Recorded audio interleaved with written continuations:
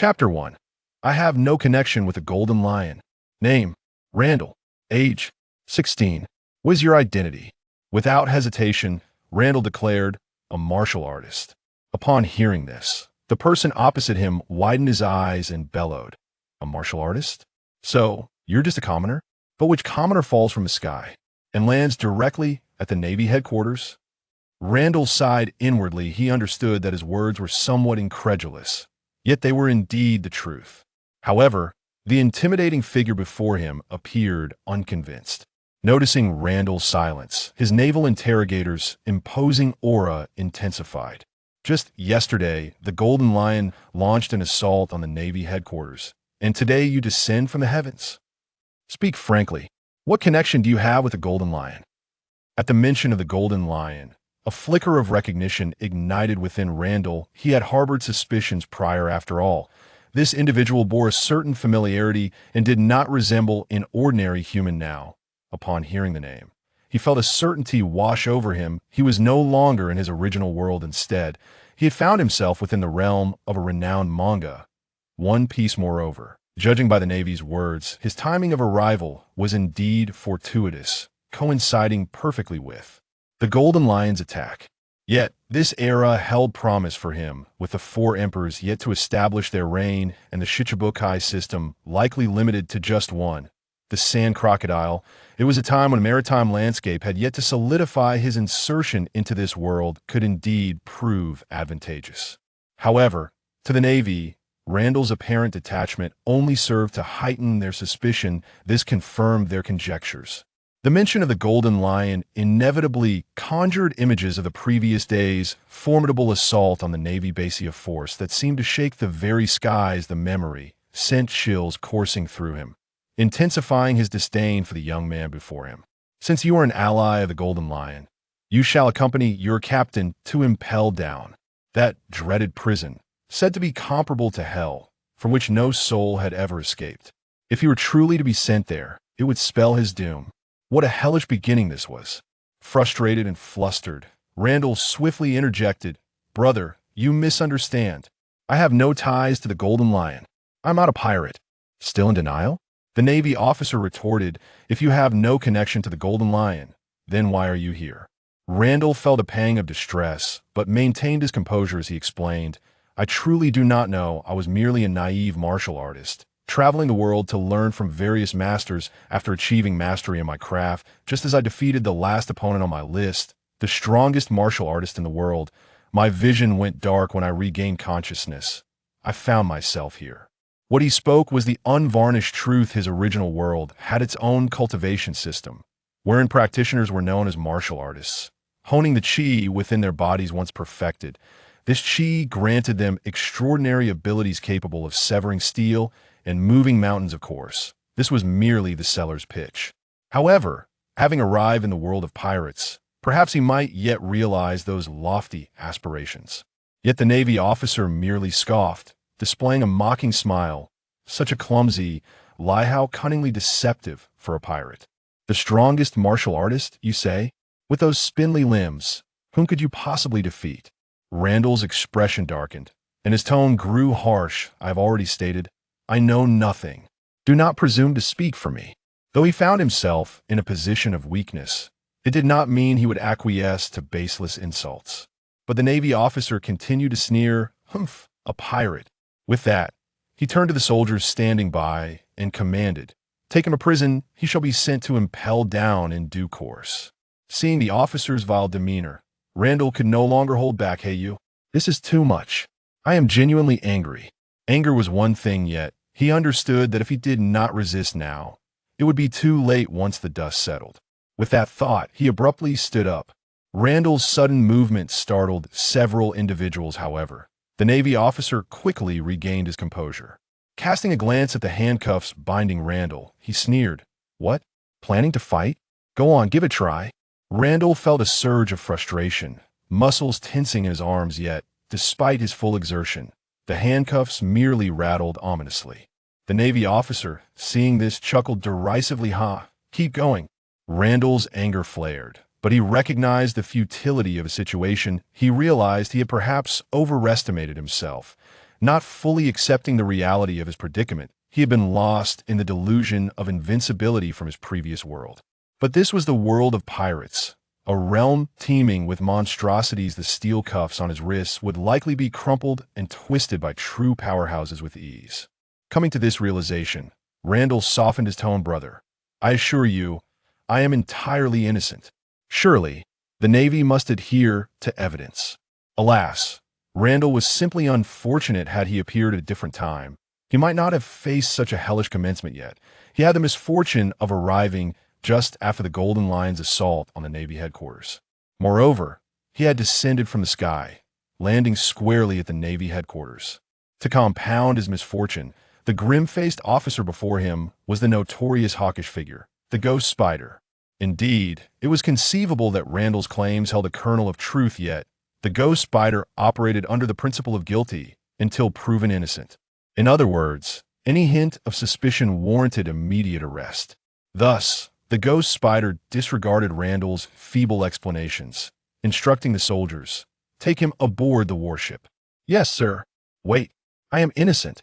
Randall struggled against the soldier's grasp, but was forcefully propelled forward. "I am truly innocent. Help!" Is this the Navy's justice? Can the Navy simply act against civilians? Throughout the ordeal, Randall fought and shouted desperately. Eventually, the Ghost Spider could no longer tolerate it and covered Randall's mouth. In that moment, despair washed over Randall. Yet, fortune had not entirely abandoned him as cries reached the ears of a significant figure. "What's happening, Ghost Spider? Why do I hear someone disparaging the Navy?" A languid voice broke through the tension. This prompted Ghost Spider and the others to halt their actions. Upon seeing the newcomer, Ghost Spider quickly saluted Vice Admiral Borusalino. This was none other than the monstrous Vice Admiral Borusalino, a candidate for admiral. Upon hearing this name, Randall's eyes glimmered. He recognized this as a potential opportunity. Given that his circumstances could hardly worsen, he might as well take a gamble. Summoning all his strength, he pushed aside the 6 soldiers restraining him and swiftly tore away the gag from his mouth. Speaking at lightning speed, "Sir, this is your subordinate. He intends to imprison an innocent civilian. You must intervene." Ghost Spider's expression shifted, ready to reprimand Randall. However, Borusalino suddenly raised a hand to halt him, leisurely striding toward Randall, scrutinizing him from head to toe. Borusalino had initially been disinclined to intervene, but upon witnessing this unexpected turn of events, his curiosity was piqued. At that moment, he seemed to have stumbled upon something intriguing during Randall's escape. Chapter 2. A Great Enemy. Borusalino surveyed Randall from top to bottom. The scrutiny made Randall exceedingly uncomfortable. Coupled with Borusalino's somewhat lecherous demeanor, Randall felt a wave of nausea wash over him. Yet, he dared not utter a word, for the individual before him was a bona fide monster. Even in a state of complete vulnerability, the pressure emanating from Borusalino nearly set Randall's chi ablaze. A chilling sensation crawled along his spine. With a mere sneeze, he could very well find himself lifeless upon the ground. It was prudent to remain compliant. After thoroughly inspecting Randall, Borusalino pursed his lips and remarked, "How amusing, Ghost Spider. What is the story with this young man?" Ghost Spider hastily replied, "This kid may have connections to the Golden Lion. I intend to confine him alongside the Golden Lion and subsequently send them both to impel down." Randall retorted vehemently, "I have stated that I am not connected to the Golden Lion. I'm not a pirate. I'm a good person. Can the Navy truly arrest individuals without cause?" Ghost Spider was at a loss for words. Borusalino once again raised a hand to silence Ghost Spider, then stated, "Ghost Spider, my observation Haki tells me he is speaking the truth. Besides, how could the Golden Lion possibly have such a weak subordinate?" Randall's expression darkened. Though Borusalino's words were advantageous to him and aligned with reality, they nonetheless left him feeling profoundly unsettled. The ghostly spider remained obstinate, and Borusalino remarked, "All right, Ghost Spider, leave this to me."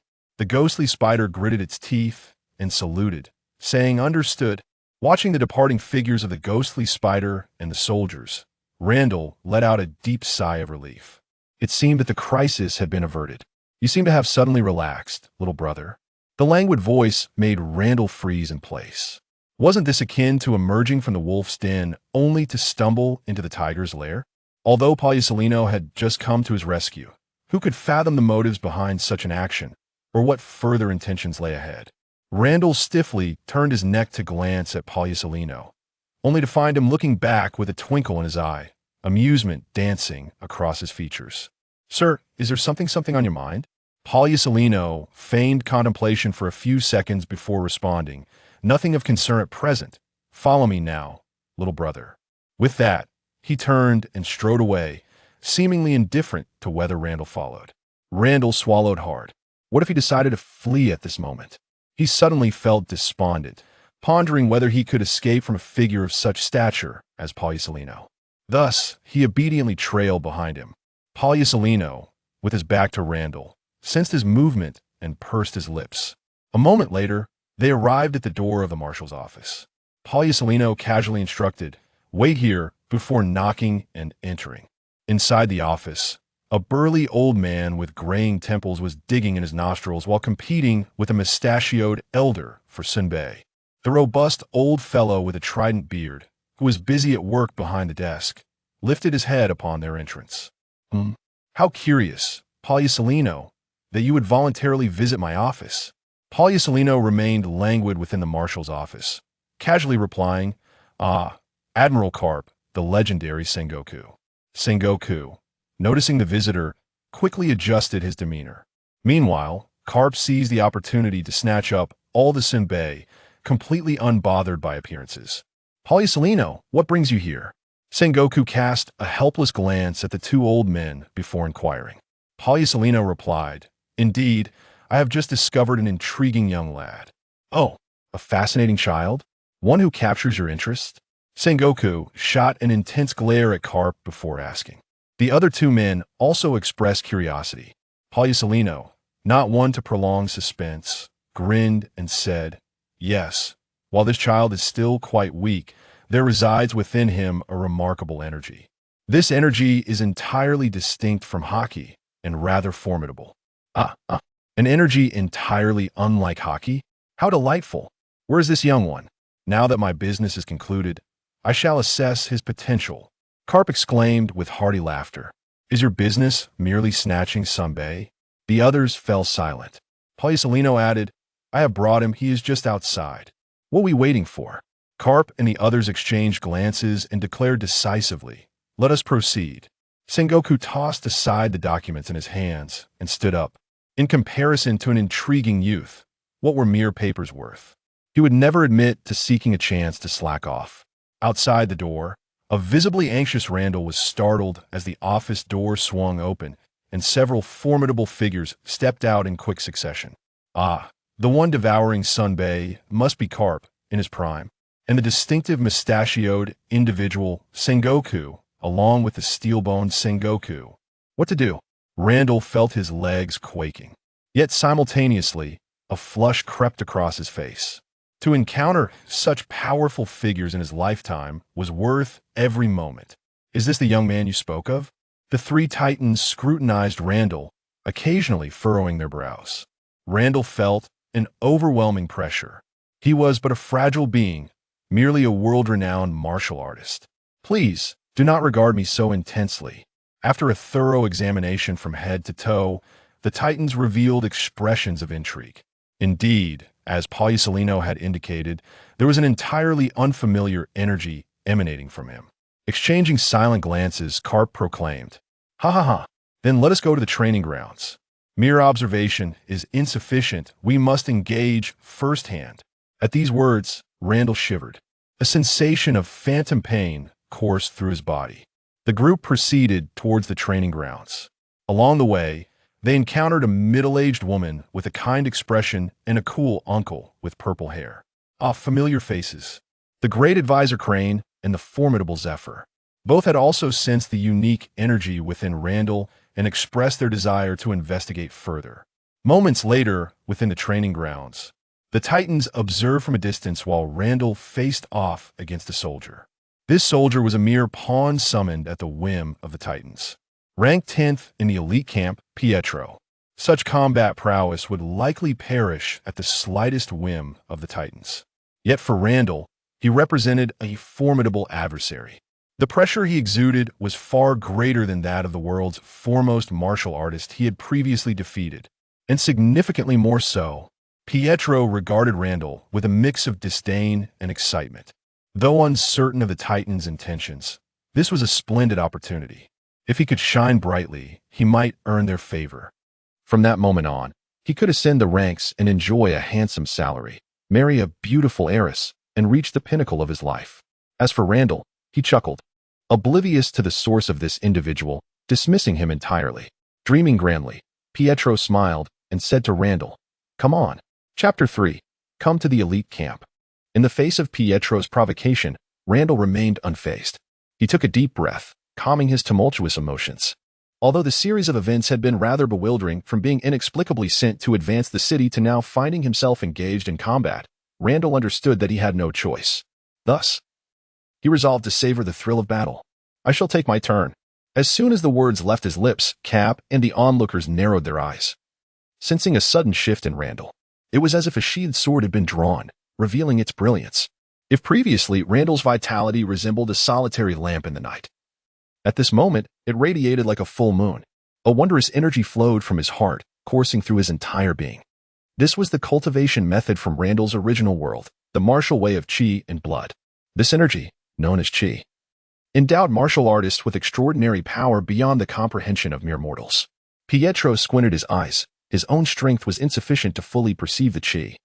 Yet he sensed a distinct change in the seemingly harmless youth before him. "I will take my turn." Before the words had fully escaped him, Randall propelled himself off the ground, his body darting toward Pietro like an arrow released from its bow. With a resounding thud, their fists collided. Pietro was thrust back 2 meters before managing to regain his balance, a slight embarrassment coloring his features. Though he had managed to block the punch, he felt humiliated, having underestimated the threat posed by his opponent. "Damn it, this is your own doing." Enraged and humiliated, Pietro swiftly stomped the ground multiple times, his figure vanishing in an instant. Randall was momentarily taken aback, but instinctively dodged to the left, narrowly avoiding a rapid punch that whizzed past him. However, as he evaded one strike, another came hurtling towards him from a different direction. "I cannot evade this." Randall swiftly assessed the situation and raised his arm to shield himself. With a resounding impact, he was sent flying 2 to 3 meters away. Pietro wore a smug grin, discreetly observing the expressions of the onlookers.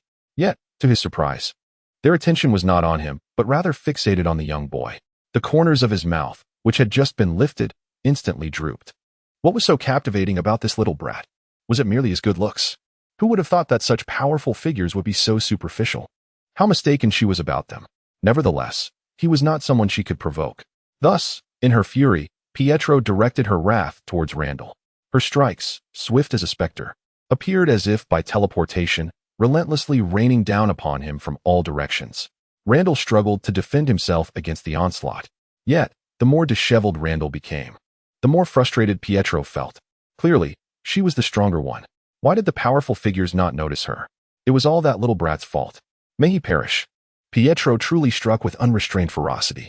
At this moment, he thought to himself that since this little imp was not a member of the Navy, the higher-ups would not hold him accountable if he accidentally killed him.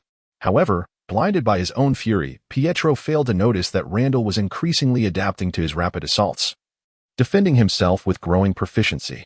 Initially, he could land 9 out of 10 punches, but gradually, he found himself landing only 8, then 7. While Pietro remained oblivious, the higher-ups were acutely aware of the shift. Their eyes grew ever more radiant. They originally sought that extraordinary energy, but now, they have become captivated by Randall's innate talents. In such a short span of time, they have gradually acclimated to the speed of the shave. Although it is partly due to Pietro's relatively slow pace, it is still quite remarkable. This individual seems to be born for combat. What transpired next left them utterly astonished. Despite appearing somewhat disheveled, Randall's eyes sparkled with determination. After successfully blocking an opponent's punch, he seized the moment before the next strike arrived, suddenly pounding the ground vigorously a dozen times. In an instant, Randall's figure vanished from sight. Pietro swung his fist into empty air, staggering and nearly losing his balance. What just happened? That little imp vanished in an instant? Before he could regain his composure, a sharp pain struck his back. sending him flying. Zephyr, the purple-haired elder, exclaimed in astonishment, although the movements are somewhat unrefined. He has indeed succeeded. With his discerning eye, he could easily tell that Randall had never encountered the 6 styles before. Yet, this was precisely what astounded him. How little time had actually passed. Not even 10 minutes. In the training camp, he barely had enough time to demonstrate the techniques once. Yet, Randall managed to learn the 6 styles merely by observing his opponent's methods within this brief period. Had he not witnessed it with his own eyes, he would have found it utterly unbelievable. Behind him, Borusalino pouted and remarked, "What a truly terrifying young man. He has achieved in such a brief time what took me years." Zephy's expression darkened, yet he surprisingly refrained from retorting. Although he harbored a disdain for Borusalino, he could not deny that his talent was the most remarkable he had ever witnessed. Remarkably, it took Borusalino merely half an hour to master and truly employ the technique of shaving, and that was under the careful guidance he provided. In the arena, Pietro rose groggily from the ground, momentarily bewildered, before his mind began to comprehend the events that had transpired. "You can actually shave? Why didn't you do it before? Were you deliberately toying with me?" Randall responded innocently, "I didn't know how before. I only learned after watching your demonstration." Pietro's initial reaction was disbelief. Yet he instinctively glanced at the expressions of the surrounding dignitaries, only to find that they too wore faces of astonishment. It was only then that he realized the truth in the words of the young boy. But how could this be possible? How could he possibly come to terms with such a harsh reality? How long did it take him to learn to shave? A month? Or perhaps several months? And how long did this young lad take? 10 minutes? Is it truly the case that individuals vary so greatly? Pietro's face contorted in anguish. At that moment, Randall seemed to recall something and suddenly exclaimed, "Oh right, thank you. This skill is incredibly useful. I truly appreciate your guidance." Upon hearing this, it felt as though an arrow had pierced Pietro's heart. No, alas, the unfortunate soldier could not bear the weight of reality and felt darkness enveloping him. After spitting out a mouthful of blood, he fainted. The surrounding elites displayed expressions of disdain, wondering how someone from the elite camp could possess such a fragile psyche. Yet, soon their gazes shifted to Randall with admiration. Although this battle was brief, it revealed much to them. An extraordinary combat instinct, a monstrous capacity for learning, coupled with a force that could enhance both physique and vitality. This miraculous energy suggested that the young man's future was boundless. Perhaps he was yet another prodigy akin to those 3 reserve generals. Zephyr declared directly, "Join my elite camp. I shall teach you." Chapter 4, Power of Virtue. "Join my elite camp. I shall teach you," Zephyr said, his eyes sparkling as he looked at Randall. He does not concern himself with Randall's prowess. Rather, he values his innate talent. It is not only his remarkable capacity for learning, but also that extraordinary strength. Although it did not manifest prominently in this battle, Zephyr's keen perception still discerned the latent potential within that power. It is wild and unrestrained, yet it does not harm the self. Instead, it proves beneficial to the body. He possessed an uncanny premonition that Randall's future would undoubtedly bring him unexpected delight. Upon hearing Zephyr's words, Kong and Sengoku, among others, displayed expressions of astonishment. It is worth noting that Zephyr's elite camp had always been a place where they filled positions, yet never had Zephyr actively sought individuals. The only exception to this rule was the trio of vice admirals who could truly be deemed as extraordinary. Although they currently held the rank of vice admiral, their prowess had already reached the level of admiral, and once the opportune moment arose, they could seamlessly assume Sengoku's position and represent the highest combat strength of the Navy headquarters. Upon hearing this, Randall was initially taken aback. But then an overwhelming joy surged within him. Not only was he spared from being sent to impel down, but he had also gained a formal position. Moreover, who was the one making the offer? Zephyr. Setting aside his formidable strength, when it comes to teaching ability, he is unrivaled in the vast seas. The caliber of his students speaks volumes about his prowess. In terms of quality, there are the 3 future admirals, and in terms of quantity, over half of the Navy's commanders hail from the elite camp. This was indeed a fortunate turn of events born from adversity. As his thoughts whirled, Randall ultimately uttered a single word, "Excellent." "Very well."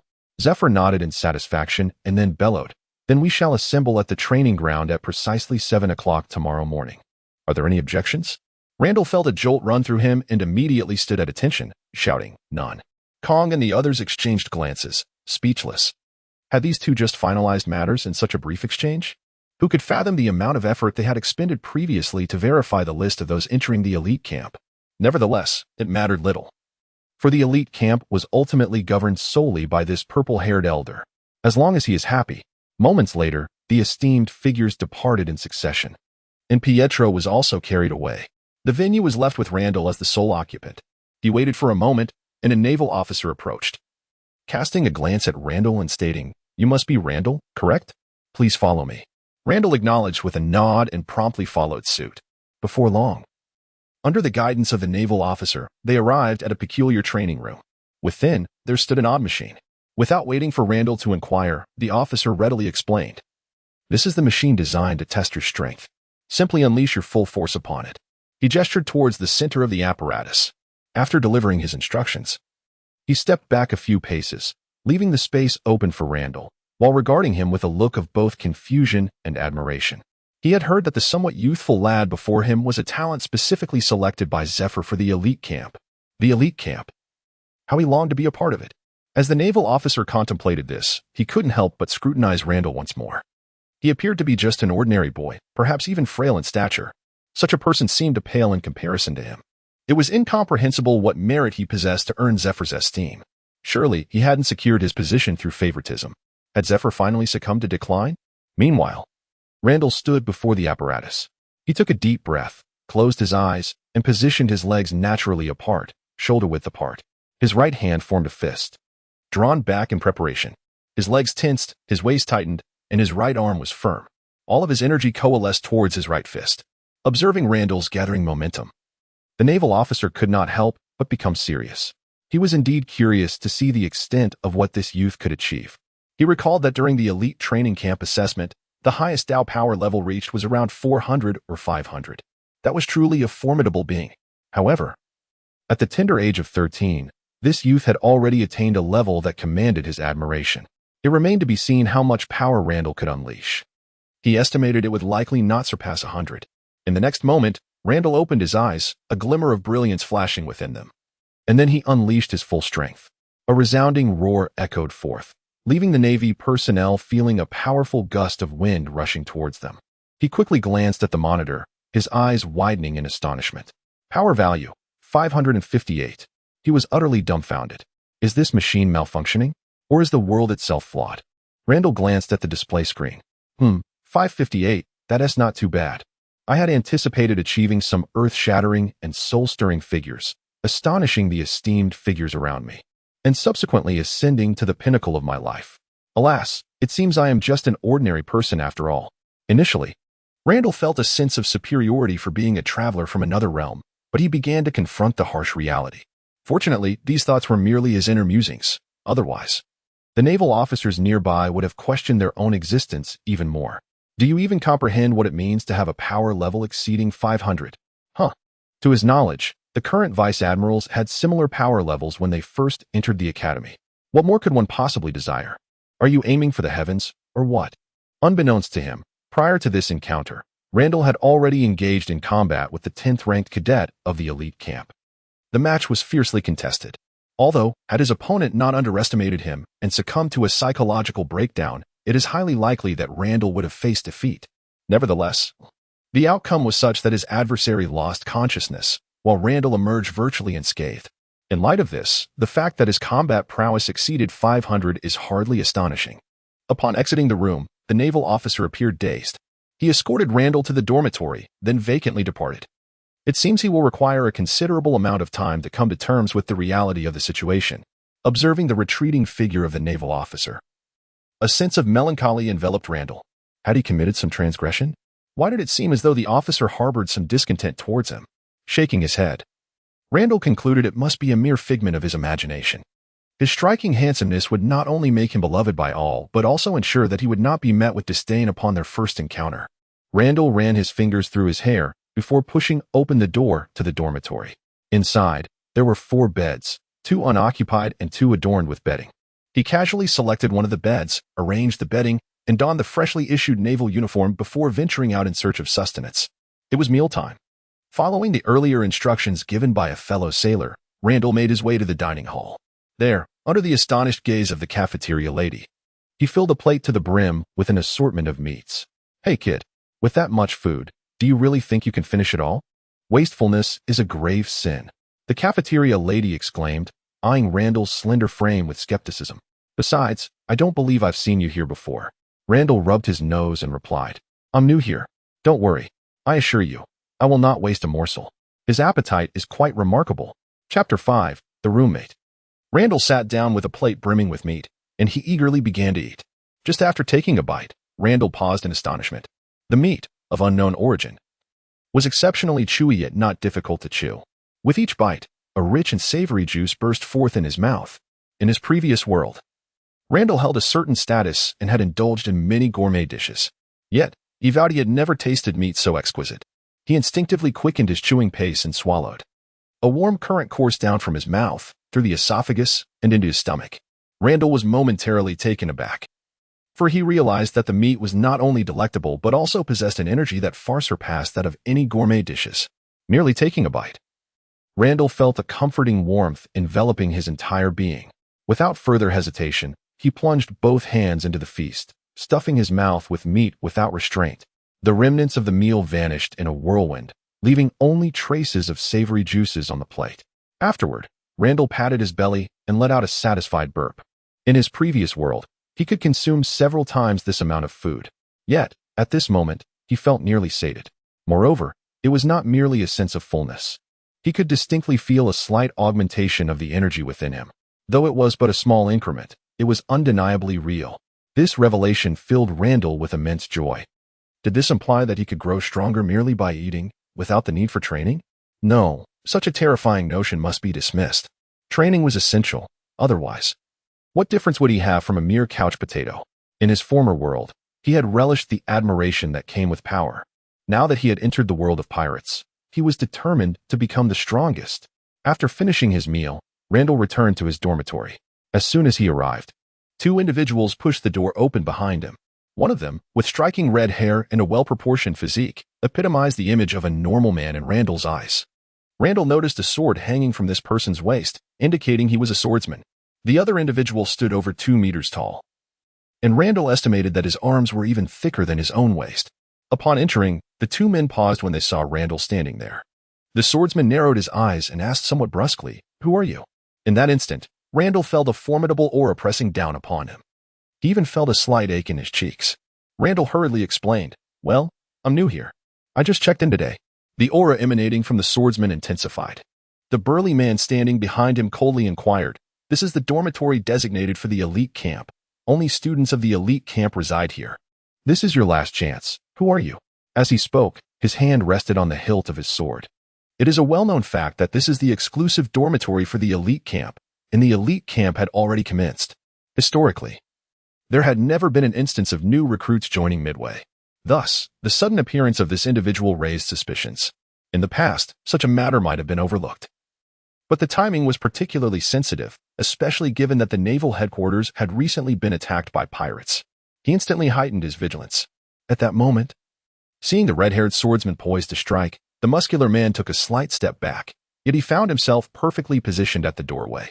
He was not inclined to intervene, fully aware of the swordsman's prowess. As the two appeared ready to engage, Randall found himself at a loss for words. "Wait a moment, I am from the elite camp." It was Master Zephyr himself who stated it today. If you doubt me, feel free to inquire with him. Upon hearing Randall mention Zephyr, both individuals' eyes flickered. Subsequently, the swordsman's formidable aura diminished. Just as Randall was about to breathe a sigh of relief, he noticed the swordsman had already drawn his blade. "First, let me test your mettle with a strike." The swordsman unsheathed his weapon with astonishing speed, as if the sword had materialized directly in his hand. He then unleashed a slash toward Randall from a distance. Observing the crimson arc of the attack, Randall inwardly exclaimed in shock, quickly channeling all his energy into his arms, crossing them defensively before his chest. In the next moment, the strike collided forcefully against Randall's forearms. He felt an overwhelming force surge toward him, despite his preparations. He was pushed back several meters until he managed to halt himself with a firm stance. With a mighty shout, he thrust his arms upward. At this point, the strike was nearly spent, and met with his resistance, it reluctantly dissipated into the air. Gasping for breath, Randall glanced down to find his arms adorned with numerous minuscule wounds, though not severe, merely superficial abrasions. Nevertheless, it was clear he had sustained injuries, and notably, these occurred despite his utmost defense. He cast a lingering glance at the red-haired swordsman, a sense of trepidation stirring within him. The prowess of this individual was formidable, leagues beyond that of the prior adversary, Pietro. It appeared as though the swordsman had simply executed a casual slash. Yet even that proved to be a considerable challenge for him to withstand. Little did he know that his astonishment was mirrored in the expressions of the two individuals opposite him. Although the red-haired swordsman had not exerted his full strength, it was far from the casual strike that Randall presumed. That single blow had unleashed at least 50% of his power. Indeed, within the elite camp, the number of individuals capable of enduring such an attack without injury could be counted on one hand. The sheer strength of this man left them in awe. In truth, the moment Randall had mentioned Zephyr, they had already begun to believe half of what he said. While there had been no precedent for someone joining the elite camp midway, the final decision rested with Zephyr. The red-haired swordsman had merely struck to gauge Randall's capabilities. It was evident that he was indeed a worthy pupil of Zephyr. It seemed this individual was perhaps a few years younger than himself. With these thoughts in mind, the swordsman sheathed his blade, casting another look at Randall before uttering a few words. "I am called Millis." He then dismissed Randall from his consideration and strode directly to his bunk. A question mark slowly materialized above Randall's head. "You inexplicably struck me, and you have nothing to say?" At that moment, a muscular man approached, laughing heartily. "Ha, don't take it to heart, my friend. Millis has that sort of temperament. He merely wished to test whether your strength was up to the elite camp standards. There was no malice intended. Allow me to apologize on his behalf." As he spoke, he excitedly patted Randall on the shoulder. "I am Aquas. My friend, I see that you practice physical cultivation. We should train together sometime." Finally, a master of physical cultivation has arrived. He ranked second in the elite camp. It can be said that he has fought against everyone in the camp. However, those who ranked behind him lack enthusiasm in their matches. The only one ahead of him is Miller, but unfortunately, he is a swordsman. The battles are far from satisfying, and instead, he ends up covered in wounds. Finally, someone who appears capable of a good fight has arrived. Chapter 6, A Renewed Contest. Randall sighed in resignation, deciding to put this matter aside for the time being. Firstly, he could sense that the other party harbored no ill intentions, and his injuries were merely superficial. Secondly, the opponent's strength was overwhelmingly formidable. At this moment, he truly could not contend with them. He shrugged nonchalantly and said, "Very well, I am Randall. I look forward to your guidance in the future. Once I have honed my skills, I shall certainly give you a good thrashing." "Randall, I hear you specialize in physical techniques. Am I correct?" "How fortuitous. I do as well. We could exchange insights in the future," Aquas said to Randall with enthusiasm, his laughter echoing despite the fierce visage he bore. Although Randall found his expression somewhat fearsome, he discerned that this individual, though imposing in appearance, did not possess malevolent intentions. Moreover, he was evidently a warrior at heart. What a delightful coincidence. He too. Randall smirked and remarked, "Well said, well said." As for the other cold and aloof individual, Randall cast a glance at Miller, only to find him seated on the bed, eyes closed. It was uncertain whether he had even heard his name mentioned. Such a frigid character was truly difficult to deal with. Noticing Randall's gaze, Aquas remarked, "Don't take it to heart. He's not targeting you. That's just his nature. By the way, make sure to rest early tonight. The elite camp training is quite demanding." The following day at precisely 7 o'clock. In the exclusive training grounds of the elite camp, a total of 51 individuals stood in neat formation. Among them, 50 pairs of eyes, either intentionally or unintentionally, were drawn toward the conspicuous 51st individual standing outside the ranks. Clearly, there was a palpable curiosity regarding the origin of this unexpected newcomer. Had it not been for the naval officer standing in front as the instructor, they would have already begun to whisper amongst themselves. This additional figure was none other than Randall. He stood there quietly, his gaze unwavering. Yet, beneath the surface, he was acutely aware of the strength of those around him.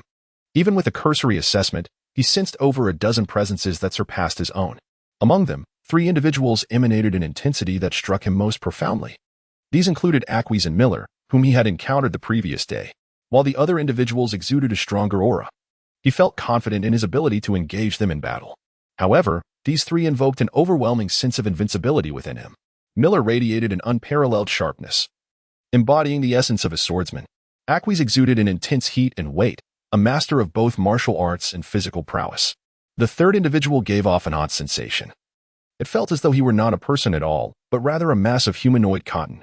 Randall discerned that this person must undoubtedly possess the powers of a devil fruit. It was only these 3 against whom Randall felt a lack of confidence. As for the rest, he was assured in his ability to confront them. Before long, Zephyr arrived at the scene. He gracefully stepped before everyone, his heavy gaze sweeping across the crowd and briefly lingering on Randall for a fleeting second before he withdrew his gaze. Then he proclaimed, "Let me address one matter. Randall, effective today, you are officially joining the elite camp." With that, Zephyr pointed towards Randall, signaling to the assembly. Upon hearing this, the crowd was taken aback. This was unprecedented. A mid-course addition to the elite camp had never occurred before. Although they had suspected it earlier, the confirmation from Zephyr left them somewhat incredulous.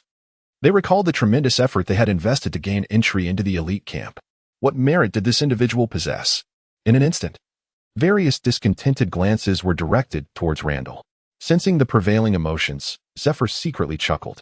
These individuals seemed to have lost their fervor for cultivation. Just then, Randall's arrival provided an opportune moment for Zephyr to invigorate their spirits. He pondered for a moment and remarked, "Well, Randall has just arrived, and everyone is likely unfamiliar with him. Why not have someone engage him in a duel? There is nothing a battle cannot reveal. So, who among you will volunteer?" Randall raised an eyebrow. Zephyr had not mentioned this to him before. However, it did align perfectly with his inclinations. He had a penchant for combat. Upon hearing Zephyr's words, the crowd's eyes sparkled with intrigue. This newcomer appeared far from formidable. Perhaps he had been admitted to the elite camp due to some unique talent. Consequently, many felt a surge of eagerness to challenge him. Yet, Zephyr suddenly recalled something and added, "Oh, by the way, I almost forgot to mention. This lad has already faced off against Pietro, and the outcome was that Pietro lost. Gauge your abilities accordingly." Although Randall's bout with Pietro had not concluded, as Pietro had fainted from exertion, Zephyr believed that should Randall prove unsuccessful, it would be somewhat excusable. After all, even Zephyr would not dare claim invincibility. However, Pietro's downfall was attributed to his own shortcomings, leading to a significant decline in Zephyr's regard for him. In simpler terms, such a failure was unforgivable for a member of the Navy. Upon hearing this, the crowd was left in shock. They were well acquainted with Pietro, ranked 10th in combat prowess among them. His remarkable speed, akin to a razor, had caused considerable distress to others. The notion that such a figure could lose to this newcomer was unfathomable. Reflecting on their own struggles against Pietro, those who had been eager to step forward quietly abandoned the idea. Simultaneously, the scrutiny that had been directed at Randall swiftly shifted towards Pietro, who now wore a crimson expression. He bowed his head deeply, resembling an ostrich. The incredulous gazes of his colleagues weighed heavily upon him, a burden he could scarcely bear. Embarrassment, awkwardness, and shame overwhelmed him, leaving him on the brink of fainting. He dared not voice any dissent against Zephyr. Thus, at this moment, he truly loathed Randall. Previously, the gazes of others upon him were filled with admiration and envy. And now, what has changed? He could hardly endure it. What was even more intolerable was that he did not believe himself to be inferior to Randall. Yesterday had merely been a fluke. Should they encounter each other again? He was certain that it would be Randall who would taste defeat. Yes, once more. He yearned to crush him, to demonstrate his prowess to all. With these thoughts swirling in his mind, Pietro abruptly lifted his head, startling those around him. Paying no heed to others, he fixed his gaze upon Randall, raised his hand, and declared, "Report, I am here." At this proclamation, the onlookers were initially taken aback, only to then reveal expressions of curiosity, eager to witness whether this newcomer possessed any genuine skill. Zephyr also cast a surprised glance at Pietro, yet he remained silent, merely offering a casual nod. He harbored little optimism for Pietro, as he sensed that Randall had grown somewhat stronger than the previous day. Chapter 7. Observation of Color? Zephyr was astonished, for he could feel that Randall had indeed become more powerful since yesterday. Though the increase in strength was marginal, consider how little time had elapsed. Even accounting for the hours spent in slumber, it had been less than 24 hours. While Randall remained relatively weak, and thus the path to strength was easily traversed, it seemed rather implausible that such a transformation could occur so swiftly.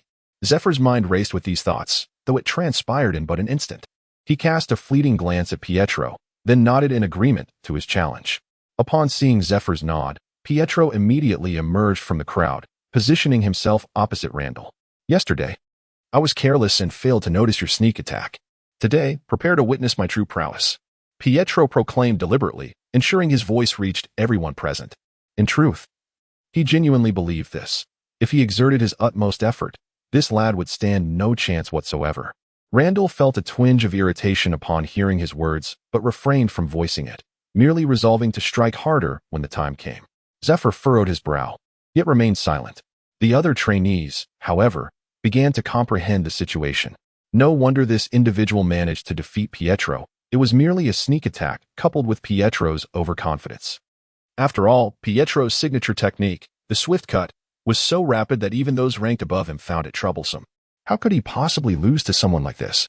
In an instant, those who had initially been intimidated by Randall's record began to feel regret. Had they challenged Randall and emerged victorious, they might have garnered Zephyr's attention. As Pietro and Randall stood face to face, nearly everyone believed that as long as Pietro did not underestimate his opponent again and unleashed his swift cut, victory would be assured, no contest. Except for Aquis and Millis. To withstand even half of Millis's powerful strike with minimal damage was no small feat. A nearby instructor approached Randall and Pietro, inquiring with his gaze if they were prepared. Upon receiving affirmative responses, he bellowed, "Let the battle commence."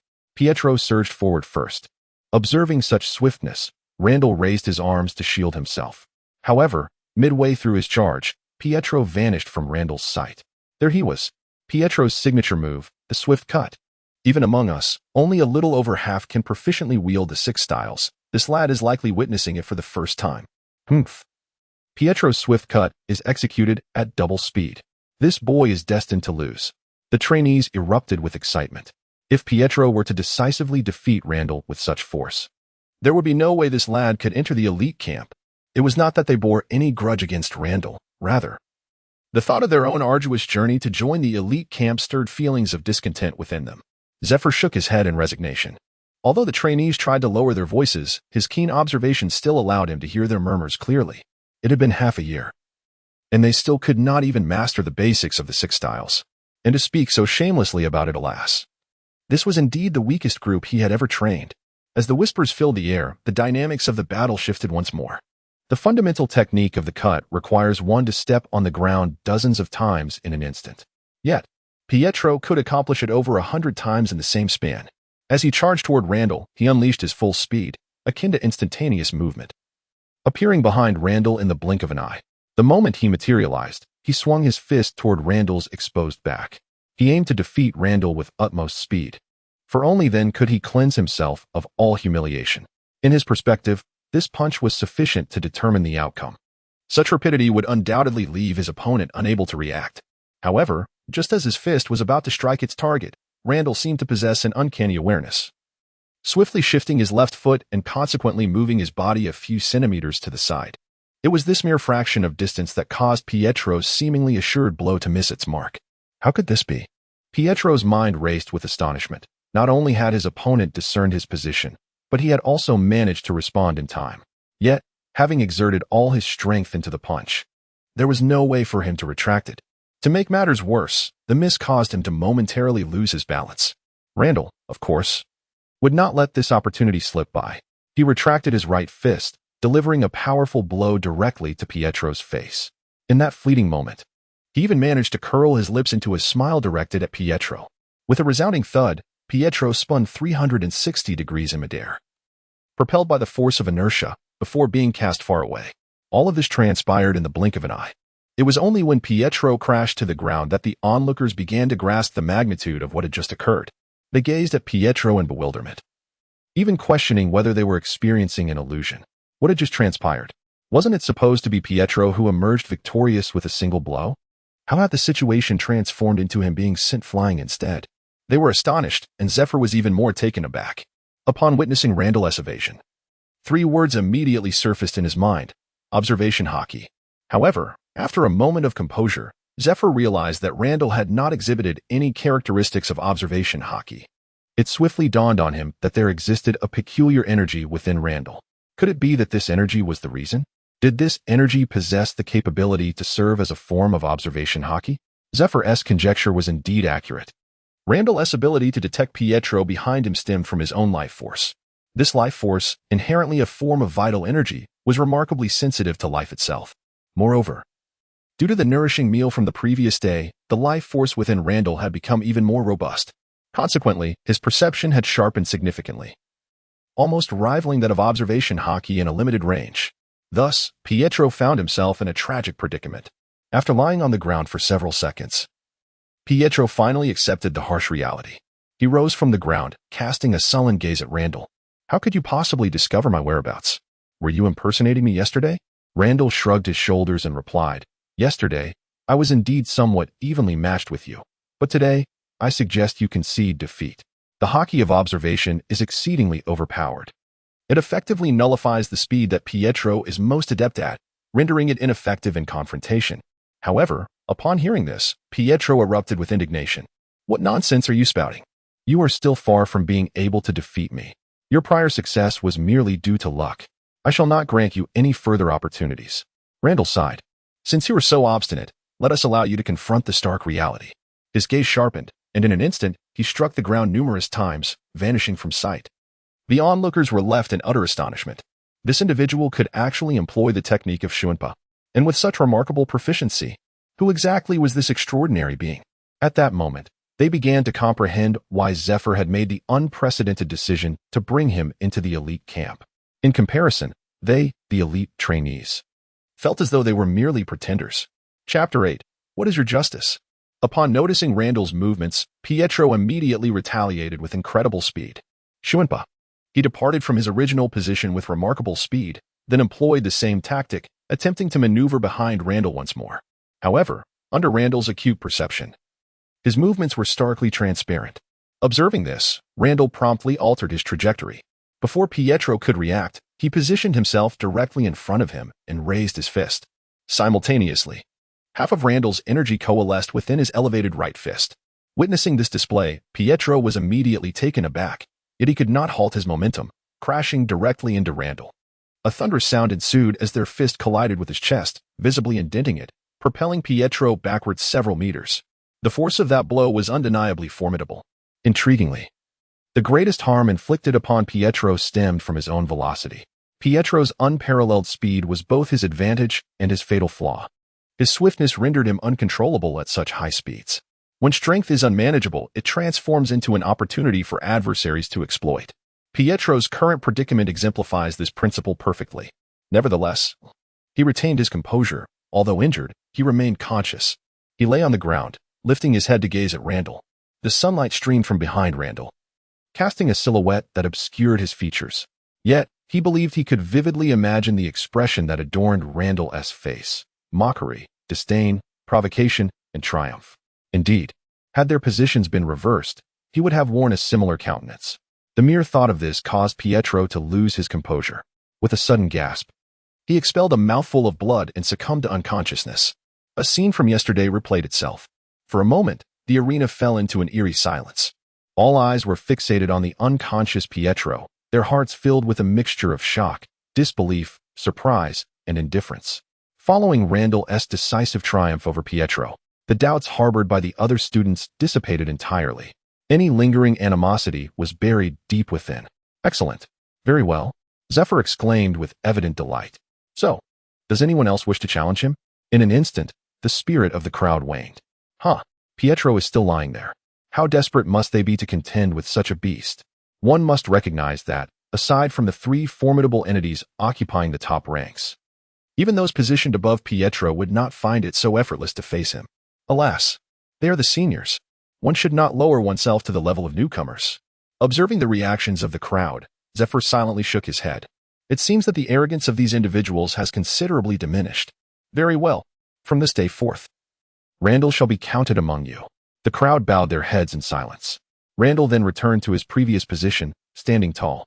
Witnessing Randall's defeat of Pietro without a hint of arrogance, Zephyr nodded in satisfaction. He then proclaimed, I have an announcement to make. In 1 month, there will be an assessment. The details of the assessment will be revealed in due time. Allow me to mention the rewards for the top 3 participants. I shall personally instruct them for 3 months. Upon hearing this, everyone was filled with excitement. Even the typically stoic Millis exhibited a flicker of enthusiasm in his eyes. Why do they aspire to join the elite camp? Is it not solely for the sake of Zephyr? Yet, what is Zephyr's true identity? Though he oversees the elite camp, the daily instruction is primarily conducted by Zephy's students. The occasions when Zephyr personally delivers a lesson are few and far between. Now, an opportunity to receive direct guidance from Zephyr presents itself before them. How can they remain unperturbed? Everyone harbors a fierce determination within. This month, they must double their training. As long as they do not succumb to exhaustion, they shall train with relentless fervor. Zephyr is greatly pleased with the performance of the group. He continued, "All right, then you may begin your training. Oh, by the way, Randall, you have yet to learn the 6 styles, correct? Come over here for a moment." In an instant, all eyes were fixed upon Randall. He had not learned the 6 styles? Then what about that recent shave technique? Could it be? They recalled Randall's battle with Pietro the day before, and a chilling thought crossed their minds. No, it couldn't be. This lad merely observed Pietro execute the shave and learned it so easily, could he? Surely not. Among them, even the one who mastered the art of shaving the fastest took several weeks. Randall, disregarding the varied gazes, obediently followed Zephyr, while his heart brimmed with anticipation. He is currently lacking certain remote offensive capabilities. Among the 6 forms, both the Gale Foot and the Finger Gun are precisely what he requires. With these additions, his strength will become even more comprehensive. He has made up his mind. He no longer intends to consume the devil fruit. Instead, he will dedicate himself to mastering physical techniques. Although he is indeed tempted by the myriad powers of the devil fruit, he understands that such strength comes at the cost of an undeniable weakness. He cannot accept it. Mastering the art of physical techniques can equally lead one to the pinnacle of this world. He lifted his gaze towards Zephyr ahead. This individual was indeed a prime example. Moments later, Randall followed Zephyr to a deserted training ground. Upon reaching the center of the arena, Zephyr turned and locked eyes with Randall. Randall had anticipated that Zephyr would commence his instruction without delay, yet to his surprise, Zephyr spoke thus. "Randall, your inclusion in the Navy and the elite camp is entirely my decision. Before I impart the 6 styles to you, I wish to inquire about your perspective on justice." As he spoke, Zephyr's eyes, sharper than a soaring eagle's, bore into Randall as if seeking to unravel his very essence. The Navy would never permit an ambiguous individual to join, particularly not in the new recruits camp. Prior to this, Crane had already undertaken an investigation into Randall's background. However, the results yielded nothing but a void. This man possessed no records, as if he had materialized from thin air. Such an appearance raised suspicions, yet to the seasoned leaders, it bore little significance. At the very least, it confirmed that Randall was unrelated to pirates, thus his enlistment in the Navy was not inherently objectionable. After all, Randall was still quite youthful. More importantly, Zephyr trusted his own judgment. In this moment, Zephyr's inquiry was a final assessment of Randall's worthiness. Randall was momentarily taken aback. Having not anticipated such a question, he was caught off guard, yet as a traveler from another world, such inquiries were easily addressed. Ultimately, Randall chose not to evade the question with platitudes. Instead, he articulated his genuine feelings. He pondered for a moment and stated, "To erase all evil from this world is the essence of justice. As for what constitutes evil, that must be discerned through my own eyes." Chapter 9. The art of 6 styles to eliminate all evil in the world is indeed justice. What exactly is evil must be seen through my own perspective. Randall gazed intently into Zephyr's eyes, speaking earnestly. Upon hearing this, Zephyr was momentarily taken aback, then erupted into hearty laughter, clapping Randall on the shoulder. "Your answer is quite commendable. Though somewhat naive and a tad cheeky, it is nonetheless worthy. At least it is not filled with empty rhetoric." Transitioning the topic, Zephyr continued. "However, justice is not merely spoken. It is manifested through strength. Now, I shall teach you the 6 styles." While Randall found it curious how easily Zephyr shifted the conversation, he recognized that the pursuit of strength was paramount, and thus he became serious. Zephyr contemplated for a moment before inquiring, "Randall, your energy can indeed evoke a semblance of observation Haki, correct?" Although framed as a question, Zephyr's tone conveyed a statement of certainty. Randall was not surprised that such a formidable figure as Zephyr could perceive the presence of his aura, and he nodded affirmatively. Zephyr promptly declared, "Then let us engage in combat. Since you have grasped a power akin to observation Haki, fighting will serve as the most effective means of learning. Utilize your body to feel how I employ the 6 styles." A shiver ran through Randall's heart. He had no intention of refusing, for he understood that Zephyr was indeed correct. Thus, he directly assumed a stance and proclaimed, "Teacher Zephyr, I humbly seek your guidance." "Excellent." Zephyr's eyes sparkled with intensity as he replied, "Let us proceed." In stark contrast to Randall's demeanor, which resembled that of a man facing a formidable adversary, Zephyr stood there unguarded, arms crossed. "Offending Teacher Zephyr." Randall, undeterred, launched himself towards Zephyr with the swiftness of an arrow released from its bow. Bang! Randall's right fist struck Zephyr's chest, yet he felt as though his punch had collided not with flesh, but with steel. He withdrew his somewhat aching fist, only to hear Zephyr's voice, laced with amusement, accelerate the flow of blood, quickening the movement of muscles, thereby achieving a defense akin to steel. This is the iron block. However, the drawback of this technique is the inability to move freely. Do you feel it? The power of the iron block? Randall chuckled and replied. So that's how it is. No sooner had the words left his lips than his blood began to surge, and the muscles in his right arm instantaneously quickened. In the next moment, his fist struck Zephyr's chest with a resounding clang, a collision reminiscent of two metal fragments clashing. Iron block, shattered jade. Zephyr's pupils constricted.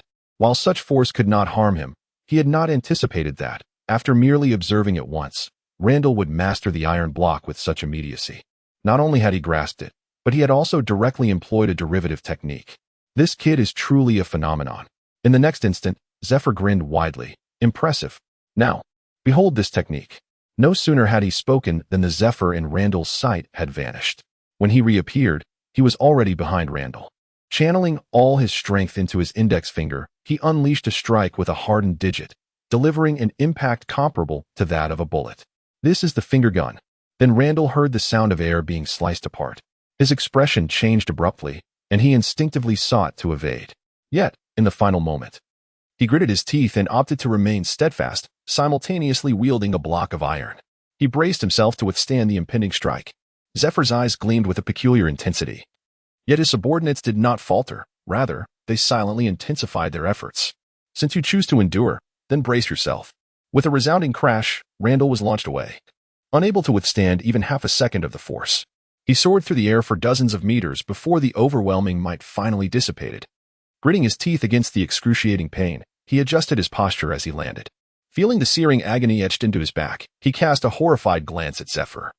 This was no mere bullet. Surely, even naval artillery could not match such power. Hey, kid, don't lose focus. This is a battle. In the next heartbeat, Zephyr vanished, his voice emanating from above right.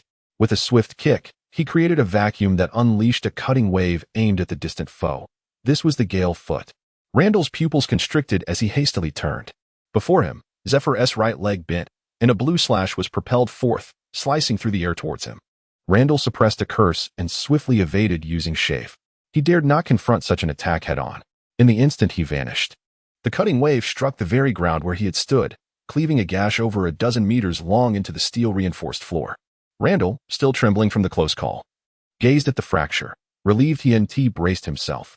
Otherwise, he too would have been torn asunder. Nevertheless, he had already mastered both gale foot and finger gun. Observing Zephyr in the distance, Randall propelled himself off the ground multiple times. Shave and finger gun. He appeared instantaneously before Zephyr, his right index finger raised, channeling all his strength into that solitary digit, aiming it at Zephyr. Rather than being angered, Zephyr was surprised and delighted, exclaiming, "Well done, young man."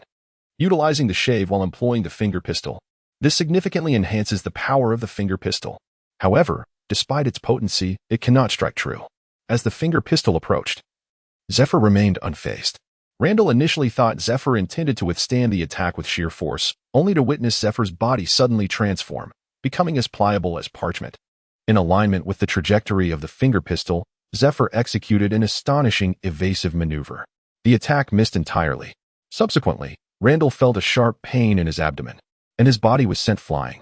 In the meantime, he heard Zephyr calmly state, "By relinquishing all your strength and attuning to the fluctuations in the opponent's movements, you can render your body as light as paper, effortlessly maneuvering and evading incoming attacks." This is paper drawing. This technique is the most challenging to master among the 6 forms. Yet for you, it should prove easier than the others. Randall steadied himself, spitting out a mouthful of clotted blood. Was this what Master Zephyr meant? As he pondered, Randall voluntarily relaxed his body, and soon he felt his entire being transform, becoming soft and flowing with the wind. Most crucially, his upper body softened while his legs retained their solidity, allowing him to kick towards Zephyr. Instantly, a blue slashing wave erupted. Storm leg. Zephyr laughed. "Haha, splendid. To master it so quickly is truly astonishing. Now, observe closely for the final move." With that, Zephyr forcefully stomped the ground, not employing the shave, but elevating himself into the air, narrowly avoiding the storm leg. Yet, when Randall looked at Zephyr, he noticed that he did not fall according to the laws of physics, but rather hovered in midair. By sensing the flow of the air, he executed a powerful stomp upon the air itself. This is moonwalk. Randall inhaled deeply, then mimicked Zephyr's movements, rising into the air as well. He felt the air's flow, and then he stomped. Witnessing Randall effortlessly perform the moonwalk, even Zephyr was momentarily taken aback. How little time had passed. Had he truly grasped the 6 forms so swiftly? Who would believe such a feat? If he were not a witness himself, he would scarcely accept it. Chapter 10, The Surge of Power and Appetite. Randall glided through the air, practicing the skills he had just acquired. Finger pistol, storm leg, shave. The joy of mastering new abilities made him momentarily forget Zephyr's presence. With a grin, Zephyr instantly positioned himself above Randall, fist clenched, and struck down upon Randall's head. With a whoosh followed by a thunderous crash, Randall's body was sent crashing to the ground. He groaned as he rose, rubbing his head. Had he not preemptively utilized a block of iron, he would undoubtedly have suffered a concussion from that impact. Zephyr, exhibiting no signs of stealth, chuckled and remarked, "Since you have already grasped the fundamentals, let us now observe how you can employ the 6 styles in the heat of true combat." Upon hearing this, Randall's smile broadened. As a fervent combat enthusiast, the opportunity to engage in battle with someone of Zephyr's caliber was truly a rare fortune. An hour later, the skirmish concluded. Zephyr stood there, unperturbed and impeccably dressed, showing no signs of the conflict that had just transpired. In stark contrast, Randall appeared noticeably swollen. He tremulously touched his cheek, only to hastily withdraw as though shocked by an electric current. This old man certainly possesses a ruthless touch. Just look at the floor. It is strewn with the outlines of Randall. Ignoring Randall's mournful gaze, Zephyr departed with a sense of rejuvenation. Upon emerging from the arena, Zephyr's expression transformed. His eyes filled with existential doubt. It was truly his first encounter with someone of such extraordinary talent. In the course of that hour of relentless struggle, one could scarcely believe that this individual managed to master the art of life restoration with such astonishing speed. Not to mention, he effortlessly grasped the 6 styles in an instant. Is it not rather excessive that he also acquired this advanced skill in the blink of an eye? He had indeed planned to spend some time specifically instructing Randall. How long did it take him back in the day to master it? Surely, it took at least a week. This fellow truly lacks self-awareness. Meanwhile, Randall, who remained in the training arena, was experiencing both pain and joy. Although he endured a beating, his abilities underwent an epic enhancement. First, he mastered the 6 forms, enriching his repertoire of attack methods. Then, during the course of battle, he comprehended the advanced skill of the 6 forms, life restoration. After all, life restoration involves a superior mastery over one's own body, and the 6 forms serve as the prelude to this process. Moreover, Zephyr inadvertently employed life restoration during the fight. If he couldn't grasp this, Randall would indeed be deemed useless. 50 elite soldiers from the training camp, who had yet to even proficiently master the 6 forms, were left astounded. Upon seeing that Zephyr had genuinely departed, Randall chuckled to himself and immediately activated life restoration. Soon, the swelling on his body visibly diminished, and in the blink of an eye, he returned to his original state. That old man was truly ruthless. Randall surveyed the remnants of his form scattered across the ground. Gnashing his teeth in contemplation, he did not depart. Rather, he moved to a relatively flat area nearby, intending to cultivate his skills in solitude. The 6 techniques were merely the fundamentals. What one could develop thereafter depended on innate talent and intellect. True powerhouses invariably possess their own interpretation of the 6 techniques. A lesson imparted by Zephyr through both word and deed. Several hours later, within the deserted training ground, the sound of slicing wind echoed intermittently. In the next moment, Randall's figure suddenly emerged. Pointed spear, chrysanthemum. His right arm flickered in a series of rapid gestures, its softness reminiscent of paper. Yet the extended index finger was as unyielding as iron. If an adversary stood before Randall at that moment, they would witness the sudden bloom of a resplendent chrysanthemum, only to find themselves ensnared in a bewildering display. This maneuver, a fusion of finger strikes and paper-like finesse, possessed an uncanny trajectory that rendered it utterly unpredictable, making it nearly impossible to defend against. Following this was the formidable flying finger gun. Myriad stars. Randall's index finger darted forth with breathtaking speed, so swift that it appeared to tremble. Visually, it seemed as though his arm had vanished entirely. With each motion, countless points of light erupted into the air, akin to a sky filled with twinkling stars. This technique, devoid of elaborate explanations, relied solely on its swiftness and expansive striking range, specifically devised for speed-oriented competitors like Pietro. When precision eluded him, Randall opted for a broader approach, transforming it into an all-encompassing assault. Next came the decisive blow. Iron fist, impact steel. Randall retracted his right arm, channeling energy for a brief moment before unleashing a powerful straight punch. The fist collided with the air, producing a resounding boom. Mere moments later, another thunderous echo followed, revealing a distinct mark upon the opposing wall. Between the wall and Randall's fist, a transparent path of air gradually dissipated. This technique stood in stark contrast to the flying finger gun, myriad stars. It concentrated force into a singular, devastating strike. Lastly, there was Gale kick, Gale slice. Randall inhaled deeply, his right leg coiling like a spring under immense tension. Then, with explosive force, he unleashed a kick, sending forth a brilliant blue slash that soared toward the distant wall. To his surprise, the previously impervious surface bore a profound, bottomless gash. Randall surveyed his handiwork, nodding in satisfaction. This was the fruit of several hours of arduous training. Besides these techniques, he had also mastered various displacement and evasion maneuvers. But those required no further elaboration. Randall mused privately that, with his current prowess, he could likely contend with Miller. Yet he felt prepared to test his strength against the muscular Aquas. In that moment of triumphant joy, a thunderous growl erupted from his stomach. Gurgle. Gurgle. Randall vowed he had never experienced such hunger. He dashed toward the cafeteria with remarkable speed, under the astonished gazes of onlookers. The height of the plates on Randall's table ascended at a visibly astonishing rate. An hour later, amidst the dazed stares of the crowd, Randall set down his 50th plate, wiping his mouth with lingering satisfaction.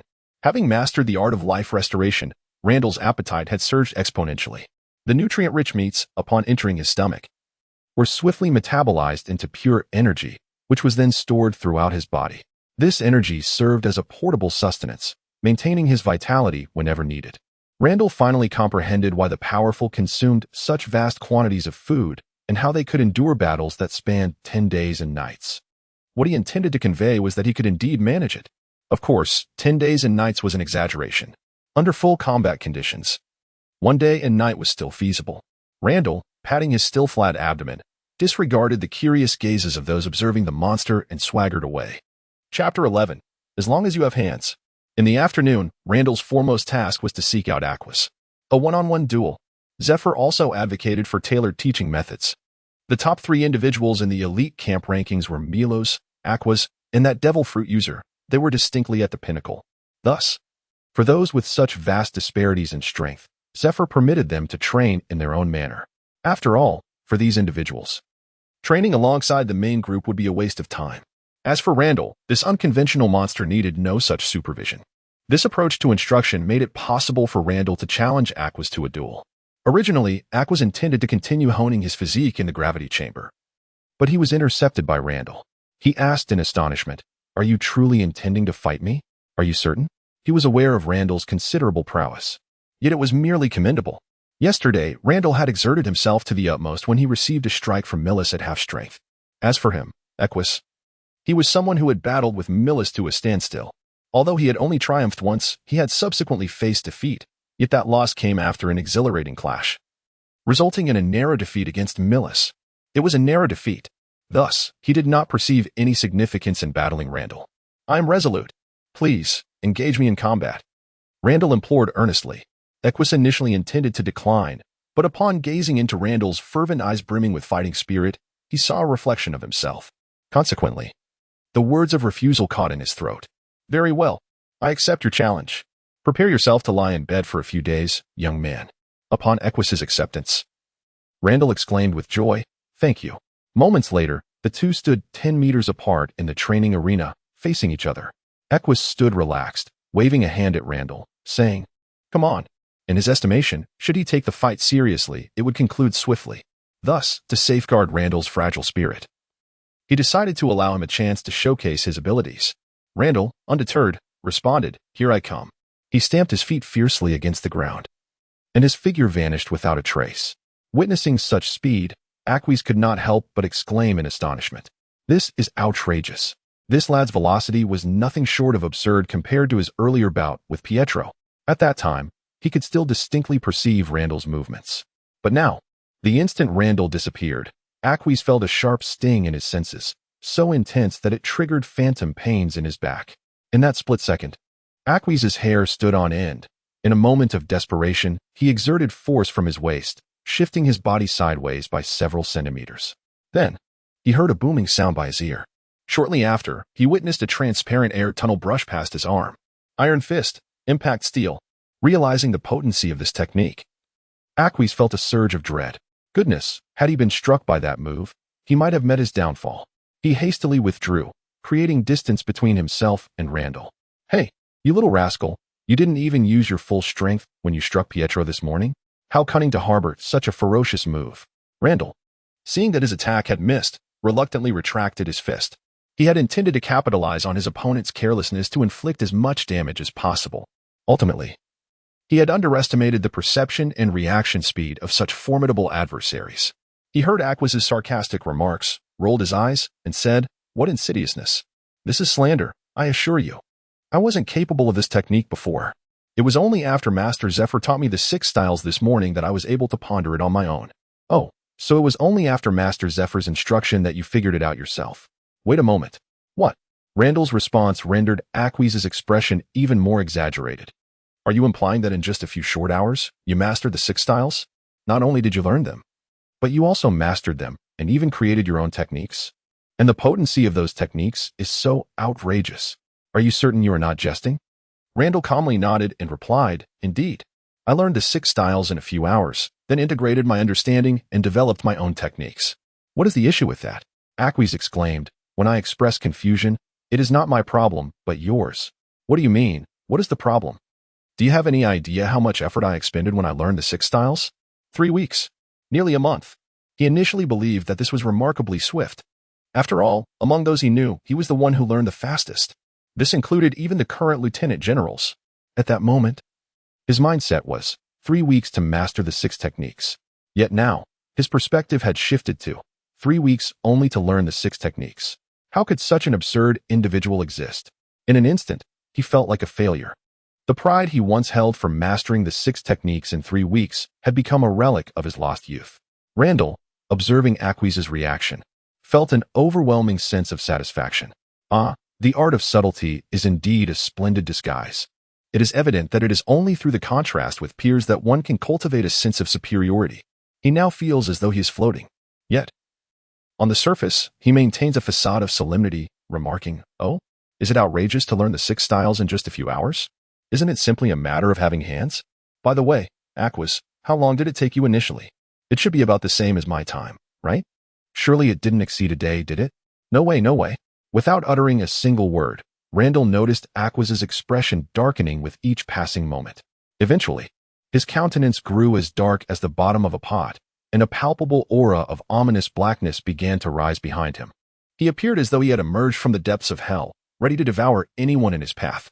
By the time Randall sensed the chilling atmosphere surrounding him, it was already too late.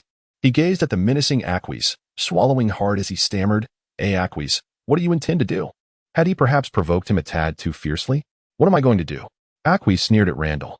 Just as Randall was about to respond, he witnessed Aquis stamp the ground with ferocity, charging towards him like a cannonball. Feeling the relentless momentum, Randall's heart nearly ceased to beat. He quickly crossed his arms before his chest. With a resounding thud, an immense force surged from his arms, enveloping his entire being. Randall chose to relax, allowing himself to be propelled away, dissipating the impact. He shook his slightly numb arms, and before Randall could make any further move, Aquis charged at him once more. "What issues do you have? Just having hands is enough. You won't last more than a day." Aquis spat the words through clenched teeth. Each punch was mightier than the last, relentlessly directed at Randall's face. Under Aquis's full force, Randall could only retreat step by step, struggling to fend off the weighty blows. Chapter 12. The imminent test. Randall now regretted his earlier brashness. Aquis's fists were incredibly heavy, and each blow felt like a sharp jolt to his very core. It truly hurt. "Wait!" Randall suddenly shouted. Aquis's barrage of fists momentarily halted, only to resume their relentless assault. In that fleeting instant, it was something that an ordinary person might not even perceive. Yet for Randall, it was more than sufficient. Seizing the fleeting moment when his opponent was momentarily stunned, He swiftly distanced himself and proceeded to vigorously rub his arm. Observing the bruises adorning his arm, Randall's lips twitched slightly. Meanwhile, Aquis also ceased his assault. Having vented his frustrations, much of his anger had dissipated. At this juncture, he gazed at Randall from afar, who, aside from the contusions on his arm, bore little injury. The tranquility he had just regained was once again stirred into turmoil. His punches, though devoid of any technique, were delivered with unwavering force. Each strike was a testament to his full power. Yet, Randall, who absorbed the blows, appeared utterly unscathed. Just that morning, he had been confident in his ability to overpower his opponent. What on earth was happening? Coach, someone must be cheating. Quickly ban his account. Then, in the next moment, Aquis witnessed an even more infuriating scene. Randall clenched his fists, and the bruises on his arms faded at a visible rate, eventually vanishing completely. Aquis stood in shock for a full 3 seconds before stammering, This is... Randall, having forgotten the pain of his injuries, nonchalantly shook his healed arms and proclaimed, Life has returned. No big deal. The confirmation of his suspicions shattered Aquis entirely. Damn it. He had only just recently mastered the art of life restoration. This was outrageous. Not only was there no ban, but an even greater cheat was unveiled. Is there no justice left? Is there no law? Randall, keenly sensing Aquis's rising agitation, quickly added, Oh, I spent over an hour mastering this. It wasn't learned in an instant. Aquis's expression crumbled. An hour? Is that long? Huh? Randall chuckled awkwardly before adopting a serious demeanor and warned, Don't slap my face. Both were vigorous spirits, and their battle persisted until dinner time, concluding with a sense of lingering desire for more. Randall winced, rubbing his sore chest, and remarked, I still lost. But it was exhilarating. Indeed, while Randall's progress left Aquis utterly astonished, his extraordinary talent left Aquis questioning the very essence of life. Nevertheless, he was ultimately defeated. After all, Aquis was the second in the elite camp. Randall sensed that Aquis had even begun to grasp the threshold of Haki. This was, indeed, the reason for his eventual loss. His strikes, when they landed upon Aquis, were akin to striking solid steel. Even the most formidable technique, the iron fist, impact steel, merely inflicted a minor injury under Aquis's proactive defense, failing to impede his movements in the slightest. Conversely, when Aquis's fist descended upon him, he found himself needing to recuperate for a considerable time, particularly when faced with Aquis's lethal blow, which had even drawn blood from him. Randall could not help but lament his own inadequacies. However, Aquis held a different perspective altogether. He gazed at the contemplative Randall with a complex expression, his tone laced with melancholy as he remarked, If another month were to pass, I might no longer be your match. You, my friend, are truly akin to a monster. He had never encountered such an absurd individual before. Perhaps this was yet another character akin to those 3 monstrous figures. Randall chuckled and concluded the topic, saying, Let us proceed. It's time to dine. In the subsequent hours, Randall would rise early to the training grounds, persistently familiarizing himself with his techniques. For the time being, these techniques sufficed. There was no need to devise additional ones. It is said that quality surpasses quantity. As for the afternoon, it was time for the showdown of formidable men. Aquis had initially felt rather pleased. He has long awaited a worthy adversary. However, he soon found himself in discomfort. As Randall's progress was astonishingly rapid, it was not merely in terms of raw strength, but rather in the application of techniques. Moreover, amidst the continuous battles, Aquis felt as though his own patterns of attack had been deciphered by this individual. Consequently, during their encounters, he found himself in a state of utter frustration, struggling to land a hit while enduring relentless assaults. Yet, it is worth noting that he ultimately did not suffer defeat. Rather, he simply did not emerge victorious. Nevertheless, such combat experiences proved invaluable to him, embodying a bittersweet blend of agony and joy. Thus, he often took the initiative to visit the training grounds, eagerly awaiting Randall's arrival. During this time, Pietro, undeterred, sought out Randall once more. However, this encounter ended in a far more disastrous defeat than the previous one, leading him to refrain from returning. Days passed, and soon a month had elapsed. At the port square, precisely at 7 in the morning, everyone, including Randall and Millers, stood in orderly formation. In the distance, an officer with a dark purple mohawk, a handlebar mustache, and draped in a cloak of righteousness approached. Randall's eyes flickered as he recognized the distinctive hairstyle and the sword at the officer's side. It was General Weasel, a formidable swordsman. He approached the crowd, his piercing gaze sweeping across the faces of each individual, lingering momentarily on Randall and Millis. One was a person personally brought in by teacher Zephyr, while the other was a promising swordsman. Allow me to introduce myself. I am General Squirrel, the examiner for this trial. The examination will take place on a small island under the Navy's jurisdiction. Your task is to survive for 72 hours on this island. At this point, Squirrel smiled, revealing his gleaming white teeth, and an involuntary chill ran through the crowd. He continued, of course, survival is merely the most fundamental requirement. This island is inhabited by various formidable creatures, all of which have undergone modifications, rendering them exceptionally powerful. Your mission is to hunt as many of these modified beasts as possible, while still ensuring your own survival. These creatures bear iron rings of different colors, corresponding to their varying strengths and points. In simple terms, after 72 hours, those who come before me must present these rings, and I will tally your scores. Have you all understood? Thoughts swirled in the minds of the crowd, yet they responded in unison to Squirrel's final command. Randall pondered silently, questioning the legitimacy of these modified creatures. Could it be that they were akin to the creations of Vegapunk, a blend of machine and beast? Observing the crowd's response, Squirrel nodded and proclaimed, "Then, let us board the ship." Chapter 13, Prey? Standing on the deck, Randall was greeted by the bracing, yet somewhat unpleasant sea breeze. He savored the sensation as he gazed into the distance. For the past month, he had been engaged in daily combat with Aquas. Perhaps it was due to Aquas's incomplete mastery of armament Haki that left Randall feeling bewildered regarding this elusive technique. This disappointment weighed heavily on him. If Aquas were to learn of his thoughts, he would surely be devastated, pounding the ground in frustration. After all, he had been in the elite camp for half a year, receiving special training from Zephyr, just managing to grasp the edge of understanding. Even then, Zephyr praised his exceptional talent. And yet, you dare to claim that you can master armament Haki in merely a month? It seems you were chasing after fantasies. Dream on. What? You say you learned the 6 powers in a single glance and mastered life return in just an hour? Well, that changes everything. If you possess such talent, then your words are undoubtedly true. At this moment, Randall found himself lost in thought, or perhaps in a fanciful daydream. Given that Squirrel mentioned the creatures on the island had been modified, was there even a slight chance they possessed armament Haki? However, even he chuckled at his own musings. What did armament Haki signify for those of them in the elite camp? It represented invincibility. One could argue that aside from the top 3 ranked individuals, along with Randall, the rest need not participate in the assessment. Surely, the Navy would not be so cruel, would they?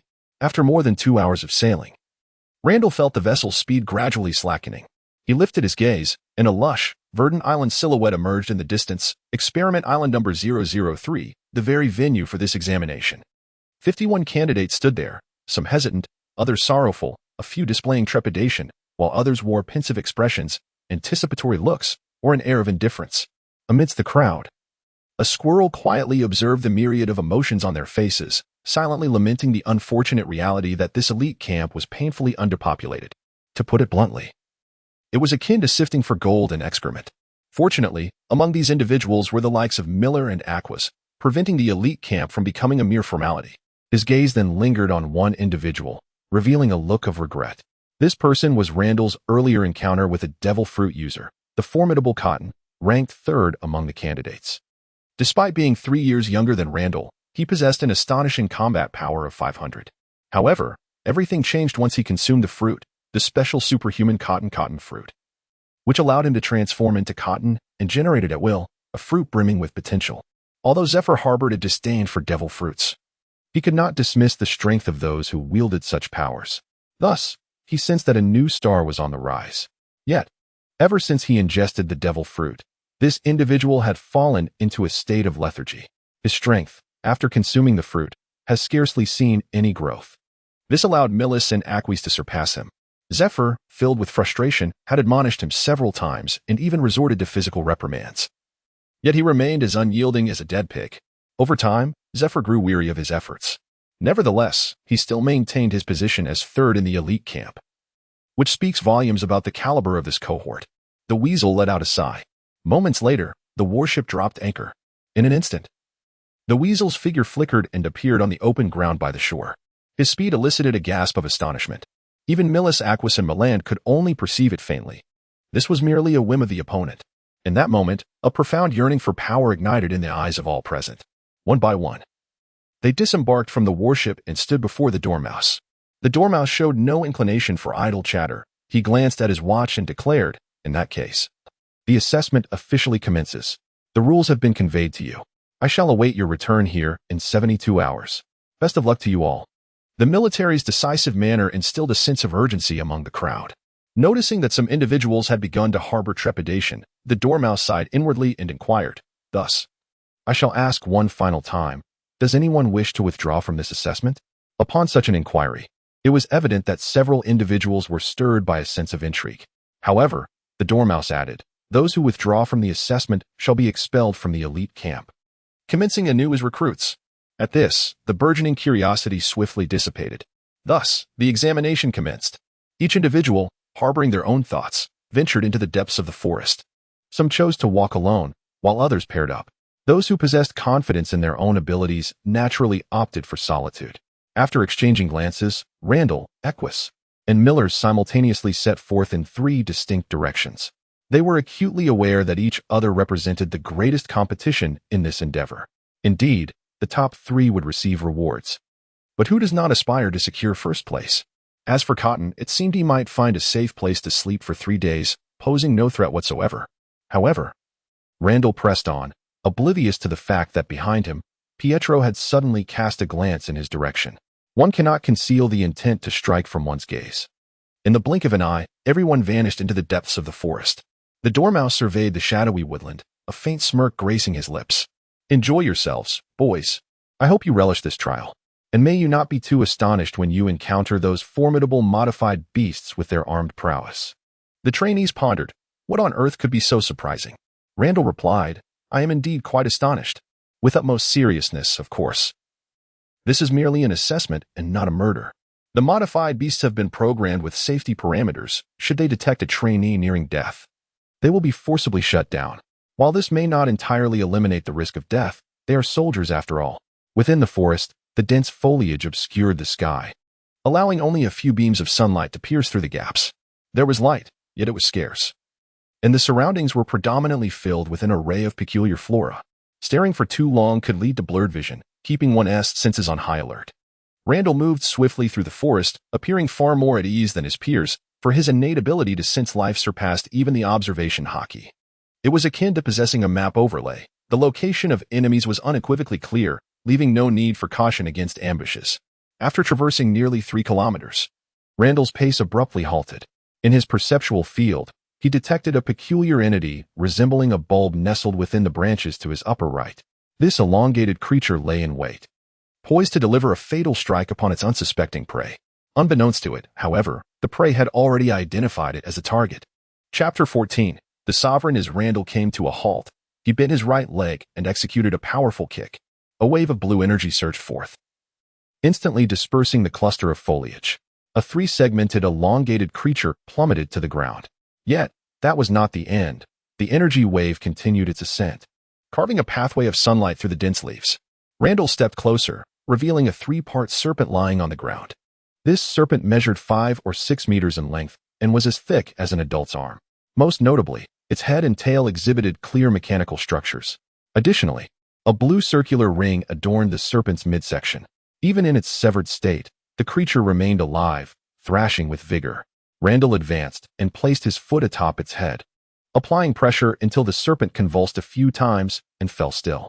After confirming its demise, he retrieved the blue ring from its body and weighed it in his hand. This forest, indeed, harbored considerable danger, he mused, observing the lifeless serpent. Although it appeared he had effortlessly dispatched the creature, this was a testament to his abilities.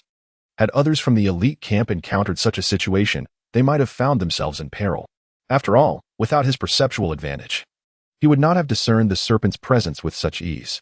Furthermore, while the serpent was non-venomous, one could only speculate whether this modified variant had been equipped with toxins.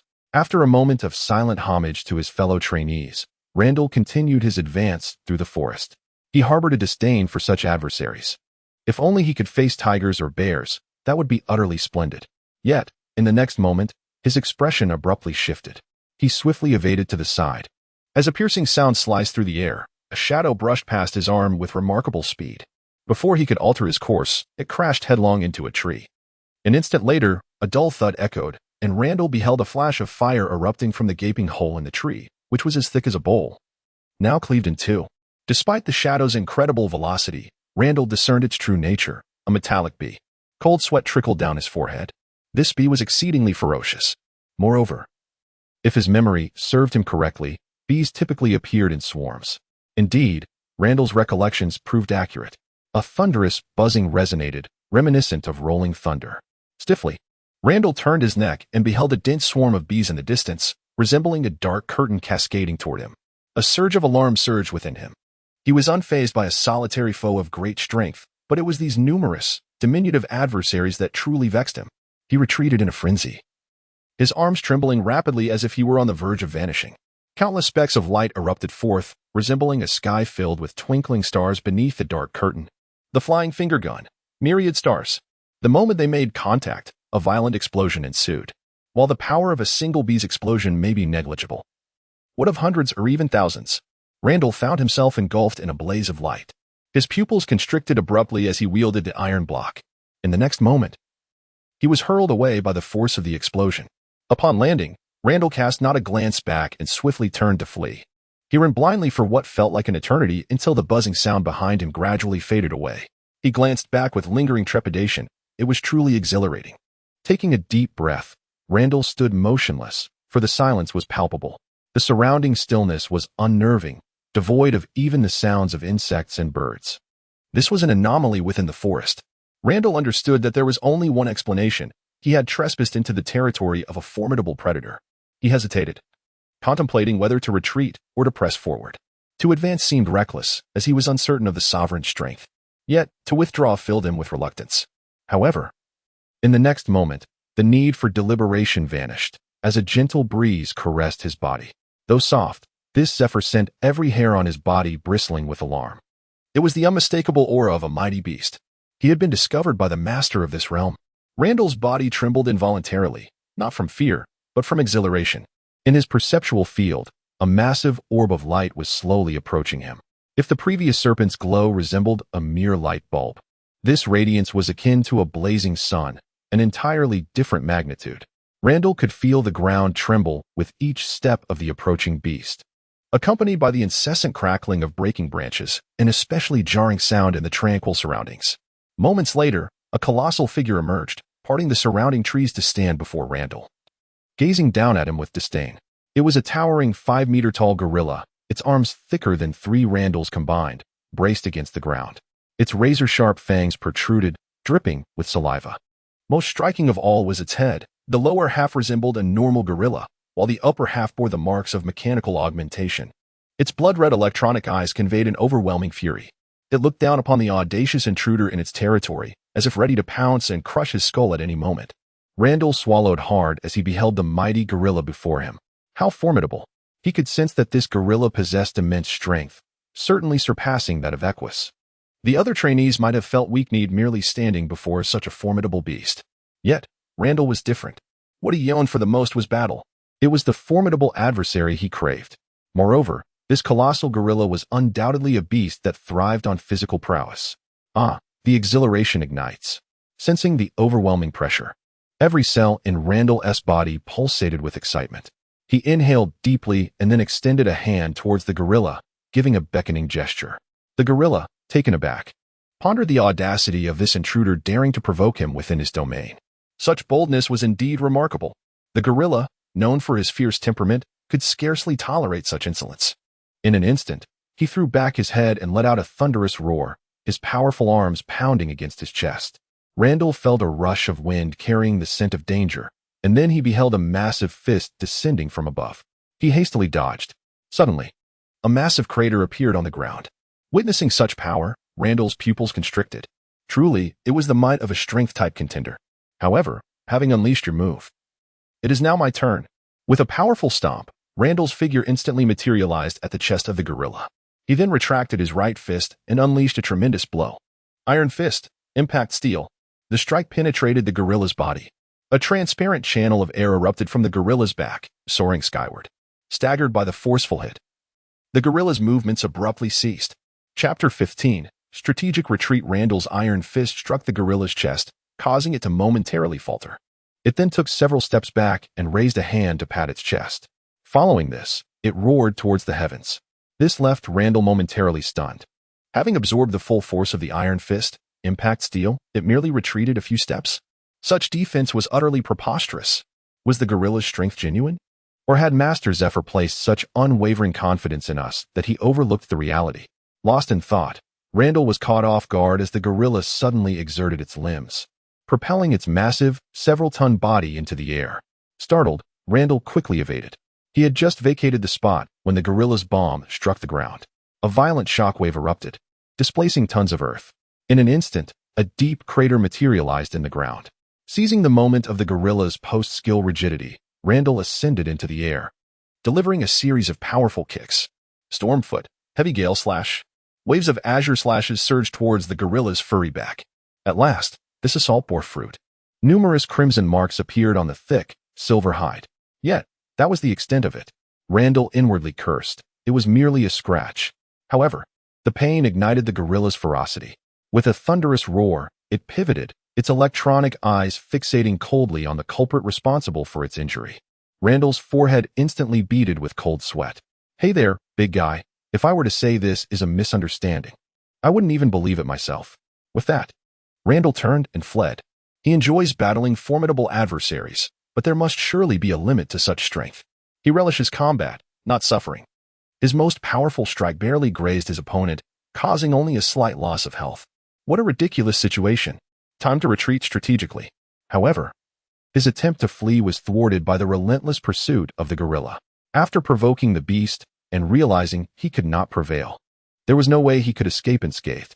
The chase was on. As Randall sprinted ahead, the gorilla thundered behind him. Although the gorilla's speed was not remarkable, its imposing presence was akin to a battering ram, instilling fear in the heart. Randall shouted back, "Why are you chasing me?" The gorilla responded with a bewildered expression. "How dare you ask why? Is your mind a barren wasteland devoid of trees?" In an instant, Randall felt the gorilla's speed surge. Curse it! He had let his mouth run away with him again. After what felt like an eternity of running, Randall abruptly halted. The gorilla, unable to stop in time, barreled past him, skidding several meters forward. Rising from the tangled branches, the gorilla's cold, electronic eyes fixated on Randall. "So, you have finally abandoned your flight? Are you preparing for a direct confrontation?" Certainly not. He had suddenly sensed an overwhelming surge of life energy, rivaling that of the gorilla before him. At this moment, Randall had unwittingly traversed from one dominion of power into another. While this might seem dire, it was, in fact, fortuitous for Randall. The gorilla, sensing something amiss, furrowed its brow and shifted its focus from Randall to the dense forest behind. With a thunderous sound, a colossal shadow emerged, parting the foliage to stand before the gorilla. It was a towering moon bear, even taller than the gorilla itself. Dressed in a coat of jet black, impenetrable fur, it bore a crescent-shaped white mark upon its chest. Its eyes burned with a savage red hue, and its metallic claws clashed ominously. Although Randall had intruded first, the moon bear paid him no heed. Its wrathful gaze was solely fixed upon the gorilla, clearly recognizing it as the true adversary. As for Randall, once the gorilla was dealt with, a mere swipe would suffice to eliminate him. The gorilla, now stripped of its earlier nonchalance, revealed its fangs, signaling impending conflict. The two titans collided with a ferocity that sent shockwaves through the surrounding trees. Both beasts staggered back, proving evenly matched in strength. With a thunderous roar, the gorilla raised its massive fist and struck at the moon bear's head. The moon bear nimbly sidestepped the blow and retaliated, aiming its razor-sharp claws towards the gorilla's chest. With claws nearly half a meter in length glinting menacingly, the impact would surely inflict more than just superficial wounds, unlike the previous encounter with Randall.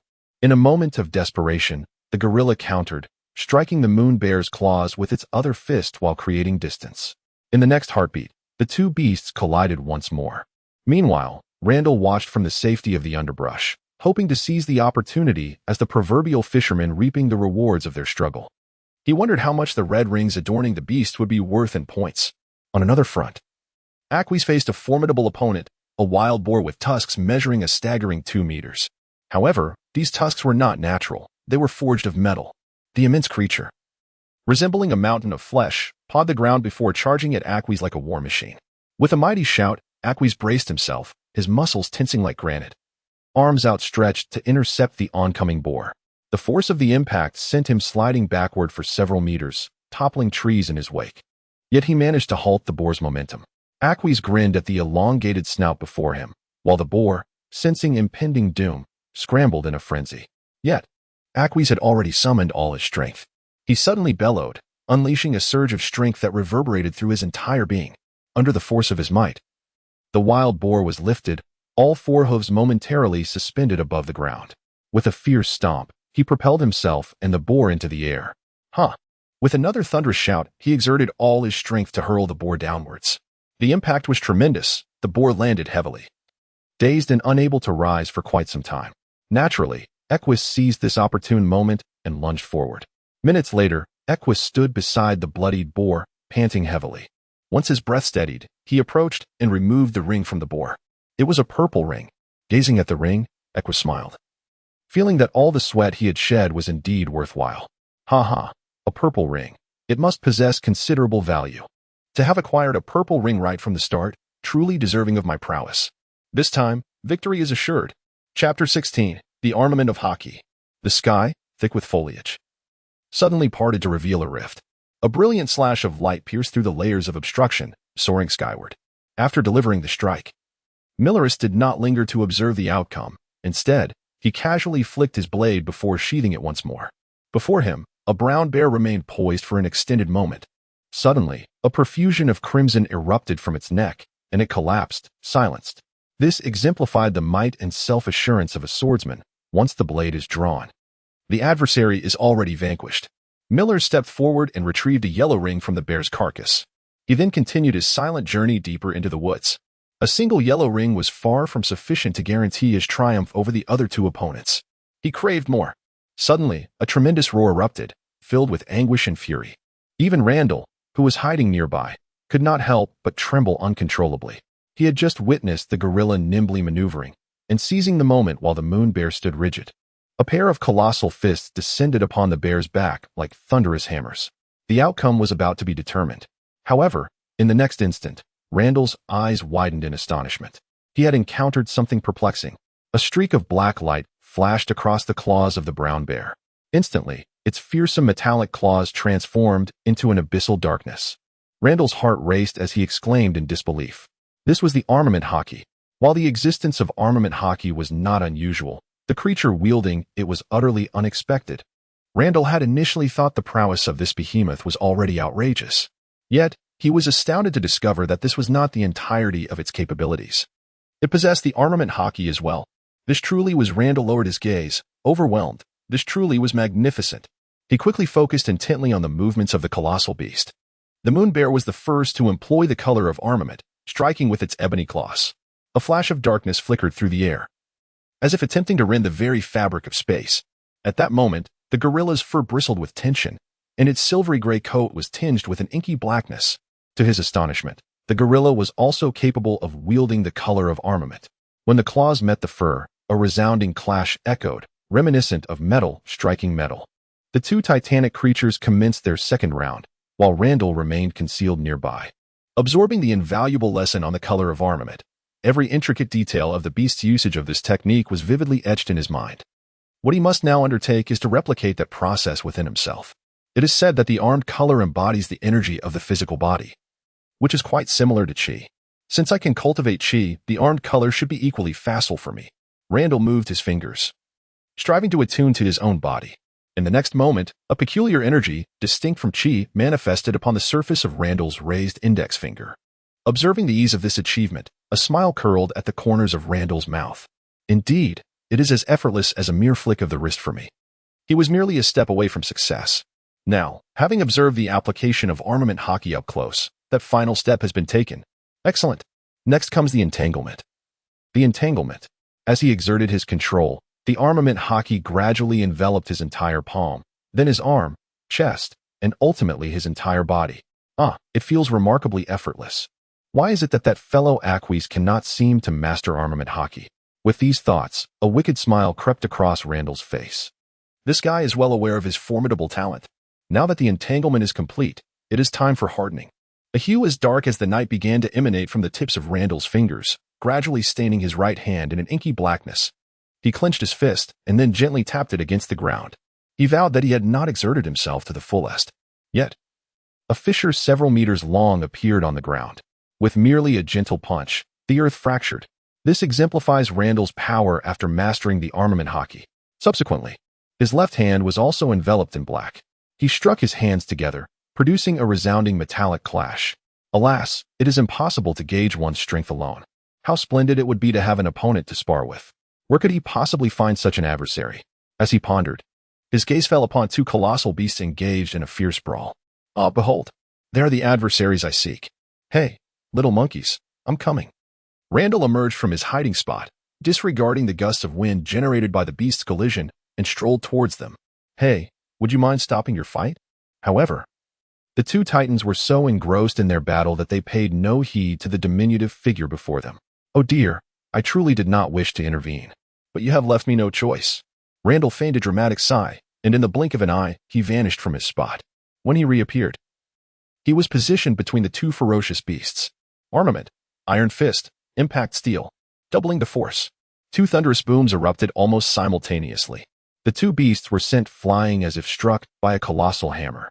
They were momentarily dazed, clutching their foreheads as they struggled to rise from the ground. The world before them spun, and their heads rang like bells that had just been struck. After a few unsteady steps, they finally regained their footing. Observing the results of his handiwork, a broad smile illuminated Randall's face. Previously, his iron fist impact steel had caused the gorilla to stagger back slightly, with no significant effect. Now, however, he had sent it flying. Heh, little monkey, you chased after me with such fervor. Now, it is my turn. The two beasts remained bewildered for a considerable time before grasping the reality of the situation. They had been struck. In the instigator, two pairs of furious eyes simultaneously locked onto Randall. Had this been before, such a gaze would have instilled fear in Randall's heart. But now, all that remained was exhilaration. The moon bear roared to the heavens, a foul wind swirling around. You little rascal, seeking your demise. Yet, the gorilla was swifter than the moon bear. With a powerful thrust of its robust forelimbs, it lunged towards Randall. The bellowing of its mighty arm descended like a pillar crashing down. Faced with such a terrifying assault, Randall chose not to flee. Wasn't fighting these beasts precisely the means to validate the strength of his armament Haki? Why hide? He would face it head-on, with a surge of determination. Randall summoned vast quantities of armament Haki that enveloped his entire being. He was enveloped in an impenetrable darkness. With his arms crossed over his chest, he braced himself against the colossal fist that obscured the entire sky. A dull thud resonated as the giant fist crashed down upon Randall, showing no hesitation as it forcefully struck the ground. At that moment, the earth resembled an enormous drum, and the gorilla's blow served as the mallet that struck this terrestrial instrument. Chapter 17, Die for Me. The gorilla lifted its fist, revealing a crater with a diameter of 5 meters. At the center of the pit lay a hole, surrounded by a myriad of tiny fissures. Yet, Randall's figure was nowhere to be seen. Nearby, the moon bear, witnessing the scene, roared at the gorilla in fury. You big oaf, who told you to be so ruthless? I have yet to unleash my wrath. The gorilla immediately retorted with a roar of its own. To hell with you. Not only will I crush him, but I will also smash you. Just as the two ferocious beasts were about to clash once more, a stir arose from the bottom of the pit. A figure suddenly emerged from the hole. It was none other than Randall. He spat a few times, expelling the dirt from his mouth. Then, he grinned at the gorilla with a taunting expression. Little monkey, your strength is lacking. Even a massage from you is insufficient. Indeed, he remained unscathed. After enduring a furious punch from the gorilla, Randall emerged completely unharmed. Of course, receiving that blow was not without its challenges. At the moment of impact, Randall nearly believed he was Sun Wukong, destined to be suppressed beneath the Five-Finger Mountain. The immense force nearly shattered his armament, just a hair's breadth away from doing so. Yet, at that critical juncture, an explosive surge of energy erupted from within him. Then, his armament color intensified slightly, causing the nearly dissipated hue to coalesce once more. Randall persevered until the very end. Observing the audacious little figure before him, the gorilla was utterly bewildered. It had not held back in its previous assault. How could this diminutive creature emerge unscathed? The moon bear cast a dubious glance at the gorilla and roared. Roar. Are you throwing a stage match? How is it that this little one remains unharmed? The gorilla retorted. Roar. You are the one staging a match. Your entire family is staging a match. If you contest this, then prove it yourself. I shall step forward. However, the moon bear remained rooted in place, not lunging forward. Randall, puzzled, then noticed wisps of white smoke emanating from the corner of the moon bear's mouth. Suddenly, the moon bear unleashed a swirling column of fire towards Randall. Shocked, Randall thought, flame projection? Could you be the hatchling? And do you possess no sense of public decency? In the heart of the forest, you dare to unleash a fiery spell? Just as Randall was lost in thought, the flames surged within a mere meter of him. Even before contact, he could already feel the searing heat. Yet, in the face of this magical assault, he had no intention of evading. He retracted his right fist, the muscles in his right arm swelling momentarily. Armed with an iron fist, he unleashed a formidable shockwave that subdued the flames. For a brief second, both forces clashed in a stalemate, yet ultimately, the shockwave prevailed. Along with the flames, it smacked the bewildered moon bear squarely in the face, leaving it dazed and slightly terrified. Awoo! The moon bear let out a painful cry, smoke rising from its bear-like visage as it toppled to the ground. Do not play with fire in the forest, you fool. Randall surveyed his surroundings. Fortunately, the fierce battle between the two beasts had already ravaged the nearby trees, transforming the area into an expanse of destruction. Observing the dazed moon bear, the gorilla found amusement, baring its teeth and roaring, "You are no match." Pathetically weak, Randall glanced at the gorilla and then back at the moon bear, an excited smile spreading across his face. All right, everyone, let the second round commence. 10 hours later, the ground lay in utter disarray. The once sturdy branches had decayed into dust, mingling with the soil. Numerous craters, varying in depth and size, pocked the landscape. Some were large enough to accommodate the gorilla and moon bear, while others were just the right size for Randall to fit into. At this moment, both combatants were in dire straits. The moon bear gasped for breath, its black fur marred by dried blood, now a shade of brown. Its once glimmering claws had lost their luster, particularly the right one, which remained only partially intact after Randall seized the opportunity to snap it. The gorilla, too, was panting heavily, its robust chest heaving violently. Its formerly sleek fur was now a tangled mess, resembling weeds. Most striking was a dent on its chest, had it not dodged swiftly. It would have borne that indentation on its left side now. Randall's condition was equally poor. Engaging in battle with two ferocious beasts had undoubtedly drained his stamina. Over the course of several hours, he had lost count of how many punches had struck him and how many blows had landed. Despite the protection of his armed color, his muscles ached painfully. However, in stark contrast, his mastery of the armed color had markedly improved. While the heavy strikes from the two colossal beasts had forged his armed color into something even more formidable. Gasping for breath, the two beasts gazed at Randall, utterly perplexed. Why? Why was it that this diminutive figure seemed to possess an inexhaustible supply of armed color? Both beasts were utterly fatigued, their own armed color long depleted. Yet, why did this little one appear so vibrant and full of life? Were they the true beasts, or was it he? Moreover, perhaps it was merely an illusion. But they both felt that this little figure seemed to have grown even stronger since the beginning. In this moment, Randall had also caught his breath. He fixed his intense gaze upon the two ferocious beasts. What a thrilling battle it has been today. In consideration of the fact that you have taught me the art of Haki and have sparred with me for so long, I shall spare your lives. However, I shall still claim your rings. In that case, succumb to my will. In an instant, Randall was enveloped in a cloak of darkness. The two iron fists collided, revealing their menacing white teeth. Observing this, both the gorilla and the lunar bear were seized by a flicker of fear. You brutes. Here it comes again. They could no longer endure. Another cacophony of wails and clanging echoed as the eyes of the two beasts transformed into spirals, their consciousness fading. Before they collapsed like two towering mountains, Randall, too, sank to the ground.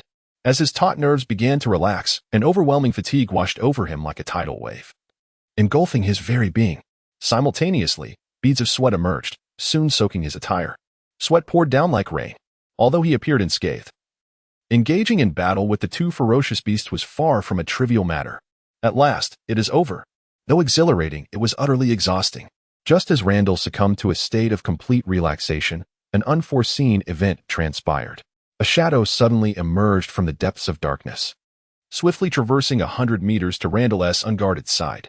The newcomer wore a sinister expression, raising a finger to viciously jab at Randall's temple. As the finger approached its target, Randall seemed oblivious, making no move to defend himself. A glimmer of excitement and struggle flickered in the assailant's eyes. Die. Chapter 18. No consideration for bonds. The timing of the intruder was impeccable, striking when Randall had just relaxed after the fierce battle. At this moment, one's vigilance is at its lowest. Thus, As the newcomer's eyes gleamed with a savage intensity due to the struggle, the finger jabbed directly at Randall's temple. However, the impact was not as the assailant had anticipated. It did not pierce Randall's skull. Instead, a resounding clang echoed as the finger met Randall's head, failing to penetrate even a fraction. Yet, Randall's head did not even tremble. The assailant was taken aback. What was happening? He persistently thrust forward a few more times, yet to no avail. Moreover, the sensation his fingers encountered was not the softness of skin, but rather the unyielding hardness akin to steel. Stop wasting your efforts. It's futile. Randall spoke at that moment, his tone devoid of any surprise. Upon hearing this, the newcomer recoiled as if struck by lightning and took several steps back. You know. Randall maintained his original posture, not even bothering to cast a glance at the person. He remarked, "Isn't it peculiar that I am not surprised at all? I can only say that you are truly lacking, Pietro." To Randall, Pietro stood out like a blot of ink against a backdrop of snow. His breath clearly indicated that the moment he stepped into the forest, Pietro had stealthily followed him. He had persistently kept up until now. Such perseverance. Suddenly, Pietro's face flushed crimson as he growled, "What did you say?" Yet, in the next instant, his fury dissipated. He scoffed, saying, Do not feign mystery, Randall. You cannot intimidate me. What if you have discovered me early? Yes, your strength is indeed formidable, truly formidable, so powerful it exceeds my imagination. If you were in perfect condition, I would turn and leave immediately. But after battling these two terrifying beasts for so long, how much stamina do you have left?" His tone initially conveyed a facade of bravado, interwoven with a hint of trepidation. Clearly, he was intimidated by the spectacle of Randall engaging in combat with two colossal beasts. Each of those creatures possessed the power to easily overpower him. Yet Randall managed to contend with both simultaneously, emerging victorious. He doubted whether he was merely dreaming. Yet, as he had remarked, Randall was indeed formidable. However, he could not believe that Randall still possessed such prowess. Consequently, his tone gradually grew more sinister. At that moment, Randall finally turned to face him, his expression devoid of emotion as he gazed intently at the contorted visage of Pietro. "Is that so? Do you believe I am already exhausted?" Under Randall's piercing gaze, Pietro instinctively took a step back. Once he regained his composure, he was instantly filled with indignation. His voice suddenly rose, as if to bolster his own courage. "Isn't it so? I have already stated it, Randall. Your little tricks are futile against me. There is no need for pretense any longer. The fact that you haven't fainted yet is merely a testament to your willpower. Stop the charade." With that, Pietro abruptly lunged towards Randall, seemingly eager to unveil his disguise. "Wait." Randall suddenly extended a hand. Although Pietro should not have halted, he inexplicably did. "What? Do you wish to beg for mercy? Very well. If you plead with me, perhaps I shall spare you," Pietro remarked with a hint of amusement. Randall sighed and said, "We are colleagues. Are you truly intent on taking my life? Is there no regard for our camaraderie?" Pietro replied impatiently, "What camaraderie exists between us? I merely desire your disappearance. Fear not, for when the time comes, I shall report to the instructor your valiant exploits, battling two ferocious beasts, ultimately succumbing to death." Randall sighed once more and said, "Well then, let us set that aside for now. I am merely curious. What is the source of your ire? Have I offended you in some manner?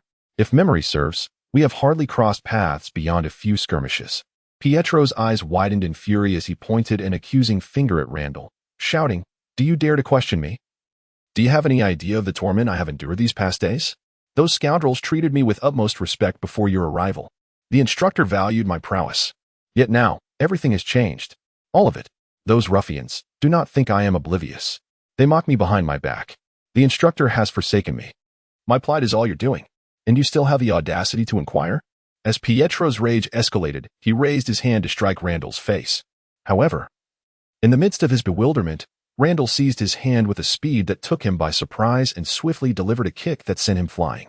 Observing Pietro sitting on the ground, stunned and unable to comprehend the turn of events, Randall calmly stated, "Firstly, aside from our initial encounter which was orchestrated from above, the subsequent battles were all initiated by you.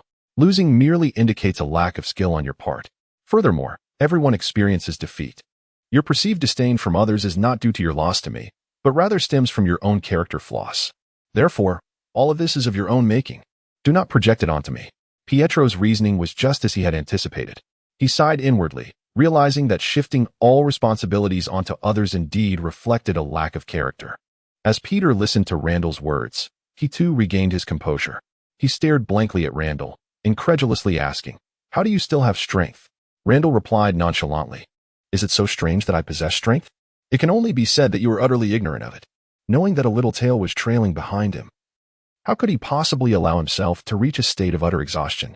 The earlier appearance of fatigue was partly feigned, solely to lure Pietro out. Impossible, impossible. Pietro seemed unable to accept reality, repeatedly murmuring as he stared vacantly at Randall. Pietro's pitiful demeanor caused Randall to lose the desire to continue the conversation. He gradually approached the other party. "Wait, what do you intend to do?" Pietro was startled by Randall. "What you were about to do to me, I shall now do to you." Randall was never one to exhibit a magnanimous demeanor. Retribution was his guiding principle. Feeling the chilling aura of malevolence emanating from Randall, Pietro's face turned pale with fright. He realized that this person was earnest in their intentions. "Wait, you cannot do this. We are colleagues. You cannot kill me," he exclaimed hurriedly. Randall, unperturbed and expressionless, replied, "There exists no camaraderie between us." Pietro, in a state of panic, implored, "Wait, wait. If you kill me, you will also be unable to remain in the Navy. Murdering a colleague is a grave sin." Randall remained unmoved, coldly stating, "No. The ones who will take your life are these two ferocious beasts." As Pietro pleaded for mercy, Randall was entirely indifferent. "Pietro, why do your words echo my own?" Randall advanced towards Pietro, step by step, each footfall pressing down upon Pietro's heart. His heart began to tremble. His muscles quivered with intensity. His stomach convulsed. "Do I have no chance left?" Pietro yearned to fight for his life. Randall paid him no heed, continuing on his way. Pietro's face twisted into a grimace. Confronted with the specter of death, his heart raced, adrenaline surged through him, and he felt an overwhelming surge of strength coursing through his entire being. He suddenly sprang up from the ground and swiftly turned to flee. Observing this, Randall thrust his right fist forward, unleashing the iron fist, impact steel. At the moment he swung his fist, Pietro sensed the chilling breath of death. In the face of life and death, his instinct for survival compelled him to execute a flawless evasive maneuver. A transparent corridor of air grazed past his face. Then, to his astonishment, he witnessed a 5-meter-wide tunnel abruptly erupting within the dense forest, its depths unfathomable. Feeling the searing pain on his cheek, a wave of terror surged through Pietro. He had previously observed Randall's prowess in battle, but it was only now that he truly grasped its magnitude. He could not afford to be struck. If he took even one hit, it would be the end for him. Run, he urged himself, run swiftly. Never in his life had Pietro run so fast. Meanwhile, Randall blinked in surprise as Pietro darted away, plunging deep into the thickets of the forest. He swiftly unleashed a powerful punch, striking with all his might towards the direction where his opponent had vanished. However, within the newly emerged tunnel, there was no trace of the other party. Damn, is this kid's speed truly so astonishing? In such a brief moment, he has nearly escaped the bounds of my perception. He hurriedly pursued based on his perception, simultaneously lamenting how astonishingly swift this lad was in the race. Indeed, he was hindered by his own reaction speed. Otherwise, his prowess would undoubtedly exceed its current state. In a fleeting moment, Pietro dashed forward while Randall chased after him. However, after less than 10 minutes, Randall came to a halt, utterly speechless. He has already exerted himself to the utmost in his pursuit, yet the distance between them only seems to widen. By now, he has completely lost track of the other person. It is utterly absurd. You claim to possess such talent, yet instead of utilizing it wisely, you indulge in dubious pursuits. Randall ran a considerable distance in the direction he had previously taken, but still found nothing. He muttered to himself, a visage marred by frustration. Should I simply give up? Damn it. I should never have taken my time for the sake of appearances. I should have acted decisively from the outset. Alas, let this be a lesson learned. Next time, if I seek to maintain my facade, I must first eliminate my opponent. Turning abruptly, he focused on a distant point and declared, "Consider yourself unfortunate. I am brimming with anger, and you shall be my outlet." With that, he swung a powerful punch forward, executing his signature move, Iron Fist, Steel Impact. An echoing void materialized in an instant, followed by a piercing roar that resonated through the skies. Before him stood a colossal chameleon, its length surpassing 10 meters. It had been stealthily approaching, camouflaged against the forest backdrop, moving with such stealth that not a whisper betrayed its presence. Were it not for Randall's extraordinary perception, one might have met their demise without ever realizing it. Ah, your timing is impeccable. I shall not hold back. Come forth, my dear. Randall cracked his knuckles, the sound echoing ominously, a sinister grin adorning his face as he advanced toward the massive chameleon. The behemoth, capable of shaking the very earth with its movements, now appeared as fragile as a child, helplessly awaiting its grim fate. As chaos erupted, the ground trembled and the sky fractured. Randall expressed a sense of catharsis, walking away with the indifference of a rogue, leaving behind a pitiful, unconscious chameleon. Finding a suitable perch, Randall climbed a tree and succumbed to sleep, exhausted after wrestling with 3 fierce beasts. Though he slumbered, his keen senses would rouse him at the merest hint of hostility within a certain radius. Regrettably, upon awakening, Pietro had yet to make an appearance. What a coward! Even as I slumbered, he sighed, dismissing the thought. After all, the lad posed no threat any longer. 72 hours swiftly passed. The clearing where he had arrived began to fill with others. Hey, how did it go? Don't ask. I nearly met my end. This place is utterly inhospitable. Indeed, simply surviving has been a daunting challenge. TSK. This ordeal is devoid of any meaningful experience. It's all been so bewildering. Hiss. What is that in your hand? Is that a purple ring? Don't just gawk at the ring. Look at my wounds. Heaven knows what I sacrificed for this ring. You've secured it, haven't you? You might even contend for a top 3 spot. Well, not necessarily. I can't compete with those monsters. Before long, a ragged assembly of individuals, resembling beggars, congregated in the area. Their complexions were far from pleasant, each bearing signs of distress. Yet, there were a few who wore smiles, such as the individual clutching a violet ring. Before long, the crowd erupted into a flurry of activity. At that moment, a robust man emerged from the depths of the forest. It was none other than Equus. At this moment, he held his jacket in hand, his robust muscles glistening under the sunlight. As if by some unspoken agreement, when Aquis made his appearance, from another direction, Miles approached, one hand resting on the hilt of a knife, and the other carrying a package. Their gazes naturally locked. Aquis raised an eyebrow, glanced at the package in Miles' hand, and inquired, "How did it go? What did you find?" Miles, with a stoic expression, replied, "Just wait for your turn to compete with Randall." Aquis chuckled. "It seems you are quite confident." "That is precisely what I intended to convey." The two surveyed the gathered students and, almost in sync, stepped aside. They then assumed striking poses, waiting with anticipation. Before long, a languid figure emerged. Upon seeing this individual, the crowd displayed a mixture of astonishment and an expression of as expected. This person appeared remarkably pristine. Their exposed skin was spotless, and their attire gleamed as if just returned from a holiday. It was as though they had just returned from a leisurely trip rather than emerging from a harrowing trial of life and death. Yet, the onlookers seemed unperturbed by this anomaly. The newcomer was none other than the one who had consumed the cotton fruit, seemingly transformed into a being of cotton itself.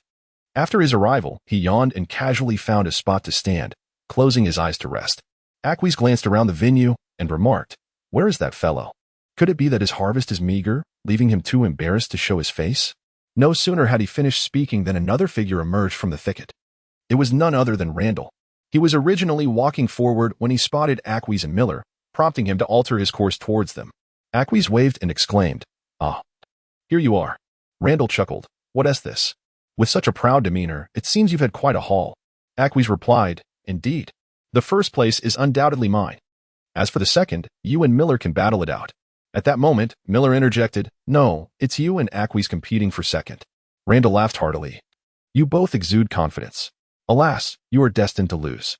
The first place is assuredly mine."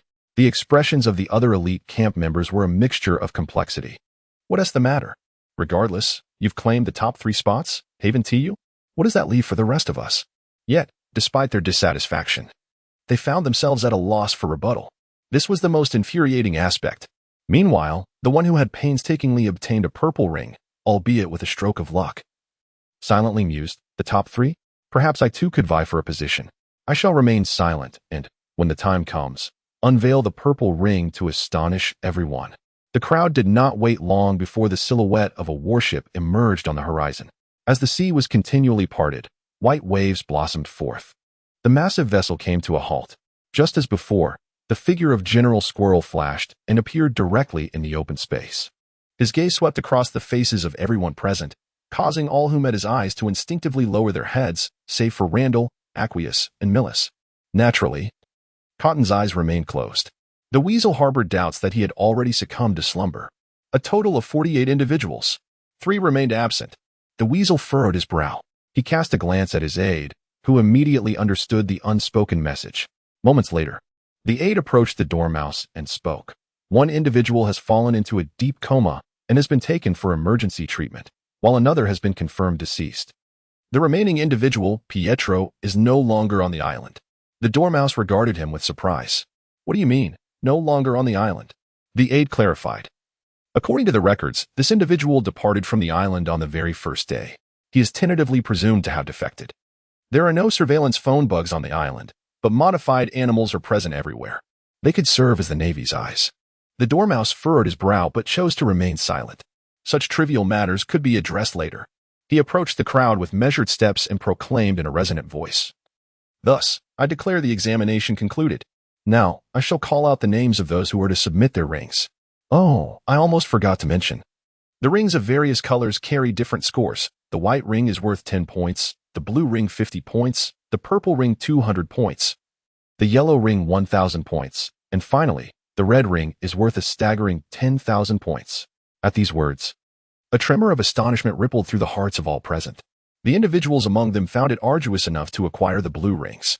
The purple rings were merely attained through a stroke of luck. Surprisingly, there existed 2 tiers above the purple. Observe, the yellow ring is worth 1,000 points, while the red ring astonishingly boasts 10,000 points. This necessitates an equivalent of numerous white rings. The flying squirrel discreetly gauged the expressions of the crowd, sighing inwardly. I wonder if anyone will manage to obtain the yellow ring? Surely, Miller and Aquis should be capable of achieving it. As for Randall, being favored by teacher Zephyr, it is plausible that he might also secure the yellow ring. However, the red ring, let's not even entertain that thought. Those ferocious beasts would require at least 2 strikes to subdue, even for someone as formidable as the flying squirrel.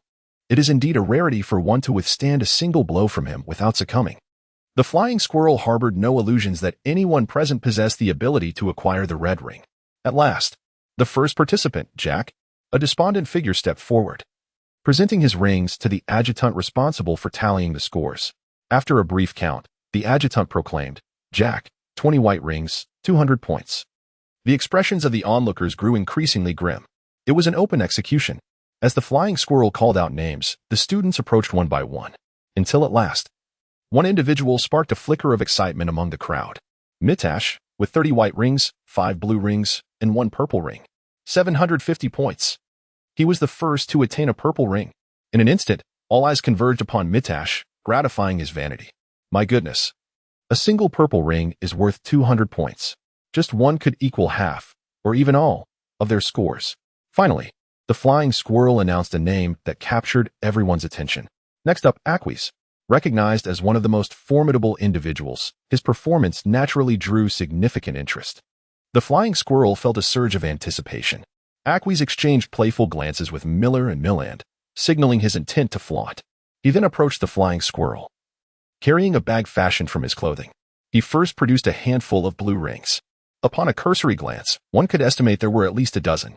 In that moment, Mitash's expression shifted dramatically. It seemed that merely the presence of these blue rings was on the verge of surpassing his own score. He silently prayed that this was all Equus had to offer. Yet, in the next moment, he watched in astonishment as Equus's hand delved once more, retrieving several more purple rings, no less than 5 in total. In that moment, his mindset shattered. Purple. 200 points. 5 of them. It was then that he truly realized that the prowess of Equus was indeed on an entirely different echelon than his own. His acquisition of the purple ring was merely fortuitous. However, Equus, having secured 5, could not attribute this to luck, as it was a testament to his genuine prowess. The mindset of the crowd began to unravel, as they felt they were not engaged in the same game. Could it be that they were operating on different versions? Yet, just when they believed they had witnessed it all, Equus made another move. A yellow ring emerged, and an eerie silence fell over the scene. Everyone stood in stunned silence, captivated by the unprecedented brilliance of the yellow. For the first time, they realized how radiant yellow could be. Chapter 21. The vivid red. The Martin regarded the yellow ring with a nod of approval. Indeed, he remarked that with Equus's capabilities, securing the yellow ring was hardly an impossibility. The aide swiftly calculated the scores and declared, Equus, 14 blue rings, 5 purple rings, and 1 yellow ring. totaling 2,700 points. Upon the revelation of this score, a profound silence enveloped the crowd. The tally was so elevated that it left them in awe. No wonder he had been so confident before. At that moment, a portion of the onlookers shifted their gaze toward Miller's. They are now even more curious about this person's score. After all, his ranking surpasses that of Aqua's. With an air of arrogance, Aqua's returned to Miller and Randall. So, were you shocked? However, the response he received was Miller's expressionless face. Randall rolled his eyes and remarked, "Is that all?" Aqua's retorted, "What do you mean, is that all? That is a yellow circle. I endured considerable injury for that circle." He pointed to the deep claw marks on his arm. Although they had scabbed over by now, one could still envision the ferocity of the moment. Next, Miles. The flying squirrel, eager to assess Miles' performance, bypassed the list and called him directly. Miles exchanged a glance with Aqua's before stepping forward. Aqua's paused momentarily and remarked, "What does that look mean?" Randall, fanning the flames, interjected, "It means you're just a little brother." Aqua's replied, "Oh, wait, what does he mean?" At that moment, Miles had already approached the flying squirrel. He delicately extracted a bundle of rings from the package, causing a collective pause among the onlookers. Amidst a sea of blue and purple rings, the yellow one stood out remarkably, with 2 in total. The mere presence of these 2 yellow rings surpassed the scores of everyone except Aqua's. Aqua's was left speechless. There was no need for further calculation, as it was evident that Miles's score would undoubtedly exceed his own. The officer swiftly computed the scores and announced in a clear voice, "Miles, 10 blue rings, 5 purple rings, and 2 yellow rings, totaling 3,500 points." The weasel nodded in agreement, as this score met his expectations. At that moment, the crowd seemed to fall into a state of numbness. They are unable to obtain even the purple rings. How could these 2 possibly triumph over the formidable yellow beasts? Amidst the attentive gazes of the crowd, Miller's returned to his position and exchanged a knowing glance with Aqua's, as if to convey, "This is precisely the point." Aqua's opened his mouth, only to wisely seal it once more. Defeated, already vanquished. However, having succumbed to him so many times before, one more defeat seemed inconsequential. Miller's glanced at Randall, silently questioning, "What has your score compared to mine?" Randall merely smiled, an unspoken understanding passing between them. A sense of shock surged within Miller's. Could it be? It appears you truly have outscored me. Next, Randall. The weasel boldly called out those he was interested in. Aqua's patted Randall on the shoulder and urged, "Good brother, bring Miller's down." Yet, despite his words, he did not genuinely believe that Randall's score would surpass 3,500. Randall said nothing, leaving only an enigmatic silhouette in his wake. His actions stirred the hearts of the onlookers. They acknowledged Randall's strength, having triumphed over Pietro. However, they did not believe that Randall could rival Aqua's and Miller's. Thus, these individuals were, to some extent, adopting a somewhat amused perspective. How audacious. Miller's and Aqua's regarded the top 3 as their foregone conclusion, and they accepted it. On what basis do you claim otherwise? Soon, Randall approached the weasel. The weasel glanced at this rather ordinary young man, who was handsome yet unremarkable, and felt a twinge of curiosity regarding his score. Due to the influence of teacher Zephyr, he suddenly inquired, "Randall, did you obtain the yellow ring?" Randall paused and then shook his head. "No, I do not possess the yellow ring. I do not have the purple ring either." He then produced a solitary blue ring. The weasel? The crowd? Only a single blue ring? This left everyone at a loss for words. In other words, does that mean you only have a score of 50? This score is the lowest thus far. With such a result, how on earth can you assert that you will certainly secure a place in the top 3? Were it not for the weasel's presence, the crowd would have already begun to mock him openly. Even so, their collective derision was palpable, directed squarely at Randall.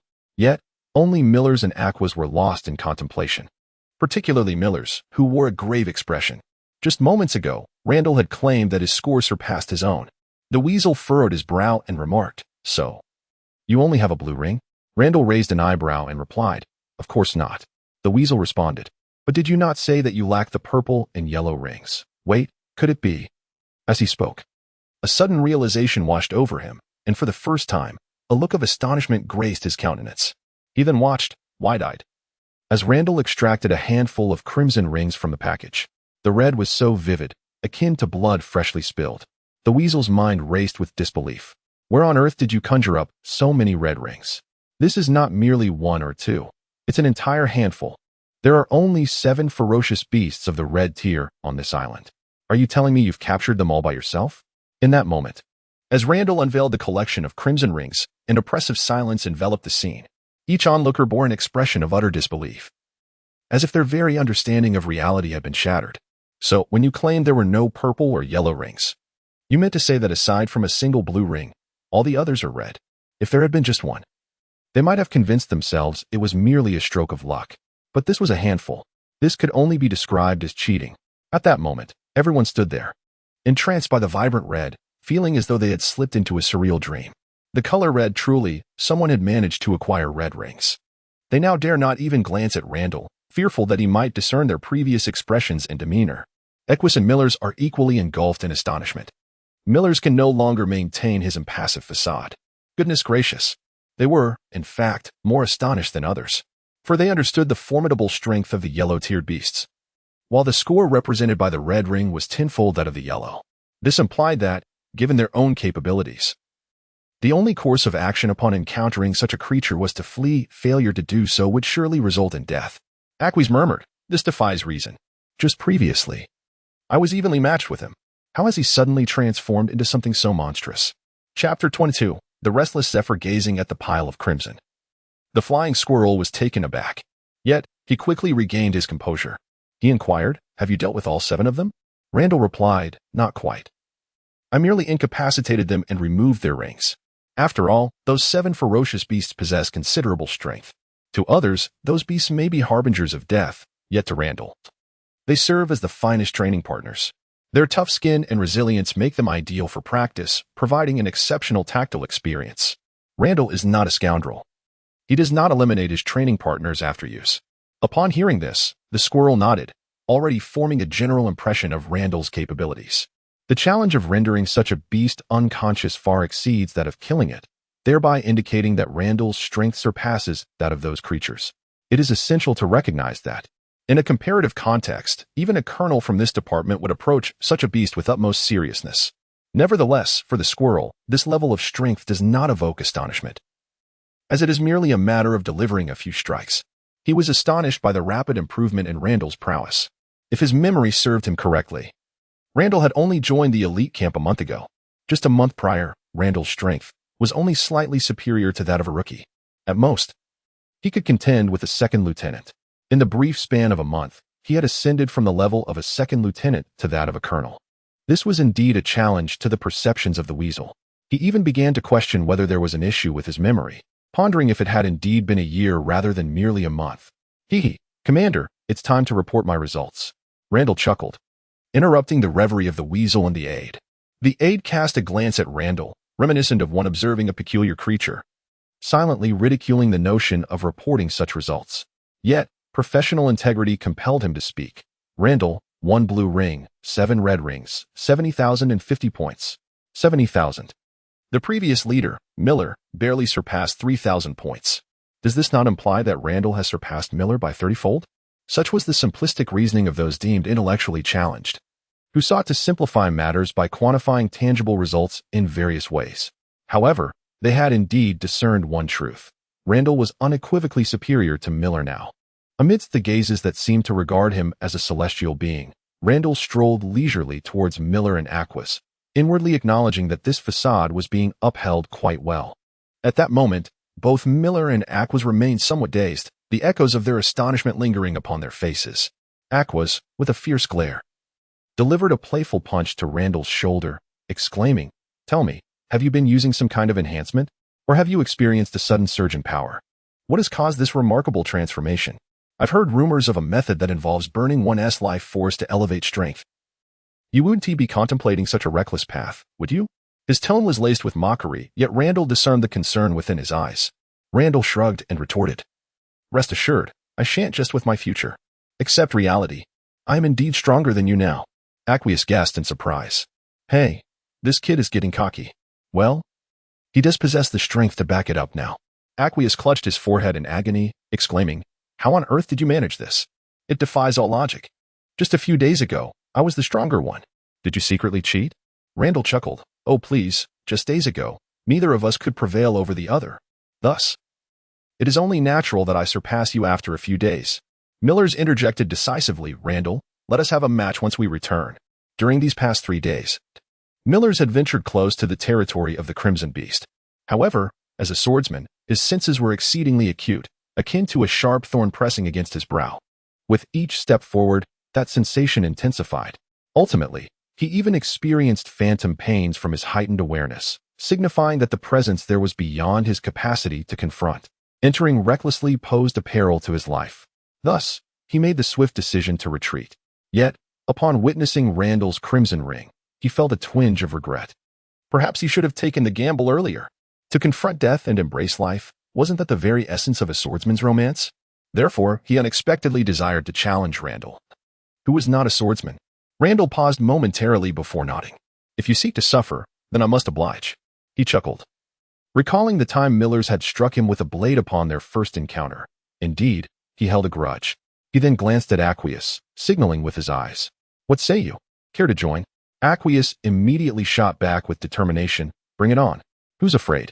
A beating is just a beating. Moreover, he was genuinely curious about Randall's current prowess, even more intrigued by the rapid ascent of his strength. Perhaps, enduring a thrashing might bolster his own abilities. Subsequently, the group continued to call out names. However, after the explosive excitement brought by Millers, Aqueous, and especially Randall, everyone fell into a state of ennui.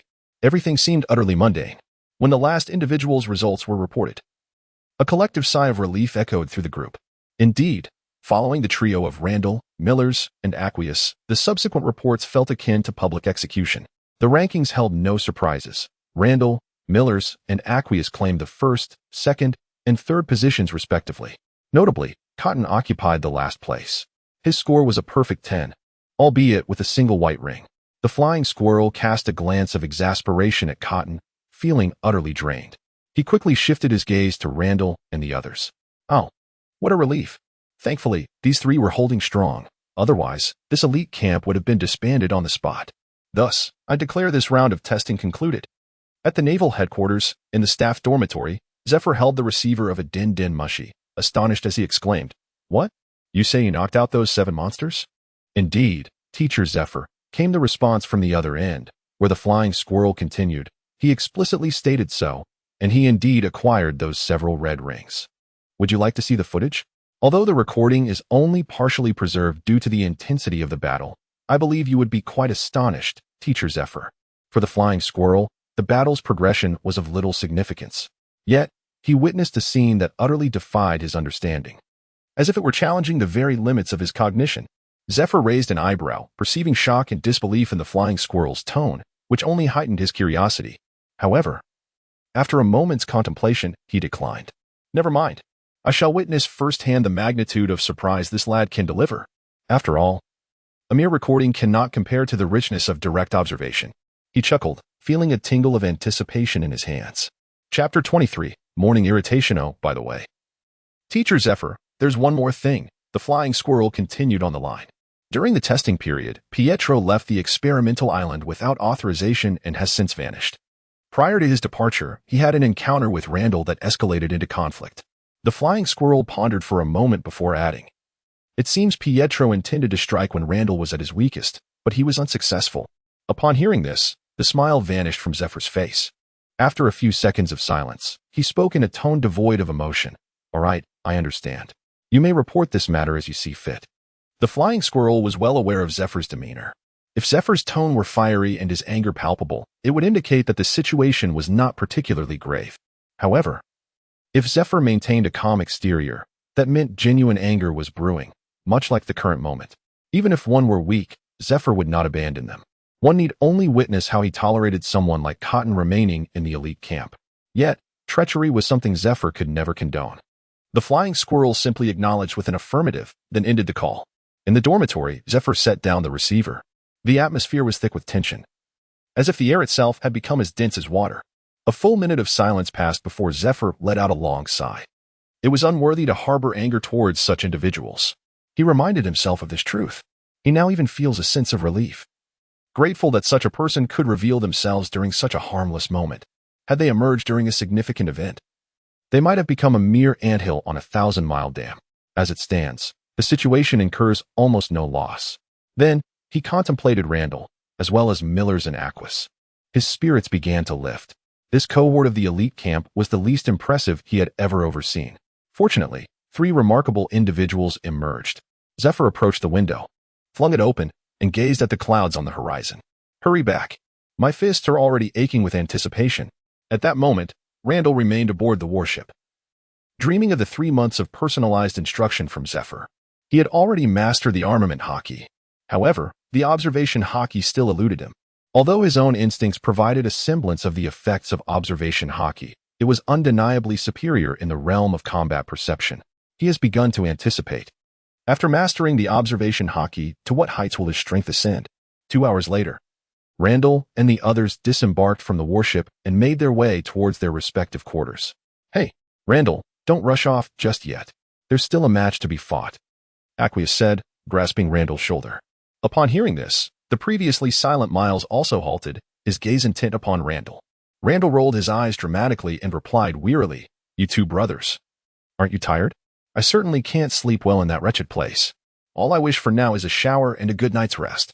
Aqueous retorted, "So when do you plan to sleep? When will we finally commence the battle? A battle fanatic like you shouldn't need rest." With a sigh, Randall replied, "Do you really crave a beating that much? Let's talk about it after I wake up." At this, Aqueous felt a surge of indignation.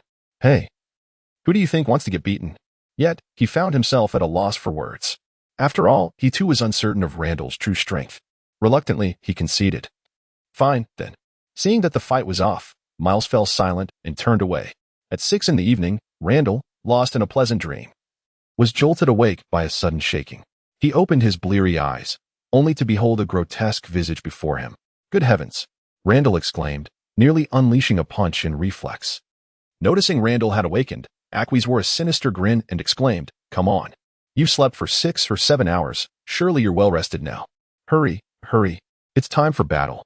Randall fell silent for a few moments, inhaling deeply before exhaling. This act alleviated, albeit slightly, the murderous impulse simmering within him. Observing Randall's dazed expression, Aqueous swiftly yanked him from the bed, urging, "Hurry up. Old meat is already waiting at the training grounds. Move it, move it." Randall took another deep breath, almost succumbing to the resurging bloodlust. "Stop dawdling. Change your clothes. Get tough. Clench your fists." Randall tightened his fists, producing a creaking sound. Aqueous' ears perked up, and he curiously inquired, "What is that noise? What is that noise? Is it the sound of your bones cracking?" Randall replied calmly, "It's nothing. You go ahead to the training grounds. I will join you shortly." With that, he cast a serene glance at Aqueous, who shuddered involuntarily at the moment. He ran his fingers through his slightly prickly short hair, a sense of impending disaster washing over him. Oh, never mind, as long as he could fight. That was all that mattered. So let's hurry then. I'm off. With that, he strode away, brimming with excitement. After he departed, Randall stood in a daze for several seconds, then let out a heavy sigh and began to change his clothes. As he changed, he muttered, "You big fool, just wait until I get my hands on you." A few minutes later, within the familiar training grounds, Randall, now dressed appropriately, entered with a calm demeanor. Some individuals may appear tranquil on the surface, yet beneath lies a tumultuous undercurrent that remains unfathomable to others.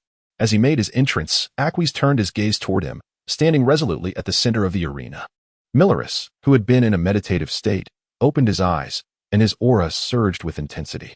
Randall approached the two with leisurely strides that could exasperate Aqueous, and casually declared, "You both, come at me together. We mustn't dawdle. Let us finish this, and then we can dine." Aqueous inhaled sharply, such audacity. To challenge them both simultaneously, and to insist on urgency? Yet, neither Aqueous nor Millerus were individuals to be ensnared by trivialities. They were acutely aware that their individual strength paled in comparison to Randall's. Thus, engaging in a 2-on-1 confrontation was hardly something they could object to. Yet, what was the source of that lingering discontent? This was, after all, your assertion. Without any forewarning, Aqueous unleashed a punch aimed squarely at Randall's face. The sound of his fist slicing through the air was jarringly piercing. In the face of such a formidable blow, Randall neither flinched nor evaded. He simply extended a hand. Aqueous hesitated momentarily, then quietly intensified the force behind his strike. "I'll show you not to underestimate me. This punch will leave you disfigured." However, Randall's outstretched hand met the blow with unwavering steadiness. His fingers clenched tightly, grasping Aqueous' fist, and then he flashed a grin, revealing his bone-white teeth. Subsequently, amidst Aqueous' astonished and somewhat fearful gaze, Randall delivered a swift kick to his chest. With a resounding thud, the towering figure was sent flying. Chapter 24. What does it mean to have learned this? A block of iron. As the massive foot descended upon him, Aquas hurriedly raised his defenses. Then, with a loud impact, an overwhelming force struck him, propelling him through the air. He soared a good 7 or 8 meters before finally landing and sliding several more meters before coming to a halt. He rubbed his somewhat aching chest. Momentarily lost in thought. The disparity was rather overwhelming. He recalled that previously he had held the upper hand in sheer strength. Yet, in the brief span of merely 3 days, Randall had not only caught up to him but had subtly surpassed him. This was simply exhilarating. He clenched his fists and revealed a sinister smile, igniting a fierce determination within him. Beside him, Miller was taken aback upon witnessing Aquas falter in strength. However, strength was never his forte. His blade had been unsheathed, and in the blink of an eye, he appeared to the left of Randall, bringing the sword down with force. Yet, in the face of the glimmering edge, Randall did not flinch. Instead, as before, he extended a hand, seemingly intent on meeting the swordsman's brilliance with nothing but his bare palm. Miller's gaze flickered, instinctively causing him to temper his strength. However, in the next moment, a sharp clang resonated as the blade met Randall's hand, as if striking upon tempered steel. The reverberation from the hilt sent a tingling sensation through his grip. He was taken aback and quickly withdrew, sheathing his blade. Subsequently, a flicker of emotion crossed his previously impassive visage. An iron block? No. An iron block should not possess such formidable power. He gazed at the hand that had withstood his strike without so much as a blemish, and a tumult of emotions surged within him. It was essential to understand that this was not a mere flying slash. This was a direct cut from a swordsman wielding the blade of his own sword. This was no jest. Aquas was equally astonished. He was acutely aware of the razor-sharpness of Miller's blade. Logically, even if one were to utilize an iron block, it should have been effortless to inflict a wound, if not cleave it asunder. Randall chuckled, retracting his hand, and addressed the astonished duo. Aren't you curious about how I vanquished the crimson-rank beast? Well, behold. With that, Randall extended one hand to showcase it. Upon witnessing this, the two could not afford to remain in awe, and they focused intently on him. However, in the next moment, they beheld a sudden inky darkness enveloping Randall's formerly fair fingers. Once this darkness materialized, it rapidly ascended, coating his entire palm in a layer of black. This is... Aquas stumbled over his words, while Milan's gaze fixed upon the abyssal hue, his pupils contracting sharply. Both were knowledgeable individuals. They certainly recognized what this phenomenon entailed.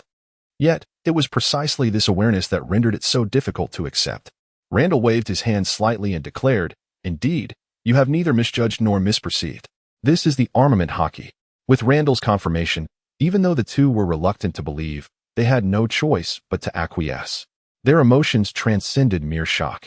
They were engulfed in terror and astonishment. It felt as though a thunderous explosion had detonated within their minds, leaving them in a state of utter blankness.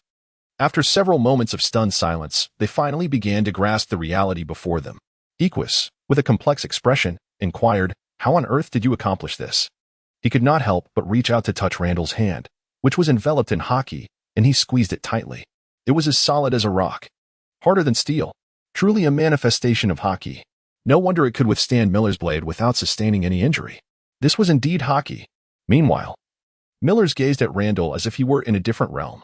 In his mind, the scene of his first encounter with Randall suddenly resurfaced. At that time, Randall was still quite inexperienced. A mere casual slash from him had left the young man utterly exhausted. Yet, despite his disheveled state, his eyes remained bright. Now, however, the same individual could effortlessly counter his full-force strike, engaging in casual banter with unparalleled composure and confidence, his eyes still gleaming with that same brilliance. For a moment, two figures transcended time and space, gradually merging in his thoughts. Randall remarked, it was indeed a stroke of luck. I originally had no idea how to do that. But those few red-level beasts actually possess the ability of Haki. I was quite taken aback at the time, and then I learned. Upon hearing that the beasts could wield Haki, both Millis and Aquas were momentarily taken aback. They felt a wave of relief wash over them for not having recklessly put themselves in danger, but soon a tinge of disappointment and regret settled in. Then, upon hearing Randall's nonchalant words, they were left speechless. What do you mean you just learned it? Please explain. What on earth does you just learned it even mean? Is there a causal relationship between the beasts wielding Haki and your ability to learn it? By the divine, you simply learned it. This guy truly acts as if he's above it all. Noticing the intensity of their emotions, Randall hastened to clarify. At that time, I accidentally wandered into the territory of a beast. However, my strength was quite feeble. I couldn't possibly withstand it.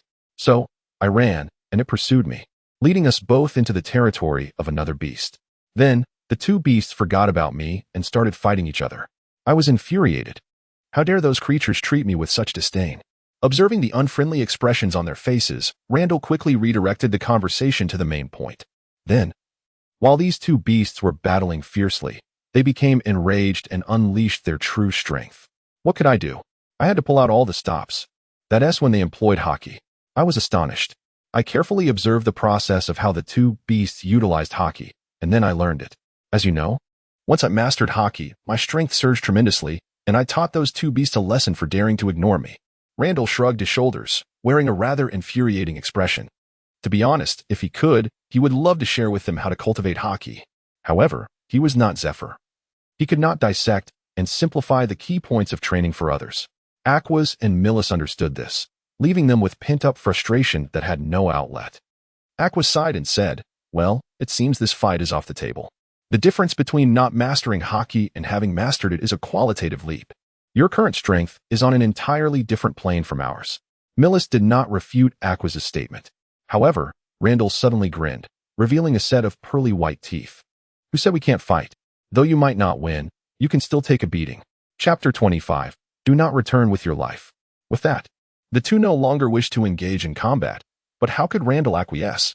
He wouldn't feel satisfied until he avenged the grievance of being dragged from his bed. Today, he would ensure that these two troublesome fellows gained a few extra pounds. He smirked, revealing his pearly white teeth, and said with a laugh, "Who says we can't fight? While you may not win, you can certainly endure a beating." Iskis and Miller's expression stiffened. Why did it suddenly feel so chilly? This is unnecessary, isn't it? Oh, right. It's time for a meal. Let us indulge in some food. Iskis exclaimed dramatically. He then attempted to make a swift exit. However, after only a few steps, he awkwardly halted. At some point, Randall had positioned himself directly in front of him. He chuckled awkwardly and said, "Let's eat." However, Randall remained unfazed and replied, "Science indicates that one tends to relish meals more after enduring a scuffle, not that I recommend a beating, of course." A twitch appeared at the corner of Aquas's mouth. "Do you think I believe your nonsensical ramblings?" It dawned on him. So that's how it is. Ha ha ha, you were quite knowledgeable." Aquas obediently returned to Miller's side. Miller cast a disdainful glance at Aquas, muttering, "What a disgrace. Look, he hasn't budged an inch." After all, he understood that even fleeing would be futile. It was better to simply endure the beating. Then I shall commence." Randall cracked his knuckles, emitting a series of ominous creaks. Each sound resonated in the ears of Miller and Aquas like thunder rolling in the distance. With a sinister grin, Randall approached the duo, who, despite their usual imposing stature, one was a brawny figure with bulging muscles, and the other a calm and collected swordsman, now appeared as timid as little rabbits before a wolf. Trembling in fear. Before long, the training ground echoed with harrowing sounds. Bang, bang, crack, clang, and cries of despair. "No, please. Ouch, not the face." Occasionally, passing sailors would stop to investigate the commotion, only to leave with their faces covered, unable to bear the sight. Goodness, this young man. It's unbearable. It's utterly gruesome. They've lost all semblance of humanity.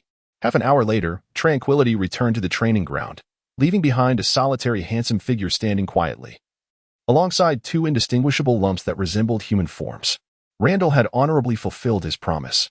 He had indeed made them plumper. All right, enough of the theatrics. You both look dreadful. But I assure you I held back. He commanded, "Get up." Quickly.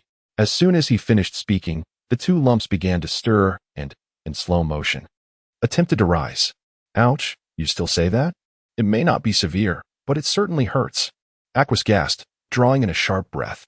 Even Miller's face, oh wait. It was so swollen now that any semblance of expression was entirely obscured. Randall looked at the two and feigned nonchalance, by the way. It's said that experiencing the effects of Haki through one's own body during actual combat can be quite beneficial for its training. So, after that little bout, experience, did you gain any insights into Haki? The two stiffened at his words. Aquas, ever the blunt one, blurted out, "Why didn't you say so earlier?" They had been preoccupied with defending themselves against the onslaught, their thoughts consumed by the agony they endured. leaving little room to ponder Haki. Randall chuckled to himself. Say it earlier? How else would you truly appreciate the pain? If they considered a beating as training, wouldn't he that render my efforts in vain? He deliberately chose this moment to speak, thereby inflicting upon them a double dose of anguish. Equus and Millers, well acquainted with Randall's mischievous glint, swiftly grasped his intentions. In an instant, their hearts brimmed with despair and indignation. What a humiliating thrashing they had endured. Observing their woeful expressions, Randall felt an invigorating sense of delight. How dare you drag me from my bed? With a satisfied demeanor, Randall turned and strode towards the exit. Indeed. The philosopher Vosh had once wisely remarked that administering a thrashing to occur before a meal can significantly enhance one's appetite. As he approached the door, Randall suddenly recalled something, exclaiming, "Oh, and do not return the swelling with your lives. Each scar upon your bodies bears my insights into the art of armament Haki. Be sure to savor it. If you were to repay with your lives, then this beating would have been utterly in vain."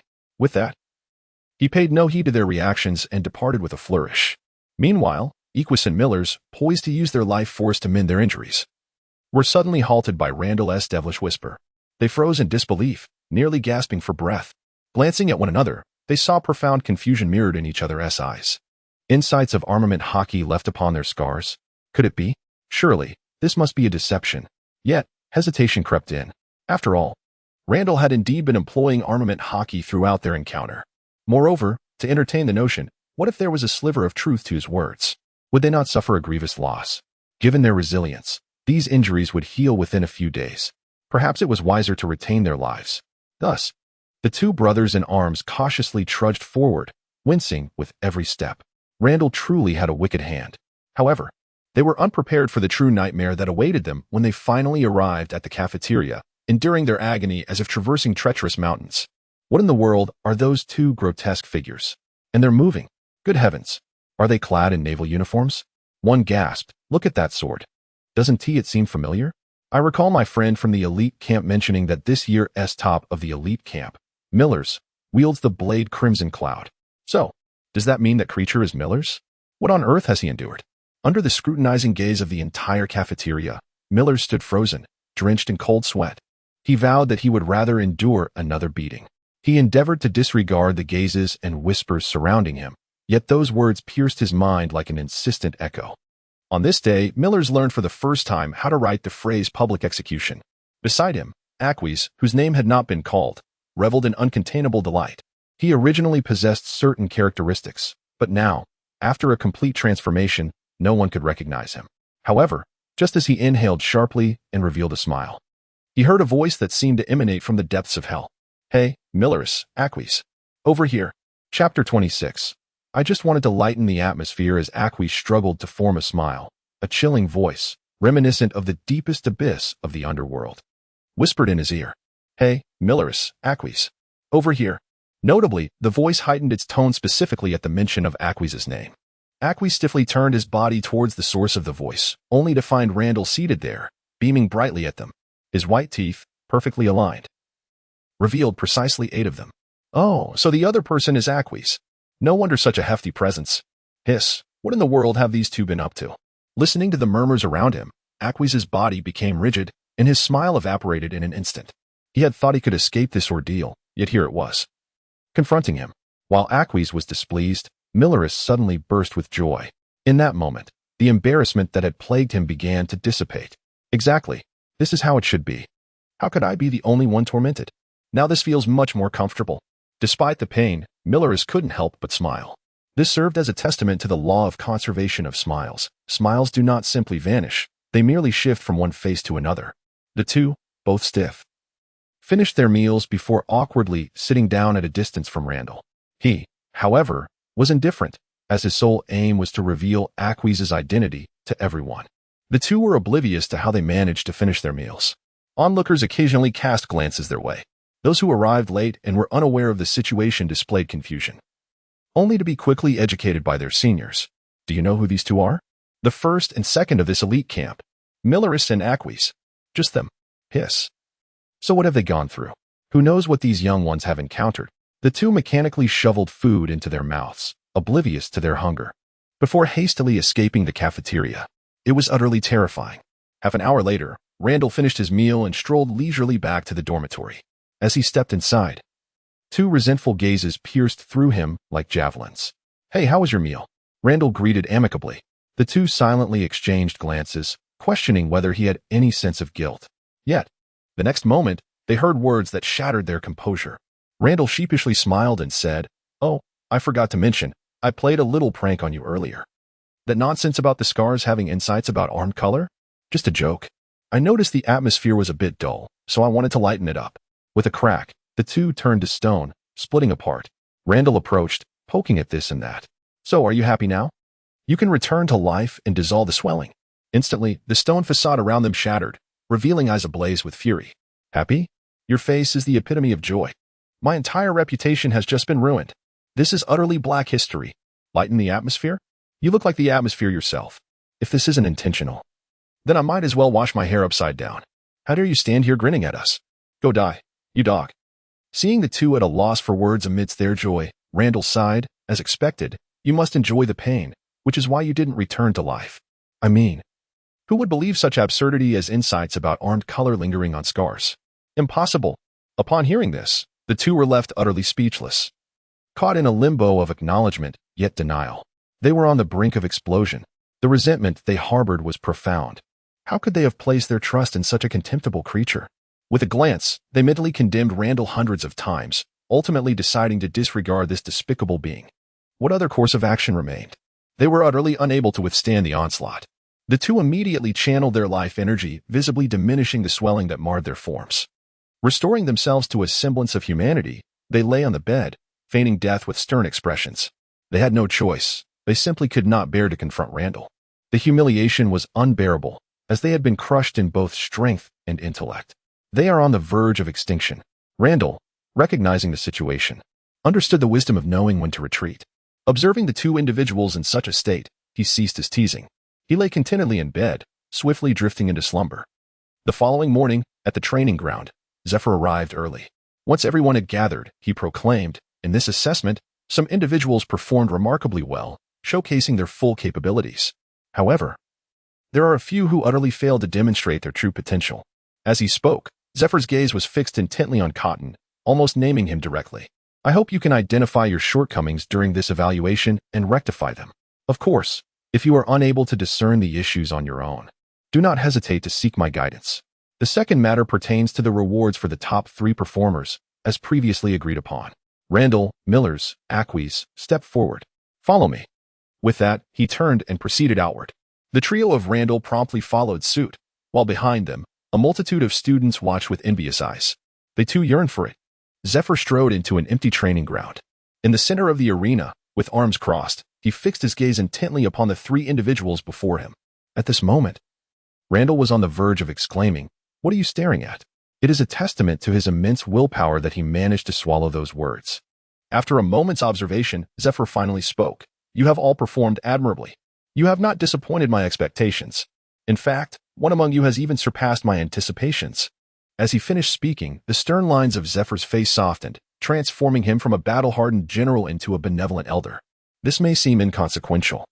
Yet Randall understood the significance of this shift. It indicated that even the slightest hint of power remained entirely under Zephyr's absolute control, enabling such a return to simplicity. Upon hearing Zephyr's praise, even the usually stoic Miles could not help but smile.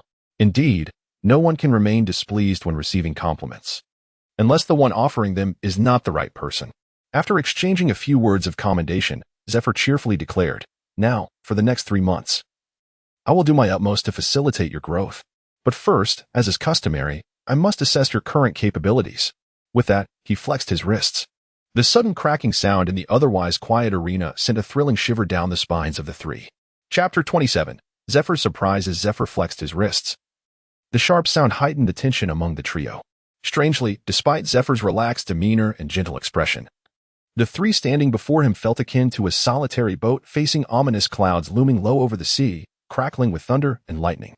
Instinctively, they readied themselves for battle. Suddenly an idea struck Zephyr.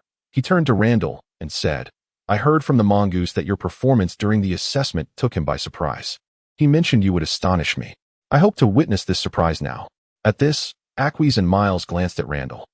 Having already listened to Randall recount the events of the assessment, they had a notion of what this surprise might entail.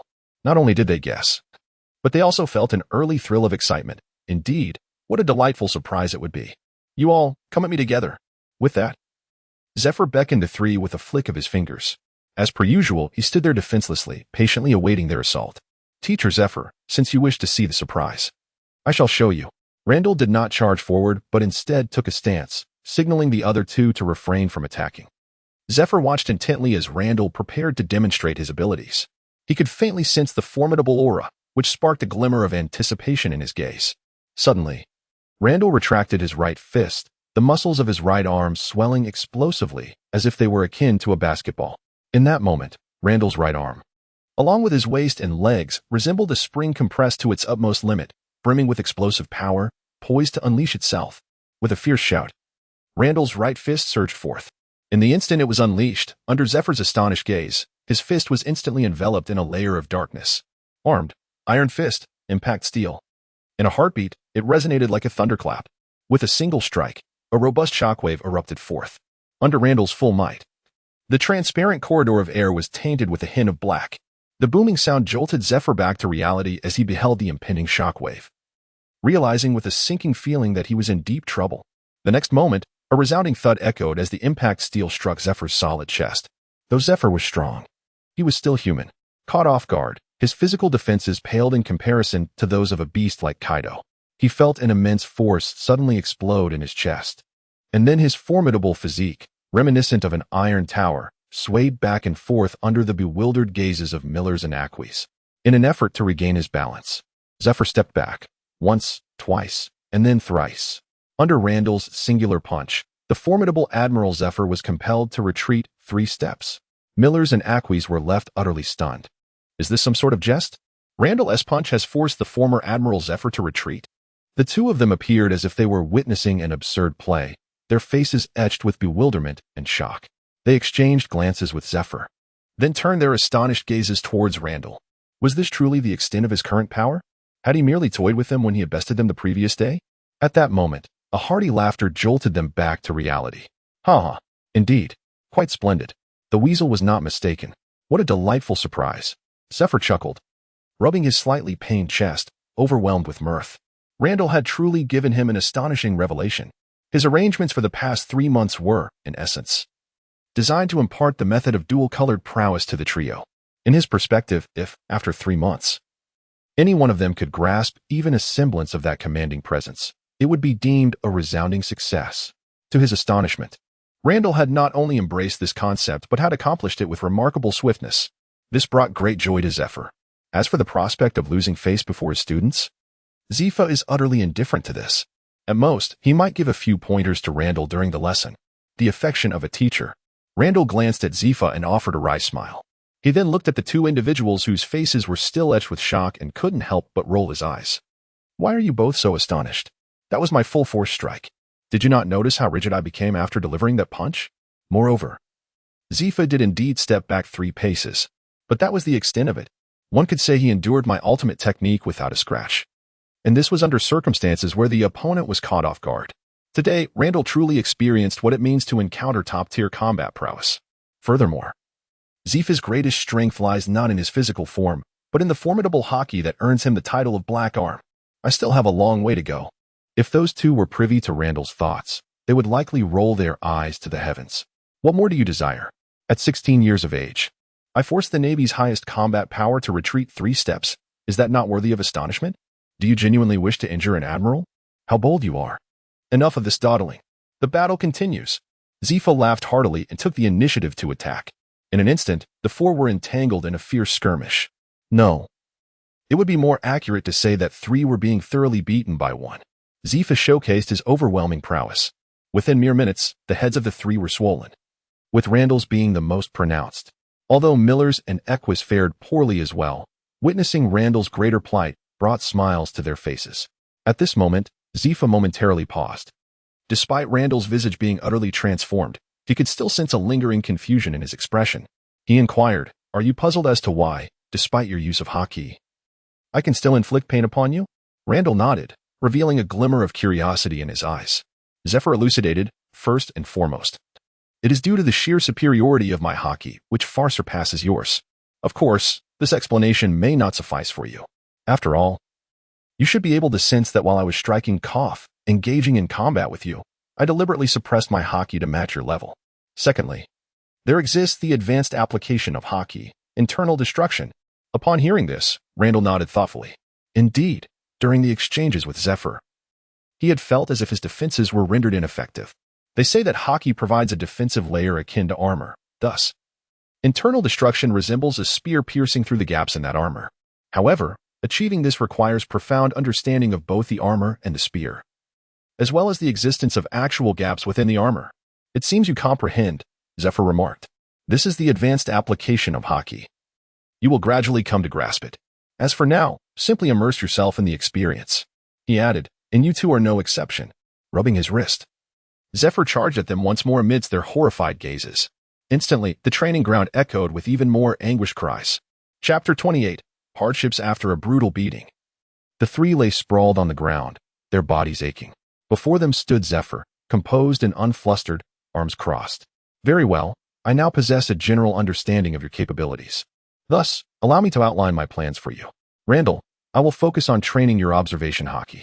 Millers and Equus, your primary task will be to master armament Haki. Should time permit after you've grasped it, I will also instruct you in observation Haki. He concluded, today's session ends here. Tomorrow morning at 7, await me here. This will be our routine. Understood. They chorused. Zephyr then departed. Teaching is no trivial endeavor. He needed to carefully devise the forthcoming training plan. Zephyr's quarters were a quaint independent building with a small courtyard. He pushed open the courtyard gate, only to find an elderly gentleman already seated within. Ah, you're back, Zhangguo said, holding a cup of tea and leisurely sipping from it. Upon seeing Zephyr return, he greeted him warmly. You old rascal. Have you come here again to swindle my tea? How could you say such a thing? I merely feared you might feel lonely. Huh. I have my delightful group of students. I am far from lonely, Zephyr retorted without hesitation. Yet, despite his words urging the old man to leave, he took a seat opposite Zhangguo and joined him in sipping tea. Ah, speaking of students, Zhangguo continued, how's that Randall faring? After all, it was you who insisted on bringing him in. Is he managing to keep up? He did not anticipate an answer, after all. Randall had only been in the elite camp for a mere month. What could possibly change in such a short span? Zephyr smiled mysteriously. Take a wild guess. Think big. Sengoku was taken aback. Did this imply that Randall had made significant progress in the past month? Could it be that his strength had already surpassed that of Pietro? Although the last battle between the two had ended with Pietro fainting, Sengoku, with his discerning eye, could still perceive that Randall was not on par with Pietro in terms of power. To surpass Pietro in just a month would indeed be remarkable. At the mere mention of Pietro's name, Zephyr rolled his eyes. However, he said nothing further and continued, guess again, think even bigger. Sengoku was momentarily puzzled. Was there an even greater advancement? After pondering, he tentatively proposed, could it be that he is now capable of holding his own against those three monsters? To be honest, even he found this speculation somewhat implausible. Yet, to his surprise, Zephyr maintained his enigmatic demeanor. Guess again. Keep guessing. Sengoku grew impatient. You old trickster. What are you playing at? Guessing is futile. Just tell me. Zephyr, undeterred, relished in the suspense he had created, disregarding the gradually darkening expression of the warring states. He spoke languidly. Thus, it can be said that your imagination is rather limited. Randall's current strength has completely surpassed that of Miller. What? The warring states exclaimed in astonishment. Are you certain? Do you comprehend what you are saying? Zephyr observed the reaction of the warring states with great satisfaction. It was not that I was being overly dramatic. Rather, Randall was simply beyond comprehension. So, how did he achieve this? It has only been a month. A mere month. If my memory serves me right, you mentioned that Miller's strength was nearing that of a swordmaster. The warring states continued to express his disbelief. Zephyr sighed. Indeed. I was equally astonished before. Yet, this is the reality. In the span of just 1 month, Randall has evolved from an inconsequential fighter to someone capable of effortlessly defeating Miller. What astonishes me even more is that he learned to use Haki without any guidance from me. His talent may surpass my expectations. Sengoku, mastering Haki in a month is indeed impressive. Zephyr, no. To be precise, he learned it in just 1 day. Then, Zephyr recounted the process by which Randall acquired Haki. As anticipated, Sengoku was once again astounded. He fell silent for a few seconds before uttering 2 words, monster. Simultaneously, he silently pondered that such a creature should indeed remain within the Navy. Enough about him. Let's swiftly discuss why you sought me out, Zephyr said. Could it not simply be that I miss you? Enough of that. Spare me the flattery. Hurry. Sengoku chuckled awkwardly and replied, all right. The truth is that old coot carp has taken a leave of absence. Mysteriously, I have no idea what he is up to. I merely wish to inquire if he had mentioned anything to you. Zephyr shook his head. No, I wasn't even aware he had taken leave. Sengoku had not held much hope, and upon hearing this, he merely sighed deeply, cursing Carp's unreliability inwardly. The following morning, Zephyr summoned his student, Shiozua. He was to guide Millers and Aquis in their initial training of armament Haki. To his surprise, Aquis and Shiozua, standing side by side, appeared quite compatible. Meanwhile, Zephyr commenced Randall's training in observation Haki. However, the learning process for observation Haki proved to be rather unfruitful. You mean to say that the so-called chi within you can serve the purpose of observation Haki, rendering this training utterly futile? Zephyr mused, stroking his chin. Randall managed a wry smile and nodded in agreement. He did not anticipate that his first setback would occur in the realm of observation Haki. Truly, it is a double-edged sword. It can be both a boon and a bane. While his aura allowed him to experience observation Haki prematurely, it simultaneously dulled his sensitivity to it, rendering the awakening of this ability exceedingly challenging. After pondering for a moment, Zephyr remarked, it can actually be resolved quite easily. Upon hearing this, Randall's eyes sparkled with curiosity as he gazed at Zephyr.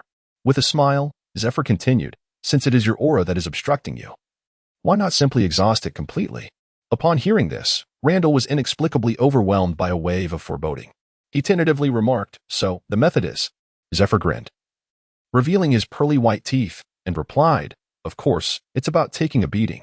You cannot employ armed color. Instead, you must use your energy for defense. I assure you it will be depleted soon enough. There is nothing that cannot be resolved with a good thrashing. If there is, then 2 thrashings will suffice.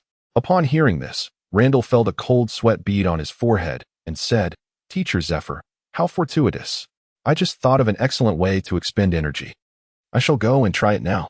With that, he prepared to dash off. However, his speed was no match for Zephyr. With a mere flick of his wrist, Zephyr caught him as one would a fledgling chick. No rush. Let us deal with the beating first. Chapter 29. Observation Haki acquired. Time swiftly passed between pain and pleasure. The joy belonged to Zephyr, while the agony was endured by Randall and his companions. Regardless, the trio received their daily dose of thrashings without fail.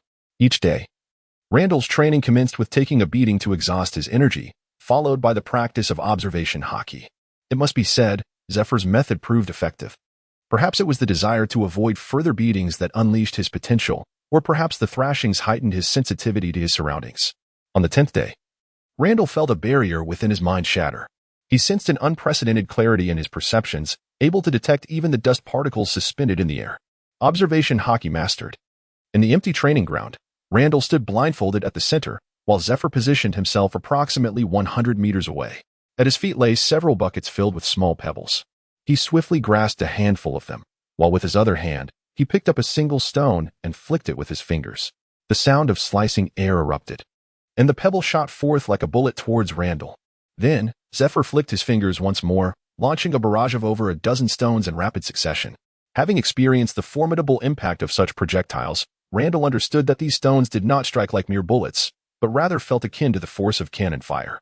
After all, each pebble was enveloped in a terrifyingly pure manifestation of armament Haki. Meanwhile, with his eyes closed, Randall activated his observation Haki, deftly evading every pebble that came his way. However, Zephyr offered him no respite. He directly scooped up another handful of stones and hurled them into the air. Again and again, he unleashed volley after volley, as the stones rained down upon Randall with the ferocity of a tempest. From Randall's perspective, it appeared as if walls made entirely of stones were crashing down upon him. He found it increasingly difficult to evade, under such a high-intensity and highly focused training regimen. Even with his stamina, he began to struggle. In just an hour, he was already drenched in sweat. Another half-hour passed.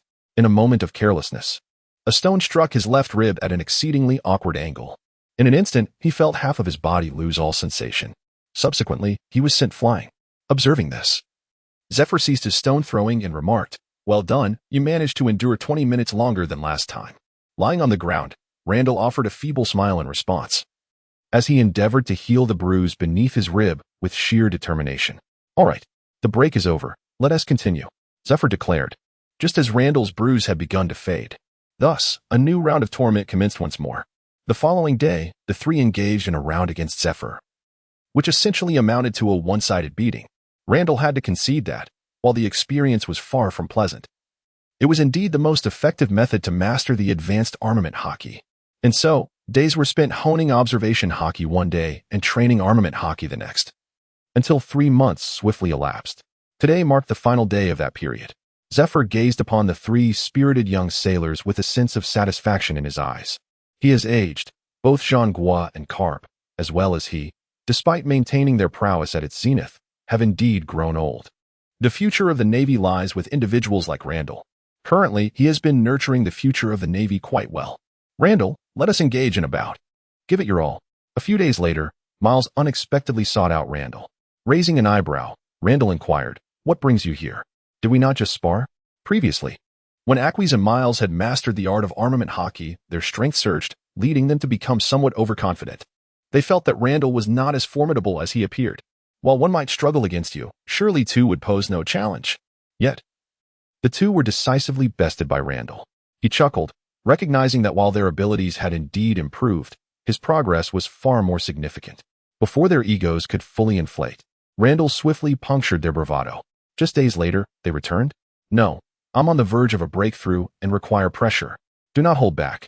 Randall responded, "A breakthrough? A swordsman, you say? Very well, I shall oblige." Following Miles' breakthrough, he found himself able to wield his blade more adeptly. An hour later, Miles struggled to maintain a grip on the hilt with his right hand. His left hand was severed, and the bones in his body were shattered beyond recognition. His chest was soaked in blood. It is a miracle that he is still standing. Yet, his eyes shone with an extraordinary brightness. He gazed at the halted Randall and exclaimed, "Not enough. Almost there. Keep going." Randall pondered for a moment if he required pressure to transcend like Miller's. Then he ought to unleash an even greater fervor. Resolutely, he gritted his teeth and chose to heed the advice. At worst, he could carry him to the hospital afterward. Under Randall's formidable blows, Miller struggled to withstand the onslaught. Each strike inflicted excruciating pain upon him. His hands began to betray him, and his senses grew increasingly dim. Even the most vital blade of a swordsman felt unsteady in his grip. Yet, as his condition deteriorated, his eyes shone ever more brilliantly. At a certain moment, after he deftly evaded Randall's punch, he finally heard it, the whisper of the wind. The wind revealed to him that there lay the enemy's most vulnerable point. He should strike in that direction. In that moment, his eyes shone with an unparalleled brilliance, and his once feeble right hand, as if revitalized by a sudden flash of light, firmly grasped the hilt of the sword. Following the guidance of the wind, he unleashed a powerful slash. A sharp sound echoed as blood splattered forth. Randall gazed in astonishment at the wound on his chest, then turned to look at Miller. With this decisive blow, Miller's aura transformed entirely. His presence became piercing, as if capable of severing anything in its path. On this day, the future admiral of the Red Clouds, feared by pirates, Miller, under the pressure from his friend Randall, successfully experienced the breath of all things and stepped into the realm of the Swordmaster. Yet, mere moments after his ascension, Miller succumbed to unconsciousness due to his severe injuries. Randall, speechless, glanced at the man, sighed, and muttered, "I owe you this." He then hoisted Miller over his shoulder and made his way to the hospital. The next day, Aquis learned of Miller's remarkable leap in strength and was left utterly dumbfounded. Aquis was quite self-aware. He had already given up on Randall, deeming him a monster. However, he believed he still had a chance to surpass Miller. Yet, just as he glimpsed a flicker of hope for catching up, he found himself distanced once again. Deeply shaken, Aquis, upon realizing that Miller's breakthrough was aided by Randall, immediately seized Randall and rushed toward the training grounds. He too must break through. When someone willingly sought a confrontation, Randall was more than eager to oblige. He promptly delivered a satisfying beating, and then departed with a sense of rejuvenation, leaving behind a lifeless form questioning its existence. A charlatan, what use is there aside from pain? Chapter 30. The eccentric at present, Randall has mastered the Marine 6 techniques, the return of life, and the dual-color Haki. It can be said that he has absorbed all that he could learn. What remains is his relentless practice and the development of his own unique offensive techniques. At this moment, Randall sits cross-legged in a tranquil space. He immersed himself in the sensation of the energy coursing through his body. Though he had mastered the techniques of armament Haki and observation Haki, Randall had not relinquished his focus on this energy. He understood all too well that his true strength lay in this very essence. It was his unique advantage. The hierarchy of power in this world remained ambiguous. Yet one thing was unequivocal. The realm of the four emperors stood in stark contrast to that of those beneath them. Among the four emperors, there existed both the formidable and the feeble, but when it came to battle, unless the weaker party fought with unwavering resolve, victory was seldom in question. His energy was the foundation upon which he could truly surpass the four emperors. Randall sat quietly, his eyes firmly shut, his breath steady, resembling one in slumber. However, if a powerful being were to observe him through the lens of observation Haki, they would witness a liquid-like white energy swirling around him. This energy, akin to solar prominences, danced and flickered around Randall. In the next moment, he brought his palms together, forming claw-like shapes. With a mental command, the boiling energy gradually converged between his hands.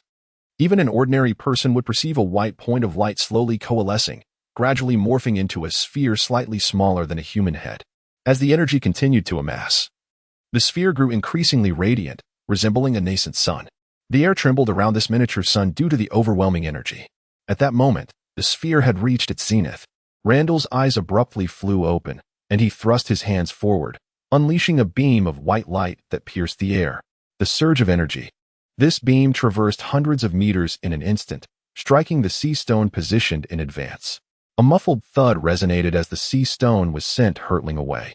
The beam continued its trajectory, cleaving through the sky and creating a void in the clouds before gradually dissipating into the atmosphere. Randall, meanwhile, maintained his pose of thrusting hands forward, not out of arrogance, but because he was momentarily stunned. After a considerable pause, he regained his composure and rose to his feet, sniffing the air to catch a whiff of the earthy aroma, an indication of ozone. Moments later, Randall located the sea stone that had been propelled away. Upon inspection, he noted the unmistakable indentation left upon it. Satisfied with this outcome, he nodded approvingly. Realizing that his endeavor in developing this imitation of the Kamehameha technique had proven remarkably successful. His current strength is still quite feeble, but once he enhances his abilities, it would not be impossible for a single surge of energy to obliterate an entire island. What does it mean to be a humanoid walking king of the underworld? Major Tier. A target vessel has been spotted ahead. A soldier, clutching a telescope, hurriedly descended from the lookout tower to report to a Navy officer draped in a cloak of justice. Upon hearing this, Major Tier promptly exclaimed, "Excellent. Fire the cannons. Quickly. Bombard them to halt their advance." At that moment, a pirate ship sailed forth with the wind. The pirate flag, fluttering high above, depicted a skull crossed not with swords, but with two chainsaws. On the deck of this pirate vessel, a raucous banquet was underway, where pirates indulged in a feast of meats, wines, and fruits, shoveling food into their gaping mouths with greasy hands. The captain of the ship, with emotionless eyes, observed his crew reveling in their merriment while he silently stood apart, sipping his drink, as if the jubilation had nothing to do with him. However, in the next instant, a sharp sound cut through the celebratory atmosphere. Boom! The cannonball struck the water beside the pirate ship, sending up a spray of white foam. The once tranquil sea erupted into chaos, tossing the pirate vessel about and disrupting the festivities. The banquet was now in disarray. Yet, the captain, who had remained silent until now, suddenly displayed a glint of excitement in his eyes, as if the ensuing turmoil was far more captivating than the previous revelry. Cannonballs continued to rain down, accurately landing around the pirate ship, causing it to bob violently on the waves and leaving the pirates in a daze. "Sir, are we not going to directly attack the pirate ship?" The first mate could not help but inquire. Major Tier furrowed his brow and replied, "The villagers reported that some people were taken aboard. If we strike the ship, how can we know if the casualties are pirates or civilians?" The first mate thought to mention that all those captured were women, and after being held on the pirate ship for so long, they would likely prefer death. However, he refrained from voicing his thoughts and chose to obey the captain's orders. After unleashing a volley of cannon fire, Major Tier commanded, "Cease fire. Bring the ships alongside." As the two vessels drew near enough to see each other, Tier observed the disoriented pirates, still reeling from the chaos. Yet, one figure stood apart from the rest. That person remained upright on the deck, hands naturally hanging at their sides, utterly undisturbed by the pandemonium around them. A chill ran down Tier's spine as he beheld the intensity in that individual's eyes, which conveyed a coldness more frigid than winter, mingled with a fervent excitement akin to flames. These two contradictory emotions coexisted in that gaze, raising Tyr's alarm. Soon, the two ships were alongside one another, and Tyr leapt onto the enemy's deck. The pirates were still disoriented, posing no threat. The only potential danger was that solitary figure. Yet, for reasons unknown, a sense of foreboding surged within Tyr. Was this person too peculiar? He dismissed the thought and ordered, "You handle the minions. I will deal with this one." Understood. What perplexed Tyr was that this strange individual merely allowed the Navy soldiers to dispatch the lesser pirates without any intention of intervening. This odd reaction deepened his unease. At that moment, the enigmatic figure finally spoke. "Navy." The peculiar person licked their lips with a vivid tongue, uttering those slick words, their bloodshot eyes revealing a distinct thrill. Tyr frowned and said, "You must be the captain. Are you simply going to watch?" The strange individual replied calmly, "It matters not. They are merely minions." Chapter 31. A madman the pirates imprisoned and impelled down all carried bounties. Those without a bounty were naturally executed on the spot. Yet, as the leader of these minions, this strange figure simply observed as their subordinates were slaughtered. No, it was not merely observation. More accurately, it was appreciation. Every blood vessel in his eyes betrayed a sense of exhilaration, a silent madness cloaked in stillness. Till felt a chill run down his spine, his hair standing on end. This was the instinctive fear that arises within humanity when confronted with the incomprehensible. "You must be the captain, then. Is that all you do, just watch?" The strange man, beneath his calm exterior, concealed a restless excitement, stating nonchalantly, "It matters not. They are merely pawns." He then licked his lips and suddenly broke into a grin, revealing his crimson gums. "It is for your sake that I have refrained from slaughtering them all." Teal's brow furrowed even deeper, the bizarre sensation rendering him even more hesitant to act recklessly. He inquired, "What do you mean?" Yet, the peculiar figure merely chuckled. Teal was at a loss.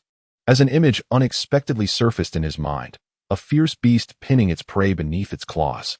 The beast did not rush to devour its catch. Instead, it lowered its head to savor the scent, relishing the moment for greater enjoyment. At that moment, an officer abruptly approached Teal, his countenance grim, and stated, "Sir, we have discovered the girls who were taken within the ship's hold. For them, I believe death would be both liberation and salvation." He recalled the scene he had witnessed earlier, and his complexion paled a few shades further. Even with his resolute spirit, he had just been violently ill. Listening to the vague account provided by his aide, Teal took a deep breath and then closed his eyes. When he opened them once more, his gaze had begun to ignite with fervor. He gazed at the grotesque figure and proclaimed, "You shall not be forgiven." The strange man chuckled and replied, "It is not entirely my doing. I merely applied some artistic embellishments after they had served their purpose." The inhuman words of the bizarre individual utterly drove Teal to the brink of madness. He ceased to ponder further, letting out a resounding roar, and like a cannonball, he surged towards the peculiar figure. He was determined to rend the mouth of that scoundrel asunder. However, what he perceived as an inevitable strike failed to connect.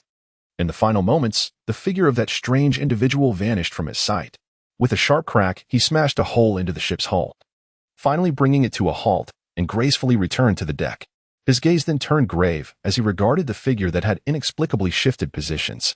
The situation had escalated. Do you know? I have grown weary of those numb villagers. Before their very eyes, I snatch away their daughters, their women. They are engulfed in fear, trembling, and weeping. I have compelled individuals to create art upon the bodies of their loved ones, which, amusingly, has stirred a few. Yet, it is but a mere handful, insufficient for my satisfaction.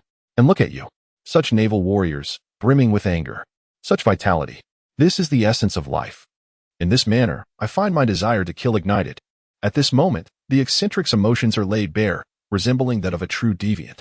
His words pierced through Tyr's ears like an enchanting melody. "You wretched scoundrel." The peculiar individual, surprisingly unfazed, suddenly calmed himself. He surveyed the surroundings of the deck, and then remarked, "Very well. However, it seems my little darling is on the verge of being annihilated. And that simply cannot be tolerated." Upon hearing this, an alarm rang in Tyr's mind. Yet, he was too late. No sooner had the strange man spoken than his figure vanished into thin air. He was suddenly jolted by a piercing sound, followed by a chaotic eruption of blood and flesh. Tyr's pupils constricted in alarm. "Stop! All!"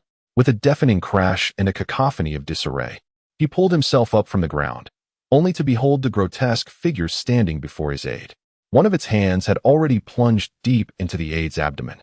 eliciting a muffled sound of slicing and stirring, accompanied by the splatter of blood and entrails. The creature observed the aide's expression with a curious delight. The aide, racked with pain, had veins bulging on his forehead, yet the life was swiftly ebbing away from him due to the excessive loss of blood. He turned his head stiffly to look at Tyr, blood spilling from his lips as he urged, "Hurry. Flee." The blood rendered his words indistinct. Yet Tyr could scarcely afford to dwell on such details. His eyes quivered wildly, causing his entire body to tremble. At this moment, the strange figure had thoroughly indulged in the spectacle. He withdrew his hand, revealing a pair of bloodied hands where fingers should have been, now replaced by 5 diminutive chainsaws, whirring and emitting a piercing, grating sound. Just moments ago, this very apparatus had been ensconced within the abdomen of the officer. With his support gone, the officer's body slumped lifelessly to the ground, blood swiftly pooling around him. The strange figure cast a glance at Teal, then lifted his foot to kick the officer towards Teal. The thud as the body hit the ground jolted Teal back to reality.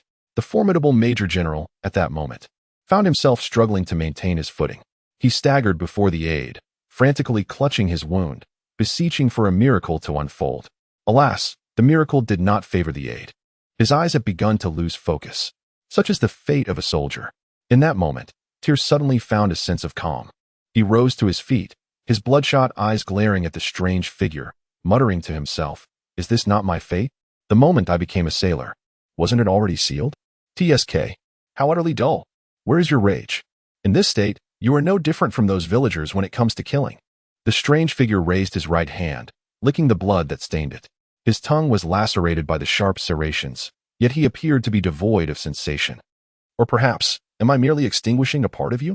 The peculiar figure cast a glance at the soldiers upon the deck of the warship. Till took a deep breath, and in an instant, his form materialized before the vessel.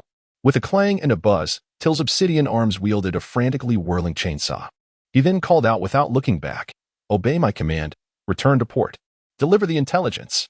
But do not concern yourselves with me. Adhere to the orders." "Yes." "Oh, do you wish for them to survive? Then after I have taken their lives, your own existence shall surely become more vibrant, will it not?" The strange figure chuckled, revealing his stark white teeth and crimson gums. A layer of darkness suddenly clung to his chainsaw. The armament color on Tyr's arm became increasingly difficult to withstand. His expression shifted dramatically as he lifted his foot to deliver a fierce kick. The strange man deftly evaded, then charged towards the departing warship. Yet, once again, Teal positioned himself firmly in front of him, gazing into those chilling eyes. He spoke with deliberate clarity, "You shall not leave this vessel before my demise." Upon hearing this, the strange man broke into a smile, exclaiming, "How intriguing, truly intriguing. I suddenly find you quite fascinating when it comes to killing." Teal calmly retorted, "Who will kill whom remains uncertain." Chapter 32. Victory shall be mine. The Chainsaw Maniac, Texas. A wielder of the chainsaw fruit, a formidable, superhuman ability. Mastery over armament Haki confirmed. The status of observation Haki remains unknown. With a bounty of 130 million, he revels in murder. Previous assessments of his strength were flawed. It is now estimated that his power has surpassed that of a rear admiral. A naval officer placed a bounty notice upon Sengoku's desk. Sengoku pressed his fingers against his temples, stating, "All right, I understand." The officer saluted respectfully and exited. The office fell into a tranquil silence. Sengoku picked up the bounty notice. The individual depicted in the photograph did not exude the chaotic malevolence typical of other pirates. Rather, he appeared remarkably composed. Yet, having heard the prior introduction, Sengoku felt he could perceive the tumultuous undercurrents hidden beneath that calm exterior. A character akin to a madman. Sengoku tossed the bounty notice onto the desk with a sigh. Yet another exceptional naval general lost, along with a cadre of splendid soldiers. At that moment, the office door swung open. An elderly man with striking purple hair strode in with a commanding aura. Upon seeing the visitor, Sengoku was momentarily taken aback. "What brings you here today?" he inquired. Zephyr shrugged, saying, "Spare me the formalities. I have no taste for such things." Sengoku burst into hearty laughter, the joy of reuniting with an old friend alleviating much of his earlier gloom. "Very well. What brings you to seek me out?" Meanwhile, he stood up, producing 2 bags of senbei from seemingly nowhere. He left a packet for himself and tossed another to Zephyr. Without hesitation, Zephyr accepted it, unwrapped it, and took a bite. After consuming half of the rice cracker, he remarked, "Those little ones are eager to graduate early now. Haha, such is the nature of youth. They are so impatient." He seemed to complain verbally, yet the joy and pride on his face were unmistakable. Sengoku paused for a moment before inquiring, graduating early? Is it Randall, Mills, and Aquas? Zephyr rolled his eyes in response. Who else could it be but those three? Only they could meet his expectations. In fact, one might say they exceeded his anticipation. Sengoku nodded, unfazed. After all, early graduations were not unprecedented. Those three individuals, monstrous in their capabilities, were already undergoing procedures to assume the role of admiral, all having graduated ahead of schedule. Sengoku continued, then let us adhere to tradition. Let us capture a pirate. If they were to graduate in the usual manner, they would merely need to follow the established protocols and complete the examinations set forth by Zephyr. Provided no unforeseen circumstances arose, their lives would be safe, as all examinations were under the control of the Navy. However, early graduation entailed a different challenge. The requirement for early graduates was singular, to independently apprehend a pirate. Moreover, the bounty of this pirate must exceed 100 million. It is important to note that this refers to a pirate with a bounty of 100 million in the Grand Line, not some trivial figure from the four seas. This was a true confrontation with piracy, a precursor to the life they would lead within the Navy, a genuine test of life and death. Nevertheless, for those bold enough to apply for early graduation, the allure of capturing a pirate may indeed be more appealing than enduring the tedious assessments. Upon hearing this, Zephyr naturally expressed no objections. Then let us hasten to procure the bounty posters. After all, due to a certain remark made by Roger, there had been a sudden influx of pirates. This would conveniently assist in alleviating the backlog of bounty posters. Sengoku sighed, rubbing his temples. That rascal Roger, even in death, could not allow for peace. He had stirred up such a tremendous upheaval. He has been exceedingly busy these days. He truly regrets having so easily dispatched that scoundrel Roger. How outrageous. Opening a drawer, he retrieved a stack of bounty notices from within. He casually flipped through the bounties from other nations, selecting those around 100 million and tossing them onto the table. This will suffice. Let them choose for themselves. Zephyr picked up the stack of wanted posters without any intention of perusing them further and turned to leave. Sengoku glanced at the barren tabletop, momentarily taken aback. Had he perhaps forgotten something? Yet, before he could ponder further, a knock resounded through the room. Come in. A naval officer entered, offering a salute to Marshal Zhangua before stating, Marshal Zhangua. Zephyr, clutching a stack of bounty notices, made his way into the training ground. Upon his arrival, the three individuals who had been diligently training immediately ceased their activities, their eyes fixated eagerly upon Zephyr. With a playful reprimand, Zephyr remarked, You all seem so eager for graduation. The trio, comprising Randall and others, merely smiled in silence. Shaking his head with a sigh, Zephyr continued, Oh, you lot. Here. Take this. That is all. Choose for yourselves. The three eagerly seized the bounty notices, flipping through them with anticipation. Millers made his selection swiftly. For the first bounty depicted a pirate wielding a knife. Though merely a photograph, Millers perceived the glint of ferocity in the pirate's eyes. This was a swordsman, an ideal adversary. Aquas also made his choice promptly. The prey he selected was a formidable opponent, much like himself. The choices made by the two drew a fleeting glance from Randall. Both had chosen adversaries that mirrored their own stature. It made one ponder whether these two were embracing a mindset of conquering themselves before striving for greater strength.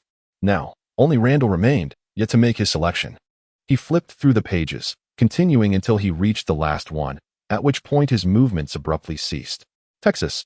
The individual depicted in the photograph bore an expressionless visage. Amidst a throng of fearsome pirates, his appearance seemed somewhat incongruous, for he exuded an unsettling calmness. Yet, for reasons unknown, Randall sensed an aura of madness surrounding this man, which piqued his curiosity. This will suffice. He ultimately made a choice.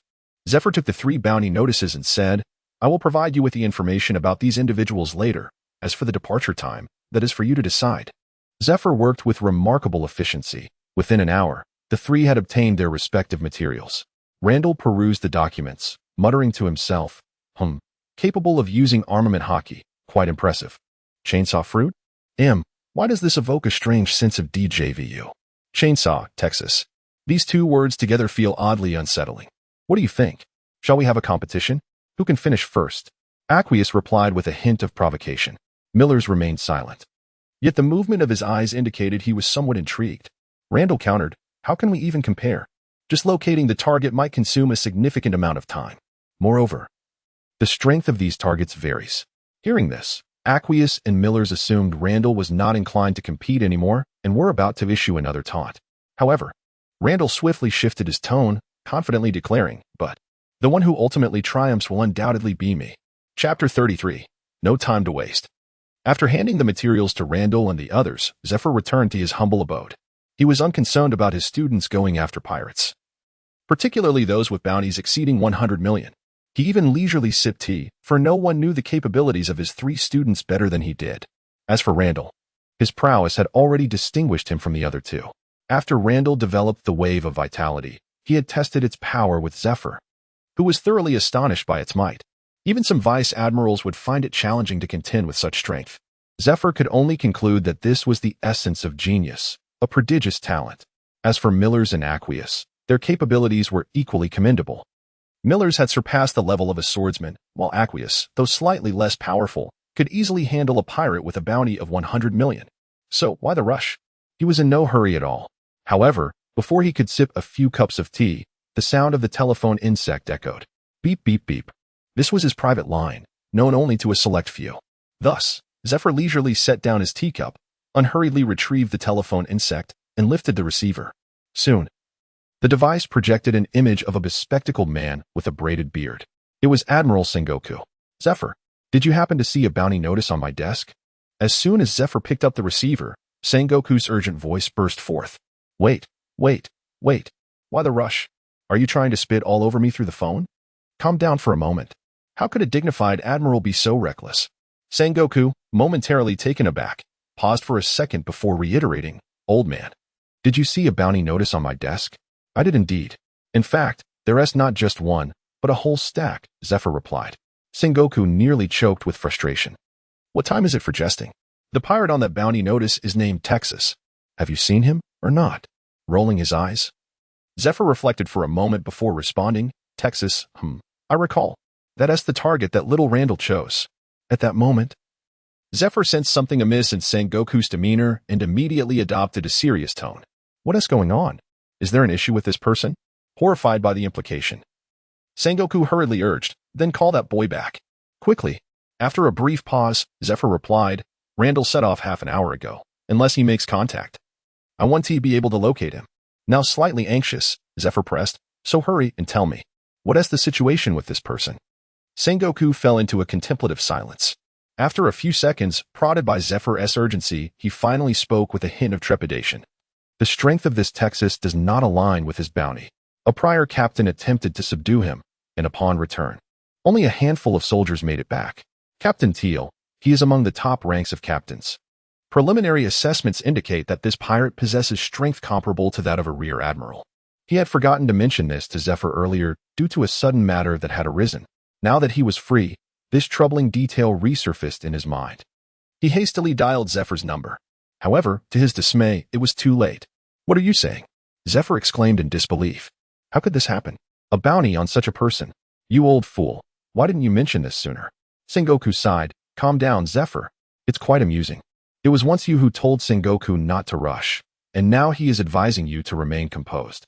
Let us refrain from discussing the bounty for now. Instead, let us ponder how to summon Randall back." Zephyr bellowed, "How can I not be anxious? Isn't he your student? He will be one of your soldiers in the future." Sengoku's remark, likening Randall's strength to that of a vice admiral, left Zephyr momentarily stunned. It had been previously stated that no one understood Randall's capabilities better than he did. Yes, Randall had recently developed a technique capable of threatening a vice admiral's might. However, it was merely a threat, not a guaranteed kill. Moreover, the technique had to connect in order to be effective. It was impossible to overcome. Randall was certainly no match for that individual. In this situation, Randall's fate appeared dire, though Zephyr did not voice it in his heart. He regarded Randall not merely as a student, but as a disciple. He could no longer remain calm. Zephyr, please, do not be so agitated. Like you, I am absolutely unwilling to see Randall come to harm. How about this? You go directly and deal with that pirate, and then Randall will not encounter him, right?" Zephyr inquired directly, "Do you know where that person is?" Sengoku fell silent for a moment before responding, "I only know that he previously arrived at Mary Island, where he plundered a village. However, that information is already a day old. In truth, if the Navy truly wishes to locate this pirate, it is indeed feasible. Yet, one cannot ascertain the extent of resources and manpower that would be consumed. Sengoku hesitated, pondering whether it was truly worthwhile for Randall. Although he possesses considerable potential, he has only been in the Navy for a mere few months. Just hold on. Zephyr paused for a moment, then abruptly ended the call.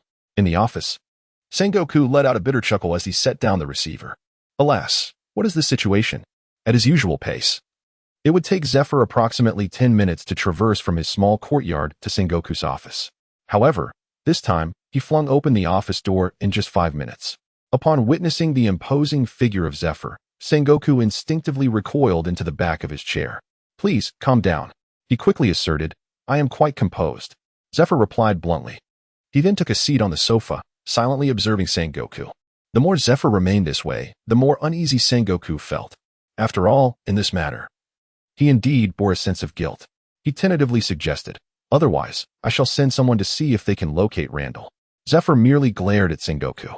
Unable to endure the scrutiny any longer, Sengoku exclaimed, What do you truly desire? Speak up. It was only then that Zephyr averted his gaze. He sighed and remarked, On my way here, I managed to calm down. I believe if Randall had known the strength of this pirate in advance, he would have chosen to confront him as well. So, let it be. Alas, this young man, Sengoku, in a daze, questioned, Just like that? Are we to disregard it? Zephyr replied earnestly, What other choice do we have? Even if we could forcibly bring Randall back now, it would only create a rift within him. This might affect his future abilities. We can only place our trust in him. Yet, despite his seemingly relaxed words, his hands clenched tightly. After all, he was a formidable force, rivaling that of a rear admiral. Sengoku nodded and stated, In that case, let it be. Chapter 34. Is it because I am handsome? While perusing comics in the original world, Randall had always harbored a question. How does the Navy manage to locate pirates? If it were not for the use of life papers, or excluding certain special devil fruit abilities, would it not be more challenging to find someone at sea than to locate an ant in the Sahara Desert? Now, Randall understood that this question was shared by the inhabitants of this world as well. Although he had previously been filled with ambition and made grand proclamations, drifting on the sea now left him feeling lost and bewildered. However, upon realizing that the two individuals across from him likely shared similar sentiments, Randall felt a sense of calm wash over him. Well, first, let us investigate that village, he thought. It was said that certain madmen enjoyed second or multiple playthroughs. Perhaps fortune might smile upon him. Texas sat quietly on the deck, occupying his own unique spot. His newly recruited lackeys had already blended seamlessly with the previous crew. Reveling on the deck, the task of enlisting new minions was remarkably effortless, for there is no shortage of individuals eager to reap rewards without exertion. Indeed, it is the rare exception who desires to toil for their gains. With a mere wave of his hand, Texas summoned a throng of people who flocked to him like ants drawn to sugar.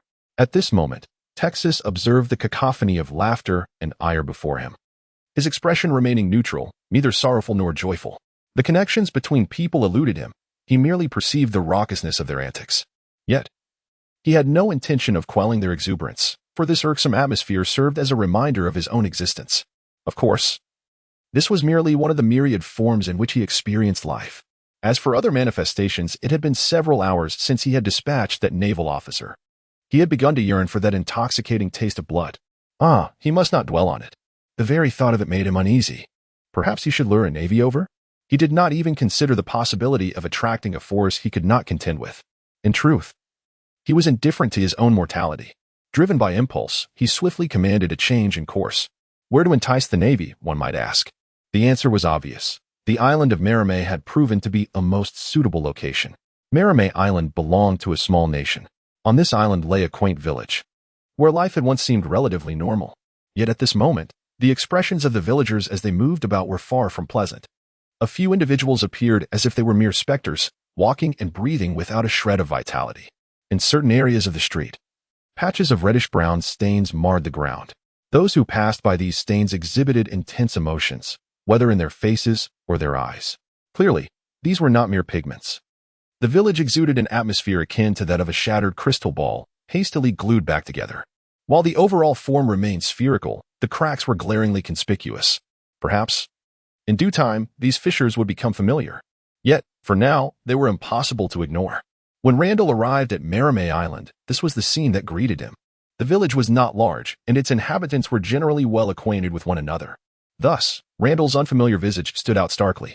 Moreover, his striking handsomeness only accentuated his presence. However, the villagers were evidently too preoccupied to acknowledge this stranger. Indeed, there was an air of apprehension towards him, as if they were startled birds, carefully avoiding Randall, fearful of drawing his attention. After all, they had learned the true meaning of hell on earth the last time a stranger had visited.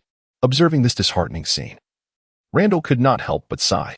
Indeed, pirates are the root of all evil. He continued to walk forward. Eventually his gaze settled upon a diminutive figure. Along his journey, he had encountered myriad expressions of indifference, timidity, fear, sensitivity, and disdain, yet the eyes of this figure were unlike any he had seen before. "Little sister, are you not afraid of me?" Randall crouched down before her.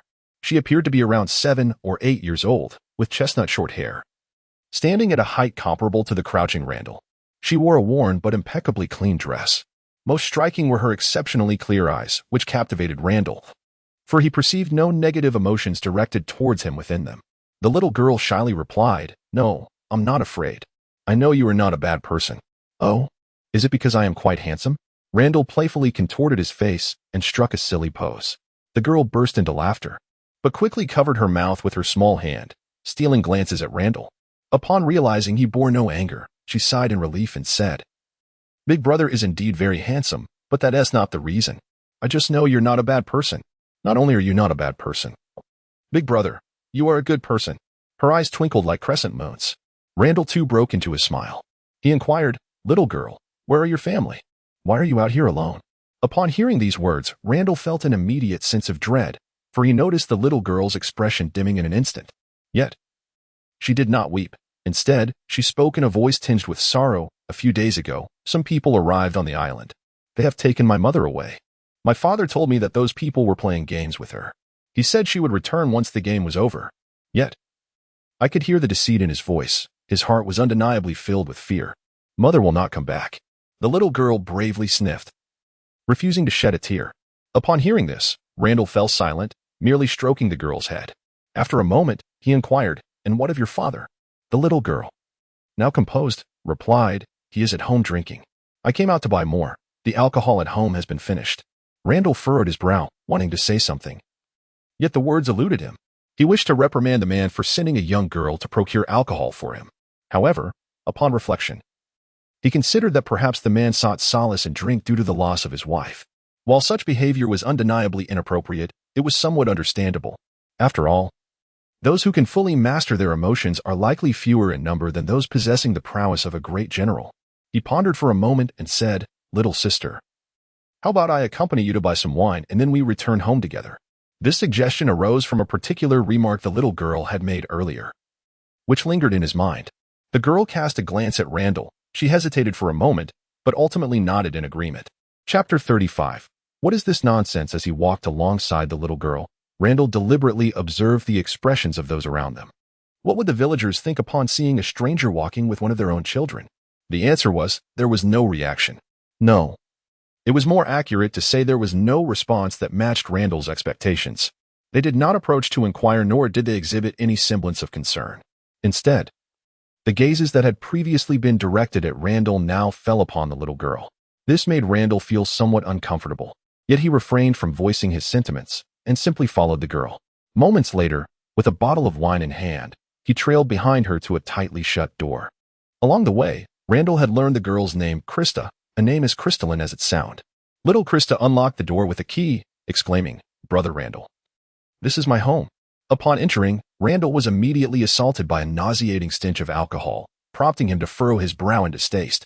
Krista called out, "Father, we have a guest," and added, "I brought the wine." At that moment, Randall heard a cacophony of clattering sounds from within the house.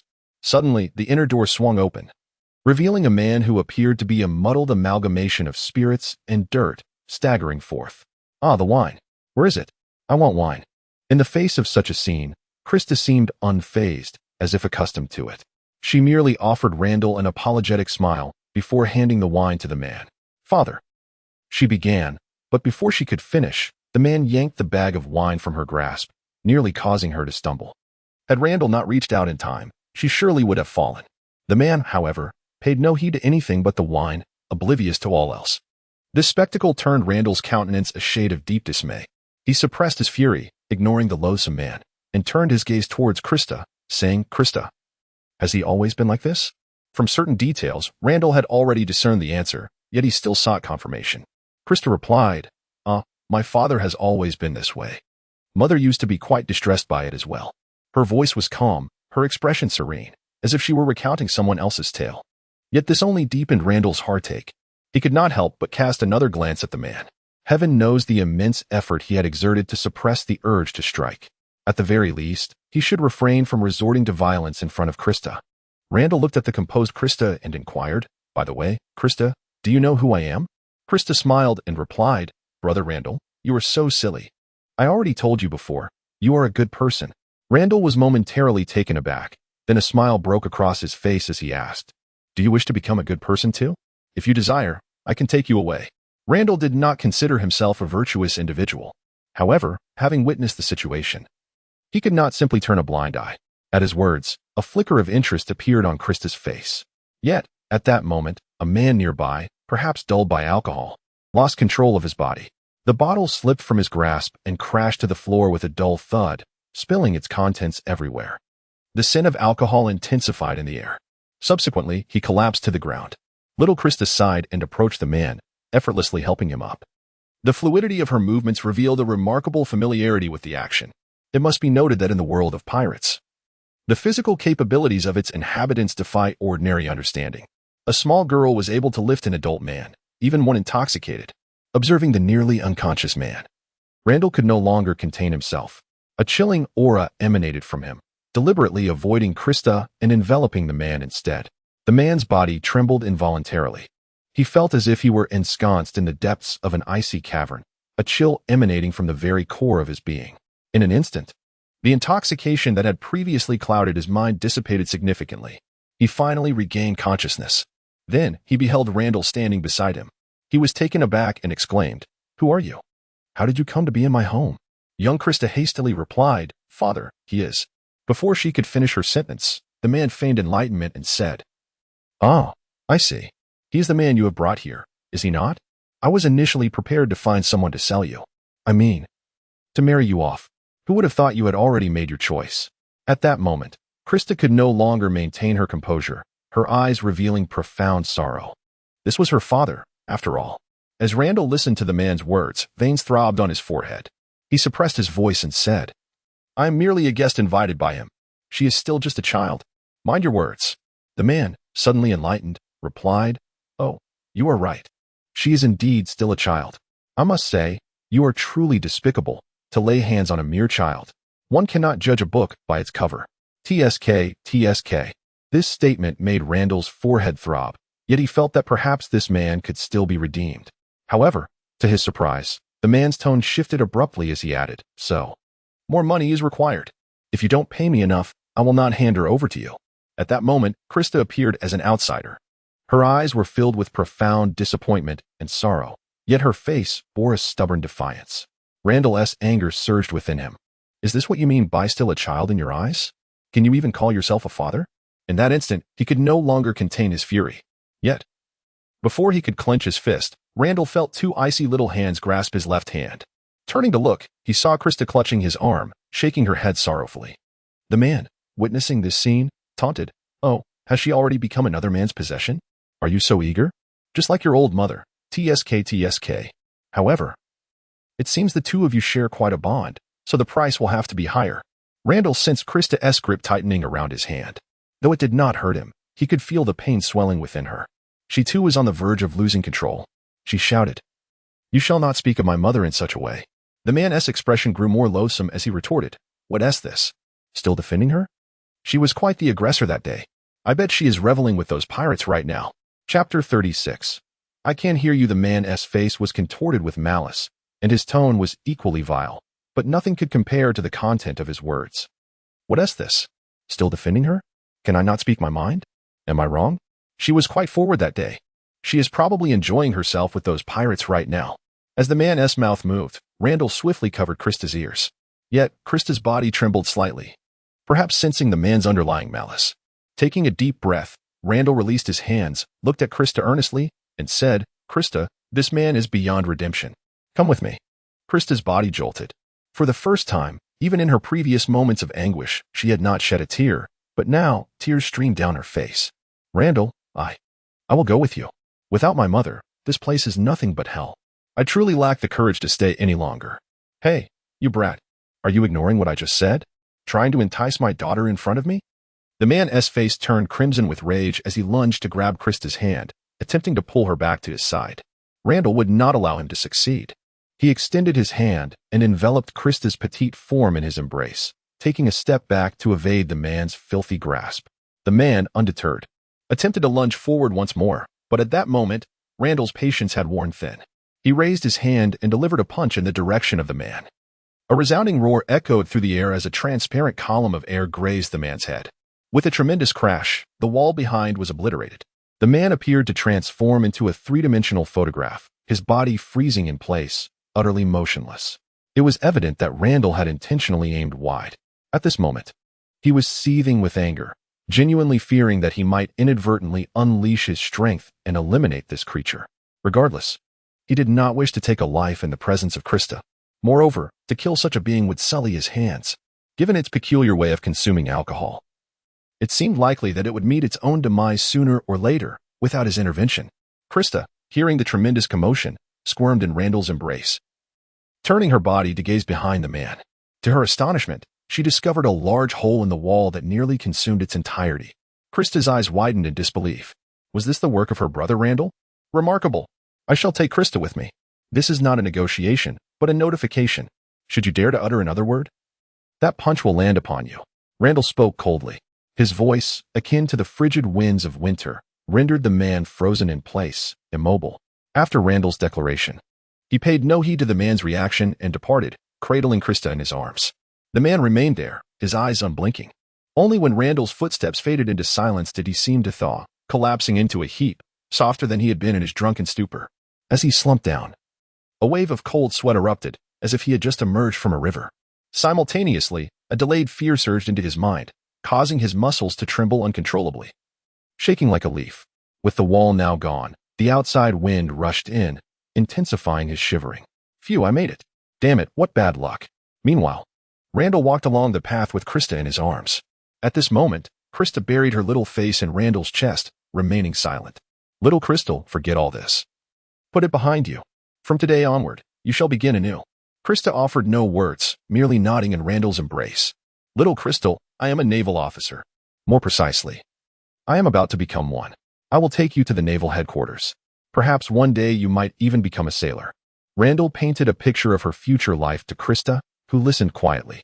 After Randall finished speaking, Krista, who had remained silent, suddenly said, Brother Randall, I am sorry. Randall was taken aback and asked, Why do you apologize? Do you feel you have burdened me? Krista replied, I brought you home because I thought you were a good person. Before you arrived, I had considered this possibility. I just wanted to try, without my mother. I feel rather frightened. Krista spoke in a somewhat disjointed manner, and Randall understood the essence of her words. He gently stroked Krista's little head and inquired, Are you implying that you plotted against me? Krista pursed her lips and nodded, her large, glistening eyes fixed intently on Randall, her small face radiating seriousness. Randall, unfazed, replied, No, everything that transpired during this time is genuine, not the fabrications of your imagination. Therefore, you merely accepted my goodwill in a fortuitous manner, a splendid act of self-preservation. There is no deceit involved. I believe that anyone with a sense of morality would extend a helping hand in such circumstances, especially for such an endearing little girl. Would they not? As he spoke, Randall couldn't help but pinch Krista's cheek affectionately. Then, to divert her from any further brooding, he shifted the topic, saying, By the way, I had actually intended to ask you from the start. You mentioned that you could see I am a good person. And you also stated that you sensed the fear within that man's heart. Could you now share your insights with me? Randall's gaze was intense as he fixed it upon Krista. Hearing this, Krista fell silent for a moment, her small face etched with hesitation. Observing her, Randall felt he was beginning to form a conjecture. He softly spoke, Do not be afraid, little Crystal. Some individuals are inherently different from others. But this is not a detriment. On the contrary, it is due to their extraordinary talents that they are naturally ahead of their peers. This is something that many yearn for yet cannot attain. Therefore, little Crystal, there is no need for concern. Perhaps it was Krista's reliance on Randall that rendered these words particularly persuasive to her. The troubled expression on the young girl's face dissipated. She lifted her small face, as if resolutely determined, and said, "Brother Randall, I have been able to hear certain things since I was a child. I can truly hear the genuine emotions within others. Oh, it's not just hearing. No, it is indeed hearing. I'm not quite sure how to articulate it." Chapter 37. Bricks and Flesh in Flight. Melamai Island. A place still struggling to recover from its sorrows. A dark cloud once again drifted over the island, enveloping the entire town in its shadow. On the horizon, the flag of a pirate ship emerged first. Instead of the traditional sword, the skull on the flag was adorned with two chainsaws. The pirate ship moved slowly yet resolutely towards Melamai Island, ultimately dropping anchor. On the deck, a rather unassuming individual, who appeared quite ordinary and not particularly strong, stood up from his chair. He possessed an exceedingly ordinary visage, his face devoid of expression. Yet, beneath the surface, a hint of frenzied anticipation shimmered in his eyes. This was the chainsaw maniac, Texas. Texas cast a glance at the indistinct outline of the distant village before silently disembarking from the boat. His entourage, save for a few who remained by the vessel, trailed closely behind him, bustling and clamoring with excitement. They were poised to indulge in plunder and pillage once more. What exhilaration! A band of pirates approached the vicinity of the small town. Within the town, some inhabitants caught sight of the approaching throng. Initially taken aback by the sheer number of individuals, they soon felt a sense of eerie familiarity. Hissed those eyes. The very eyes that had haunted their nightmares over the past few days. The demon had returned. In an instant, the townsfolk who recognized the pirates were seized by terror, scattering like startled wild horses. Soon, word spread that the fiends had arrived once again, plunging the entire town into a pall of despair. As if the apocalypse loomed on the horizon. For them, this indeed signified their own end of the world. Witnessing the chaos unfold, Texas felt a twinge of annoyance. He gazed into the distance at the chaotic throng of people, raising his right hand, the fingers transforming instantaneously into a whirlwind of frenzied chainsaws. With a swift motion, he swept his hand downwards from the upper right to the lower left. In an instant, 5 serrated waves of lethal energy surged towards the crowd. The resonant buzz and the sharp crack of the waves struck the buildings, reducing them to splinters and shrapnel. Debris cascaded through the air like petals from a celestial maiden, descending upon the unsuspecting masses below. In that moment, despair reigned supreme. Some unfortunate souls were struck fatally by falling bricks, meeting their demise on the spot. Bricks and flesh mingled in a macabre dance, the ground awash in crimson. The sin of blood incited a frenzy within the crowd. "Quiet down.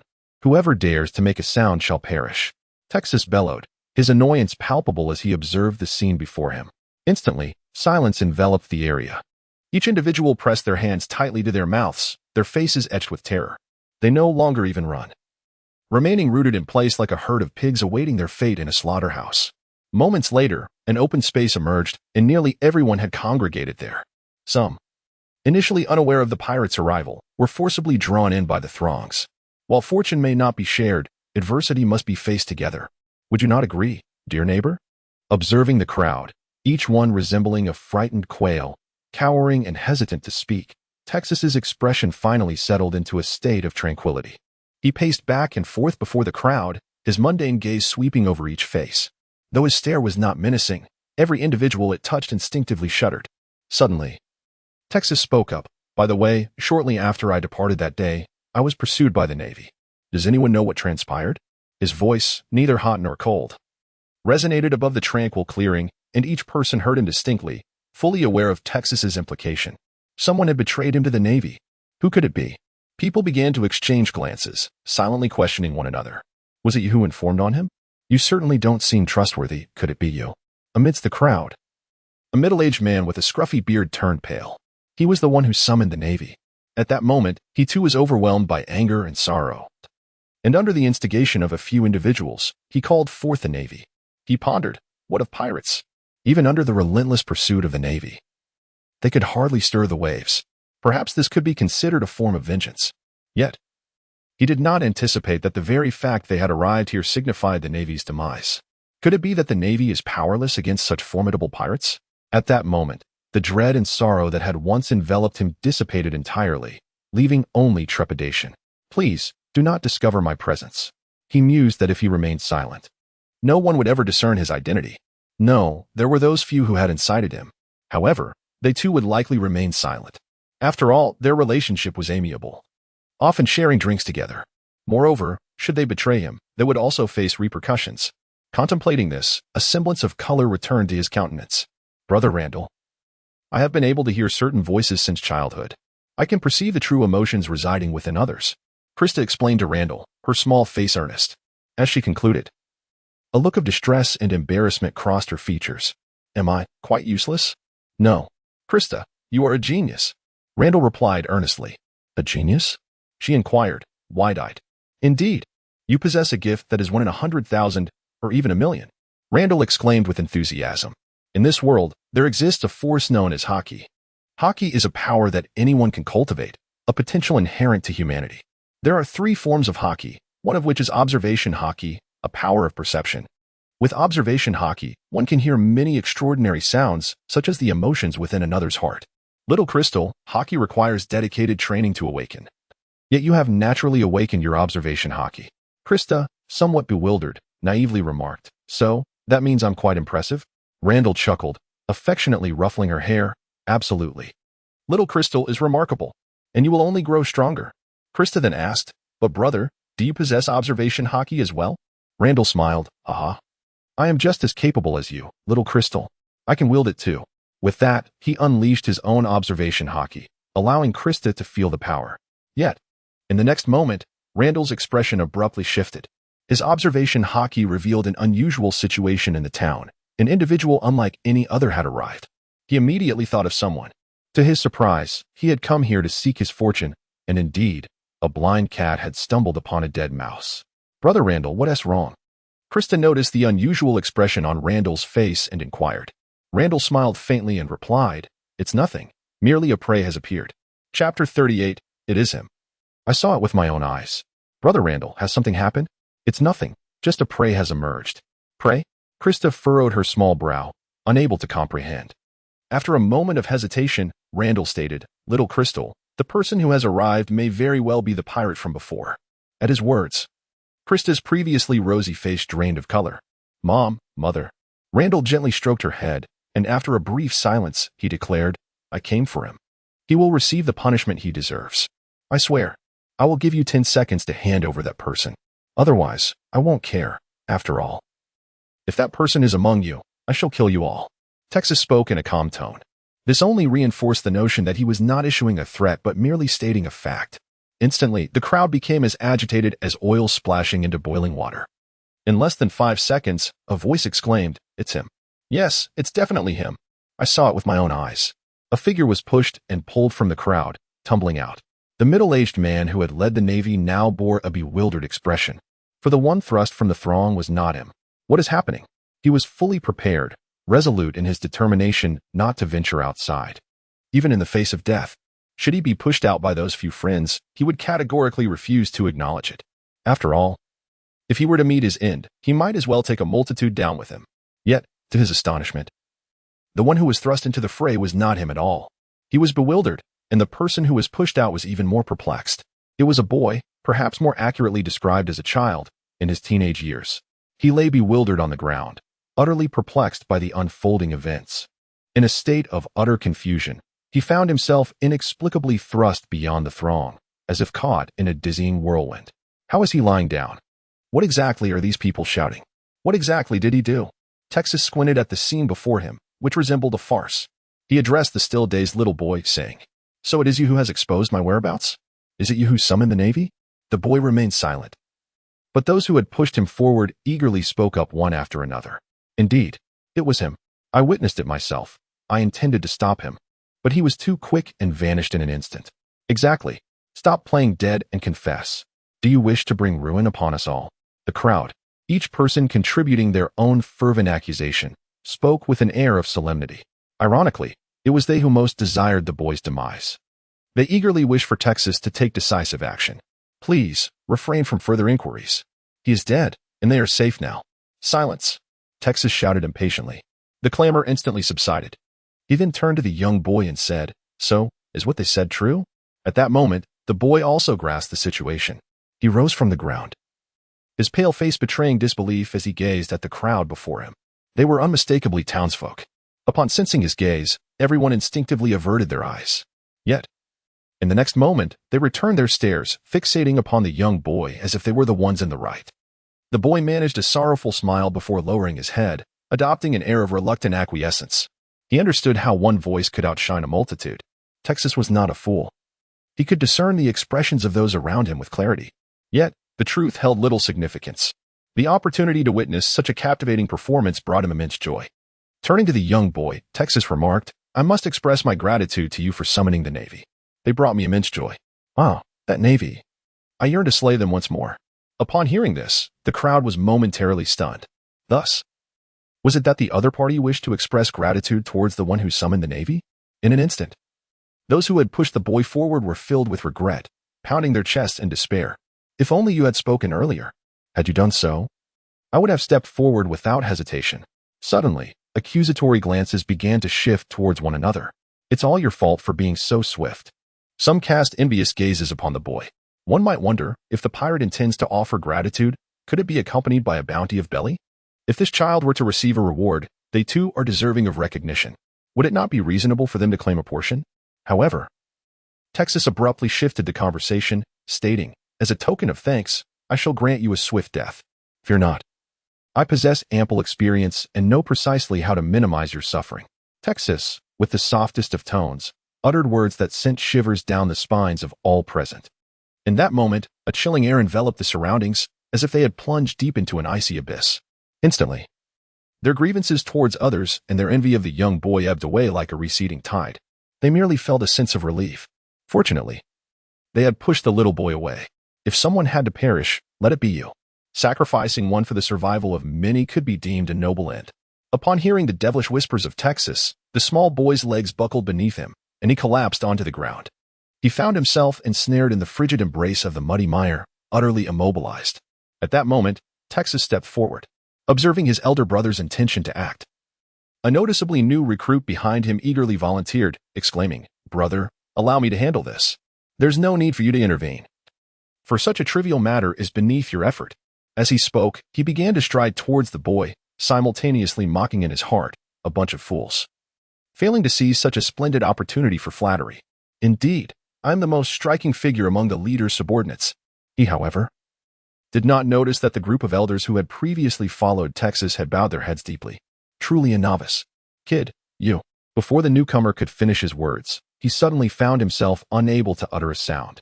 Immediately thereafter, the entire world began to tilt and spin. It whirled until his vision blurred. Perhaps it was merely a second, or perhaps it was an eternity, but he felt a jolt in his mind, followed by a flash of red before succumbing to an endless darkness. His face still bore traces of excitement. The old man appeared unsurprised, while the newcomer was filled with terror. "How dare they attempt to seize my people and kill? Truly, they are oblivious to their own mortality," Texas remarked nonchalantly. Everyone, including the elderly man, regarded him as though he were a demon. No, even the back of a demon would likely be adorned with this man's likeness.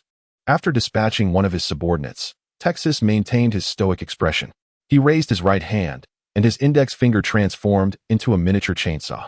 The harsh, grating sound reverberated like a death knell deep within the hearts of the onlookers.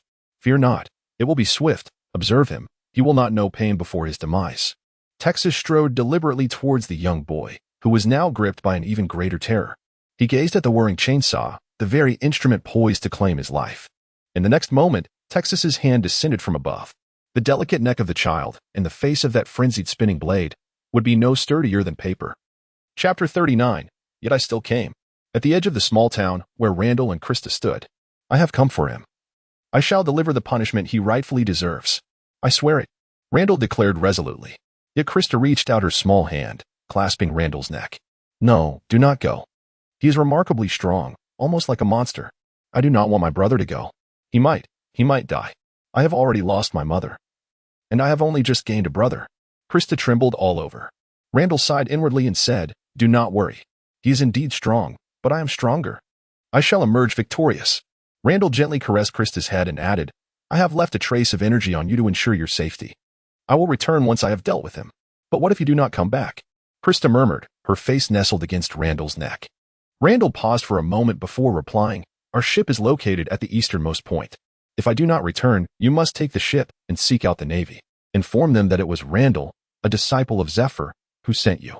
The energy I have left will be sufficient to protect you on the sea. Krista shivered slightly, yet she remained silent. A profound stillness enveloped the air. In the open space, amidst the watchful eyes of many, Texas showed no mercy toward the timid young boy. He brandished the chainsaw as though confronting a lifeless tree, bringing it down with ferocity. The slender neck of the child, when faced with the frenzied whir of the chainsaw, could scarcely be sturdier than paper. A tempestuous wave. Amidst a sea of bewildered gazes, a cerulean slash surged swiftly from the distance, its target unmistakably Texas. Upon witnessing the familiar strike, Texas's previously tranquil eyes gleamed with exhilaration. This was the Navy's tempestuous assault. He swiftly withdrew his hand, which was poised to reap lives, and positioned it before him. In the next instant, the whirring chainsaw collided violently with the soaring strike. An excruciatingly sharp and piercing sound reverberated through the heavens, causing all to clasp their ears in agony. Shortly thereafter, the turbulent air from the impact began to surge forth. The nearest young boy was the first to bear the brunt, his entire body forcefully propelled backward. After a brief standoff of several seconds, the soaring strike, ultimately lacking the sustenance of residual energy, was severed by the rotating saw blade, vanishing into the ether. Texas gazed eagerly toward the direction from which the strike had come, his eyes glinting with exhilaration. He could sense that this newcomer was even more formidable than the previous naval officer. The sound of wind slicing through the air heralded the arrival of a figure in the distance who, like an arrow, swiftly descended into the clearing, landing opposite Texas. The two stood 10 meters apart. Texas regarded the suddenly materialized Randall with intrigue, remarking, "A young brigadier general, is it?" Randall replied nonchalantly, "Merely an ordinary recruit from the training camp. And you are simply my assignment due upon graduation." As he spoke, he keenly observed Texas. The chainsaw he wielded exuded a menacing presence. He was right-handed and exhibited excellent physical coordination, likely a master in close combat. Moreover, the palpable aura of madness surrounding this individual intensified in his presence. Conversely, Texas was also scrutinizing Randall. However, when he heard Randall refer to himself as just an ordinary recruit, he was momentarily taken aback. An ordinary recruit? You? How can that be ordinary? Your prowess is at least on par with that of the previous brigadier general. Yet, he quickly came to understand. He remarked, "So, you are a clandestine talent nurtured by the Navy? At such a young age, possessing such formidable prowess is indeed rare. However, the Navy must be exceedingly confident to send you here. Or perhaps, you are overly presumptuous and came on your own accord. You ought not to be here." Randall, remaining noncommittal regarding Texas's conjecture, responded, "Yet here I am." The moment he laid eyes on this individual, his keen combat instincts informed him that he was not a match. In mere seconds, he unleashed a torrent of expletives upon the Naval Intelligence Department. The strength of this entity was only worth a bounty slightly exceeding 100 million. Wasn't this a blatant attempt to deceive? Nevertheless, having encountered the challenge, he would not flee. Indeed, the adversary was formidable, but so what? Engaging in combat with a powerful foe was precisely what he had always sought. "Here I come." Thus, your days of ease are numbered. Though the opponent was indeed strong, it did not deter Randall from his bravado. Ha ha ha ha ha. A quintessential villainous laughter echoed forth. This time, an intriguing individual had arrived.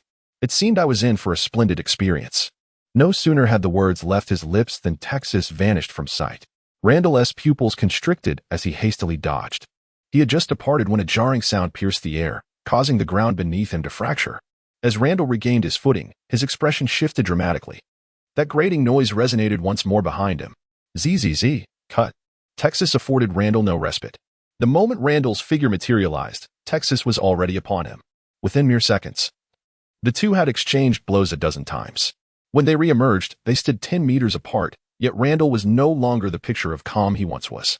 Though his attire bore a few additional tears, he remained unscathed. "It seems your prowess does not align with your boasts," Texas commented, wiping his face, revealing a small cut inflicted by Randall's earlier thrust. He licked the blood from his fingers and remarked, with such meager strength, "Your fate shall mirror that of the previous naval officer." "Oh, I nearly forgot. You are unaware of his ending. Before you perish, I shall ensure you witness it. After all, it is an exquisite piece of art, which I have specially placed in my quarters." As he listened to these contemptuous remarks, Randall's hands clenched tightly. A surge of fury ignited within him. His bright, sun-like eyes fixated intently on Texas. "Haha, indeed. That's the very gaze. Texas nervously clapped his hands and declared, "When I unveil my masterpiece to him, his expression will be just as it is now. Armed iron fist, shockwave steel." Randall could no longer bear to listen. With his right hand enveloped in armament Haki, he unleashed a powerful blow, accompanied by a thunderous roar akin to a distant storm. A surging column of dark air surged directly towards Texas. The sheer force of the strike astonished Texas, who dared not confront it head-on and awkwardly evaded. However, while he could escape, his subordinates behind him lacked such fortune, like pencil marks erased by an eraser. The dozens of underlings enveloped by the air column vanished without a trace, oblivious to their fate. Subsequently, several structures were pierced through as if they were mere paper. In an instant, the scene fell eerily silent. Chapter 40. The terrifying wave of chi. With a single punch, Randall had cleared the skies. The onlookers felt as though the world had suddenly broadened immensely. They had been surrounded by buildings in the plaza, but now a path had opened, revealing the ocean to those with keen eyesight. This punch had left the spectators in stunned silence. Texas's subordinates stood frozen, momentarily forgetting their ability to move. The pirates near those unfortunate enough to be affected by the punch were even worse off, leaving puddles of yellow beneath their feet. Texas, witnessing the might of that blow, was also taken aback. Even he would not fare well if struck by such force. He chuckled and said, "I never anticipated you possessed such a skill. Is it a secret technique? It must require considerable energy, doesn't it? Can you still employ it?"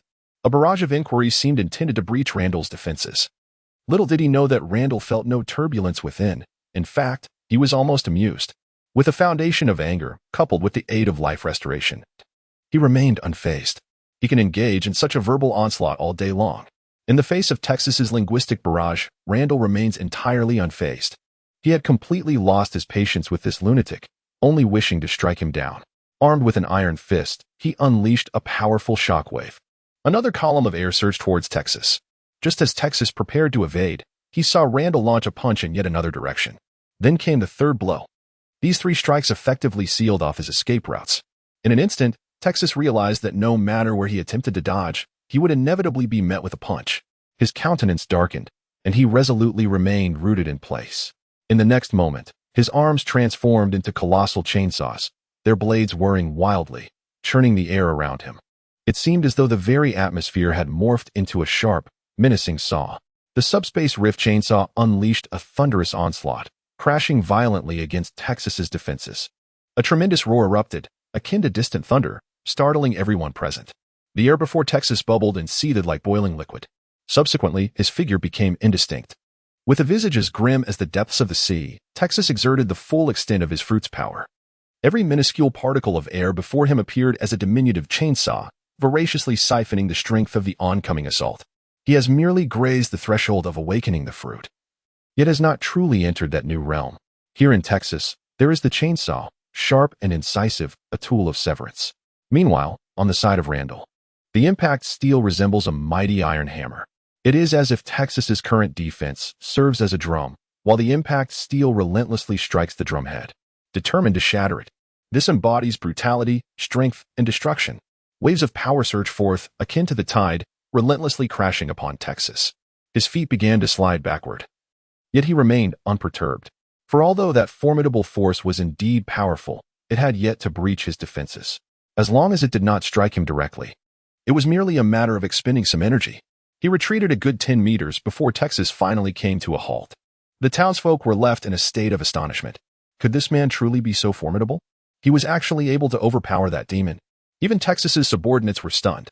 Surely, their leader could not be in peril now. They exchanged glances, and with an unspoken understanding, chose to flee. At that moment, the force of the shock steel began to wane. Texas's eyes flickered, and he intensified his output. In the next instant, the air before him surged violently, resembling a deep-sea vortex, spinning wildly, tearing, and slicing through everything. The already feeble shock steel was instantly dispersed. From Texas's perspective, it was as if the sky had suddenly cleared. However, his expression did not improve. Instead, it grew increasingly grim. For Randall stood directly opposite him, barely 5 meters away. He clasped his hands at his waist, palms united, and gradually opened like a blossoming flower. Between his hands, a small white sun began to ascend, the frantically trembling air surrounding it, the palpable heat felt even from 5 meters away, and the dazzling brilliance of the light. All spoke of the terrifying power of the energy sphere. At that moment, Randall revealed a fierce smile, his pearly white teeth gleaming with a chilling radiance. Texas felt a surge of alarm, his instincts screaming in warning. Yet, he found himself unable to move, sensing that he had been locked onto. No matter where he fled, he would inevitably be struck. In the next instant, Randall thrust his hands forward. To Texas. The motion appeared languid, but that was merely an illusion born from the overwhelming energy. A wave of energy surged forth. A brilliant white beam of light cascaded towards Texas in an instant. For this white beam, the distance of 5 meters was no different than being face to face. In the blink of an eye, it enveloped Texas like a galaxy descending from the heavens. Suddenly, a blinding white light erupted. The onlookers could only perceive a flash before the entire world was shrouded in radiance, rendering everything invisible. It was as if a sun had fallen in that very place. After several seconds, the white light began to dissipate, and the spectators stood in stunned silence. In the spot where Texas had once stood, there now lay a massive crater with a radius of over 10 meters and nearly 5 meters deep. At the center of the pit stood Texas, utterly wretched.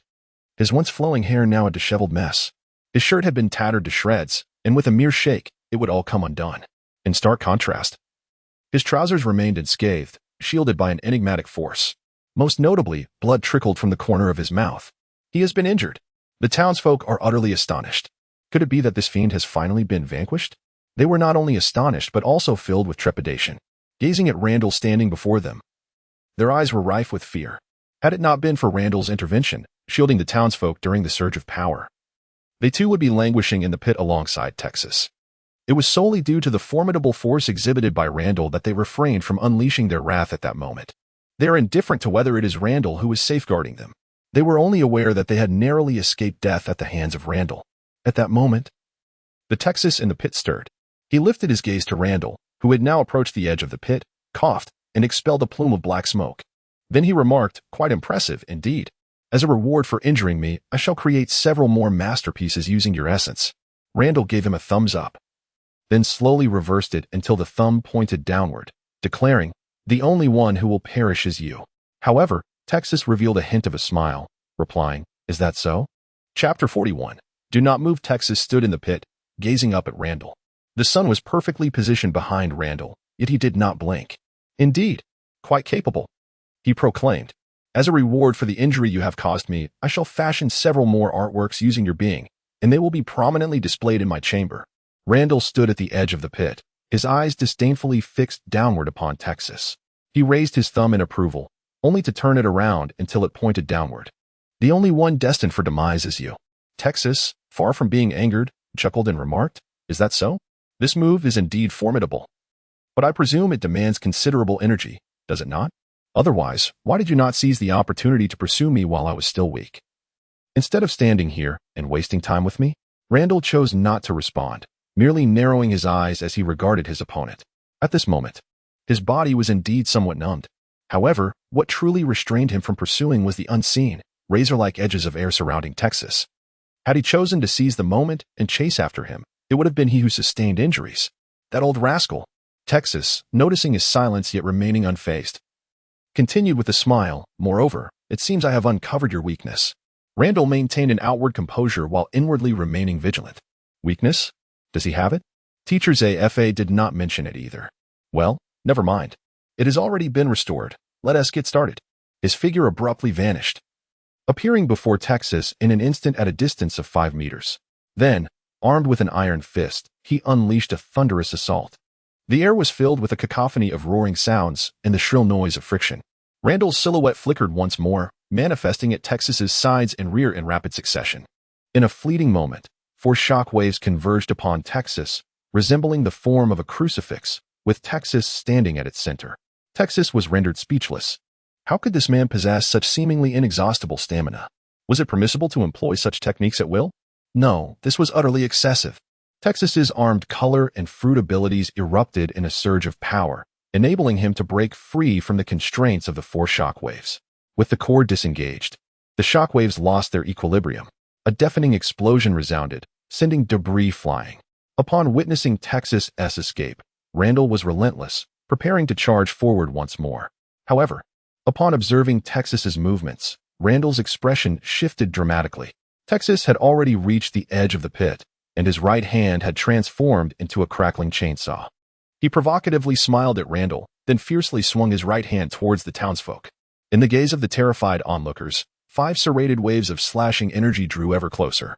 Randall cursed under his breath, then unleashed all his power, managing to catch up at the last moment. However, there was no time for him to counter.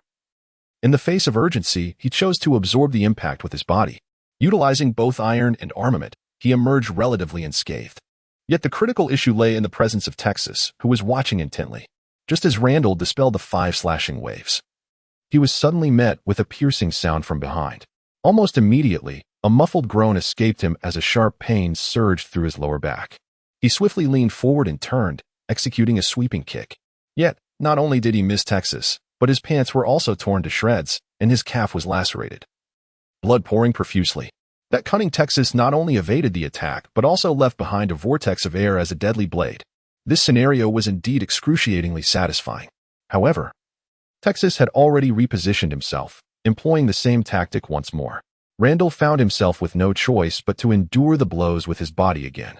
After several exchanges, Randall was left battered and bloodied. Nonetheless, he derived some solace from the fact that the townsfolk remained unharmed.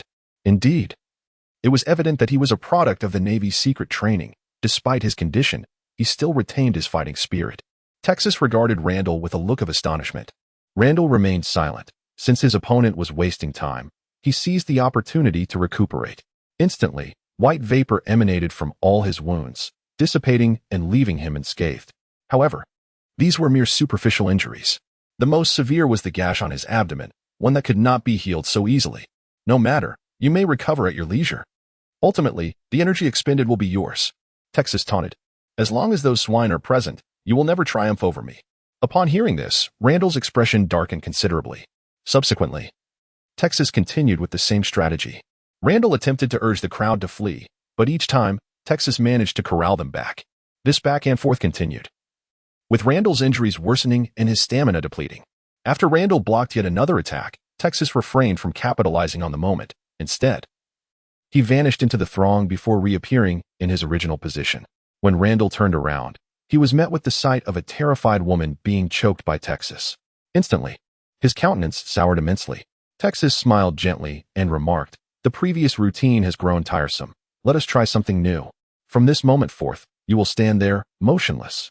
No dodging, no defending, and certainly no attacking. Otherwise." Texas tightened his grip on the woman's neck, eliciting a pained expression from her. "No, please. I do not wish to die. I beg you. I do not want to die. Wah. I implore you." The woman began to weep. Unbeknownst to her, her cries only served to exhilarate the assailant further. Randall froze in place. At that moment, Texas, still gripping the woman, advanced slowly towards Randall. Noticing Randall's instinctive reaction to move, he kindly cautioned, "Do not make a move. Otherwise, should I be startled, and my grip tighten even slightly, she may lose her life." Randall clenched his teeth, but ultimately remained still. He still cannot bear to witness the other being slain. However, he is also not inclined to passively await his fate. He awaited Texas to approach him, for it would grant him the opportunity to rescue the woman. Yet, midway through his advance, Texas abruptly halted.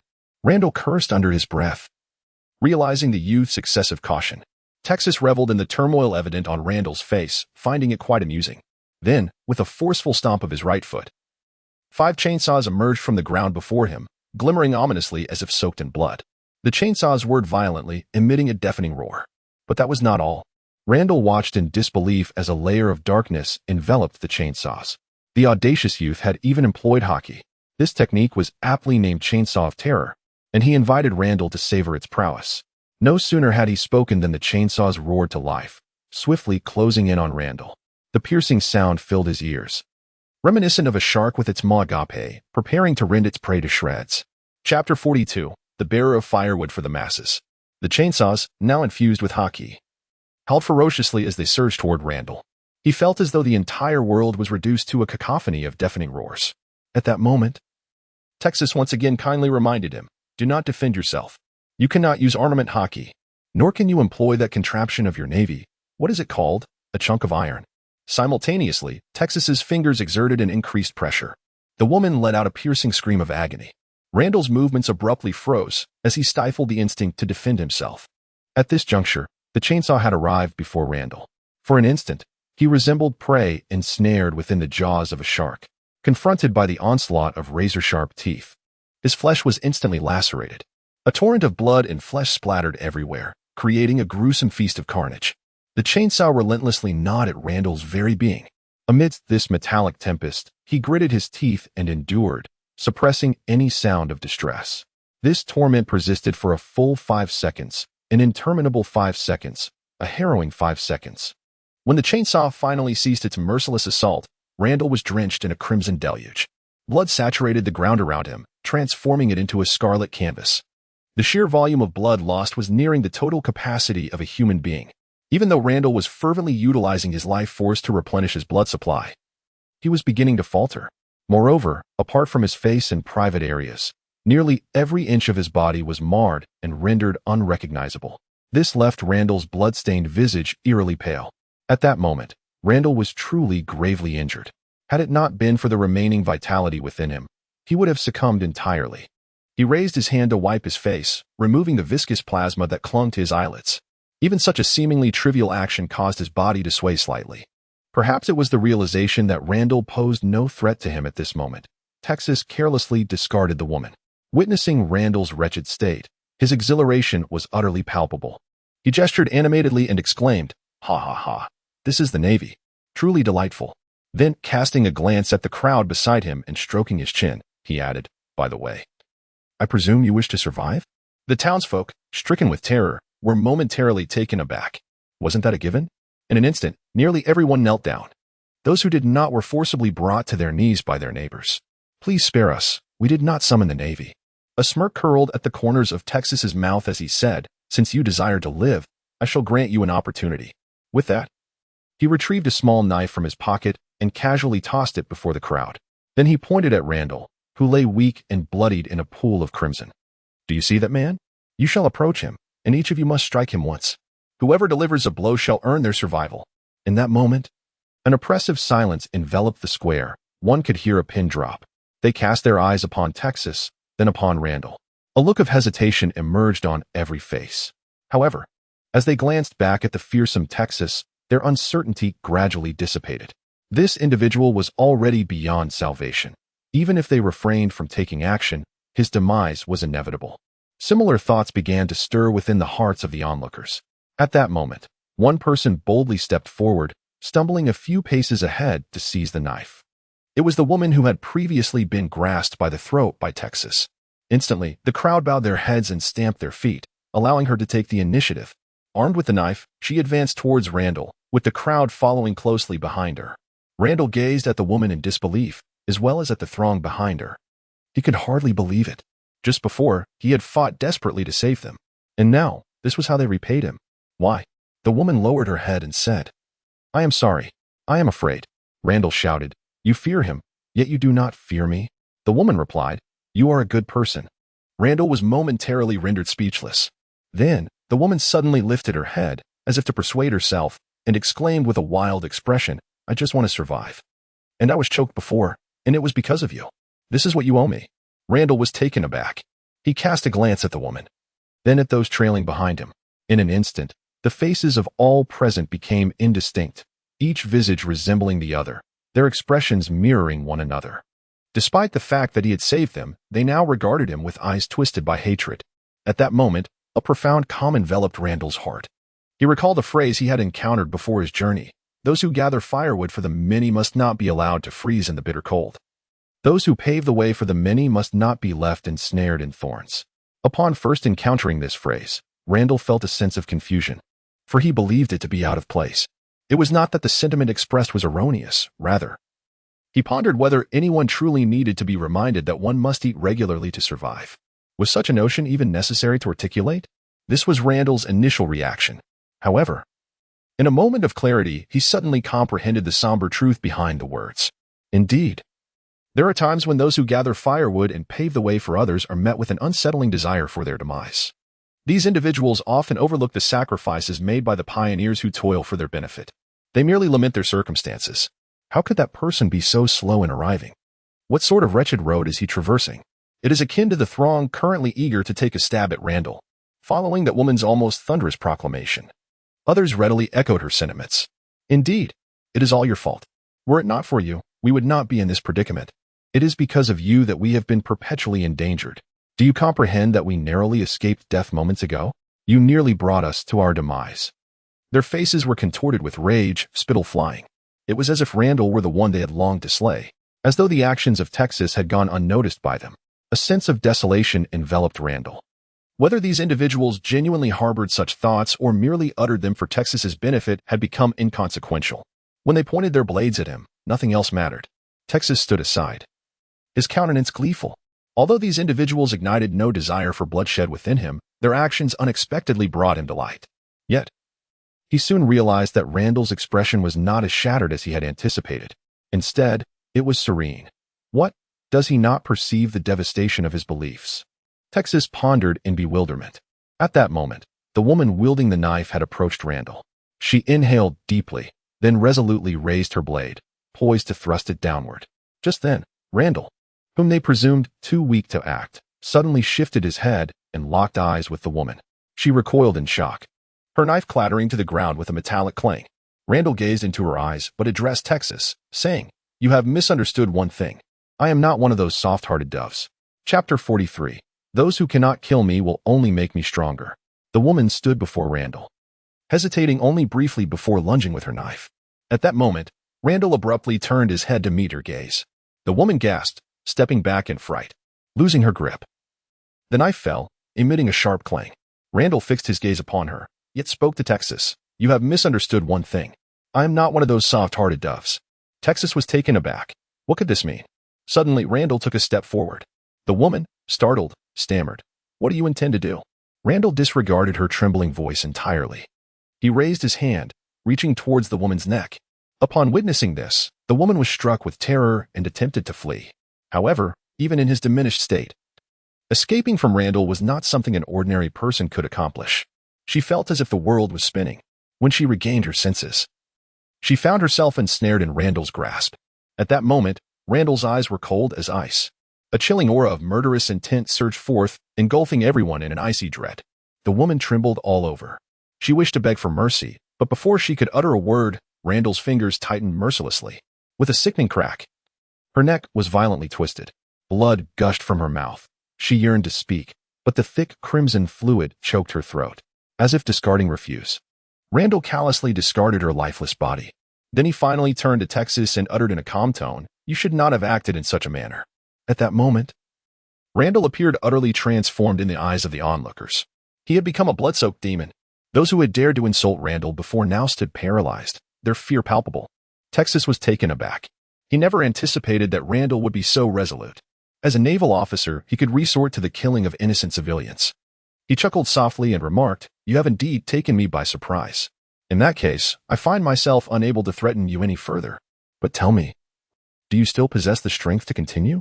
Randall also smiled and replied, "I wonder if you have ever heard the saying, 'What does not kill me makes me stronger.' Thank you for granting me so much time." As soon as the words left his lips, all the wounds on Randall's body began to emit a white mist, and in the blink of an eye, they had completely healed. The wound on his abdomen, through which his internal organs were visible, no longer hindered his movements. At that moment, a transparent aura suddenly erupted from his body, soaring like liquid flames. This ethereal energy elevated his presence dramatically. At this juncture, Randall resembled a fallen sun, descended upon the mortal realm. The aura emanating from him was akin to a corona, extending outward in a flowing stream. As he unleashed his formidable presence, the surrounding pebbles began to levitate gently in the air, quivering with palpable tension. The ground trembled beneath him, and the townsfolk, sensing an oppressive force akin to a mountain descending from the heavens, shook with desperation. At that moment, Texas's expression grew grave. In his perception, Randall's aura was now far more potent than it had been prior to their confrontation. Could this being truly be human? Randall, at this juncture, paid no heed to the civilians, not out of mercy, for he did not consider himself magnanimous. How could one repay kindness with kindness when wronged? Retribution must be exacted in kind. Since this group sought his demise, he would undoubtedly respond in kind. However, the primary focus remained on vanquishing Texas. As Randall's gaze fell upon him, Texas immediately felt an overwhelming pressure akin to that of a mountain. In the next moment, he found himself unable to discern Randall's whereabouts. A resounding alarm rang in his mind, prompting him to transform the surrounding air into a whirlwind of chainsaws. Almost immediately, he was assaulted by an agonizing sound of friction. Randall, with his obsidian hand, intrusively thrust himself into the tumultuous air, seizing him by the throat with unparalleled ferocity. His fingers constricted, and Randall violently yanked Texas from the ground, slamming him down with tremendous force. Texas felt the world turn upside down, his senses spinning as he was struck, leaving him dazed. Before he could regain his composure, his body felt weightless again. Again and again, he was subjected to this torment. I shall make you an artist. I shall make you threaten me. I shall make you revel. I shall make you mad. How much more will you dare to rage? Randall exclaimed as he tightened his grip on Texas's throat, mercilessly pounding him into the ground. Soon, the ground was littered with the imprint of Texas's form. With a final, ferocious blow, Randall unleashed his full might, causing the earth within a 10-meter radius to sink several centimeters. Yet, this was not the end. Armed iron fist, impact steel. Randall's fist collided with Texas's abdomen, resonating like thunder, bending him into a U shape. Blood spilled forth, and his eyes rolled back in agony. Though gravely injured, Texas had survived to this day for a reason. He would not succumb to silence, but rather explode from within it after enduring such a savage beating. He chose to unleash his fury. In an instant, sharp saw blades extended from every part of his body, spinning wildly. A violent metallic storm ruthlessly tore apart everything in its vicinity. Faced with such a lethal assault, even Randall had no choice but to retreat from the onslaught. He tentatively unleashed several gale strikes, yet the lethal slashes capable of severing steel were shattered into fragments when they reached a mere 3 meters from his opponent. Moments later, the metallic tempest subsided. Texas, pale as a ghost, cast a grim glance at Randall. Today marked the most humiliating moment of his maritime journey. The sole architect of his predicament stood before him, this young naval officer. It appears I indeed miscalculated. I should have eliminated you on the spot rather than aiding you in obscuring your vulnerabilities. He uttered his final words in his heart. Randall remained non-committal regarding this matter. Although he had previously been rendered incapable of further combat, fleeing was still within his capabilities. As for the populace, he would save those he could when the opportunity arose. However, at this critical juncture, he deemed himself devoid of the resolve to sacrifice for the people. Unfortunately, the one facing death now was him. As he spoke, Randall clasped his hands once more at his waist, executing a gesture that sent a shiver down Texas's spine. Texas was taken aback, as that familiar sense of being targeted surged once again. He gritted his teeth and raised his hand toward the back of his neck, grasping his spine. With a fierce tug, he astonishingly extracted his entire spine. No, it was not merely a spine, but an exceedingly sharp saw blade. At that moment, Randall had also completed his charge. A brilliantly radiant sphere of energy appeared once more. The wave of energy, faced with the energy column directed at him. Texas's skin twitched as he positioned the saw blade in front of himself. Chapter 44. I have intelligence. The wave of energy. A magnificent column of energy spanned the heavens and the earth, with Randall and Texas at either end. Texas's fruit ability was not particularly adept at defense. Therefore, he chose to adopt an offensive stance as his means of protection. That chainsaw-like spine was his most formidable weapon. As his thoughts stirred, a blue chainsaw illusion enveloped the spine, and he swung it down fiercely against the energy column. With a resounding slice, the two forces momentarily clashed, and Randall's energy wave was cleaved in two. Texas stood firm like a rocky outcrop, splitting the surging torrent. Behind him, numerous buildings were instantaneously engulfed by the wave of energy. Randall smirked, retracting his hands. This technique was still not fully developed. The energy lacked sufficient cohesion. Otherwise, upon contact, it should have detonated instantly rather than being cleaved apart by the opponent. At this moment, Texas regained some of his previous composure. He said with a smile, "Well then." Round 2. Upon witnessing Texas reclaiming its disadvantage, the onlooking residents could not help but feel a sense of relief and joy in their hearts. However, this was not sufficient to fully assuage their concerns. What they yearned to witness was a more assured victory. Thus, after a prolonged moment of hesitation, an individual within the crowd finally resolved to step forward. "Excuse me. Please wait. I possess crucial intelligence. It pertains to the vulnerabilities of the Navy," proclaimed a person, reeking of alcohol, amidst the throng. Upon hearing this, Texas displayed a smile that indicated his intrigue. He first cast a teasing glance at Randall, then inquired, "Oh, what weakness?" Upon hearing this voice, Randall's expression shifted dramatically. He had heard this voice only recently, and it was the first time since his arrival in this world that he felt a surge of murderous intent. Instinctively, upon recognizing the voice, A wave of killing aura emanated from him, soaring towards the heavens. Texas initially dismissed the situation lightly. But Randall's reaction made him realize that perhaps this individual truly possessed some knowledge. A few thoughts flashed through his mind, and Texas promptly made his decision. He stomped the ground with great force, propelling himself towards Randall like an armor-piercing projectile. The menacing aura emanating from the serrated spine sent chills down Randall's spine, causing every hair to stand on end. Realizing the gravity of the situation, even though he understood that Texas was merely trying to buy time, he had no choice but to refocus his attention and brace himself for the impending confrontation. As Texas launched his assault, he urged, "That man, speak swiftly. I may spare your life." This was precisely the phrase that the man yearned to hear. A flicker of joy ignited within him, and he hurriedly exclaimed, "My lord." The Navy is also accompanied by a little girl. That girl must be very significant to him. Upon hearing this, Texas's eyes sparkled with interest, and he promptly inquired, "Where's the girl now?" Meanwhile, Randall's eyes instantly glistened with tears. "You seek death." A chilling voice emerged from between clenched teeth. The man immediately trembled in fright. Resembling a shaking leaf, Randall, consumed by rage, contemplated abandoning Texas to reduce that man to mere pulp. However, Texas had already anticipated his intentions and clung to him. "Speak quickly," Texas urged, as the man neared the brink of tears. "Where is his daughter?" He is eager to know as well. "I, too, am at a loss. Yet, she must certainly be on this island." Texas is speechless. He is aware that she is indeed on this island. Nevertheless, this information is undeniably crucial. Life is full of surprises, indeed.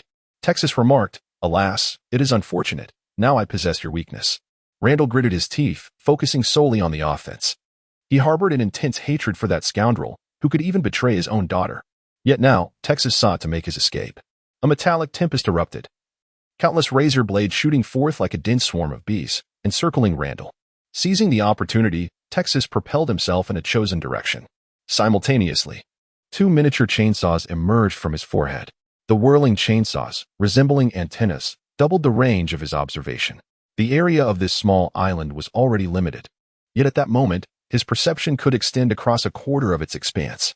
Behind him, the metallic storm only ensnared Randall for a fleeting second before he forcefully broke free from its grasp. Upon escaping, Randall, spotting Texas's figure 100 meters away, disregarded any thoughts of confronting that rogue and hurriedly pursued him. He was genuinely anxious. The hostility he had previously directed at Krista was manageable for an average person. However, when confronted by a formidable adversary, one that even Randall had to approach with utmost seriousness, it rendered no difference. He absolutely could not allow this deranged individual to come near Krista. With this thought, Randall quickened his pace. Meanwhile, the townsfolk, though no longer under guard, remained in place, seemingly unwilling to depart. Their fate now rested upon who would ultimately emerge victorious. Randall and Texas were locked in a breathtaking chase, their speed astonishing. Armed with iron fists, they clashed.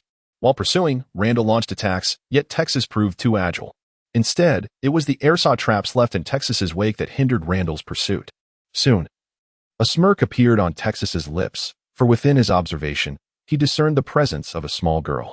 Moreover, this girl emanated the very essence of Randall. He immediately altered his course, increasing his speed significantly. Upon realizing the direction in which Texas was advancing, Randall's expression changed drastically, for that was precisely where he had anchored his vessel. He clenched his teeth, his aura surging once more, as he executed the moonwalk with fervor, his speed soaring instantaneously. On a coastal stretch of an island, a petite vessel lay anchored.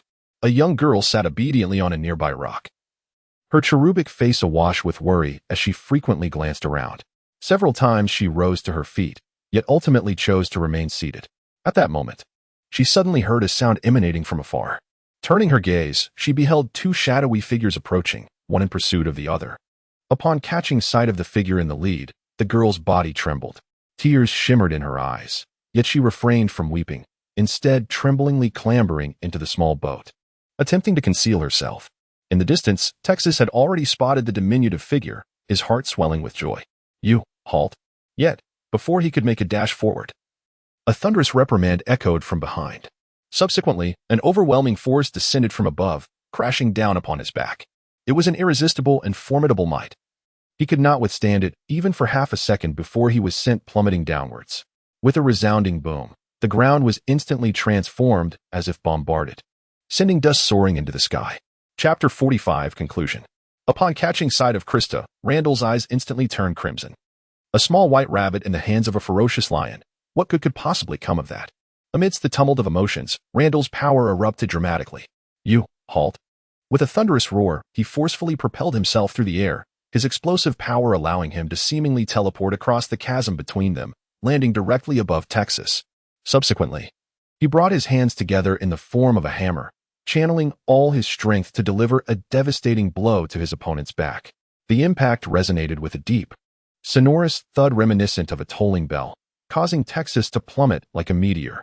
Another deafening crash ensued, shattering the ground beneath them and sending plumes of dust spiraling into the sky. Yet, the spectacle was far from over. At this moment, Randall inverted his body. With his head pointing downward and his feet elevated, he descended from the heavens with a forceful leap, crashing down with an earth-shattering roar. The entire island trembled in response. Amidst the billowing clouds of dust, a cacophony of thunderous sounds erupted. This was swiftly followed by a sudden gale, which dispersed the dust in an instant. At that moment, Texas was left utterly bewildered. Yet, Randall showed no intention of sparing him. Once again, a surge of energy coalesced in his hand. However, this time it was not intended for a ranged assault. He raised his hand and forcefully pressed the radiant energy orb, akin to a miniature sun, against Texas's face. With a thunderous roar, the energy erupted instantaneously, engulfing both individuals. This surge of energy was a manifestation of Randall's wrath, delivered without restraint. A brilliant point of light emerged in the vast expanse, rapidly expanding into a luminous hemisphere. Its size continued to swell 10 meters, 50 meters, 100 meters. Everything within its vicinity was incinerated by the ferocious energy. Ultimately, the white hemisphere reached a diameter of 200 meters, resembling a celestial sun that had fallen to Earth, radiating astonishing light and heat. Outside this luminous sphere, a terrifying gale swept through, hurling everything into the distance. Even trees as thick as a person's waist were cleaved in two, carried away to an unknown fate. The residents of the nearby town, even those standing in open spaces, beheld this breathtaking spectacle. For a moment, they believed a divine miracle had descended upon them. In a state of trepidation, they fell to their knees in reverence. Meanwhile, concealed within the vessel, Krista was in considerable distress. The violent tempest churned the sea with wild ferocity, causing the small boat to pitch and roll perilously. Krista clung tightly to a beam, desperately trying to prevent herself from being hurled overboard. This explosive surge of energy persisted for nearly 30 seconds before reluctantly dissipating, leaving behind a crater resembling that of a meteorite impact. Within a radius of 500 meters, only the barren earth remained. At the heart of this pit stood Randall and Texas, both in a woeful state. Texas had lost all his hair and eyebrows, his face scorched a deep crimson hue. His eyes were devoid of any semblance of life, reduced to two terrifying black voids. His lips had vanished, leaving his teeth and gums exposed, shrouded in darkness. His entire body was a charred crimson, the hue of burnt flesh. Yet, driven by an indomitable vitality, he still drew breath. Randall's condition was equally dire. Although he had been the aggressor, employing armed color for defense in advance, his skin now resembled that of a boiled shrimp, flushed and red. The hand that had pressed the energy sphere against Texas's face was now a gruesome mess, flesh mangled to the point where the pale bones were visible. He bore various minor injuries that were scarcely worth mentioning. Overall, however, his state was significantly better than Texas's. After a brief pause of 3 seconds, Randall regained the ability to move. He exhaled a breath laden with frustration and lifted his foot to deliver a kick to the still-standing Texas. Following that, he unleashed a flurry of blows, shattering Texas's limbs in a most literal sense. It was an authentic breaking, as if the very essence of his physical form had been rendered fragile, akin to glass, following the tumult of energy that had washed over him. At this moment, Texas felt no pain. Throughout the ordeal, he uttered not a single sound of protest. Randall clicked his tongue, remarking, "You've truly gotten off lightly." He stepped forward, grasping Texas by the neck, and then made his way toward the shore. At that moment, the sea had calmed, with small boats gently bobbing on the water.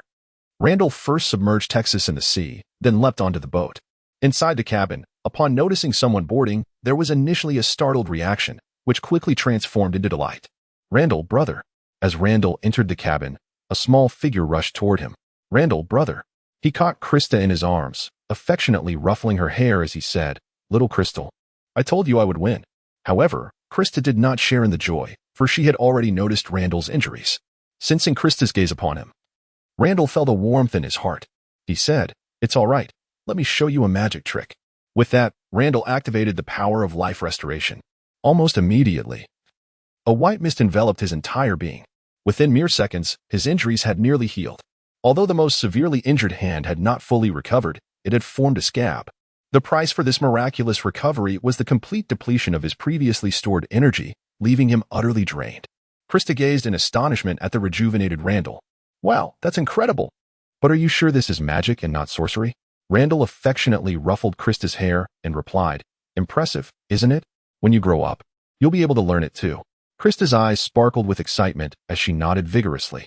Then, with a hint of hesitation, she inquired, But, Randall, what about that person? Randall reassured her, Don't worry, I've captured that individual. After a brief silence, he continued, Krista, I need to address some follow-up matters. And then we can return home. Rest assured, it won't take long. Perhaps reminded of her mother, a shadow of sorrow flickered in Krista's eyes. Yet, she maintained a bright smile and nodded, Okay. Randall once more patted Krista's head before turning to leave. Meanwhile, Texas, submerged in the seawater, lay unconscious.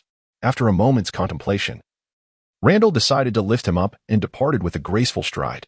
Moments later, in the square where residents had gathered, Randall descended from the heavens amidst a chorus of fear and despair. Hidden within the crowd, Krista's wretched father was on the verge of fainting. Just look at what Randall held aloft, an unrecognizable charred mass, devoid of limbs and even eyes. He seemed to have already glimpsed his own demise. Randall cast Texas aside, the dull thud further agitating the sensitive and fragile nerves of the onlookers. In an instant, everyone knelt down. Then came a cacophony of distressing wails and lamentations, akin to the cries of tormented souls. Forgive us. We were in the wrong. We acknowledge our mistakes. Chapter 46. Return. What would you feel when the person you have just offended approaches you with a bloody knife in hand? The residents of the small town were utterly paralyzed with fear. Before Randall even made a move, they had already fallen to their knees. Following this, the air was filled with their anguished cries. Forgive us. We have erred. We recognize our faults. Your Excellency, please show us mercy. We were compelled by circumstances beyond our control. It was the pirate who forced our hand. Randall listened, inundated with their pleas. For it was all but a variation of the same refrain. They had done no wrong. He truly possesses not the slightest interest in engaging with this group of individuals. The flying finger gun. Oh, how it sparkles with myriad stars. His right hand trembled with rapidity, unleashing a myriad of luminous points that erupted forth like a constellation of stars in the night sky. In that instant, the common folk were decimated, leaving only a handful alive. Blood flowed, staining the pavement crimson. Those who survived, upon witnessing the scene, turned pale as death, trembling uncontrollably. Randall unleashed another volley of finger guns, dispatching the remaining souls. Only one individual remained, Krista's father. Just moments prior, he had witnessed hundreds of his kin perish within mere seconds. The man was now paralyzed with fear. Randall intentionally spared him, not out of mercy, but because he deemed it too lenient to allow him an easy demise. 10 minutes later, Randall wiped the blood from his face and took Texas with him as they departed. They made their way to Texas's pirate ship. Although he knew the odds were slim, he still wished to tempt fate. Perhaps Krista's mother might still be alive. After all, she was a woman. In a swift and decisive manner, Randall dispatched every visible pirate aboard. He then descended into the cabin. Upon witnessing the contents within, he fell into silence.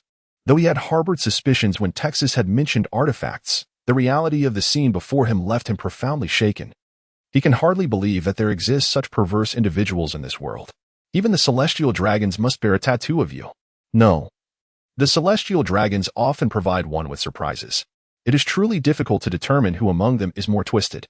Randall remained silent as he approached one of the art pieces beside it. A caption read, A typical naval officer who, for the sake of his subordinates, chooses to sacrifice himself. Quite commendable. I must say, adjacent to this artwork was another. In a bid to protect his daughter, he willingly becomes a mere plaything. Quite commendable. Indeed. Randall closed his eyes and took a deep breath, then grasped Texas's hand tightly. The sound of a neck snapping echoed through the air. He twisted the head of the Texas and wrapped it in cloth. Then, Randall ascended into the sky. A wave of energy surged. In a blinding flash of white light, this inferno of a world was reduced to dust, sinking to the depths of the sea. Randall then hurried back to his ship, eager to leave this place behind, not wishing to linger for even a second longer. Randall dear. Krista, who had been lost in thought, blossomed into a radiant smile. Randall couldn't help but smile back. The weather was splendid, and Zephyr basked in the sun in his little courtyard, sipping tea. However, as his mind wandered, he couldn't help but think of those who had ventured out to complete their graduation assessments, particularly Randall. A week had passed, and he was left wondering how things were faring. Just as Zephyr was gazing into the sky, lost in thought, the phone bug suddenly rang. Pure click. Zephyr answered the call casually. Moses, this is Zephyr. Teacher Zephyr. Where are you? I'm coming to find you. I have something to discuss. Taken aback, Zephyr paused, glancing down at the phone bug. The projected face, even on the device, bore a certain handsomeness. It was Randall. Randall, where are you right now? Hearing Zephyr's anxious tone, Randall was equally confused. After a moment of hesitation, he replied, Teacher Zephyr, I just arrived at headquarters. Is something wrong? With a sigh of relief, Zephyr responded, No, nothing's wrong. I'm at home. Just come over. All right. Randall hung up, surprised by the unexpected return. Had he heard news about that pirate while at sea and realized he was no match? Moments later, a knock echoed at the door. You little rascal, come in. Got it. The door swung open, and Randall's head popped in. Just as Zephyr was about to speak, he noticed another figure following Randall inside, a delicate little girl. She tugged at Randall's clothing and obediently stood beside him. What is going on? Randall goes out and comes back with a child? Fortunately, Randall was oblivious to the stern thoughts of the seemingly serious old man. Otherwise, he would have been quite vexed. He's only 16 years old this year. Zephyr also realized that his thoughts were rather inappropriate. He discreetly cleared his throat and then remarked, Randall, have you perhaps realized that there are some issues with the target you previously selected? Upon hearing this, Randall slapped his thigh and exclaimed, How did you know, Professor Zephyr? The opponent I chose has significant problems. His strength, with a bounty barely exceeding 100 million, is nothing short of absurd. I believe at least 300 million would be a more reasonable figure. I thought this would be an easy task, yet it nearly turned into a life-or-death battle. I truly exerted considerable effort to eliminate this scoundrel. Randall spoke, and Zephyr simply nodded in acknowledgement. Indeed, the bounty on this individual raises significant doubts. Yes, 300 million is indeed reasonable. Yes, it took you considerable effort to accomplish that. Wait, what on earth? Hold on a moment. Zephyr appeared somewhat bewildered. Who exactly did you eliminate? That fellow from Texas? Randall nodded, stating, Exactly. What of it? Oh, by the way, I brought his head back with me. What is the matter? You still question me? I wanted to ask you the same. When you set out, weren't you merely a rear admiral? How did you manage to take down a pirate who could rival a vice admiral? Moreover, how much time has even passed? Zephyr paused for a moment, scrutinizing Randall as if attempting to see through him. Quite impressive. Randall waved his hand dismissively, saying, Oh, Zephyr-sensei, none of that is of importance. I primarily came to discuss this young 1S situation with you. As he spoke, Randall placed his hand on Krista's head, indicating that it was this little one. Zephyr gazed at Krista for the second time. Before he could inquire, Randall proactively began to explain the circumstances. Thus and such. Chapter 47. I have seen through you. Upon understanding Krista's plight, Zephyr let out a deep sigh. So, what are your thoughts? Zephyr asked Randall. I certainly wish for her to join the Navy. Zephyr narrowed his eyes and remarked, So you came to me to gain entry into the elite camp? Let me tell you, there is no such thing as backdoor access here. Randall chuckled and responded, Zephyr-sensei, you've misunderstood me. I'm not here seeking special treatment. I'm here to present you with an exceptional student. Little Crystal is a natural talent who has awakened observation Haki. This was the decision made after discussions between Randall and Krista. Although Krista yearned to stay with Randall, she was more eager to assist him rather than be a burden. Hearing this, Zephyr gazed in astonishment at the timid Krista. Is that true?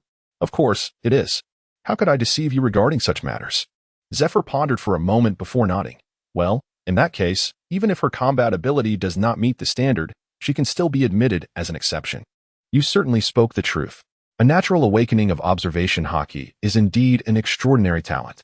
Do not be misled by the ease with which Randall and others awaken their Haki. It is not as simple as it seems. Many individuals go through their entire lives without ever awakening it. Seeing that Zephyr had agreed, Randall let out a sigh of relief. The elite camp is entirely at Zephyr's discretion.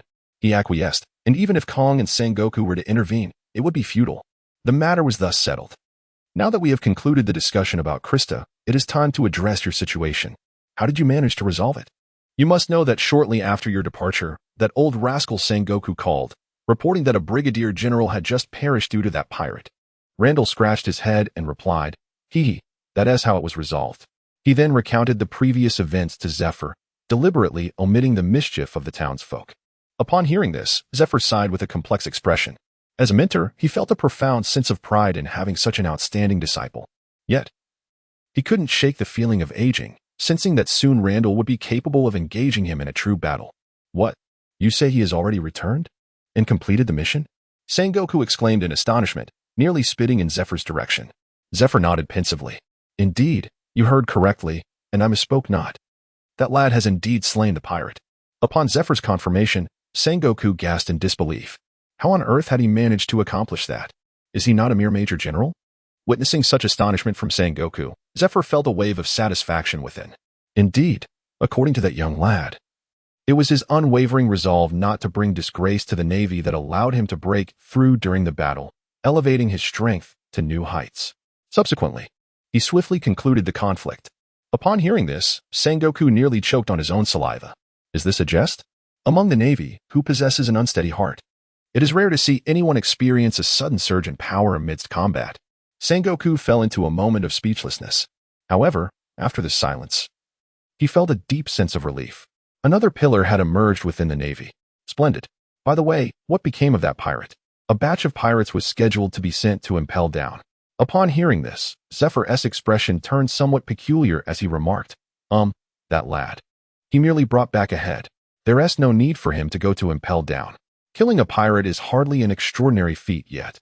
The head he brought back was utterly gruesome. It was beyond recognition. He began to suspect whether Randall harbored a deep-seated grudge against the pirates. Sengoku paused for a moment, nodded slightly, and refrained from commenting further. He then rubbed his forehead, feeling a headache coming on. Speaking of which, since the assessment had concluded, it was time to consider promotions. "Zephyr, do you have any insights?" Zephyr nonchalantly replied, "It is what it is. There's not much to ponder." Yet, Randall's prowess was already comparable to that of a rear admiral. Should he be promoted directly to that rank? There was no precedent for such an occurrence. "Hey, that's a matter for you to contemplate," Zephyr chuckled, seemingly carefree as he shrugged his shoulders. "Get out of here. You old rascal. Don't just stand around being a nuisance." A moment later, in the training arena, Randall and Zephyr stood at the center of the field, accompanied by Krista and a group of novice recruits. "That must be General Zephyr," one of the recruits exclaimed. "And that guy over there. Wow, he's so handsome. He must be the one who defeated the original top recruit in the elite camp after just a month. Randall, I heard he applied for early graduation. Why is he still here?" Another recruit whispered, "Will those two actually fight? Can this beast truly contend with General Zephyr? How absurd. And who is that little girl? She's so adorable." I know. I arrived early, and that's Randall's sister. Wow, my brother-in-law's sister is this cute? Unbelievable. You beast. How old is she? A lowly lover, begone. Oh no, Randall is looking over here. Brother, you're done for. Let's observe a moment of silence. In the arena, Randall reluctantly averted his gaze, bemused by the antics of the onlookers. "Hey, are you ready, kid?" Zephyr called out, cracking his knuckles with a menacing grin. "With your current strength, I can't afford to go easy on you." Randall, brimming with fighting spirit, responded, "I wouldn't want it any other way. Come at me, Teacher Zephyr." No sooner had he spoken than Randall enveloped himself in armament Haki, transforming into a figure of understated elegance and power. The surrounding recruits gasped in astonishment. "Is this the strength of the elite camp?" they murmured. Full-body armament Haki. For us, that remains an unimaginable feat, yet Randall has already mastered such advanced applications. Why are we, all new recruits, not on the same level? Is this the true strength of the elite camp? Other recruits pleaded, No, please spare us. They are not from the same world." Zephyr regarded Randall, seemingly flawless in his execution, and praised him. "Your mastery of armament Haki is commendable." However, he quickly shifted his tone. "While full-body Haki appears secure, it actually disperses your defenses.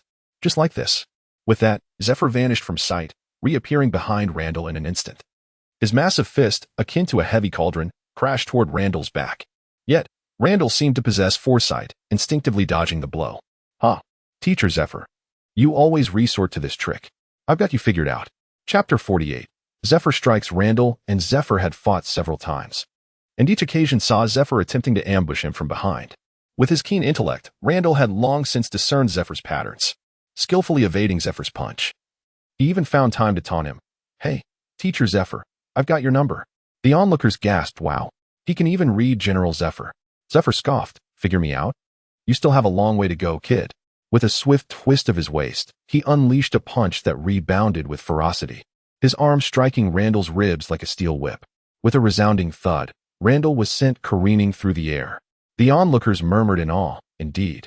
The General Zephyr was still the formidable General Zephyr. After a graceful somersault in midair, Randall descended to the ground. He rubbed his side, grimacing in pain. At that moment, he suspected that Zephyr had employed the pinnacle technique of armed color, causing internal damage. Otherwise, it wouldn't hurt so much. Huh, you still have a long way to go. Zephyr revealed a smile akin to that of a fierce bandit. Randall's eyes darted, and he said, does Teacher Zephyr dare to stand there and take a blow from me? Upon hearing this, Zephyr's eyes widened. Hey, you brat think you can provoke me. However, I must admit, I do fall for this trick. You intend to use that move, right? I could take it before, and I can still take it now. Come on. With that, Zephyr crossed his arms and stood firm. To the casual observer, he appeared calm, but in reality, his armed color was already building up. Seeing Zephyr's acceptance, Randall's eyes sparkled. Now we can talk. You better not go back on your word. Hurry up. Why so much nonsense? With a sly grin, Randall assumed his stance. He brought his palms together at his waist, spreading them apart. The energy from the earth began to flow towards him. Soon, a white orb, the size of a human head, materialized between his hands. Witnessing this spectacle, the onlookers began to murmur among themselves. Could he be a devil fruit user? What kind of ability is that? You don't know. This might be the advanced use of armed color, external release. Ah, so that's how it is. You really know a lot. I know a bit. Just because my father is a major and I've seen more. At this moment, the energy had reached the same intensity as when he had previously pressed it against Texas's face. Yet, Randall did not cease his build-up. The orb remained the same size, but grew increasingly luminous. As he gathered power, the air around Randall began to tremble. Within a 10-meter radius, the particles of gravel on the ground began to hover. A fierce gust of wind emanated from Randall, expanding outward. The spectators, caught off guard, were left in awe, silently acknowledging the terror of this young man. Zephyr furrowed his brow, sensing that the situation was more complicated than it appeared. The intensity of this energy had already surpassed what he had witnessed before, and it continued to escalate. 3 seconds passed. 5 seconds. 7 seconds. 10 seconds. After a full 10 seconds of gathering energy, Randall finally halted. It wasn't that he wished to stop, but if he continued to pour in energy, he would lose control. At that point, he would wield the power of annihilation. Teacher Zephyr, brace yourself. Randall managed a strained smile at Zephyr, then, with great effort, thrust his hands forward as if pushing an immense weight. With his movement, the orb, which had long been unable to contain its energy, erupted forth. A dazzling torrent of energy surged towards Zephyr. The wave of force. As Zephyr faced this attack, he was momentarily blinded by the brilliance, left only with a blinding expanse of white. Feeling the might of the strike, Zephyr quickly abandoned the idea of taking it head-on. His right fist instantly turned pitch black. Then it struck out with tremendous force. In the next moment, his fist collided violently with the torrent of energy. A deafening sound reverberated through the air, after which silence enveloped the scene, rendering everything unseen. One could only perceive the storm raging before them. Those standing at the forefront felt their skin tighten significantly in an instant. As for Krista, her intelligence was apparent, merely observing the effects of that technique. She knew it was extraordinary. Thus, she prudently covered her ears and retreated behind the others. This tempest raged on for a good 10 seconds before gradually dissipating in reluctant surrender. The onlookers, unable to contain their curiosity, eagerly peered into the arena. However, upon discerning the situation, their mouths fell agape, and their eyes widened in disbelief. The vast training ground appeared as if it had been thoroughly ravaged. The original stone bricks were nearly obliterated, and the training equipment had been pushed to the edges, with some even embedded in the walls. Between Zephyr and Randall lay a massive pit, and when the crowd gazed into it, they were met only with darkness. They gazed at the pit, then at Randall, their eyes shifting back and forth between the two as if struggling to comprehend the connection that existed between them. The sheer power was almost outrageous. Could this truly be a monster? The son of the Major General was particularly astonished, fully aware that his father could never achieve such feats. Wasn't this individual still a student? Were all the elite camp participants such monsters? Elite camp students, we are different. In the arena, Zephyr retracted his slightly heated fist and turned to Randall, exclaiming, "Kid, not bad at all. This move of yours actually compelled me to attack. Now I understand how you managed to defeat that Texan." Zephyr boldly asserted that few among the lieutenant generals could withstand such a technique. Even the likes of the mongoose and the phantom spider would have to pay a hefty price to endure it. Randall smiled at Zephyr's words, but then he remarked, "However, your technique has its evident flaws. The charging time is excessively long, and the period of vulnerability is too prolonged. In the heat of battle, an adversary will not grant you such an opportunity. If this move fails to connect, or if the enemy withstands it, only death awaits you." As he concluded, Zephyr's tone softened, and he continued, "Nevertheless, perfection is not without its imperfections." Receiving Zephyr's praise brought immense joy to Randall. Seeing Randall smile caused Zephyr to grin as well. He then cast a wistful glance at the arena, saying, "What a pity, it seems this fight will not materialize. We haven't even begun to exchange blows." As he spoke, Zephyr flexed his fingers, seemingly eager for action. Randall rolled his eyes, pondering why those who practiced physical combat were so inclined to fight. In that moment, he overlooked the joy he had felt when defeating Aquis and Millers. At this time, witnessing the cessation of hostilities, Krista dashed over to Randall and tugged at his shirt. "Brother Randall, are you all right?" Gazing at Krista's adorable face melted Randall's heart. "Don't worry, I'm quite formidable." Meanwhile, Zephyr appeared to have bitten into a lemon. "Hey, little Crystal. It was I who was struck, so why are you inquiring about that insufferable brat?" Chapter 49. The Dragon King Pirates. Upon observing Krista's concern for Randall, Zephyr felt a pang of jealousy. He remarked, "Little Crystal, it was clearly I who was struck.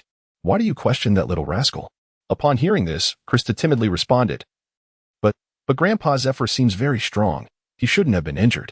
In response, Zephyr rolled his eyes dramatically, while Randall burst into laughter.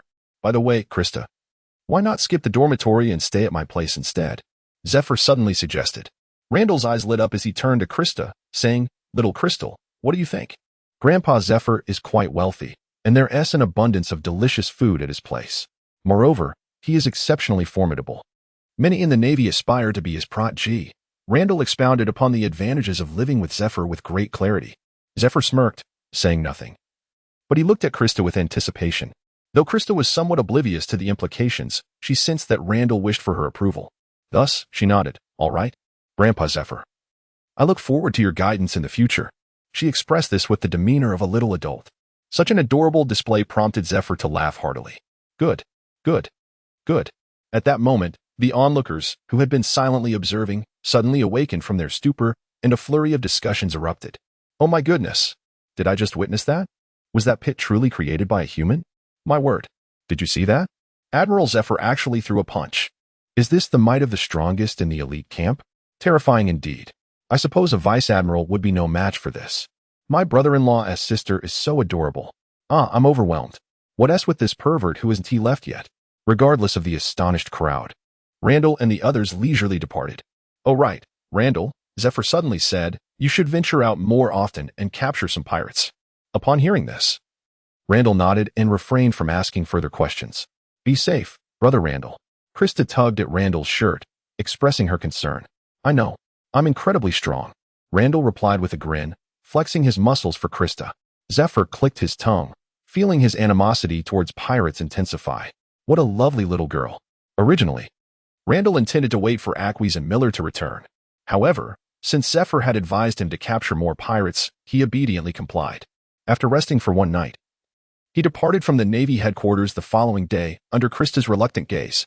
He did not choose to venture towards the pirate-infested Superiority archipelago, but instead set his course towards the initial segment of the Grand Line. Within merely a few days, Randall had dismantled several pirate crews. It can only be said that at the dawn of the Great Pirate Era, the density of pirates was indeed staggering.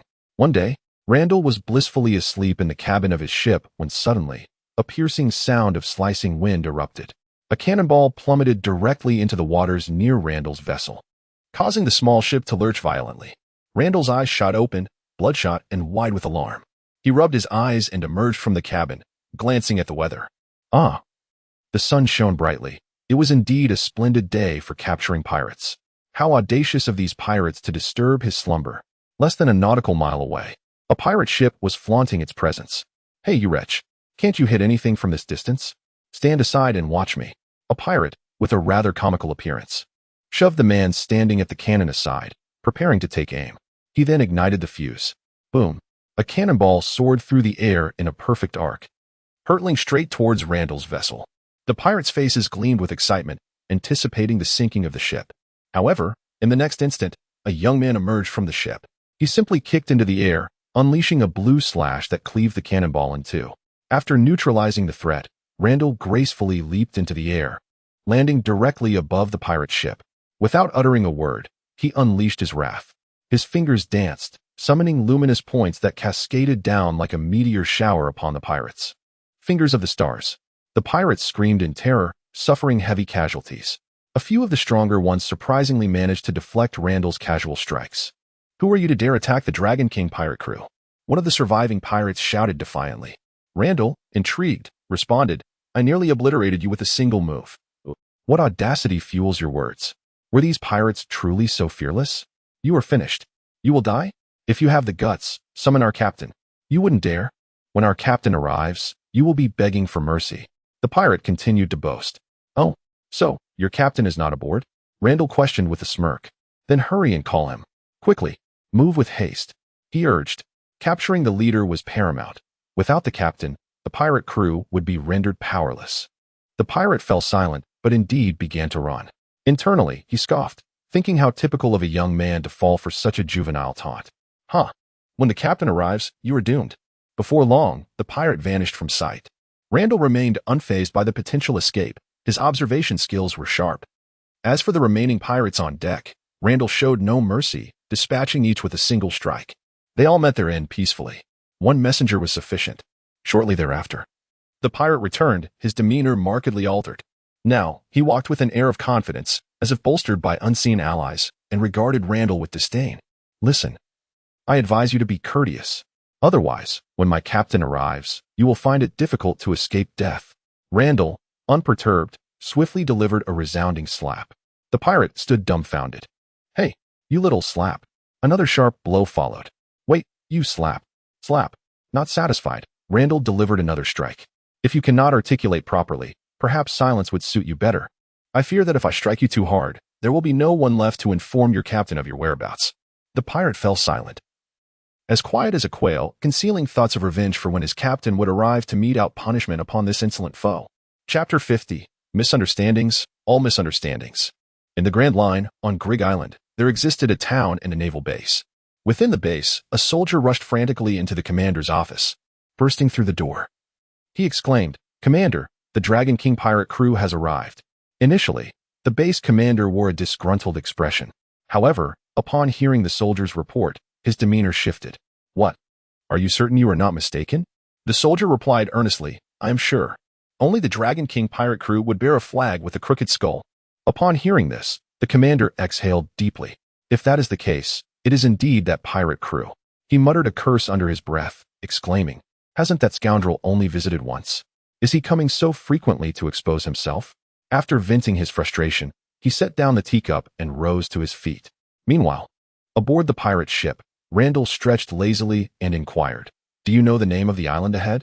Hurry and relay the message to your captain, urging him to come." The pirate was quite displeased with Randall's command, yet it coincidentally aligned with his own intentions. He hurriedly scurried away to make a phone call, the destination unknown. Randall stood at the bow of the ship, squinting his eyes as he gazed at the outline of the naval base in the distance. He muttered to himself, "This is peculiar. At such a distance, they should have been alerted. Why hasn't the Navy responded?" Moments later, the vessel was nearing the port. Yet, throughout this process, not only did the Navy fail to intercept the pirates, but there were also individuals specifically dispatched to guide the pirate ship into harbor. This ignited unsettling suspicions within Randall. Before long, the pirate ship docked, and Randall leaped overboard. At that moment, a naval officer clad in a justice cloak approached, flanked by several soldiers. Without allowing Randall a word, the officer blurted out, "Why are you back again? Haven't we just resupplied you? If you're spotted coming here so often, none of us will come out unscathed." Randall fell silent at once. After the officer spoke, he seemed to realize something was amiss. Who was this person? When did pirates become so well-groomed? Even he, a man, found him strikingly handsome. Moreover, the atmosphere aboard this pirate ship was unusually subdued. He furrowed his brows, realizing that the situation was far from simple. At that moment, Randall spoke up, Are you the commander of this base? What exactly did you just say? Is there something you fear being discovered? Moreover, as a naval officer, how can you remain so composed in the presence of pirates? A sense of foreboding suddenly washed over the commander. He coldly inquired, "Who are you?" "Seize him at once. He has just slain our men." At that moment, the last remaining pirate bellowed from the ship's railing. The base commander rolled his eyes inwardly, thinking to himself, "Do you think it's so simple to capture me? The fact that you lost your men has nothing to do with our navy." However, the next moment, he heard Randall softly reply, "I am from the headquarters." Upon hearing this, the base commander's expression changed dramatically. "Quick! Apprehend him! Do not hold back! Hurry!" He let out a thunderous roar. And a multitude of Navy soldiers suddenly surged forth, encircling Randall. Instantly, Randall's expression grew icy. They thought they could still converse with me, mistaking me for a pirate. But upon learning I belonged to headquarters, their resolve was surprisingly swift. The soldiers who had rushed out were initially unaware of the circumstances. However, upon hearing Randall declare his allegiance to headquarters, they hesitated. "Hurry up. So what if he is from headquarters? Look at this kid. He hasn't even sprouted his first hairs. How formidable could he possibly be? Seize him at once. Quickly." Yet the base commander paid Randall no heed. Observing the soldiers falter, he bellowed, and at once, they sprang into action. Randall snorted coldly, his entire being radiating a potent aura mingled with a murderous intent that erupted forth. In just a few days, Randall had slain hundreds. The aura of death that enveloped him was steeped in genuine blood, resulting in a profound transformation. In the depths of silence, it seemed as though the crowd could hear the distant rumble of thunder echoing through the void. They felt a sudden ringing in their heads, and then the scene before them transformed. A vivid crimson engulfed everything. The sky was a tumultuous sea of blood, threatening to submerge the earth. Standing amidst this endless ocean of scarlet, as though he were the sovereign of the blood sea, was Randall. This spectacle seemed to endure for an eternity. Yet it also felt like a fleeting moment. When the soldiers of the base finally regained their composure, the scene reverted to normalcy, revealing their group encircling Randall once more. However, as they gazed at Randall, the horrific vision lingered incessantly in their minds. They halted abruptly, merely raising their firearms in a futile attempt to aim at Randall, their index fingers trembling to the point that they could not even pull the trigger accurately. At that moment, the commander of the base seemed to awaken as if from a daze, cold sweat trickling down his cheeks. He immediately realized that the newcomer was a formidable opponent. The aura of murderous intent and power emanating from him was such that, even as a major general, he felt uncertain about his ability to subdue him. The expression on the base commander's face shifted repeatedly, ultimately forcing a smile. "Misunderstanding. It's all a misunderstanding. Young brother, this is truly a misunderstanding. What are you all waiting for? Quickly clear the way for our young brother." The soldiers, already on edge, hastily retreated at the command, dispersing in less than a second. The base commander, steeling himself, approached Randall. It's all a misunderstanding, young brother. When I first saw you coming down from the pirate ship, I thought you might be from headquarters.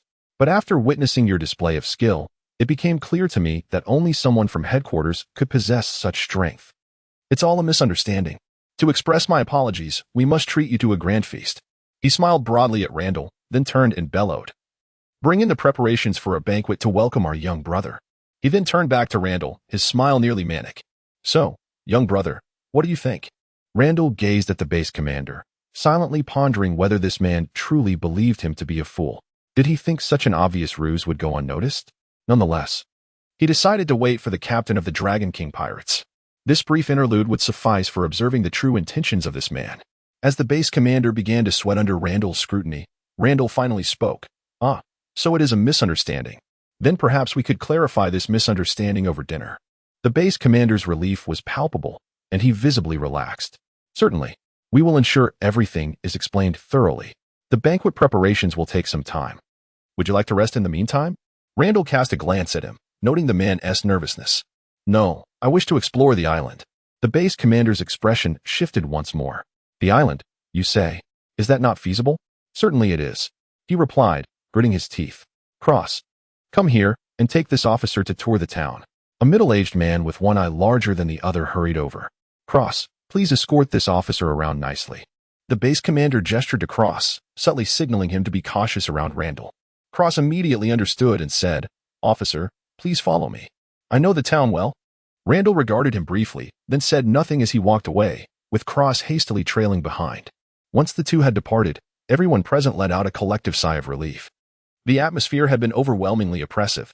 The base commander glanced towards the direction Randall had vanished, a glint of ruthlessness flashing in his eyes. He then stomped his feet. Boarding the pirate ship. His sudden appearance startled the pirate. "What are you doing?" The base leader asked with a grim expression. "What am I doing?" "I wish to inquire what you intend to do." The pirate, feeling wronged, replied, "I, too, am perplexed by the situation. We were simply sailing along when this individual suddenly appeared and began a frenzied assault. If it weren't for my quick thinking, I would have met a grim fate." He had forgotten that had it not been for their reckless actions in firing upon Randall's vessel, Randall would likely still be in slumber. The base commander initially intended to inquire whether Randall had indeed come from headquarters. However, upon reflection, he realized that a pirate was hardly privy to such knowledge. Thus, he pivoted to another question. "Then what on earth are you bringing him here for? Do you not realize that this matter is shrouded in secrecy? If discovered, neither your leader nor I shall escape unscathed." The pirate waved his hand dismissively, replying, "Oh, fret not. Our leader will be here shortly.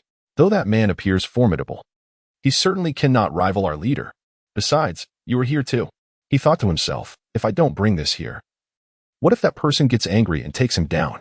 It's truly easy for someone to speak without feeling the pain themselves. At this moment, the commander indeed desired to eliminate this pirate. However, recalling that the latter had already contacted his superior, he suppressed his murderous intent. He then disembarked from the ship and addressed the soldiers, saying, "You all, hurry and prepare the banquet.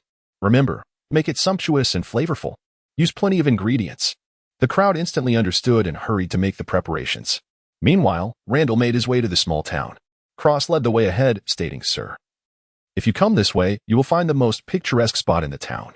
Randall casually replied, "Oh, I have no interest in beautiful scenery. I merely wish to observe those filthy gutters." With that, he disregarded the direction Cross was pointing to and walked off in another direction. Upon witnessing this, Cross's expression immediately stiffened. He opened his mouth, yet ultimately closed it, obediently following behind Randall. Along the way, some residents caught sight of Randall and couldn't help but steal a few glances. "This lad is quite handsome." However, when they noticed the figure of Cross in a naval uniform trailing behind Randall, their expression shifted dramatically. The admiration and surprise directed at Randall transformed into fear and a barely perceptible disdain. It was as if Randall had suddenly morphed into a fearsome beast, prompting them to recoil in trepidation. Randall, with an impassive expression, turned to Cross and inquired, "You claim to be well acquainted with the affairs of the town? Then enlighten me regarding this situation."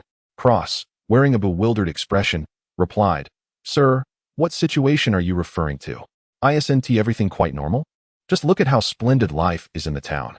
Randall remained silent, merely gazing at him. 1 second, 3 seconds, 5 seconds. Cross could no longer maintain his composure. "I truly don't know. We can honestly assert that we have fulfilled our duties as the Navy. Perhaps the residents were frightened by the gruesome scenes when we defended against the pirates?" he forcefully explained. Randall merely replied with a faint, "Is that so?" After speaking, he continued to walk ahead. Behind him, Cross's expression shifted repeatedly. It was uncertain whether Randall truly believed it or not. Suddenly, as he looked up, his expression changed dramatically upon witnessing Randall intercepting someone. He hurriedly approached. At that moment, Randall was engaged in conversation with the man. "Brother, you seem quite frightened of the person behind me. What is the situation? Care to share?" The man, abruptly interrupted by Randall, was nearly petrified with fear. Yet, a forced smile adorned his face as he humbly replied, No, you're too kind. There is nothing amiss. Perhaps you've mistaken something." Just then, Cross arrived at the scene. "Oh dear, what is going on here? What were you planning to tell the officer?" "I'd like to hear it too." The man swiftly shook his head, exclaiming, "Nothing at all. We're doing just fine." He then circumvented Randall and left without glancing back. Cross remarked, "See, there is nothing going on." Randall dismissed him, turning to intercept another individual. Yet, as before, he was once again outmaneuvered by Cross. With a smug expression, Cross addressed Randall, saying, "Officer, I told you, there is absolutely nothing to worry about. You're making a fuss over nothing." Randall replied coolly, "I've come to understand that as long as I'm with you, I'll never uncover the truth." Cross feigned ignorance, merely maintaining a forced smile. "Don't you understand? Get lost," Randall stated calmly. For a moment, Cross's smile faltered. Then he retorted, "Officer, the base chief specifically assigned me to look after you. If I return without fulfilling my duty, I want to be able to explain myself. If you can't leave on your own, I can assist you. Randall's words dripped with a hint of menace. Cross immediately froze, the air seeming to thicken in that tense moment, as if a brutal slaughter were imminent. Just then, the sound of the phone bug interrupted the silence. Beep, beep, beep. Cross had never found the sound of the phone bug so melodious. He hurriedly took out his communicator and answered, "Cross, where are you and your little brother? The banquet is nearly ready. Hurry back." All right. Understood, sir." Cross quickly replied before turning to Randall. Randall clicked his tongue, but said nothing, simply turning to head back. Observing this, Cross let out a sigh of relief. As long as they returned, there would be no more thoughts of leaving again. Chapter 52. What a dreadful habit. By the time Randall arrived at the reception hall, a long table had already been set. The table was laden with an array of steaming dishes. Upon seeing Randall's return, the base commander promptly approached him. "Little brother, your timing is impeccable. The chef has just completed the final dish." Randall cast a glance at him, remaining silent as he bypassed him and seated himself at the head of the table. With his back to Randall, the base commander's expression twisted into a snarl. "What s with the arrogance, just because you came from headquarters?" However, when he turned around, his face instantly morphed into a forced smile. Let's see how long you can keep up this bravado." Sitting at the subordinate's position, the base commander was about to make a remark. But Randall had already begun to eat. Randall casually picked up a piece of seafood and placed it in his mouth. After a barely perceptible pause, he chewed and swallowed. Observing Randall devour the meat, the base commander's smile grew a tad more genuine. "Little brother, how does it taste?" Randall nodded and replied, "It's quite good. The spices are unique." He then cast a meaningful glance at the base commander. The commander felt a cold sweat break out at that look. Had he been discovered? No. Even if he was, what could be done? After all, Randall had already eaten it. Suppressing his unease, the commander was about to say something when Randall suddenly inquired, "When will the captain arrive?" "Should be here soon. Just a little." The commander instinctively began to respond but sensed something amiss, abruptly stopping with an awkward yet polite smile. Randall, unfazed, simply nodded and resumed eating.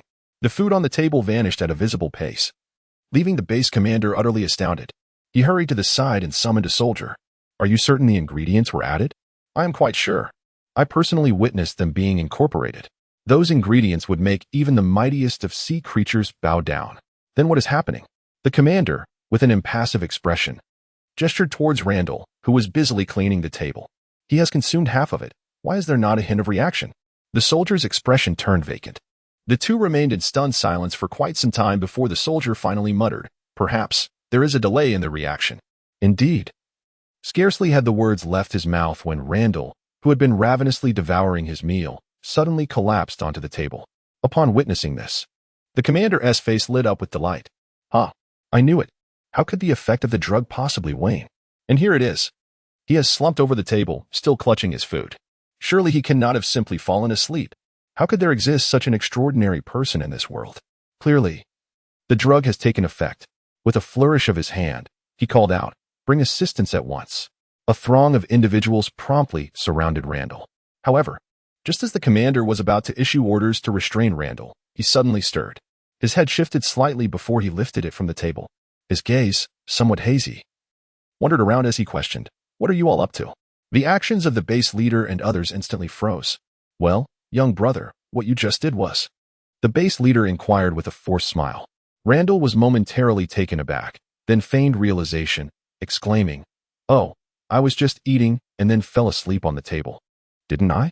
Ha ha ha, it's just an old habit of mine. I simply got tired from eating and wanted to rest for a bit. You need not worry. Who on earth is worried about you? We are concerned about your survival." Someone retorted, "By the way, what kind of absurd habit is that? Who falls asleep in the middle of a meal?" The group was left in utter disarray. They remained oblivious to their own expressions, which undoubtedly were far from pleasant. The leader of the base sat vacantly in his seat, feeling as though he had been thoroughly manipulated. Simultaneously, a question churned incessantly within his mind. Why then? Did Randall consume such a substantial amount without any discernible reaction? Was it merely due to his formidable strength? Did the effects of the drug take longer to manifest? Indeed, that must be the case. Just in time, the captain of the Dragon King pirates was about to arrive. At that moment, when the two were engaged in battle, the drug's effects would suddenly erupt, proving fatal. Ideally, it would lead to the pirate directly eliminating this individual. while he was lost in thought. Randall had already completed his task of clearing the table, leaving the leader staring in astonishment. What about the food on his table? That feast? Sufficient for a dozen individuals to indulge until satiated? What on earth is this? He twitched the corner of his mouth, gazing at the somewhat reluctant Randall, and inquired, "How are you, young brother? Are you enjoying your meal?"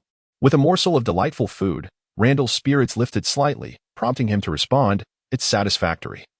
I'm about half full. For now, this will suffice, as there's a battle to be fought shortly, and overeating would not serve us well." The commander of the base nearly fell to his knees in disbelief. How could one claim to be only half full after consuming so much?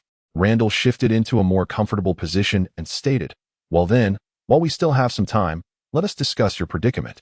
The commander, with a forced smile, retorted, "My predicament? What predicament could I possibly have?" Randall continued undeterred, "I once visited a town named Fields.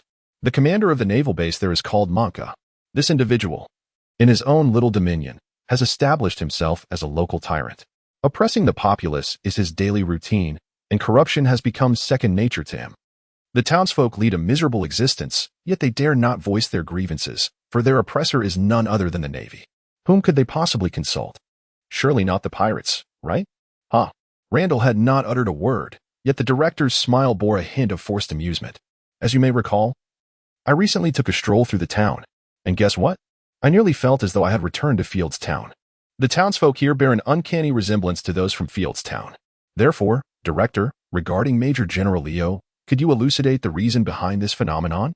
Oh, and while you're at it, perhaps you could also shed light on any connections to the pirates." Randall's gaze was fixed intently on the director, awaiting his response. The director remained silent. An explanation? How does he explain it? He was unaware that Randall had been traversing the Grand Route since his arrival in this world. How could he have ever visited the distant Fields town in the Eastern Sea?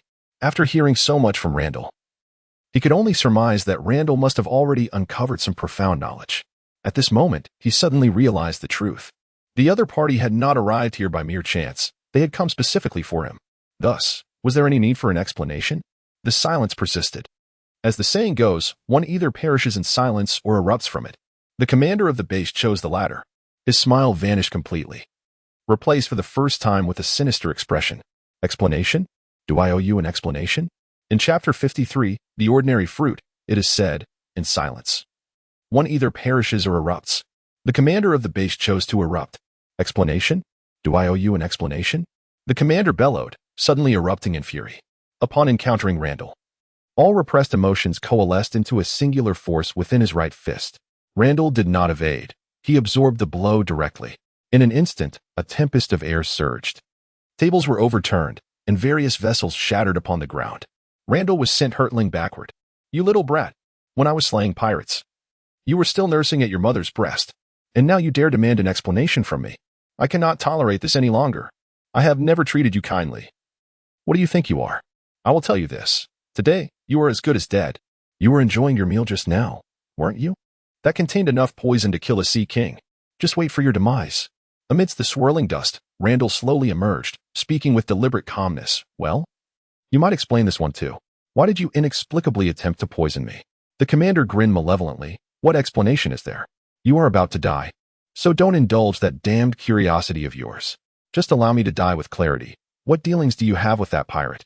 The commander contemplated, realizing that the willingness to converse could serve to buy him some time. "Since you have asked so earnestly, I will indulge you with my mercy. It's nothing much. Just a means to earn a bit of hard-earned coin. They provide me with funds, and in return, I supply them with arms. It appears our operations remain rather clandestine. You have only uncovered instances of embezzlement and oppression of the populace, yet you remain oblivious to this crucial aspect. In the end, the base commander expressed a sense of pride. "Is that all there is to arms trafficking?" Randall inquired. Upon hearing this, a flicker of unease crossed the commander's eyes. Yet he asserted with righteous indignation, "Of course. He spoke the truth, albeit with certain details omitted. Initially, he was reluctant to sell weapons to pirates. However, he ultimately succumbed to pressure. Faced with the trial of death, he chose to yield. Such matters, which could tarnish his reputation, were unnecessary to elaborate upon to outsiders. Even if that person was on the brink of death." Randall sighed and remarked, "You are indeed guilty of heinous crimes." He paused momentarily before stating, "Go to prison and repent." As soon as the words left his lips, Randall's figure vanished from sight. The base commander felt his pupils constrict sharply. Yet before he could react, an immense force struck him at the neck. With a thunderous crash, he was effortlessly pinned to the ground. How? How is this possible? How could you be so powerful? The base commander exclaimed, struggling violently, disbelief etched across his face. He could hardly believe it in his heart. He, a major general, was unable to last even a single round against his opponent. How could it be possible for them to be so formidable? He is clearly younger than himself. Randall furrowed his brows and delivered a punch to the base leader's coccyx. The base leader felt a piercing pain and soon found himself unable to muster strength. Subsequently, Randall deftly disarmed the base leader, rendering him utterly incapable of resistance. It was only at this moment that the surrounding soldiers realized what had transpired. Their commander had been subdued by the opponent, and it had occurred in a mere instant. Thus, the dilemma arose: should they advance or retreat? This was indeed a question. Before long, Randall made their decision for them. Go fetch some sea stone handcuffs, he uttered coldly, accompanied by an aura of chilling menace that enveloped them like a frigid abyss. They instinctively followed their hearts, pushing and shoving as they hurried out of the room. As for the commander, who cared about him? Who even was the commander? What significance did he hold? Could he be consumed? Once only the two of them remained in the room, Randall delivered a swift kick to the base chief, flipping him onto his back. The base chief gazed up at Randall and said, Wait. What are you doing? You can't kill me. I am Navy, even if I have erred. You must follow the proper procedures. You cannot take my life. Randall scoffed, replying, Rest assured, I am not like you. I adhere to the rules. Upon hearing this, the base chief felt a slight relief. However, he soon realized something was amiss and exclaimed, Wait a moment, this isn't right. Why haven't you succumbed to the poison yet? How long has it been?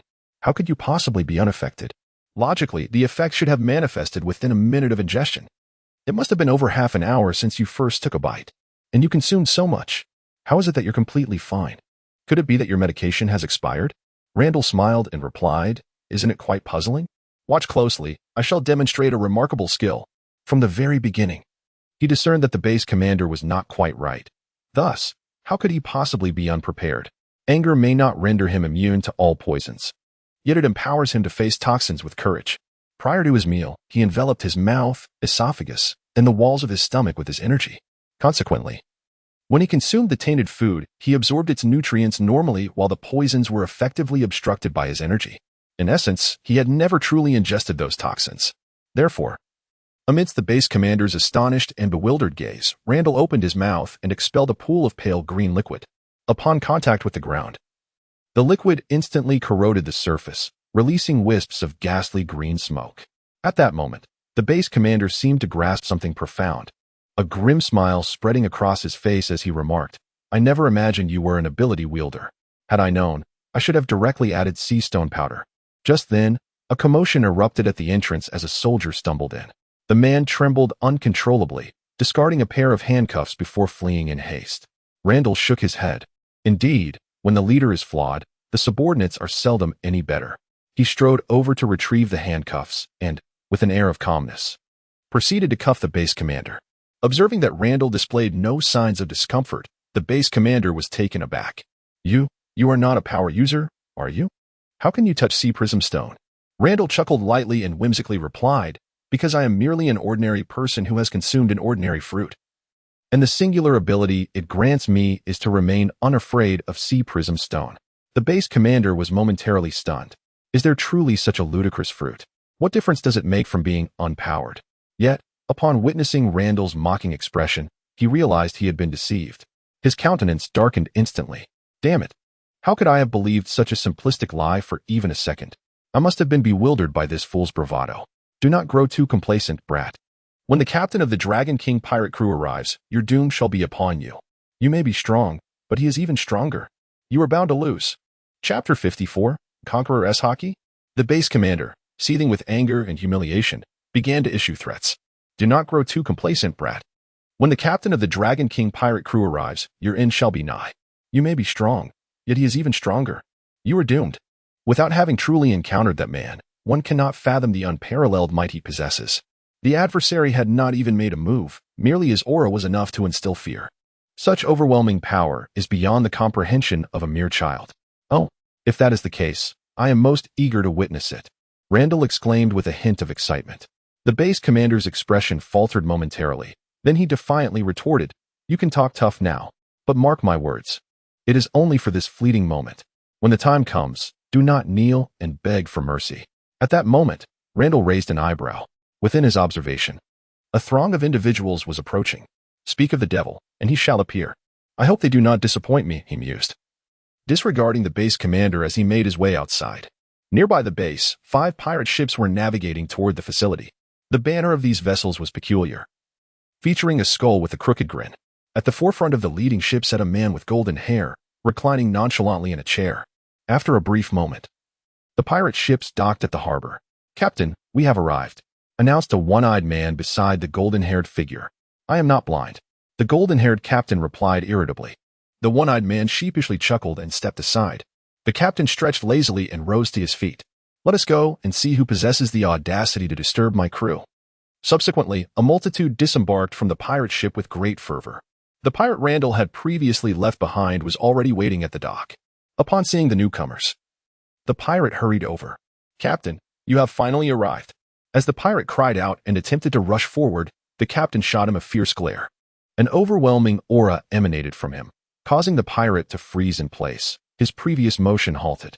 Once the pirate ceased his advance, the captain retracted his aura and demanded, "Where is that person? Lead the way." "Lead the way, indeed. How dare they lay a hand on our Dragon King pirate crew?" A chorus of pirates echoed their agreement, lamenting the various fates that awaited Randall. The pirate acknowledged and prepared to guide them when he suddenly spotted Randall emerging from the base. He hastily pointed towards Randall, gesturing to Gil. "Boss, it's him. That scoundrel." Gil followed his finger and locked eyes with Randall. "You are the captain of the Dragon King pirate crew?" Randall said nonchalantly. "Hey, this brat is far too arrogant. The boss told me to tear his mouth apart. The boss commanded me. I want to rip out his teeth. Or perhaps I should go. I shall teach him how to speak properly." Gil tilted his head, remaining silent, and the clamor behind him instantly faded into hushed stillness. A profound silence enveloped the atmosphere. Turning back, Gil stared intently at Randall, offering no response to his words, merely uttering 2 commands. "Kneel." As Gil articulated those 2 words, Randall felt an overwhelming weight upon his body. An immense pressure descended upon him in an instant. Suddenly, he perceived the sky transforming. The previously clear weather turned ominously dark, as if the heavens themselves were collapsing. In the depths of his mind, he could hear the distant rumble of thunder. He could not discern whether it was real or merely the echo of his own trepidation. Simultaneously, Randall felt Gil's presence in his eyes magnify, as if he were a towering giant, standing resolute against the world. He gazed upon Gil as if beholding a celestial deity. With a mere glance, an inescapable thought took root in his mind. The individual before him was invincible. The 2 words Gil had uttered echoed relentlessly in his consciousness. "Kneel, kneel, kneel." The refrain played on an endless loop. Randall felt as though the very heavens and earth compelled him to obey Gil's command. He was instantly struck with astonishment. What was this? A presence? Had the mere aura of his opponent instilled within him a sense of irrepressible inferiority? How could this be possible? Though his strength may not be of the utmost caliber, he is certainly not a weakling amidst this vast ocean. The only individuals capable of evoking such a sensation within him would likely belong to the ranks of the admirals or the 4 emperors. Could it be that this person possesses the prowess of an admiral or a 4 emperor? He was aware that the vastness of the sea was immense. There were indeed few formidable beings capable of matching the 4 emperors' generals in strength, yet they certainly existed. Thus, it seemed improbable that he would encounter a top-tier powerhouse merely a few days after setting out. However, while he was astonished, he remained oblivious to the fact that Gil was even more taken aback. Prior to this moment, Gil's technique had proven infallible. After commanding his opponents to kneel, scarcely anyone could withstand even 3 seconds. Whether they were notorious pirates with bounties exceeding 100 million or the commander of this naval base, all had succumbed to him. Yet the individual before him, though visibly enduring, showed no inclination to submit whatsoever. 5 seconds had already elapsed. He suddenly felt a twinge of anxiety, wondering if he might encounter someone utterly fearless. Gil gritted his teeth, his aura intensifying with a ferocity akin to a tempest, surging towards Randall. The pressure on Randall multiplied exponentially. In that moment, he experienced a brief lapse in clarity, as though an invisible colossal hammer had struck his mind. His head buzzed with a disorienting sensation, nearly overwhelming his thoughts. He shook his head with great difficulty, blinking his eyes as his vision gradually became clearer. At that moment, A sudden realization struck him. He sensed the presence of this individual's power, which bore an uncanny resemblance to something familiar. 3 words surfaced in his mind: Conqueror's Haki. The overwhelming aura capable of rendering others unconscious reminded him vividly of the depictions of Conqueror's Haki in anime. Randall felt he was onto something significant. No, could it be? This person was actually able to withstand the second stage eruption of the boss. Previously, when the boss unleashed his second stage power, all of his opponents had fallen unconscious. Behind Gil, his subordinates struggled to resist the terrifying pressure that loomed over them like a prison, utterly astonished. They were merely experiencing the aftershocks, and they were on the verge of losing consciousness. Yet, standing defiantly before Gil, Randall managed to hold himself together. Witnessing this, Gil gritted his teeth and unleashed an overwhelming aura. At this level of exertion, he knew he would suffer from a severe headache for several days. Opposite him, Randall was immediately struck as if by a bolt of lightning. He felt utterly blinded and deafened, as if everything around him had vanished. Just as he was on the brink of losing consciousness, a surge of energy erupted within him. The energy, akin to liquid flames, surged once again, revitalizing his senses. His fading awareness was abruptly drawn back, and with the newfound power coursing through him, Randall regained his clarity, his gaze sharp as lightning. How could this be? Gil's mind screamed in disbelief. How could anyone withstand such force? Why are you not fainting yet? Chapter 55. Awaiting my ascendancy as the sovereign of the world. Gil's aura ascended once more, leaving Randall feeling like a flickering candle in a tempest, perilously close to extinguishing.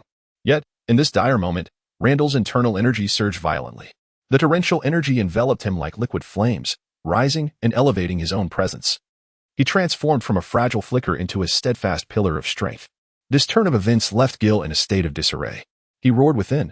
How is this possible? How could anyone endure it? Weren't you on the verge of fainting just moments ago? Why are you still standing? Randall is not merely unshaken. At this moment, he found himself in a wondrous realm, as if beneath the weight of prior pressures, he was on the verge of touching the threshold of a newfound power. A thin veil separated the two. All he needed to do was prod it, and it would shatter. And so he did. In an instant, he felt a barrier within his mind fracture, bringing forth a clarity.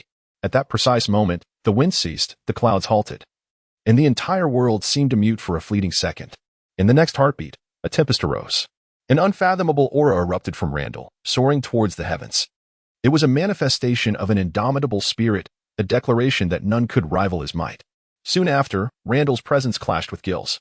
Accompanied by a thunderous roar in the void, crimson and black arcs of electricity crackled all around. The collision of their formidable auras. Randall chuckled with exhilaration.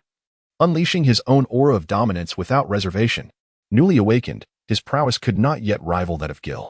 If Gil's aura was akin to gold, Randall's was like red. In that moment, gold overshadowed red. Yet, red did not falter. Instead, it surged with renewed vigor. It relentlessly pressed upward, gradually steadying its stance under the onslaught of gold, even breaking new ground and expanding its territory. Words failed to encapsulate Gil's emotions at this juncture. Shouldn't this power be his innate gift? Why could Randall possess it too? What justified this? Little did Randall realize the turmoil brewing in Gil's heart. At this moment, he was enveloped in the exhilaration of acquiring newfound power. Moreover, he had just awakened the Conqueror's Haki, albeit its potency was still modest. Yet, before him lay a ready-made whetstone, a fortuitous opportunity bestowed upon him. The opponent's Conqueror's Haki served as a hammer, relentlessly forging and refining his own. As he observed that not only had he failed to overwhelm the adversary, but the latter was also exhibiting a tendency to push back. A growing anxiety welled up within Gil. Nevertheless, his momentum had reached its zenith, leaving no room for further advancement. He pondered deeply, maintaining an outward calm as he spoke. Excellent. I acknowledge you as a worthy opponent. State your name. Randall, seemingly oblivious, focused intently on honing his Conqueror's Haki. You acknowledge me? A pirate dares to speak such words to the Navy? Do you believe yourself to be Whitebeard? Receiving no response, a sense of despair enveloped Gil's heart. He shifted his gaze and spoke again. That you have earned my recognition, you have yet to attain the qualifications that would compel me to engage personally. Therefore, strive to grow stronger. When you have amassed sufficient strength, return to challenge me. With that, his overwhelming presence suddenly receded. As he gathered his strength, the previously suppressed Randall erupted with an overwhelming force, unleashing his Conqueror's Haki that swept through the surrounding realm. The first to bear the brunt of this onslaught were Gil and his crew of pirates, while Gil remained unfazed. His fellow pirates could not withstand the ferocity of the assault. They immediately rolled their eyes, collapsing like wheat cut down by a scythe. Unlike Gil, Randall lacked the same tacit understanding and did not cease his onslaught of Conqueror's Haki as he had anticipated. It was only after all the pirates had succumbed to unconsciousness that Randall leisurely retracted his power. One must admit, the exhilarating sensation of mowing down foes with Conqueror's Haki was truly addictive for Randall. Observing Gil's grim expression, Randall pondered a perplexing question. Why had his opponent not seized the opportunity to attack him while he struggled under the weight of the opposing Haki? He does not regard the other party as a pirate of principle. Therefore, since it is not a matter of unwillingness, it must be that the other party is incapable. This led Randall to form a conjecture. His eyes flickered momentarily, and then he opted to probe cautiously. As Randall's figure faded from sight, Gil's expression shifted dramatically. He could only curse silently in his heart, wondering how this person could be so devoid of manners, resorting to violence at a moment's notice. Then, he felt a piercing pain in his side, followed swiftly by a numbing sensation engulfing half of his body. The tremendous force propelled him backward, crashing into the wall of the distant base. He took a few moments to gather himself before forcefully detaching from the wall. With a resounding thud, he fell to the ground, and before he could rise, he beheld a pair of feet appearing before him. His complexion changed dramatically, and he exerted all his strength to evade. Yet, Randall had already anticipated his move, lifting his foot to stamp down on his back. The impact was indeed severe. With a resounding crash, the ground sank nearly 10 centimeters. Struck by such force, Gil felt an overwhelming pain throughout his body, save for the area under Randall's foot, which had gone numb. With a cough, he spat out a mouthful of blood. He lay there like a defeated dog, stripped of his previous arrogance and splendor. Randall, stroking his chin, remarked with keen interest, "Indeed, as I suspected, your strength does not align with the aura of a conqueror. This is why you refrained from attacking me earlier. You lacked the confidence to overpower me and sought merely to intimidate me with your presence. Generally speaking, the potency of a conqueror's aura is directly proportional to one's own strength. Yet, you are clearly an exception. What conqueror's aura? I know not of what you speak. This is an innate gift of mine. I am a born ruler, destined to stand above all. Release me now, and you may still have time. With your abilities, when I ascend as the world's sovereign, I could grant you a position as my personal guard," Gil proclaimed, straining to lift his chin. "Wait a moment. On that note, how is it that a mere hybrid like you possesses the same power as I? How have you achieved this? Ah, I see now. You are a thief. You have stolen the power of a king." He perceives his current demeanor as that of a fallen prince. Little does he realize that in Randall's eyes, he is merely a laughable and ignorant loser. Nevertheless, his words did provide Randall with some insight into his circumstances. It turns out that in this world, there exist not only those who possess the innate ability of observation Haki, but also individuals with the innate power of Conqueror's Haki. His innate talent is indeed impressive. Yet his ignorance is regrettable. He has only managed to navigate the first half of the Grand Line. Had he ventured into the latter half, a treacherous realm known as the New World, he would have discovered that Conqueror's Haki holds little value there. Chapter 56. The disheartened base commander. It appears that Gil has never set foot in the New World. Otherwise, he would have realized that nearly all renowned figures possess some degree of Conqueror's Haki. The depths of that world are unfathomable, teeming with kings. However, the intensity of Gil's Conqueror's Haki must be quite formidable. Randall, a veritable vice-admiral, found himself nearly overwhelmed in the presence of Gil's Haki. The innate Conqueror's Haki is indeed terrifying. "Hey, release me at once, do you hear? You, a mere jack of all trades. I am a born ruler destined to become the king of the world. How dare you treat me this way? And did you not hear my question? How did you steal my power? Speak, you impudent fool." Randall merely shook his head and replied coolly, "You believe this power is unique to you. Yet you are unaware that there are at least dozens of individuals upon these seas who possess similar abilities." Gil remained stunned for a full 3 seconds before reverting to his arrogant demeanor. "Ha! You, a mere jack of all trades, dare to deceive a king. Impossible. This is my talent, a gift that belongs solely to me. You are not only a thief, but also a damned liar." Randall fell silent, gazing at him with a look of pity. Yet, that gaze wielded a more profound impact than any words could convey. "Impossible. You must be lying to me. It's all a fabrication," he incessantly repeated himself, attempting to persuade Randall, or perhaps to convince himself. Randall, irritated by the incessant noise, raised his foot and kicked him at the back of his head. Thud. The world fell silent. Subsequently, Randall carried the unconscious Gil and made his way towards the base. Although the clash of their conqueror's Haki had been intense, its impact was limited. Therefore, the soldiers within the base had not succumbed to unconsciousness.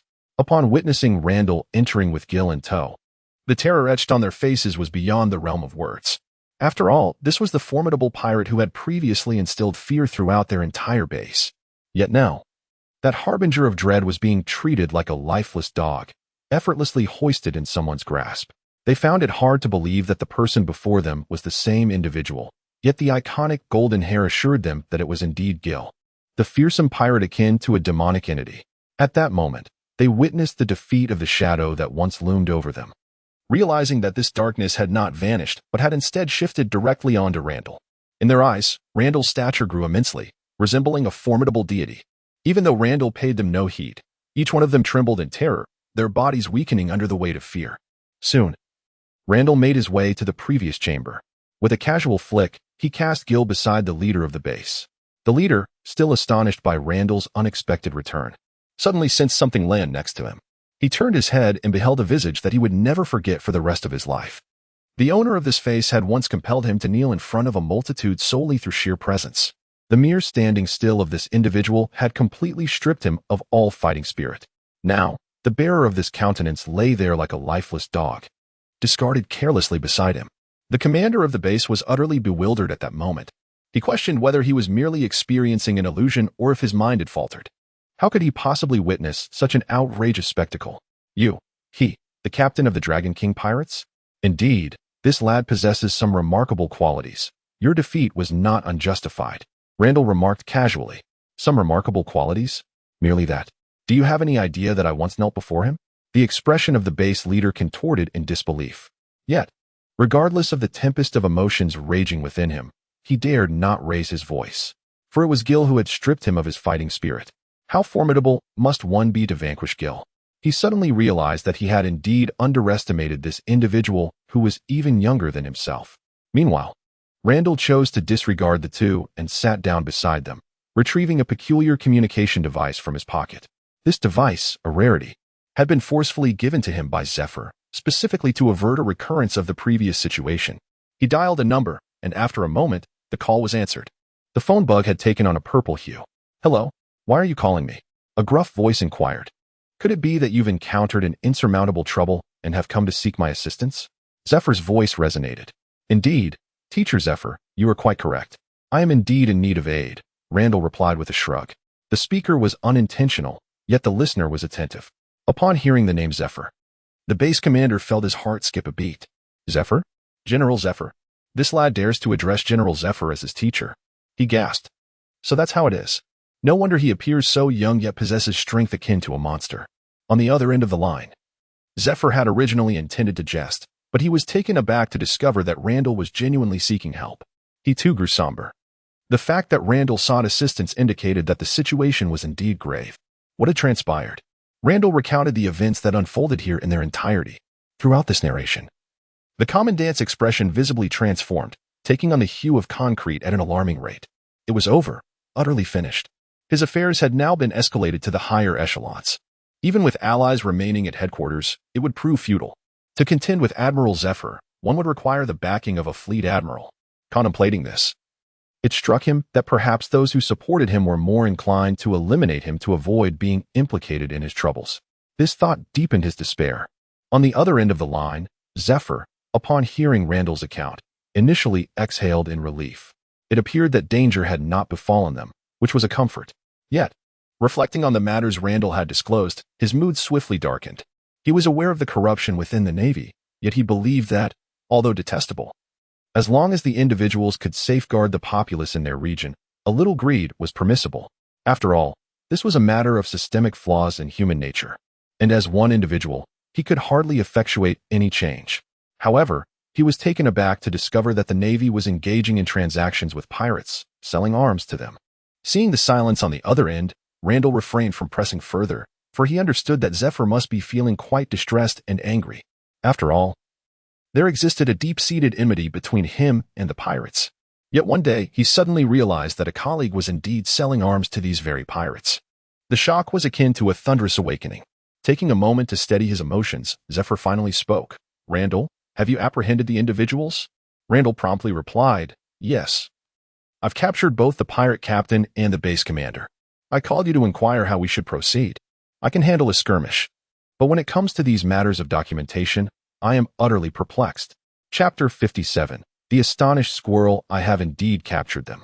The pirate captain and the base commander are right here beside me. I called to ask what the next steps should be. Surely, we cannot execute them outright.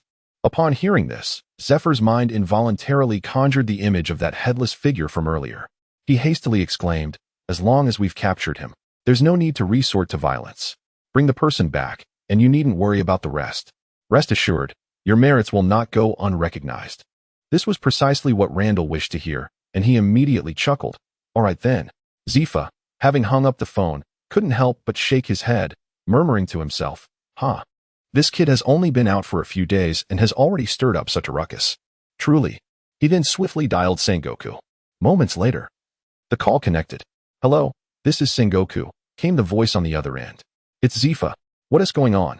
You sound rather overwhelmed lately. Zephyr keenly detected the fatigue lurking in his old friend's tone and expressed his concern. Don't even get me started. There are a plethora of troublesome matters. Sengoku, clearly pinned up, seized the opportunity to vent to Zephyr. But the primary issue is that Barrett. Upon hearing that name, Zephyr instantly perked up, inquiring, oh, that crew member of Rogers? The Devil's descendant? Barrett?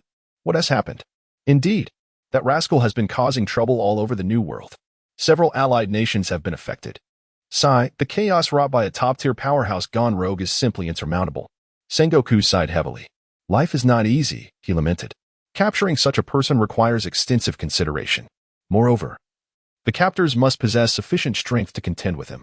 The crux of the matter lies in the fact that this individual is constantly on the move, making the situation exceedingly troublesome for Sengoku. Zephyr laughed heartily, irresponsibly remarking, haha, well, that's your headache now.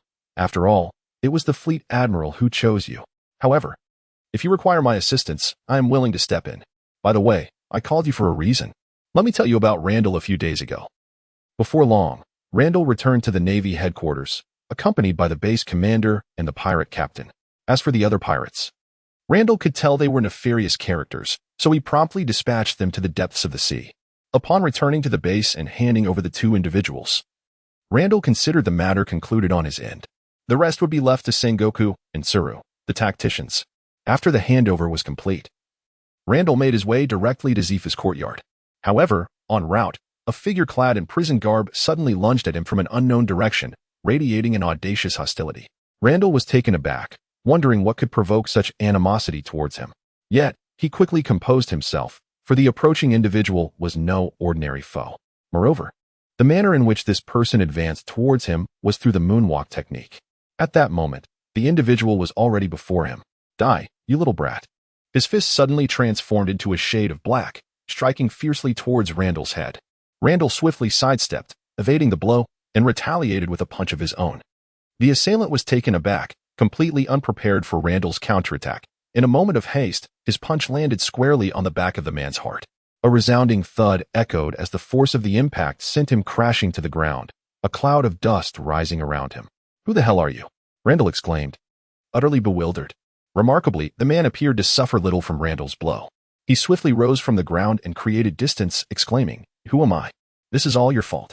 With that, he charged toward Randall once more. Randall, too, was incensed. How absurd to be attacked without any explanation. Did they truly believe he was devoid of temper? He deftly caught his opponent's fist, his fingers clasping it like iron pincers, and then, beneath the terrified gaze of his adversary, unleashed a flurry of punches to their face. Can you not speak properly? Can you not? Can you not articulate your thoughts? After delivering a barrage of blows, the opponent's visage was utterly transformed. Only then did Randall's fury begin to subside, as he flung the individual to the ground and released his grip. You had better clarify the situation. Randall's voice was imbued with icy menace. How could you possibly be this strong? Aren't you still a trainee in the elite camp? The individual stammered. Though the shock and disbelief in his voice were unmistakable, Randall's eyes narrowed sharply. Do you not comprehend my words? I demand clarity. He enunciated each word with deliberate precision. Simultaneously, a chilling aura of murderous intent surged forth, causing the temperature in the vicinity to plummet. The individual was immediately struck by this palpable threat. He truly intends to kill me. Confronted with life and death, he dared not utter another word and hastily confessed, I am a general from headquarters. It is all because of you that I have ended up like this. Upon hearing this, Randall shook his head. Realizing that this was the individual behind the base commander, he remarked that the base commander must surely have some backing. Otherwise, from where would his weaponry originate? However, he never anticipated that this individual would possess the audacity to confront him. Was this a desperate attempt to seek a scapegoat before his demise? It is unfortunate that this person underestimated his strength. At that moment, an alarm sounded. It seemed they had discovered that this rogue had escaped. Randall thought to himself. He simply decided to wait right there. Before long, a pair of soldiers approached briskly under the command of a general. Upon seeing them, Randall couldn't help but feel delighted. For it was a familiar face. Ah, General Moles, Randall exclaimed. I hear you have successfully completed your early graduation assessment with remarkable performance. Allow me to extend my congratulations in advance. The general said courteously. He recognized that Randall's future was boundless, and naturally, he was eager to cultivate a friendship.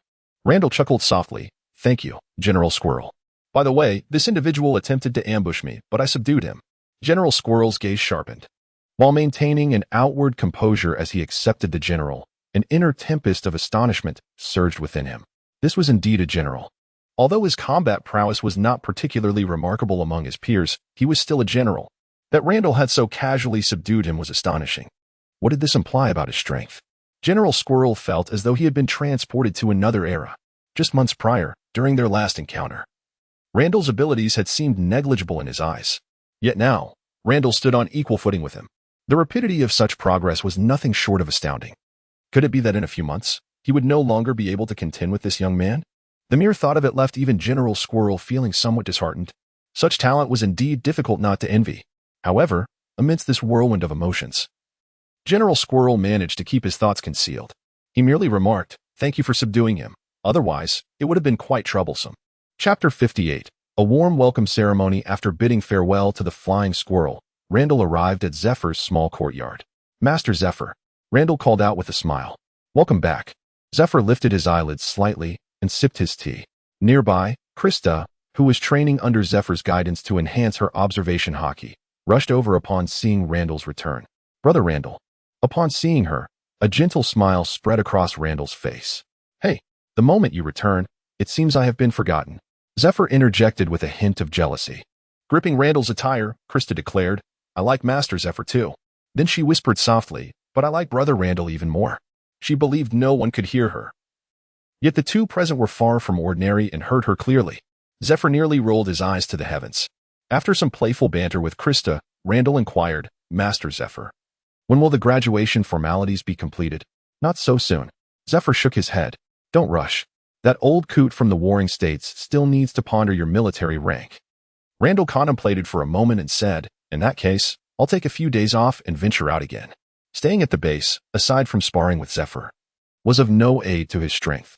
Moreover, it wouldn't do for Zephyr to do nothing but spar with him every day. It was better to explore the world. Last time he ventured out, he had mastered the Conqueror's Haki.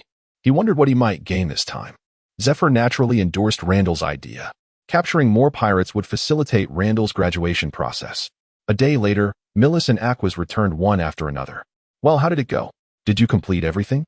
Randall greeted them enthusiastically. Aquas grinned proudly and said, Heh, with my skills, who could possibly defeat the Air Force? Millis, on the other hand, wore a cool expression that seemed to say, who do you think you're looking down on? Don't just speak of us. What about you? How did it turn out? Aquas asked Randall. With a sigh, Randall replied, if it weren't for my good fortune and a sudden breakthrough in strength, I would have been in peril. At his words, the two paused, and just as they were about to mock him, they suddenly realized that Randall's strength might indeed surpass theirs. How could someone with such power still encounter life-threatening dangers? Shouldn't the targets chosen by the three of them be on the same level? It is essential to note that while the two of them accomplished their tasks, it was certainly no walk in the park, yet it could hardly be deemed perilous. What then is the situation with Randall? Could it be that their tasks were mere illusions? Wait a moment. The two suddenly exchanged glances, instinctively gasping in surprise. Did that lad just claim he achieved a breakthrough at the critical moment? How formidable must Randall be now? Equus cautiously inquired. What kind of opponent did you select to warrant such danger? Randall, with an air of nonchalance, waved his hand dismissively, replying, "Oh, they're not that strong. Probably just an ordinary Vice Admiral's prowess. Nothing worth mentioning. Nothing worth mentioning." The two were momentarily choked by their own incredulity. An ordinary Vice Admiral's prowess, you say? Do you have any notion of what that entails?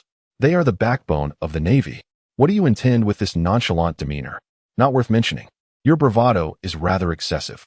Wait a moment. If Randall has completed the task, it implies that Randall has vanquished a pirate of Vice Admiral caliber. Thus, Randall himself must possess such formidable strength. Good heavens, can this lad truly shatter a Vice Admiral? What on earth is happening in this world? They merely ventured out to accomplish a task, a mere span of less than half a month, not several years. You must surely be exaggerating. This is utterly absurd. Observing the two in a state of utter astonishment, Randall departed with satisfaction to indulge in a meal. In high spirits, he consumed several extra bowls. The following morning, Randall set out once more. He gazed out at the vast expanse of the ocean, muttering to himself, "Given my current strength, venturing into the first half should pose little challenge. Perhaps I should explore the latter half instead." The mere mention of the new world ignited a relentless fervor within him, akin to an army of ants crawling over his skin, agitating and unsettling him. Randall stroked his chin thoughtfully. Although his prowess in the new world might not create monumental waves, he believed he could certainly safeguard himself. With that resolve, he decided to proceed. Having captured numerous pirates, Randall was no longer the destitute individual he once was. At the very least, he could afford a ship and the means to coat it. Days later, in the new world, a ship with a gleaming coating sliced through the water. With a resounding BR, the membrane burst like a soap bubble. This was indeed Randall's vessel. He glanced at the compass, adjusted the sails, and embarked on his journey through the new world. Randall had often heard tales of the dangers that lurked not only in the form of pirates but also in the treacherous weather of the new world. Now, he understood all too well. Mere seconds ago, the skies had been clear and serene, but in an instant, a ferocious wind arose. Suddenly, several waterspouts materialized, connecting the heavens and the sea before him. Randall was rendered speechless. Was this the New World's welcome ceremony for him? After considerable effort, he managed to dispel the towering whirlwinds with a surge of energy. Yet, before he could catch his breath, an even more colossal vortex appeared before him. Randall's mouth fell agape. He could never have anticipated that the initial crisis he would face upon entering this new world would not stem from human malice, but rather from a natural calamity. After vanquishing the 9th tornado, Randall found himself breathless. Battling against the forces of nature with mere human strength was no simple task. Each tornado demanded his utmost effort to be dispelled. Taking a deep breath, Randall concentrated once more, summoning the waves of energy within him. He let out a bitter laugh and said, "If this does not come to an end soon, it will be disastrous. Ah, the wretched new world, may it perish." He shouted wildly, his hands thrusting forward. A wide beam of light spanned the heavens and the earth, shattering the tornado that pierced the sky. The previously uplifted seawater, now devoid of support, plummeted downward. It was no longer rain. It was a curtain of water cascading from above. Randall felt an immense sense of relief. Fortunate not to possess such powers. Otherwise, his demise would have been exceedingly suffocating. What comforted him was that after this wave, no new tornadoes emerged. He let out a deep sigh, relieved that it was finally over. Yet, before he could fully exhale, he inhaled once more. The sound of the wind slicing through the air echoed above, converging into a cacophony reminiscent of thunder. Randall stiffly tilted his neck to gaze upwards, only to witness a multitude of hailstones varying in size, shattering the dark clouds and plummeting violently towards the sea. Chapter 59. This fist belongs to the elite iron fist of the overseas realm. Randall, my heart is heavy, yet I am not allowed to voice my struggles. Having just vanquished 10 waves of water tornadoes, he was nearly exhausted. However, before he could catch his breath, a tempest of hailstones descended upon him anew. New world, die. You wretches. The hailstones ranged from the size of a human head to that of a millstone. As they fell from the heights, it was akin to a meteor shower crashing into the ocean. At this moment, Randall was nearly drained by the water tornadoes, leaving him ill-equipped to contend with the onslaught of hail. His attention was divided, leaving him unable to manage both threats. The unfortunate vessel quickly transformed into mere driftwood upon the waves. Before being struck unconscious by a hailstone exceeding a meter in diameter, Randall's final thought was, New world. This grudge is now firmly established. Time passed, though he could not tell how long, until Randall abruptly opened his eyes. Before him lay a space that was not particularly spacious and somewhat dim. Many individuals populated the area. Some appeared ashen, others were filled with despair, and many bore expressions of sheer terror. Among them were both humans and merfolk, yet all were, without exception, shackled with handcuffs. Around their necks, they wore identical metal collars. Randall furrowed his brow, instinctively attempting to move, only to discover that his own hands were also bound in cuffs. He shook his somewhat dazed head, the cold metallic sensation lingering around his neck. To think he had been rendered unconscious by the hailstones earlier. What was the current predicament? He had been rescued, yet not entirely free. This collar, it was indeed a slave collar, the kind that could detonate at any moment. It was said that once donned, one was condemned to a lifetime of servitude. Thus, the ones who rescued him were slave traders, and the individuals surrounding him were indeed slaves. Randall shook his head, concluding that the misfortune of these slave traders was truly remarkable. He rose from the ground, applying a slight force with his hand, causing the steel handcuffs to shatter into several fragments. The loud clatter of the cuffs hitting the floor resonated sharply in the previously tranquil space. Almost everyone turned their gaze towards Randall, their expressions a tapestry of surprise, confusion, helplessness, mockery, and indifference, a myriad of emotions laid bare. Yet, they merely watched, devoid of any desire to speak.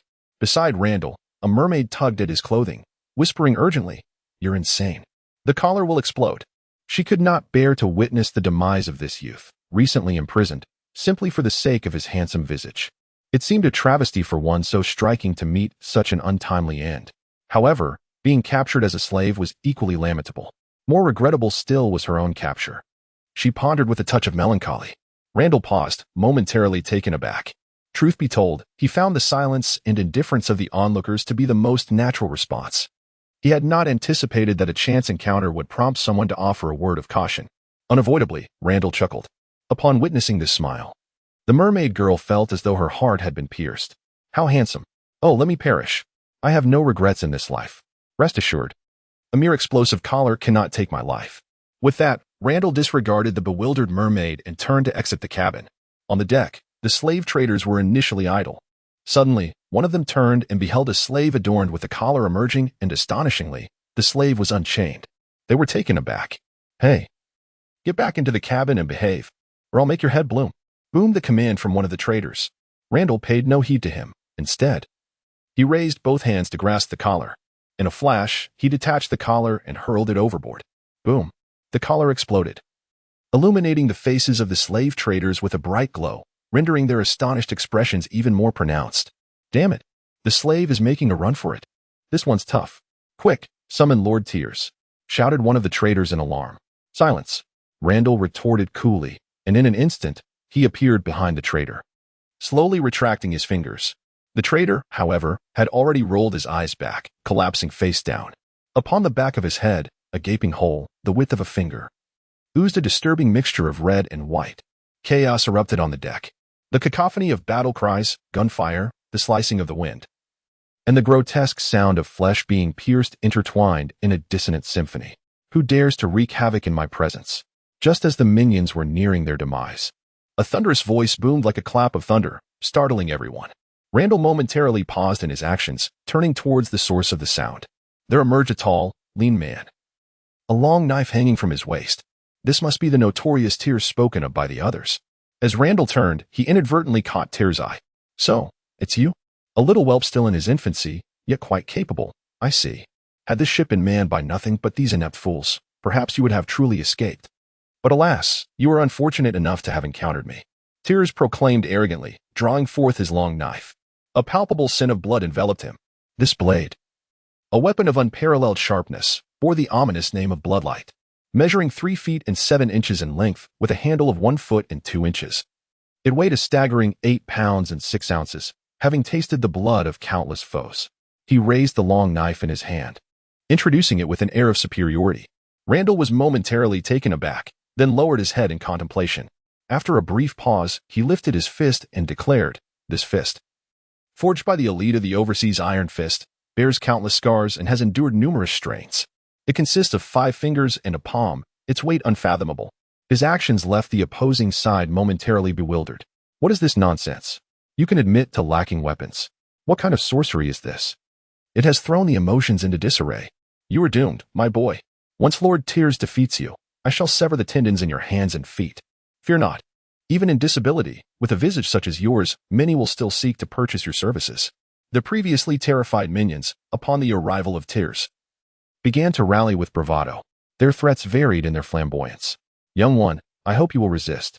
Such a reaction will allow me to bestow upon you even greater suffering, and I shall derive immense amusement from it. Tears, brandishing his blade, advanced towards Randall, a sanguine smile adorning his face. Randall did not retreat. Instead, he beckoned him closer with a flick of his finger. Come here. Young one, do you have the audacity?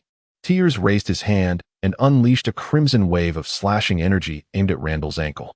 Randall assessed the situation. This individual was indeed stronger than Miller's. No wonder. In this new world, one encounters such formidable opponents with ease. Yet, regrettably for him, it was insufficient against Randall. As the wave approached, Randall gracefully leaped, effortlessly evading the attack. Tears' smile widened further. Well done. You dodged quite well. But how will you evade this next strike? He wielded his blade with fervor, unleashing a flurry of cutting waves that effectively sealed off all avenues for Randall's escape. My lord Tears, do be cautious not to mar his visage. Cautioned a subordinate. I am aware. It is over. Tears replied with an air of impatience, turning away without a glance at the outcome. To him, the result was already predetermined. Chapter 60. Your blade is exquisite. Tears swung his sword again, sending forth several more cutting waves. The angles of these strikes were particularly cunning, completely obstructing Randall's evasive maneuvers. The only fate that awaited Randall was to be struck by the waves, rendering him incapable of further action. My lord Tears, do take care not to injure his face. That lad could fetch a handsome price. The subordinate exclaimed, visibly alarmed by the relentless onslaught of cutting waves. Rest assured, it is already finished. Tears responded, his impatience palpable. He sheathed his long blade and turned to depart, disinterested in Randall's fate. In his eyes, Randall was merely a brash youth. How formidable could he truly be? The outcome had been sealed the moment he drew his blade. However, after taking a few steps, instead of hearing Randall's anguished cries, he was met with the frantic voice of his subordinate. Master Tears, that little wretch is unharmed. Tears furrowed his brow and turned back. Indeed, as the subordinate had stated, Randall stood there completely unscathed. The cleaving wave he had unleashed vanished as if it had never existed. Upon noticing Tears' gaze, Randall maintained his previous stance, lifting his hand in a beckoning gesture, urging him to approach swiftly. Tears, infuriated, exclaimed, How dare this impudence insult me? With a resounding clang, he drew his long blade once more. This time, he opted not to hold back, choosing instead to channel his strength for a decisive strike. He bellowed fiercely and delivered a diagonal slash. With a cry, a blood-red crescent wave of energy surged forth, hurtling towards Randall. This was Tears' signature move, and he exuded confidence in its efficacy. Thus, he sheathed his long sword again, addressing his minion. This wretch possesses an unsettling aura. I can no longer afford to be lenient. Whether he survives this encounter will depend entirely on fate. Yet, in the next moment, the composure and calmness etched on his face dissipated. Randall raised his right hand, which appeared shrouded in an inky darkness. This was the manifestation of armament Haki, a concept Tears recognized and comprehended. However, the subsequent events were beyond his understanding. He watched in astonishment as Randall raised his hand and grasped his slashing wave. Then, with a firm squeeze of his fingers, his ultimate move was reduced to a shower of luminous fragments. Tears blinked in disbelief. If he was not mistaken, had someone just shattered his technique with bare hands? How could that be possible? Tears was utterly astounded. Yet Randall remained silent, beckoning him with his finger for the third time. Come closer, it seemed to say. I understand now. You are a wielder of powers. That dark substance is not merely an armament. It is your ability. Tears feigned enlightenment. As long as I avoid your hand, I shall be fine. Watch as I strike you down. With a powerful leap, Tears surged towards Randall like a cannonball, opting not for a frontal assault, but rather maneuvering to his rear. He then raised his long blade high, aiming for his neck. In his moment of frenzy, he neglected to hold back, choosing instead to target a vital spot. As the blade approached his neck, Randall remained utterly motionless. Tears inwardly mused, as expected. This boy relies solely on his devil fruit to disperse my attacks. Once he takes me seriously, he will be nothing. However, he felt no sensation of striking flesh. Randall's body seemed as insubstantial as air. The blade passed through effortlessly, encountering no resistance whatsoever. He himself, due to an unsteady shift in his weight, stumbled forward a few steps, nearly losing his balance. However, this sudden lunge inadvertently scattered Randall's form. In that instant, A jolt of realization coursed through him, and beads of cold sweat broke out across his skin. He had come to the stark understanding that Randall was no longer in the distance. That was merely an afterimage. So where was Randall now? He hastily stepped forward and then turned around, the force of his motion nearly causing him to twist his waist. Upon turning, he beheld Randall standing there, showing no inclination to seize the opportunity for a surprise attack. What could this possibly mean? At that moment, his astonishment was eclipsed by a wave of indignation. Was this a manifestation of disdain towards him? Suddenly, Randall inquired, "So, have you exhausted your techniques?" At this, Tears became alert, positioning his blade defensively before him. Observing this, Randall nodded. "In that case, it is my turn. I hope you will resist, as it would bring me greater amusement." Tears was momentarily taken aback by the words. Why did this sound so familiar? Yet, before he could ponder further, he found that Randall had already vanished from his sight. A cacophony of alarm bells echoed in his mind as he hurriedly attempted to turn around. To his astonishment, before he could even make a move, Randall materialized before him. This unexpected encounter filled him with a mix of surprise and humiliation. How could one descend to such a level as to attack from the front? Forsaking the stealth of approaching from behind. Do not underestimate a person. Fueled by indignation, he raised his blade and swung it towards Randall. Yet, in an instant, Randall's hand seized the edge of his weapon with an unyielding grip. He exerted all his strength to struggle, yet remained utterly motionless. At that moment, Randall's hand suddenly trembled. Tyre could no longer maintain his grip on the hilt of the knife. Seizing the opportunity, Randall swiftly kicked Tyre away, sending him flying, and then turned his attention to examining the blade. True to its name, the knife was called Bloodlight, its entire body bathed in a crimson hue. The entire blade radiated an eerie glow. This was a demonic weapon. Tyre rose from the ground, writhing in agony as a sharp pain gripped his abdomen. His heart was filled with an overwhelming shock. How could this young man possess such strength? In his grasp, he found himself utterly powerless to retaliate. At that moment, he realized that his opponent was not merely a wielder of abilities, but rather an individual of formidable prowess. When had such a person emerged upon the vast ocean? However, as he lifted his gaze, he beheld Randall holding his knife, and his face turned a sickly shade of green. "You, give me back my knife." Randall smirked and replied, "Your knife is quite exquisite." "Oh, no, I misspoke. It is no longer yours. It now belongs to me." Tears' complexion flushed crimson in an instant. You despicable bastard." Yet, the smile vanished from Randall's face, replaced by a chilling demeanor as he coldly remarked, "Still concerned about your knife? Perhaps you should ponder how to escape with your life from my grasp." Upon hearing this, Tears felt a chilling dread seep into his bones. Damn it. He could no longer attend to his blade and turned to flee. Even with the knife in hand, he was no match for Randall. Now, unarmed, would he simply wait for death? However, after just a few steps, a voice that sent shivers down his spine rang in his ears. "You've struck me with so many blows. You must allow me one punch in return." No sooner had the words left Randall's mouth than he had already reached Tears' back. With a powerful fist, he struck Tears, inflicting a brutal blow that left him battered and broken. This indeed echoed Randall's earlier proclamation. His iron fist had made Tears' skin split and his tendons ache. Overwhelmed by the impact, Tears let out a ghastly scream and collapsed to the ground, feeling every ounce of his strength consumed by the piercing pain, rendering him incapable of rising to escape. Chapter 61. Doflamingo. At that moment, Tears felt an all-encompassing agony. The force of the punch radiated from his back throughout his entire body. No longer could he concern himself with his weapon. "You too can't withstand a single punch?" Randall remarked, somewhat disheartened. He then raised his long blade, poised to end Tears' life. But suddenly, he hesitated. Wasn't it somewhat ominous to use a blade meant for slaying a master? Contemplating this, Randall withdrew his sword, intending to deliver Tears' demise with his bare fists. Yet, this intention was abruptly interrupted. Wait. Spare him. My young master wishes to speak with you." A lackey, clutching a phone, darted forward. This was the same lackey who had earlier urged Tears not to harm Randall's face. Seeing Tears in a precarious position, he hastily contacted Randall's associates. Upon hearing this, Randall paused in surprise. Young master? This title felt strangely familiar to him. He was momentarily taken aback when the little minion dashed before him, tremblingly presenting the phone book. Randall glanced down to see the comical sight of the bright orange-red sunglasses perched upon the phone bug's face. With such a soulful accessory, there was no need for further speculation. The young master spoken of by this individual was indeed destined to become the nefarious warlord, the flamboyant pink-feathered flamingo. Instead of engaging with the phone bug, Randall simply uttered, Don Quixote da Flamingo? Given Randall's demeanor, what could the little minion possibly say in response? He could only continue to serve as a makeshift phone holder for this gentleman. On the other end of the line, upon hearing his name called directly, there was a moment of astonishment. Then, a strange chuckle resonated. Foo, it's me. May I inquire which friend is aboard my vessel? Randall replied, I dare not presume. For I cannot claim friendship with the Joker of the underworld, lest I find myself meeting an untimely demise. Upon hearing this, a sound of shattering glass echoed from the other end.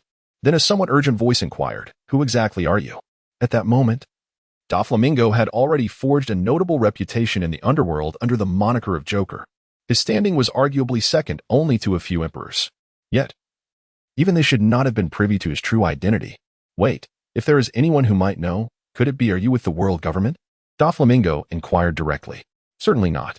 Now, let us not dwell on my identity. Instead, why have you sought me out? If you wish to plead for your subordinates, I must decline. I have been humiliated by the shackles of slavery. Such a declaration only served to deepen the enmity. Upon hearing this, the subordinate holding the phone worm immediately weakened at the knees and knelt before Randall, speaking with a tone of grievance. My lord, it is not as you say. You were lying on a mere splinter of wood at the time. Had we not rescued you, a single wave would have swept you away. We saved your life. My lord. At this, Randall scratched his head. He found the man's words to be quite reasonable. Wait a moment, there is a flaw. Clever as he was, he discerned the weakness.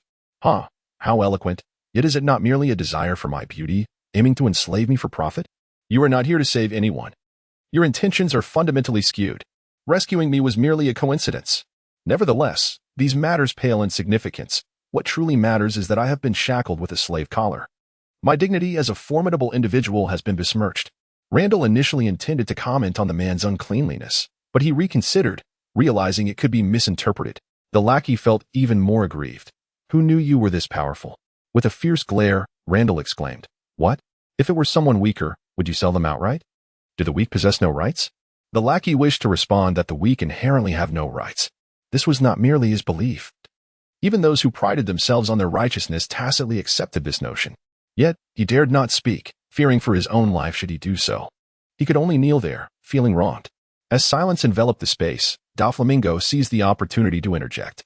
Fufuffer, you speak the truth. The dignity of the strong is indeed paramount. Therefore, let us negotiate a sum. As long as it is not excessive, I am willing to compensate you. Randall stroked his chin, pondering, This does not align with you, Doflamingo. Shouldn't you be issuing threats instead of submitting so readily? Upon hearing this, Doflamingo paused momentarily, before replying. Fufufu, as I stated, the strong deserve respect. Do they not? He had learned from the lips of a mere lackey that Randall had decisively crushed terrors. Such a feat he too could effortlessly accomplish. However, within his own ranks, many possessed the prowess to surpass Tears, yet none could replicate the sheer dominance exhibited by Randall. Nevertheless, what truly instilled a sense of trepidation in him was Randall's audacious revelation of his identity. This left him somewhat perplexed regarding Randall's true nature.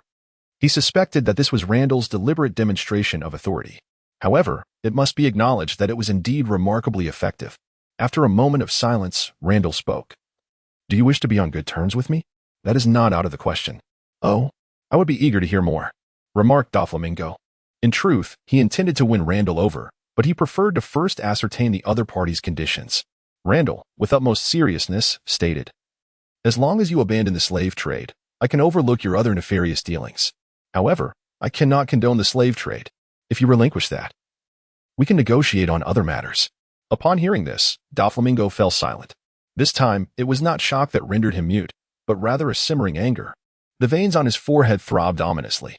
Suppressing his fury, he spoke in a low voice, Are you mocking me?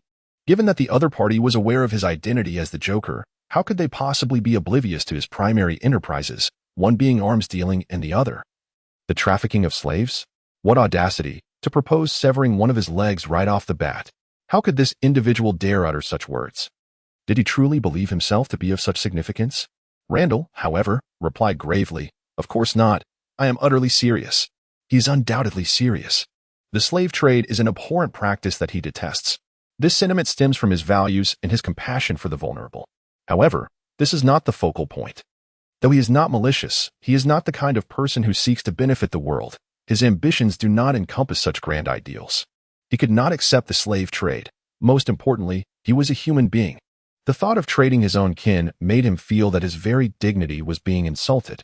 This aversion was an instinctive reaction, deeply ingrained in his very being. Chapter 62. The Fracture as a Man. Randall perceived the slave trade as a fundamental challenge to his essence.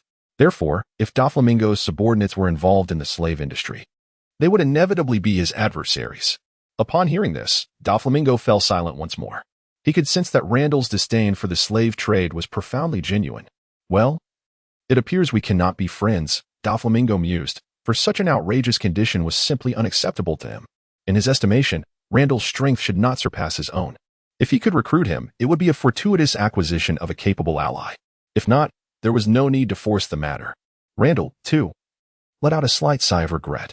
When he proposed that condition, he was acutely aware that the likelihood of the other party agreeing was exceedingly slim. He was merely taking a chance. What if the other party, in a moment of folly, agreed? The future emperor of the underworld could indeed provide substantial assistance to Randall. Unfortunately, the other party was quite astute. The negotiations fell through, and Doflamingo lost all desire to converse further. He simply left a chilling remark, "I look forward to our meeting," and promptly ended the call. As for the slaves and subordinates aboard the ship, he was indifferent and had no intention of intervening. If it were Pika and the others in peril, he might have felt anxious. Yet, he was utterly unconcerned about these subordinates whose names he did not even know, including Tears. If they perished, so be it. At that moment, the forsaken lackeys understood their impending doom, their faces paling in terror. They were so weak that they could scarcely hold onto the phone bug. "Spare me," they pleaded. "For the sake of rescuing you from the sea, grant me my life." His head pressed against the ground, he appeared utterly abject, consumed by an overwhelming desire to survive. Such a sight was pitiful beyond measure. Yet, Randall felt not a trace of compassion. These people seemed to evoke pity now that death loomed over them. However, it was likely that many before had pleaded with him in the same wretched manner, begging for mercy. Yet, he had still seized them, taken them aboard, and sold them into slavery to the nobles and celestial dragons. Had this man not been lured by carnal desires, pulling Randall from the depths, he would have continued his nefarious trade, transforming more innocent lives into slaves for whom death was a distant aspiration. Thus, as Randall observed this man's desperate pleas, he felt no sympathy. On the contrary, he was overwhelmed by revulsion. With disdain, he delivered a swift kick to the lackey's head. The sound echoed like a water balloon bursting, filled with crimson and ivory, as the skull shattered. Flesh and blood splattered, truly a scene of carnage. Following this, Randall delivered another kick, crushing the head of Tears, who had lost the strength to scream, reduced to meaningless groans. Moments later, every slave trader on the deck lay lifeless. Randall then rummaged through the bodies, ultimately discovering a set of keys on Tears. These must be the keys to the handcuffs and collars. He then proceeded towards the cabin from which he had emerged. Upon entering, every occupant of the cabin raised their heads in unison. For the commotion on the deck had been deafening. Had they not been gripped by terror, they would have been unable to resist the urge to investigate. They looked up and were astonished to find that the person who had entered was none other than the boy who had previously exited. What left them even more astonished was the fact that the collar around the boy's neck had mysteriously vanished. What had transpired on the deck earlier? Could it be that this boy had joined the ranks of the slave traders? They could hardly fathom the possibility of Randall defeating the slave gang. After all, those present had witnessed the despair-inducing prowess of that formidable swordsman. This youth appeared to be merely in his teens. How could he possibly stand as a rival to such an adept warrior? Ignoring the multitude of scrutinizing gazes, Randall strode directly to the mermaid who had previously alerted him. "What do you intend to do?" A merman interposed, warily observing Randall. In response, Randall merely cast a fleeting glance in his direction. The merman was instantly struck as if by lightning. What sort of gaze was that? In the presence of such a look, he felt as though he had transformed into an ant bearing its fangs before a colossal dragon. He was instantly stripped of all courage, standing frozen in place. Randall merely cast a glance his way before diverting his gaze. He then bypassed him and approached the mermaid. At that moment, she looked at him with a blend of curiosity and shyness. For reasons unknown, she did not sense any malice from Randall. Perhaps it was his striking appearance. Choosing to trust her instincts, she felt no fear. As it turned out, her intuition was indeed correct. Once Randall reached her side, he gently squeezed her handcuffs. To the astonishment of the mermaid, the steel cuffs shattered as if made of paper. Previously, she had been curious about how he would free her. Now she understood the simplicity and brutality of it all. While she was momentarily dazed, Randall's hand had already grasped her collar. Wait, this is different. This one is meant to explode. The mermaid gasped in shock as she realized Randall intended to resolve the situation with the same straightforwardness. She was still young. Her life as a mermaid was far from over. Trust in my skills, Randall calmly assured her. The mermaid was bewildered. What did skills have to do with this? However, in the next moment, she blinked and then was startled by a thunderous explosion in her ears. A searing gust of wind tousled her hair, and a blinding flash of light vanished in an instant. She rubbed her neck, only to find smooth skin where the cold, life-threatening iron circle had once constricted her freedom. It had disappeared. Overwhelmed with joy, she instinctively grasped Randall tightly, exclaiming, "Ah, it's gone. That thing is gone. How did you do it?" After a while, the mermaid finally calmed down. Yet, upon regaining her composure, she realized she was holding something warm, a person. As she recognized what she had just done, her cheeks flushed even deeper than before. Nevertheless, she did not release her grip. Instead, she tightened her embrace instinctively. In that moment, Randall was enveloped by a fragrant aroma of the sea, feeling the softness against his chest. One must admit, the physiques of humans in the pirate world are quite exaggerated. It truly is a great humiliation. The proportions and astonishing elasticity were utterly captivating. He involuntarily coughed, causing the mermaid maiden to awaken suddenly. She quickly released her grip and distanced herself from Randall. This abrupt withdrawal left both of them feeling somewhat lost. Chapter 63. Why does it not taste like salted fish? After creating some space, the mermaid maiden's face flushed crimson as she awkwardly gazed at Randall. With a hint of shyness, she remarked, "I didn't expect you to be so quick. I must admit, it left me a bit flustered." Randall's expression darkened. "Can you not choose your words more carefully? What do you mean by so quick?" While your statement might not seem problematic at first, paired with your current embarrassed demeanor, it takes on an entirely different connotation. Flustered indeed. Nonetheless, the mermaid maiden proved to be quite composed.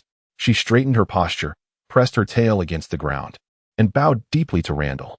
"Thank you so much. Otherwise, I would have been in quite a predicament. Oh, by the way, my name is Khalees."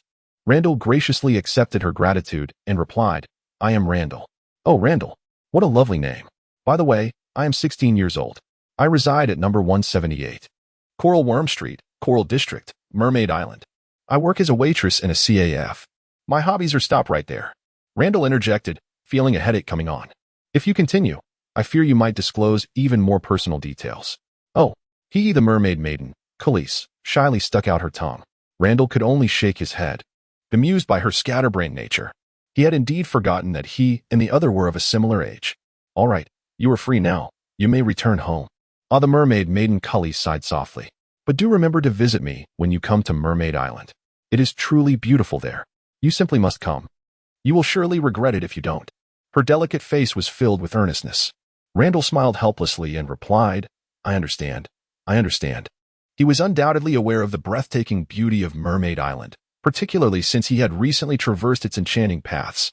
One must admit, the sky there is strikingly pure and expansive. Randall then retrieved a set of keys from within his pocket, casually tossing them to the ground as he remarked nonchalantly, "These are the keys. You may unlock it yourselves." Subsequently, he cast a glance at the mermaid's shimmering tail and, after a brief contemplation, swept her into his arms. Hey. Hey. Hey. Startled by the sudden turn of events, the mermaid emitted an adorable gasp. Instinctively, she wrapped her delicate, alabaster arms around Randall's neck. At that moment, two phrases began to reverberate in Randall's mind. One was profound humiliation, and the other, an impending uproar. He carried her in a princess embrace, while the mermaid lay sideways. Yet, even so, he could still perceive the contours of her form. In silence, Randall cradled the mermaid as he exited the cabin. At that moment, the merman turned. Casting a glance at Randall's retreating figure, his expression a tapestry of complex emotions. Who would have thought that his savior would ultimately be a human? As Randall departed, a collective sigh of relief escaped the lips of all present. His aura was overwhelmingly powerful. In his presence, the breaths of the crowd instinctively softened, and softened again. Thus, although all eyes were fixated on the key when it was thrown, no one dared to move. Yet, in the third second after Randall departed, nearly everyone surged forward towards the key.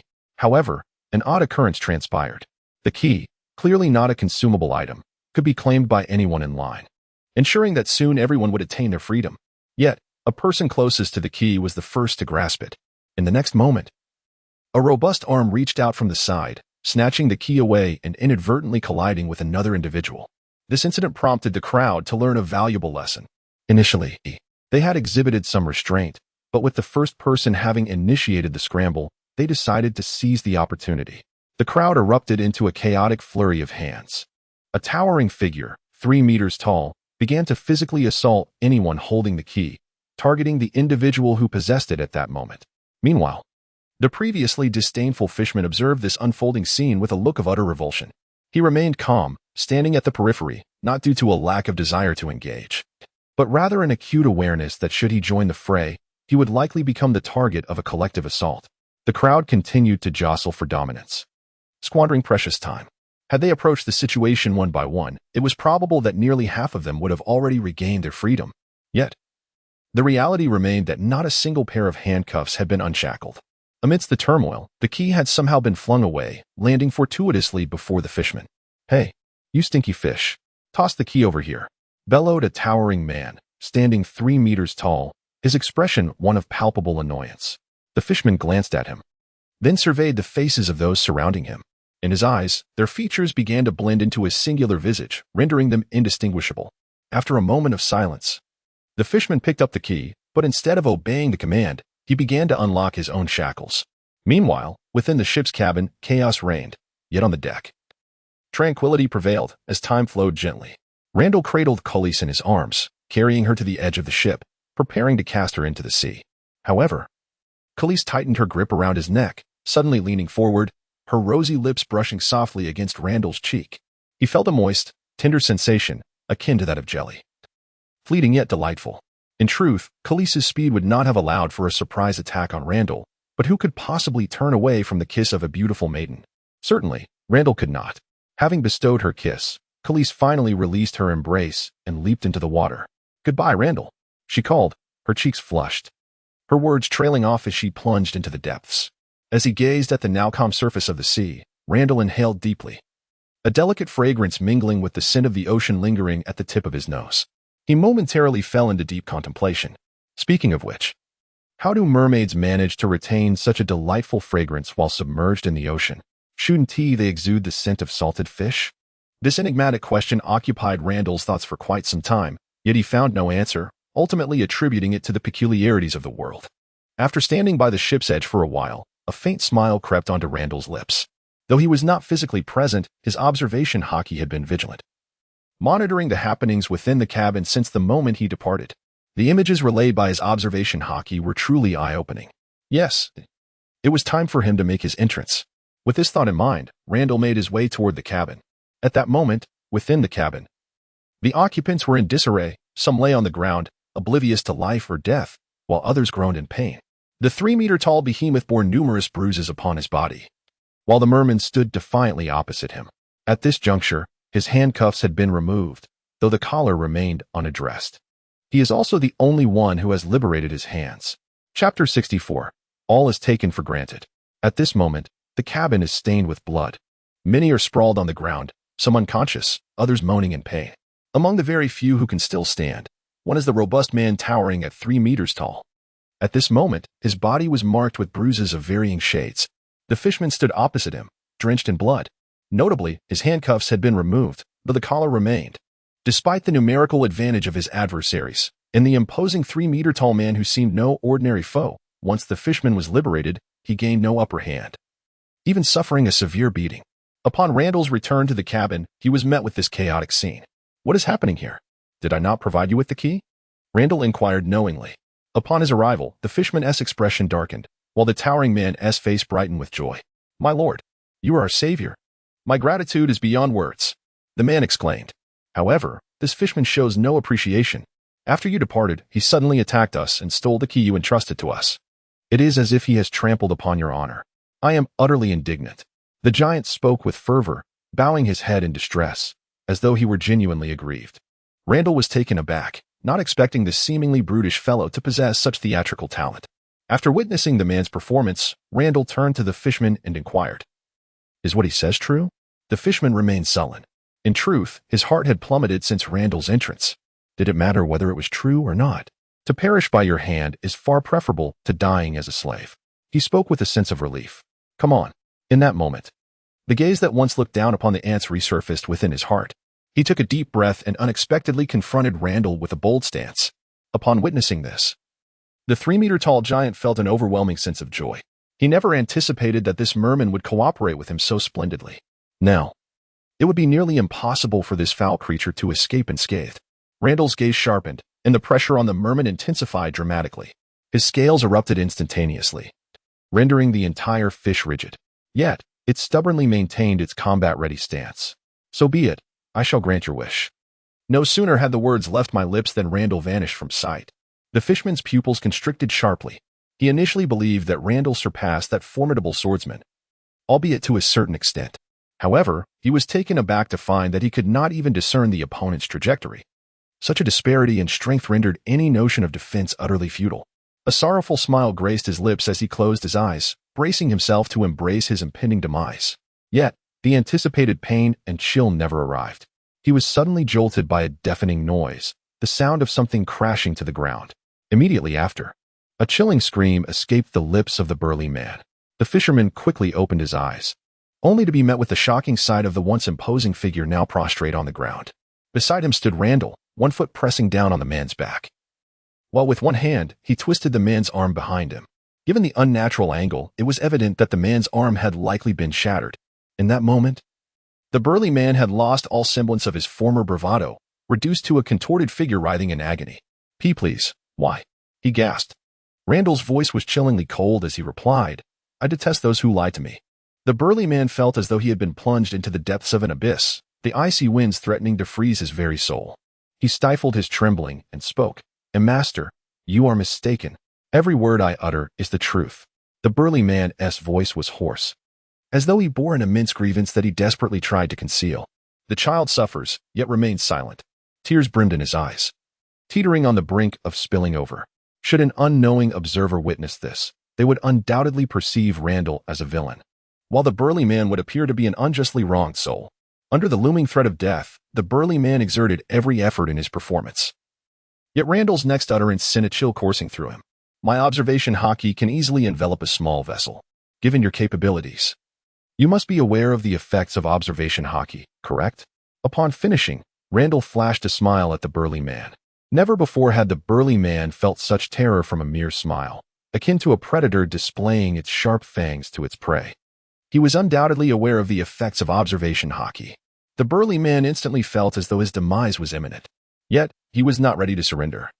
His fervent desire to survive compelled him to grasp at any semblance of hope. My lord, I confess I deceived you. It was entirely my fault. However, my lord, they are fishmen. If we could capture them and bring them to the Sabaody archipelago, the minimum price would be 100 million berries. They are fishmen, my lord. Upon hearing this, the fishman, initially taken aback by Randall's actions, became immediately alert. Nevertheless, Randall's subsequent actions astonished him once more. Without uttering a word, Randall exerted pressure once again. Suddenly, a disconcerting cracking sound emanated from the burly man's arm. This time, he did not scream in agony. Instead, he fell silent altogether. The saying goes that great sounds are rarely heard, and great pain often goes unvoiced. Perhaps this was the case. Randall sighed inwardly, but it was not for the burly man. He merely contemplated the prejudice that existed between the fishmen and humans, and found it to be far greater than he had initially perceived. The burly man had offered no justification whatsoever. Everything stemmed solely from the fact that he was a fishman. It was as if being a fishman alone sufficed to elucidate everything. All was deemed natural and self-evident. Much like the necessity to drink when thirsty, to eat when hungry, for pirates to evade the Navy, and for the Navy to capture pirates. This monumental bias left Randall with an overwhelming sense of helplessness upon reflection. In that moment, he suddenly realized that Queen Odoheim of Fishman Island was far more remarkable than he had ever imagined. Although Randall did not agree with her methods, he could not deny the greatness of her character. At the very least, he recognized that he could not aspire to such heights. In times of adversity, he remains steadfast in his principles. Yet, when prosperity graces him, he is likely to still uphold those same principles. As this thought crossed his mind, Randall was suddenly beset by a wave of disquiet, losing all inclination to engage with the burly man any further. Where's the key? Randall suddenly turned to the fishman and inquired. Oh, The fisherman hesitated for a moment before retrieving the key from his bosom, somewhat awkwardly presenting it to Randall. Randall waved his hand dismissively, saying, "Just toss it on the ground." After a brief silence, the fisherman complied and let the key fall to the floor. Randall continued, "You shall handle these individuals. They intended to harm you, thus any action you take against them is justified. An eye for an eye is a matter of natural justice." With that, Randall ceased to concern himself with them and exited the cabin. Chapter 65. Could it be? They return again. Randall leaned against the ship's railing, savoring the sea breeze and relishing the tranquility. Before long, the fisherman emerged from the hold. His hands were stained a dark red, tainted by blood, and the hue remained as if he had not cleaned them properly. Randall did not turn around, facing the sea, and remarked, "Is it merely one person you intend to kill? I have observed that they have all taken action." The merman, though covered in the essence of blood, remained remarkably composed. It was that individual who led the charge. For the others, it mattered little whether they lived or died. Moreover, if I were to slay them all, it would likely foster animosity towards me, would it not? Randall simply shook his head, remaining silent. The merman hesitated for a moment, then bowed slightly towards Randall's silhouette, saying, "I am grateful for your assistance. I did not expect to find someone like you among humanity. Every intelligent race harbors both malevolent and benevolent thoughts. To judge a life as wickedness or virtue solely by its race is utterly foolish." Upon hearing this, the merman was momentarily taken aback. Then he chuckled wryly, saying, "Thus, I assert that individuals like you are exceedingly rare. The majority are entrenched in their biases and prejudices. If only everyone could embrace a touch of reason, the wars plaguing this world would surely diminish." The merman's words indeed took Randall by surprise. He turned around and gazed at the merman. One could argue that, amidst the vastness of this ocean, he was indeed a thinker. The merman replied, "Perhaps. Well then, I bid you farewell. Once again, I am grateful for your life-saving assistance. Should you ever require help in the future, you may find me on Mermaid Street in Mermaid Island. Oh, by the way, my name is Haku." Upon hearing the name Haku, Randall was momentarily taken aback and scrutinized the merman anew. With his yellow skin, light blue flowing waves, and a distinctive mustache, he bore a striking resemblance to the merman of reality, which, to Randall, lacked the distinctiveness portrayed in animation. Yet, upon the mention of his name, a spark ignited in Randall's mind. Gradually, this image began to align with that of the grand red snapper merman etched in his memory. Randall paused for a second and then inquired, "Your name is Haku? Do you know Dorag? Have you heard of the Revolutionary Army?" His words left Haku momentarily stunned. Who is Dolage?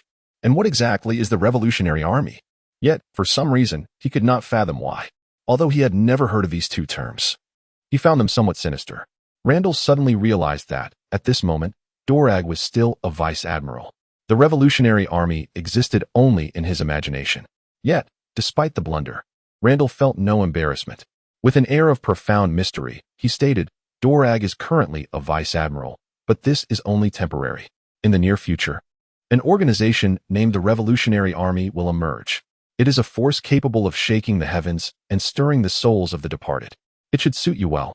This cryptic declaration left Haku utterly bewildered. What did he mean by the future? How could it be suitable for him? It felt as if this person had suddenly become a mystic. How could he possess knowledge of events yet to unfold? Noticing Haku's confusion, Randall waved his hand dismissively, saying, "Do not worry. You will understand in due time. All I can say is that as long as the organization shares the same goals, they will be your allies. There are no distinctions of race or status." Upon hearing this, Haku's eyes widened with intrigue. Randall's brief remarks had already captivated him. But did such a fantastical organization truly exist? If it did, he would undoubtedly be the first to join. Observing Haku's expression of eager desire to join, Randall chuckled to himself, wondering whether he would still feel the same once he learned that the organization aimed to overthrow the world government. Afterward, Haku bid farewell to Randall. Stretching lazily and gazing out at the boundless sea, Randall murmured to himself, "It has been quite some time since I encountered a formidable opponent. I fear I am rusting away. Grant me a worthy adversary." He could easily defeat someone of Tyr's caliber with his eyes closed, finding no challenge in that at all. Just as he finished speaking, a sudden thunderous roar erupted from the distance, startling the dazed Randall. Could it be that some divine being had heard his wish? Randall jested to himself. However, another clap of thunder reverberated through the air. Randall turned towards the sound, only to find that the sky was clear as far as the eye could see. This realization made him wary. Surely, he could not be so unfortunate as to encounter such illogical weather again. He felt as though the bizarre climate of the New World had nearly traumatized him. Not again. I've only just awakened, he thought. Are you truly going to disorient me once more? Moments later, a third thunderclap echoed, and this time, something tangible manifested. A transparent shockwave appeared at the horizon where the sea met the sky, advancing directly toward Randall. The shockwave itself was unremarkable, but its size was alarming, measuring several meters in width. The water along its path was forcefully displaced, creating a channel nearly 10 meters wide upon the ocean's surface. Randall had no doubt that if a ship were struck by this force, it would leave behind nothing but the smallest fragments. He exclaimed in astonishment and quickly turned toward the direction of the shockwave. The surge of energy. A luminous sphere instantly coalesced between his hands. A brilliant beam of light erupted forth, swiftly reaching the shockwave. In the next moment, approximately a nautical mile from the vessel, the two forces collided violently. The sound of a tremendous explosion reverberated through the air. At the moment of contact, the space surrounding the point of energy exchange expanded as if it were a balloon being inflated. A small white dot emerged from the center, rapidly swelling into a white energy sphere that unleashed its power in a frenzied outpouring. Following this, the energy disturbed the air, creating a tumultuous gale that swept through the surrounding space. The sea around them roiled as if boiling, surging violently. The ship where Randall was situated was not spared from the chaos. It resembled an ant struggling for survival on a constantly shaking tablecloth, in constant danger of being thrown overboard. The occupants of the cabin were tossed about, teetering on the brink of despair, their souls nearly escaping their bodies. They were already wounded, and now their injuries were compounded. Ultimately, this clash of energy persisted for a full 5 seconds before it concluded due to the diminishing force of the shockwave. The energy sphere reluctantly dissipated. At the epicenter of the collision, tons of seawater were instantly vaporized. A vast void emerged on the surface of the sea, which took several seconds to thunderously mend. Chapter 66. The True Monster. As the tumult subsided, the ocean regained its tranquility. Randall withdrew his outstretched hands, breathing heavily. At this moment, he felt an immense weight in his heart. Only now did he realize that what he had perceived earlier as thunder was, in fact, the resounding roar of shockwaves. Moreover, the intensity of these shockwaves was rather excessive. His perception could envelop a radius of nearly 10 kilometers. However, the shockwave originated from beyond this realm. Nonetheless, it still exerted considerable pressure on him. This made Randall feel that the new world was indeed brimming with malevolence towards him. He contemplated the possibility that if he were at the source of that shockwave, his own fluctuations of energy might not stand a chance against it. He couldn't help but marvel. Indeed, the forces of nature are beyond the reach of human power. Of course, exceptions exist for titans like the generals and the 4 emperors. Yet, the strength of Randall at present is fundamentally distant from such figures. Though he was deeply curious about what kind of weather could produce such outrageous shockwaves, it was clear that he ought to heed his instincts. Wiping the cold sweat from his brow, Randall resolutely chose to steer the ship in the opposite direction. However, the unknown weather in the distance suddenly turned ferocious. Thunderous roars echoed as multiple shockwaves surged toward him. Randall's composure was on the brink of collapse. Gritting his teeth, he assessed the angles of the approaching shockwaves and swiftly made his way to the stern of the vessel. He crouched in a stance, delivering a series of powerful punches. Iron fist, impact steel, continuous modification. In an instant, a vast volume of air was forcefully displaced, generating tremendous thrust. The ship's speed erupted, slicing through the waves and leaving a streak of white in its wake. Just as the vessel had not departed for long, the shockwaves swept across the ocean expanse. Lacking a target, they shot off into the distance, vanishing beyond the horizon. However, before Randall could relax, more thunderous sounds erupted from afar. Once again, the familiar shockwaves re-emerged, this time unerringly directed toward his position. In this instance, Randall had no room for doubt. He is undoubtedly being targeted. The shockwave is clearly aimed directly at him. He reluctantly resorted to old tactics to evade the shockwaves. Meanwhile, a shadow of foreboding enveloped Randall's mind. Such blatant targeting could not possibly be a mere coincidence of nature. Yet, if these shockwaves were indeed man-made, the implications of such power were staggering. In that moment, Randall felt a chill run down his spine. This was more unsettling than an unusual weather phenomenon. Run, run, run. He urged himself to flee. Randall unleashed a series of iron-fisted strikes towards the ship's stern, accelerating its speed dramatically. As he fought, he muttered curses under his breath. What on earth is this, you celestial forces? I only wished for a formidable adversary. But this is beyond excessive. It's utterly unmanageable. If you're displeased, you could simply disregard my wish. who behaves as if they are intent on annihilating a wishmaker. One could not help but marvel at the peculiarities of the Grand Line. He had merely made a wish, and it had been granted almost instantaneously. However, the intensity was a bit overwhelming. Moreover, the efficiency was alarmingly high, to the point that Randall felt exhilarated and terrified in equal measure. Yet, as he sought to escape, the enigmatic powerhouse clearly had no intention of allowing him to depart. Once again, the familiar sound of thunder reverberated, and multiple shockwaves surged toward him. Randall scrambled to evade them. After dodging this barrage, he remained on high alert for the next wave. However, to his bewilderment, no new shockwaves followed. Though he did not comprehend the circumstances, it was of utmost importance to flee with haste. Moments prior, several minutes back in time, there lay an island a few nautical miles from Randall's ship. This island was, in this perilous new world, a sanctuary of sorts, for it was home to a formidable warrior. Thanks to him, the marauding pirates had been vanquished entirely. Yet, none could foresee that the existence of this man would herald both salvation and doom. A monstrous entity, drawn by the whispers of this warrior's prowess, sought him out. This individual was unlike any pirate that had come before. He was none other than Barrett, the scion of demons. This name, this title, was well known among the elite circles. However, on the vast ocean, his reputation remained obscure, for without sufficient strength, one lacked the merit to grasp his significance. Nevertheless, should one reveal his other identity, even the feeble would recognize him, for he had once been a crew member of the Pirate King. This man relished combat and reveled in the thrill of battle. He had always set his sights on surpassing Roger. Yet, before he could achieve this goal, Roger was executed ahead of him. This abrupt loss left him disoriented, as if he had suddenly lost the meaning of his existence. To alleviate this confusion, he turned to combat, relentlessly seeking out formidable opponents. Thus, upon hearing of a strong warrior on this island, he made his way there. The island's champion was a great swordsman who had comprehended the breadth of all things. Once, a pirate captain with a bounty of 500 million attempted to plunder the island. However, after a brief encounter, the powerful captain was left without an arm, a testament to the swordsman's prowess. Yet, it was evident that while the swordsman was indeed formidable, he had not reached the strength of an admiral or a yonko. In contrast, Barrett was a solidly established admiral-level powerhouse. The outcome of their battle was, therefore, quite apparent. Within a mere 5 minutes of encountering the swordsman, Barrett had him thoroughly injured, while Barrett himself radiated an impenetrable aura of Haki. At this moment, the swordsman had already expended a significant amount of energy, whereas Barrett seemed as if he had merely completed his warm-up, ready to unleash his true abilities. The disparity was utterly despairing. "Swordsman, you are far inferior to Kazuki Oden," Barrett declared, standing still, intentionally allowing the swordsman a moment to catch his breath. The swordsman tightened his grip on the hilt of his sword. Although he had never heard of the man Barrett mentioned, the disdain was palpable and unmistakable. "Do not underestimate me," the swordsman bellowed as he charged at Barrett. "Ha. Just like that. Exactly like that."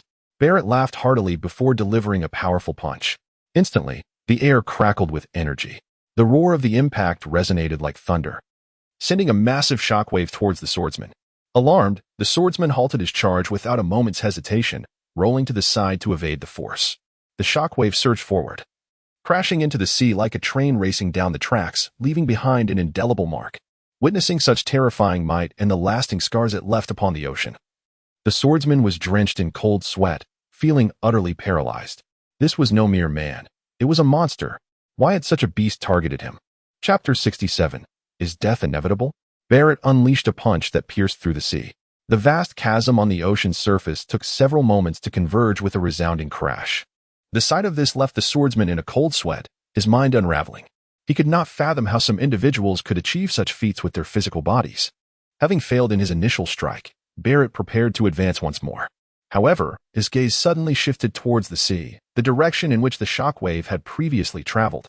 Within the realm of his observation Haki, the shockwave that had seemed to recede collided with a surge of energy, resulting in a violent explosion. Although Barrett perceived this energy as relatively feeble, it nonetheless piqued his curiosity slightly. He tentatively threw a few punches, yet this time there was no collision of energy. To his surprise, his opponent evaded rather than opting for a frontal assault. Barrett furrowed his brow, recalibrating his aim to strike his adversary with a series of powerful blows. However, once again, he failed to achieve the desired clash of energies. "Hey, don't get too carried away." The swordsman, witnessing Barrett's unexpected behavior during their confrontation, was nearly driven to the brink of fury. How dare this young fool insult me so? Barrett refrained from turning his head, merely rotating his eyes to cast a sidelong glance at the swordsman. Though he remained silent, his demeanor seemed to convey a multitude of unspoken words. He disregarded the swordsman and instead turned his gaze back, preparing to resume his shooting game. However, his fist ultimately remained unstruck. A fierce and sharp aura suddenly erupted beside him. Barrett had finally turned to face the swordsman. Now it resembles something worthwhile. This intensity is sufficient to allow me some movement. At this moment, the swordsman was enveloped in a faint crimson steam, and his aura had grown significantly stronger than before. The sharpness of his presence compelled Barrett to adopt a more serious demeanor. The two faced each other for an extended period. The swordsman was gathering his strength, while Barrett was deliberately waiting for the swordsman to do so. Without warning, the swordsman erupted with ferocity, slicing down with his long blade and unleashing a cutting wave that stretched over 100 meters. In the face of such a piercing attack, Barrett did not flinch or evade, but instead delivered a magnificent punch that shattered the cutting wave into fragments. Yet, in that moment of distraction, the swordsman closed the distance to Barrett. Here it comes. This shall be the mightiest strike of my life. The swordsman bellowed, channeling all his essence into this singular blow. In an instant, he envisioned his younger self, the moment he first encountered the way of the sword, the determination to train, and the decision to retreat to his hometown, relinquishing the desire for victory. In that moment, all these different versions of himself converged into one. Years of relinquishing the desire for triumph reignited within him. Even if this flame were to consume him entirely, he would unleash the most resplendent strike of his life. Swift as thunder, the radiant king slash. The blade radiated an unparalleled brilliance, akin to the first light of dawn. The trajectory of the descending blade was vividly apparent, suspended in the air. Barrett squinted. Time seemed to slow, the sound of the wind, thoughts, the blade's descent, all became languid.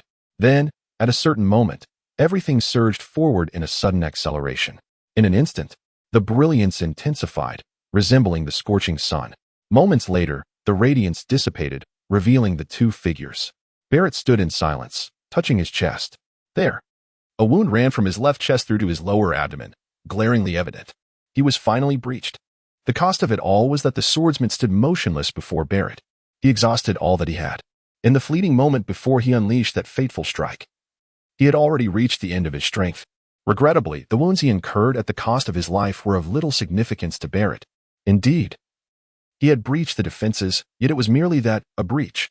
Barrett, with a mere twitch of muscle, staunched the flow of blood, and the wounds began to scab over. He extended his hand, receiving the longsword from the swordsman, and then stepped aside, delivering a powerful punch to the ground. Subsequently, he cast the longsword into the pit, burying it deep. Without a glance back, he strode toward the submarine anchored not far away. At that moment, Randall was engulfed in despair, for he once again felt the enthusiasm of the new world. He stood at the bow of the ship, gazing at the ominous sight ahead, where dark clouds loom over the city, threatening to obliterate it. If this were to adopt a pirate's flair, it might transform into the dark clouds fill the sea, longing to drain it dry. Yet, what Randall faced was not merely the foreboding black clouds. Beneath those clouds, above the tumultuous sea, an immense vortex, seemingly endless, spun with ferocious intensity. It resembled a colossal meat grinder manifesting upon the ocean, mercilessly shredding everything that was ensnared within its grasp.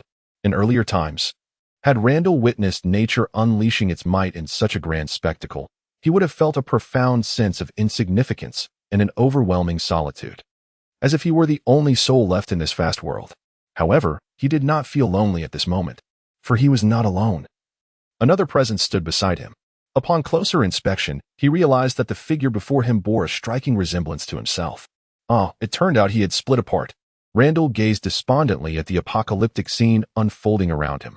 What should he do now? Should he turn back? Or perhaps take a different route? Or maybe charge forward recklessly? No matter the choice, it seemed his fate would not be a favorable one. Ultimately, Randall resolved to take the prudent path. However, his decision came too late. Constantly attuned to the dangers surrounding him, Randall's perception was perpetually active. At that moment, he sensed a powerful aura infiltrating his perceptive field, rapidly closing in on him. Upon detecting this presence, Randall felt a shiver run down his spine. What was that aura? It resembled a malevolent specter clawing its way from the depths of hell, exuding a chilling and violent energy. Was it truly human? Merely sensing that aura made Randall tremble uncontrollably. Such overwhelming power was something he had only glimpsed in the formidable figures of Zephyr, yet those individuals had exhibited restraint. This entity, however, was different. Its presence was brazen, constantly proclaiming its might. Thus, Randall felt it all the more acutely. Gritting his teeth, he realized the situation was utterly dire. Before him lay catastrophic doom, and behind him lurked an unknown supreme being. It seemed that no matter the choice, death awaited him. Contemplating this, he thought it might be better to simply turn back. After all, if death was inevitable, he might as well perish at the hands of a powerful foe. For Randall, that would be a death of dignity. After all, he had embraced this realization when he chose the path of the warrior. Having made his decision, Randall resolved to stand his ground, awaiting the arrival of the enigmatic powerhouse. Before long, bubbles began to rise from the ocean's surface. A uniquely designed submarine emerged from the depths. Chapter 68. The Devil's Progeny, Barrett not long after. A peculiar submarine surfaced. Once the vessel stabilized, a robust man pushed open the hatch, revealing his upper body, towering and imposing in military attire. With long yellow hair and headset-like ear coverings, his gaze was fierce and unyielding. Randall instantly recognized this infamous figure from the original narrative. The Devil's Progeny, Douglas Barrett. Goodness, Randall thought to himself, he was truly unfortunate to encounter such a being. At that moment, Barrett and Randall locked eyes across the sea. The aura exuding from him intensified to a terrifying degree. Randall instinctively began to calculate how long he could endure against this adversary. He concluded that if Barrett approached with serious intent, his survival would likely not exceed a minute. The disparity was staggering. Barrett scrutinized Randall, then declared, "Impressive. You can shatter my fist momentum. Come forth." He beckoned to Randall with a finger, emerging entirely from the submarine. Simultaneously, an overwhelming aura erupted. An immense conqueror's Haki pouring forth with reckless abandon, relentlessly washing over the heavens and the earth, as well as Randall's psyche. Provoked by this display, Randall's own conqueror's Haki surged forth. In that instant, a thunderous roar echoed through the void. Between the two, black and red arcs of electricity flickered wildly. The surrounding space darkened considerably. Barrett, witnessing this, displayed a look of astonishment upon his face. Subsequently, the intensity of his conqueror's Haki ascended to an even higher level. Initially, during their clash, Randall was at a disadvantage. Now, he found himself thoroughly suppressed. Visually, Barrett's blue aura completely overshadowed Randall's red. Randall could only struggle to survive in his confined space. Observing this, Barrett raised his chin and lowered his gaze, adopting an iconic expression of disdain. At the same time, the intensity of his conqueror's Haki surged once more. Randall found himself precariously teetering, akin to a vessel caught in a relentless whirlpool, on the verge of capsizing at any moment. Yet, just as he was about to falter, he managed to regain his footing at the last possible moment. At this juncture, all of Randall's focus was devoted to perseverance. Thus, he remained oblivious to the fact that, spurred by Barrett's provocation, his spirit gradually melded with his aura. That indomitable tenacity, the courage to challenge the odds, and the ambition to become the world's greatest began to manifest within his conqueror's Haki. Randall's conqueror's Haki was slowly growing stronger. Though the progress was gradual, it was indeed evolving. Consequently, the red aura began to establish its ground beneath the relentless onslaught of blue. Just as Barrett found himself puzzled by Randall's resilience, the latter's Haki began to expand incrementally. When Barrett finally grasped the situation, the red and blue auras had reached a point of near equilibrium. The conqueror's Haki was nearly on par, and the clash between them intensified. The winds began to roar, and denser arcs of red and black electricity filled the space around them. The surrounding waters churned violently, and dark clouds gathered in the sky. Within a radius of several kilometers, the atmosphere grew exceedingly oppressive, as if the very air had thickened. Barrett's expression transformed into one of palpable surprise. Just minutes prior, Randall's conqueror's Haki had been at an absolute disadvantage, struggling to maintain clarity. Yet now, it had evolved to a level where it could stand toe-to-toe with him. It was the first time he had witnessed such a dramatic transformation in someone's conqueror's Haki within such a brief span. Even he was astonished by the terrifying speed of this progress. At that moment, Randall experienced a contradictory sensation of coolness and heat swirling in his mind. As he turned his gaze towards Barrett, the previous feeling of insignificance, as if gazing upon a celestial being or a demon, vanished, replaced instead by a sense of equality. However, this did not imply that his strength had reached the same realm as Barrett's. Rather, it was his spirit, his conqueror's Haki, that had now attained a level capable of contending with Barrett. Randall was acutely aware of this distinction, which is why he did not feel joy from his increase in power, but rather a lingering heaviness. The only alteration brought about by the Conqueror's Haki was, he confessed that upon seeing Barrett, a sense of dread welled up within him. He was filled with fear and trepidation, an inevitable reaction when confronting the progeny of demons. There are few who can remain composed upon the tumultuous sea in the face of such terror. Yet now, Randall unexpectedly ignited a spirit of battle. Barrett, engaged in a clash of Haki with Randall, could distinctly sense this transformation within him. With a broad grin, he remarked, "Has the overwhelming surge of Conqueror's Haki clouded your judgment? Yet, perhaps this is for the best." As he spoke, his previously crossed arms fell to his sides with ease. Observing Randall's movements, who had been fixated on Barrett, he sensed the impending action and his gaze sharpened. Indeed, Barrett crouched down, then launched himself forward with a powerful thrust of his feet. The submarine beneath his feet plunged into the depths in an instant.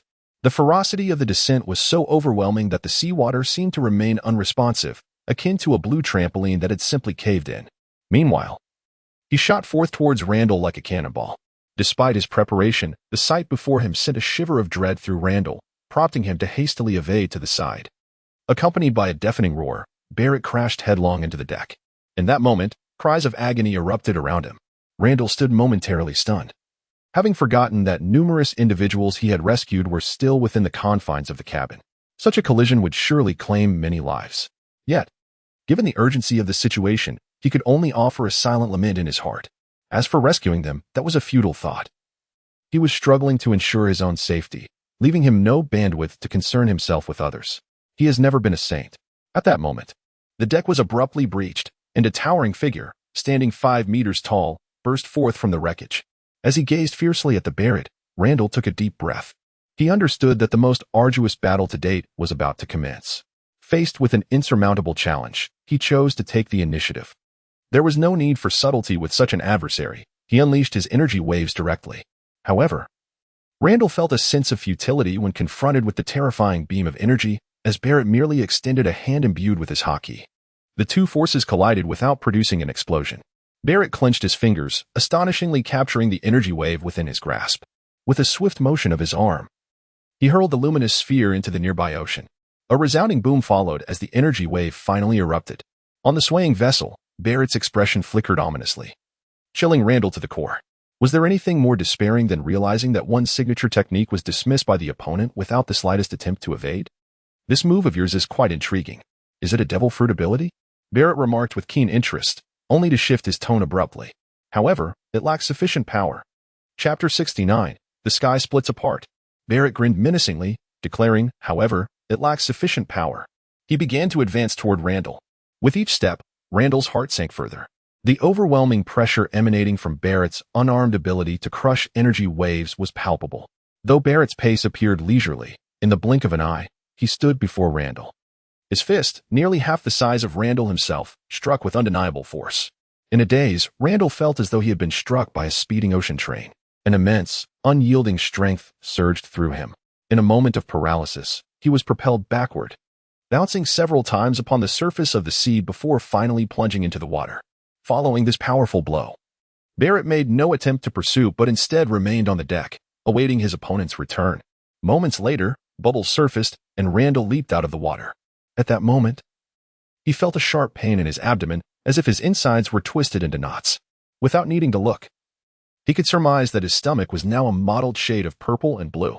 He gazed at Barrett in astonishment. After receiving a punch from him, he finally comprehended the stark disparity that lay between them. Yet, he had no time to lament, as Barrett charged at him once more. Heavy fists rained down upon Randall like a relentless storm. In just a matter of seconds, Randall found himself grievously injured. He has been diligently defending himself. However, to his dismay, the opponent's Haki is significantly more potent. The sheer abundance of their Haki is extraordinary, resulting in a qualitative transformation brought about by quantitative change. His Haki, when confronted with Barrett's Haki, proved utterly ineffective. The moment they made contact, his Haki dissipated completely. Thus, the act of defense was little more than a futile expenditure of energy, bearing no significant difference from a lack of defense. Randall fought in excruciating torment. He gritted his teeth and, with the armed iron fist, exchanged a blow with Barrett. At the cost of a slight fracture in his arm, He finally managed to create some distance. Just as he steadied himself, Randall involuntarily spat out a mouthful of blood, observing Barrett, who appeared entirely unfazed. As if merely finishing his warm-up, Randall couldn't help but let out a bitter smile. He finally comprehended what it meant to possess supreme combat prowess. Strength, speed, physique, and charisma, all aspects of himself were utterly suppressed. If one were to quantify these attributes on a scale of 10, Barrett's ratings would be 9, 8, 9, and 10 respectively. His mastery of Haki is so formidable that it can be likened to that of the Sea Kings. If the Sea Kings were capable of wielding Haki, his would undoubtedly be of the highest caliber. Such unparalleled combat prowess necessitates that at least one aspect of his abilities reaches perfection. In stark contrast, Randall's statistics fall woefully short, hovering around a mere 7, 7, 8, 7. The greater the number, the more pronounced the disparity becomes. Randall had begun to feel somewhat elated. Given the rapid growth of his strength, and since his arrival in the pirate world, he had yet to face defeat. However, as he floated in his own sense of superiority, he unwittingly found himself in the new world, a realm teeming with formidable adversaries. The sudden emergence of Barrett served as a jarring wake-up call, instantly providing him with a clearer perspective. He still has a long way to go. However, he realized this a bit too late. No, he cannot give up yet. Though the chances are slim, relinquishing hope means the opportunity would be entirely lost. Randall's gaze sharpened, and his aura erupted instantaneously. It enveloped his entire being like liquid flames. Yet, the aura now was not entirely the same white as before. It transitioned from white to a deep crimson hue. The parts closest to Randall remained white, while the black-red color intensified further outward. Randall observed this transformation in himself with a hint of astonishment, but upon seeing the familiar black-red, he seemed to ponder deeply. At that moment, Randall, with his aura fully unleashed, was a stark contrast to his former self. The fusion of his aura with the Conqueror's Haki produced a remarkable reaction. When Randall's aura surged, it was akin to activating an enhanced intimidation aura. While the pure Conqueror's Haki was effective for overwhelming weaker foes, it held little utility in battles against formidable opponents. However, this intimidation aura could still instill fear even in the presence of the strongest adversaries. This was evident in the serious expression of Barrett, who observed the scene intently. "You've conjured something extraordinary. Yet, still, it is but a fragile thing." As soon as Barrett's words fell, he erupted forth, launching himself towards Randall. The vessel they occupied was nowhere near as sturdy as Barrett's submarine, and with this sudden force, it disintegrated in an instant. Randall watched helplessly as Barrett approached amidst the debris in the tumultuous sea. Meanwhile, he raised his hand and gathered all the black-red aura into his right fist. Instantly, the space surrounding Randall's hand appeared to shatter like glass, filled with black-red fissures. Visually, it seemed as though his hand had suddenly expanded several sizes. Then, with some effort, he lifted his right fist to meet Barrett's incoming strike. When their fists collided, a thunderous sound erupted. In that fleeting moment, it was as if the world had pressed the pause button. Sound, wind, clouds, sea, space, nothing remained. Only the two fists, locked together in a relentless struggle, existed in that moment. It was as if a black hole had formed, drawing in the surrounding space towards that singular point. Then, at a certain moment, as the compression reached its zenith, that point erupted with an explosive force. Only then did the world awaken anew, with a tempestuous gale surging outwards. The sea beneath them roared as if it were about to overturn, the waves crashing violently. However, the most astonishing sight was above. The ominous clouds, formed by the clash of their Conqueror's Haki, now split apart. The profound, dark fissures resembled a chasm, spanning the sky above them, a testament to the cataclysmic nature of their confrontation. In the original tale, the clash between the Second Emperor, red-haired Shanks, and Whitebeard rent the heavens asunder. Now, Randall and Barrett's exchange of blows had conjured the same spectacle. Although the disparity between them remained vast, Randall had ample reason to take pride in his accomplishments. After an indeterminate duration, the tumult began to subside. A figure plummeted from the heavens, crashing into the sea below. As it entered the water, the ocean was stained crimson. It was, of course, Randall. At this moment, his condition could only be described as dire. That recent blow was the culmination of all his strength. An ultimate strike forged from sheer will. In battle, one must allocate 7 parts of strength to the enemy, while reserving 3 for self-defense. However, Randall's recent actions were akin to a self-sacrificial attack, given the devastating power of the preceding strike that could rend the heavens. It is evident that he bore no defense and thus sustained grievous injuries. Frankly, it is remarkable that he remains conscious at all, albeit barely clinging to life. Chapter 70. The Paper of Life at the Navy Base. Within Zephy's modest courtyard, he was savoring tea while instructing Krista. Given Krista's tender age, she was not suited for rigorous training. Therefore, Zephyr focused primarily on nurturing her observation skills and imparting foundational knowledge. For instance, he was currently enlightening her about the intricacies of the vast ocean. "Grandpa Zephyr, is this log pose beautiful?" Krista inquired, her eyes sparkling with curiosity. It is not a question of beauty, it is rather a commonplace object. While one can navigate the seas using a navigator's knowledge in the four seas, only the log pose can guide you to your destination within the Grand Line, Zephyr explained with earnestness. He was known for his stern demeanor towards elite cadets. Yet with Krista, he exhibited boundless patience and warmth, even softening his tone when necessary. "Oh," Krista responded with an elongated sound, then asked inquisitively, "Then, if I wish to locate someone precisely, can the log pose assist me?" Zephyr chuckled heartily. That is not possible. The log pose only records the magnetic fields of islands. For locating individuals, there is a specialized tool known as the Paper of Life." "The Paper of Life?" Krista echoed, intrigued. "Indeed. By mixing a person's nail with the material, one can create a paper of life. This paper continuously indicates the direction of its owner, allowing you to follow its guidance to find the person you seek." Speaking of the Paper of Life, I recently sought Randall's assistance to create his," she remarked. "That fellow truly is a source of concern." To avoid a repeat of the previous incident where he was difficult to locate, Zephyr had specifically requested a nail from Randall. As he spoke, Zephyr rummaged through the inner pocket of his garment and produced a sheet of paper to show Krista. She accepted it with curiosity, cradling it as if it were a precious treasure. "Is this the Paper of Life?" "It appears quite ordinary," she observed.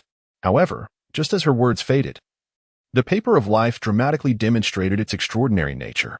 Krista watched in astonishment as the seemingly innocuous paper spontaneously ignited. In the blink of an eye, it was consumed halfway, with embers flickering at the edges. "Zephyr, Grandpa, what is happening?" she stammered, fearing it was her fault. After all, the paper had been perfectly fine in Zephyr's possession. Zephyr's expression shifted upon witnessing the paper's unusual behavior. The reason it was called the Paper of Life was that it could reveal the owner's life state. Such a sudden combustion indicated that the owner was injured, and judging by this manifestation, the injury was severe. Zephyr's demeanor darkened, and he took the Paper of Life back, forcing a smile as he said, "It's nothing. This is a normal occurrence. Krista, Grandpa has some urgent matters to attend to.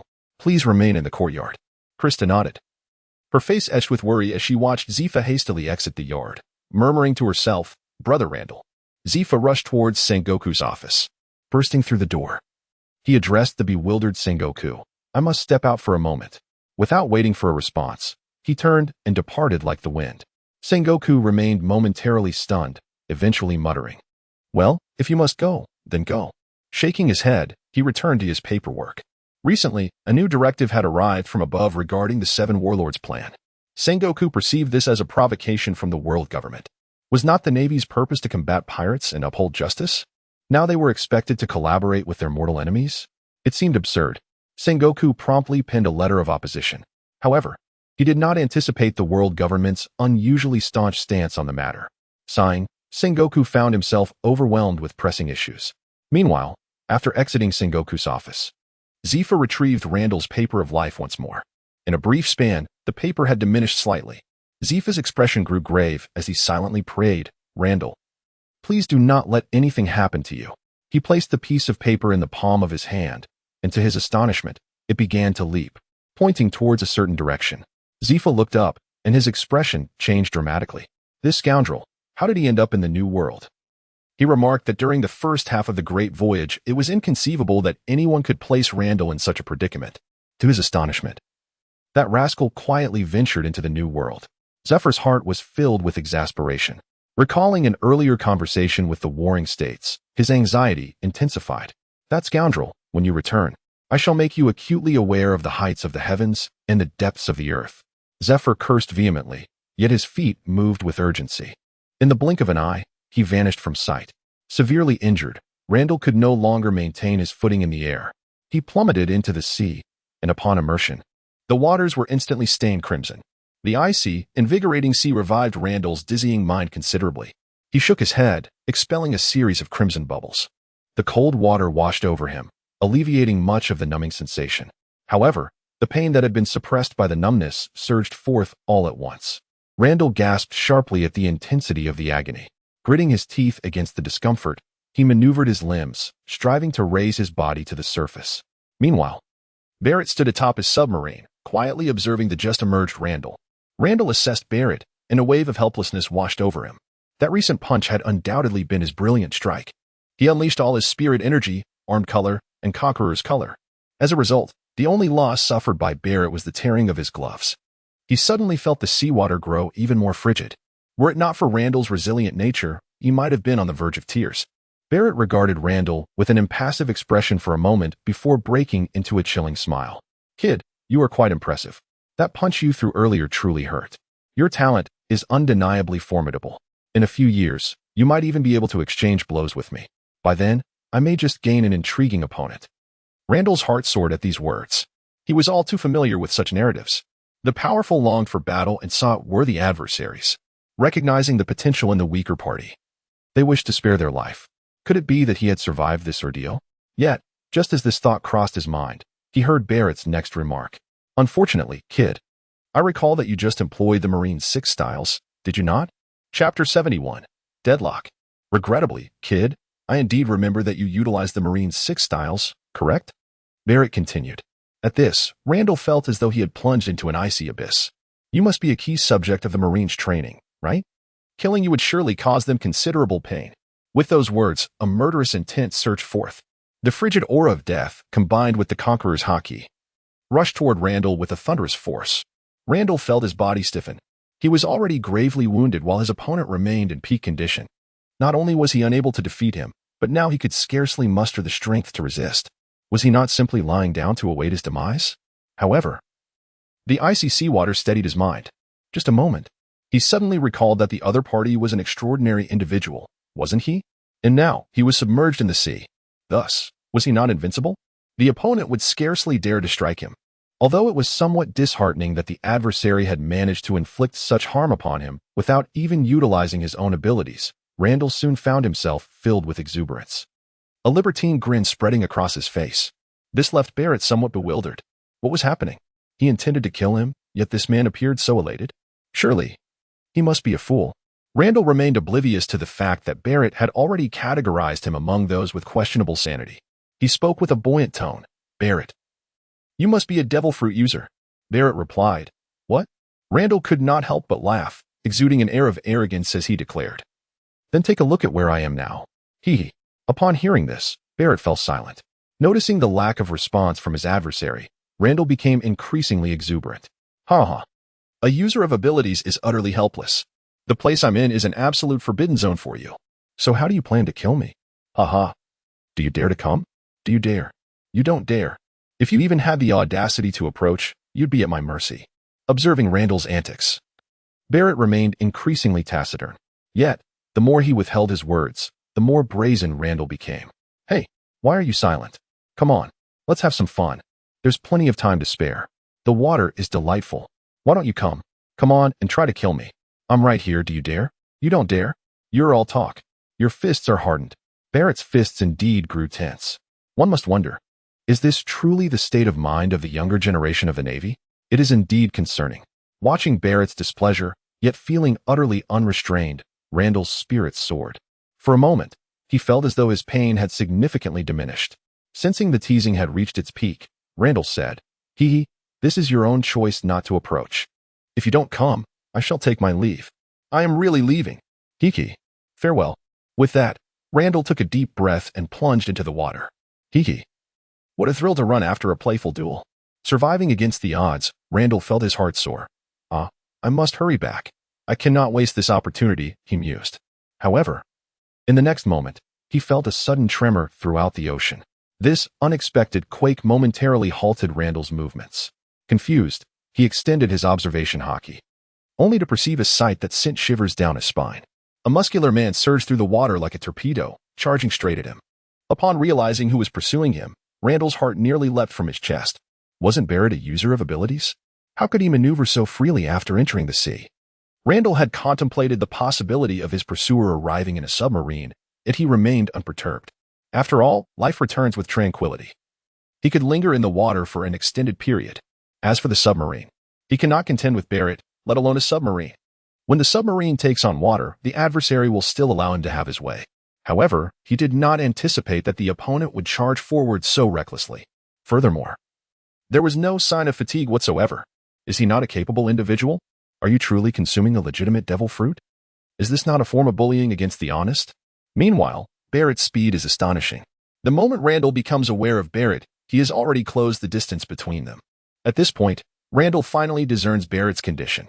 Barrett is enveloped in a dense layer of Haki, which not only surrounds him but also radiates outward, creating a waterproof barrier that keeps the seawater at bay. In the midst of the ocean, such a tactic consumes an immense amount of Haki with each passing second. Yet, apart from his grim expression, Barrett shows no visible signs of significant depletion. Randall's heart shatters at the sight. Brother, does your Haki come without cost? He was aware of the astonishing magnitude of Barrett's armed color, yet he never anticipated it to be so exaggerated. Who among us is truly cheating? However, time was of the essence, and Randall could no longer afford to indulge in fanciful thoughts. Barrett was already charging forward. Randall dared not confront him head-on. Merely recalling the tremors of the ocean caused by Barrett's descent sent shivers down his spine. Yet, as he sought to evade, he overlooked the resistance of the water. They were now submerged over 100 meters deep, where the pressure was immense. When he attempted to move, the surrounding water felt as solid as stone. Meanwhile, Barrett's speed surpassed Randall's, effortlessly displacing the water and remaining unimpeded. At this point, it became exceedingly difficult for Randall to avoid being struck. He could only manage a bitter smile before Barrett crashed into him. The terrifying force erupted instantaneously upon Randall, creating a vacuum zone 3 meters in diameter at the point of impact. After spitting out a mouthful of blood, Randall was sent flying, soaring over 100 meters before. With the aid of the ocean, he barely stabilized his form. Pain surged from his arm. Randall's expression darkened as he realized the severity of his injuries. His left arm was broken, rendered useless, and several ribs were fractured. However, Barrett was relentless in his pursuit, determined not to relent until Randall was utterly defeated. Randall could only smile wryly. Had he not taunted Barrett so mercilessly earlier, perhaps Barrett would have deemed him unworthy of his attention. But now, with a resounding crash, another punch landed. This time, Randall raised his right arm in defense. But upon contact, his arm twisted grotesquely. The armor of his will proved futile, and the bones within him shattered further. With each successive blow, nearly every bone in Randall's body succumbed to fractures.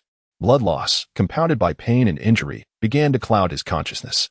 The most critical damage, however, lay within the core of his chi, originally residing in his dantian. After absorbing Barrett's heavy punches, that core was now riddled with cracks. Yet, Barrett remained undeterred, poised to deliver the final blow to this wretched being who had ignited his boundless wrath. Just as Barrett prepared to strike the decisive blow that would ensure Randall's demise, the ocean suddenly convulsed violently. It felt as if a colossal pillar plunged into the depths, stirring the waters with fervor. The sea erupted in chaos, tumultuous currents sweeping everything in their path. Exhausted and defenseless, Randall was helplessly ensnared within the maelstrom. Barrett, on the verge of charging forward, abruptly halted and retreated at great speed. His armament color withstood the tranquil sea without issue. Even the immense pressure of depths reaching 10,000 meters could not faze him. Yet, the relentless turmoil of the turbulent waters, the force that tore in all directions, was beyond his capacity to resist. Thus, he chose to retreat. The visions conveyed through his observation Haki confirmed that his withdrawal was prudent. Not far away, an enormous whirlpool was furiously spinning, drawing everything into its grasp. It was a consequence of Barrett's intense focus on mercilessly beating Randall, rendering him oblivious to his surroundings. They were steadily approaching that previous natural disaster, a colossal whirlpool. Barrett cast a glance at Randall, who had already been ensnared at the periphery of the vortex, a smirk curling at the corner of his mouth before he turned away. In his estimation, Randall's injuries, if not promptly treated, would render survival nearly impossible. And now, caught within such a vast whirlpool, who could possibly survive if not him? He should hastily retreat. Otherwise, when the vortex approaches, he may find himself in dire straits. Meanwhile, Randall, who has been ensnared by the whirlpool, is in a most precarious situation. He was already on the brink of fainting. At that moment, being tossed by the whirlpool and tugged by the currents, he immediately lost consciousness. The relentless tides tore at his body, and blood flowed incessantly from his wounds. At this rate, even if Randall were not to drown or be torn apart, he would soon succumb to excessive blood loss. Yet, in the face of such a life-and-death crisis, The energy within him surged violently. The tumultuous force erupted from the fissured core, rushing forth to permeate Randall's limbs and bones, dispersing into the surroundings to envelop him in a protective embrace. With the nourishment of this energy, Randall's wounds began to gradually stem the bleeding and form scabs. However, this was still insufficient to save his life. The furious torrents outside relentlessly battered Randall, dispersing the protective energy that surrounded him at the mere touch. Nevertheless, Randall's spirit was undeterred. As soon as it was dispersed, it surged forth once more. Thus, the cycle of dispersal and reformation continued, though it was a desperate struggle. He managed to maintain a semblance of control. Yet, this was the full extent of his energy. It was both earnest and inadequate. Consequently, while it merely ensured that no new injuries would be inflicted upon Randall, it could not improve his dire condition. His injuries are indeed grievous. To speak frankly, had he not brought his life force from this world, he would have already succumbed to his wounds. Even with this support, Randall is merely clinging to life at this moment. This respite is only temporary, should external conditions deteriorate even slightly. It could serve as the final straw that breaks the camel's back. At that juncture, the delicate balance between his life force and the turbulent currents would shatter, subjecting Randall once again to their violent onslaught. However, there is a silver lining. Currently, although his life force and the whirlpool are in opposition, their interaction in this precarious situation creates a phenomenon akin to forged iron. The turbulent whirlpool acts as a hammer, while Randall's life force resembles an iron ingot. The process of the turbulence dispersing his life force is akin to the forging of the iron. With each dispersion, his life force grows stronger. Although the enhancement is not immediately apparent given the current circumstances, it is indeed occurring. If this state of affairs continues, Randall might truly manage to preserve his life. Yet, it appears that fortune does not favor Randall. As time progresses, the whirlpool shows no signs of abating.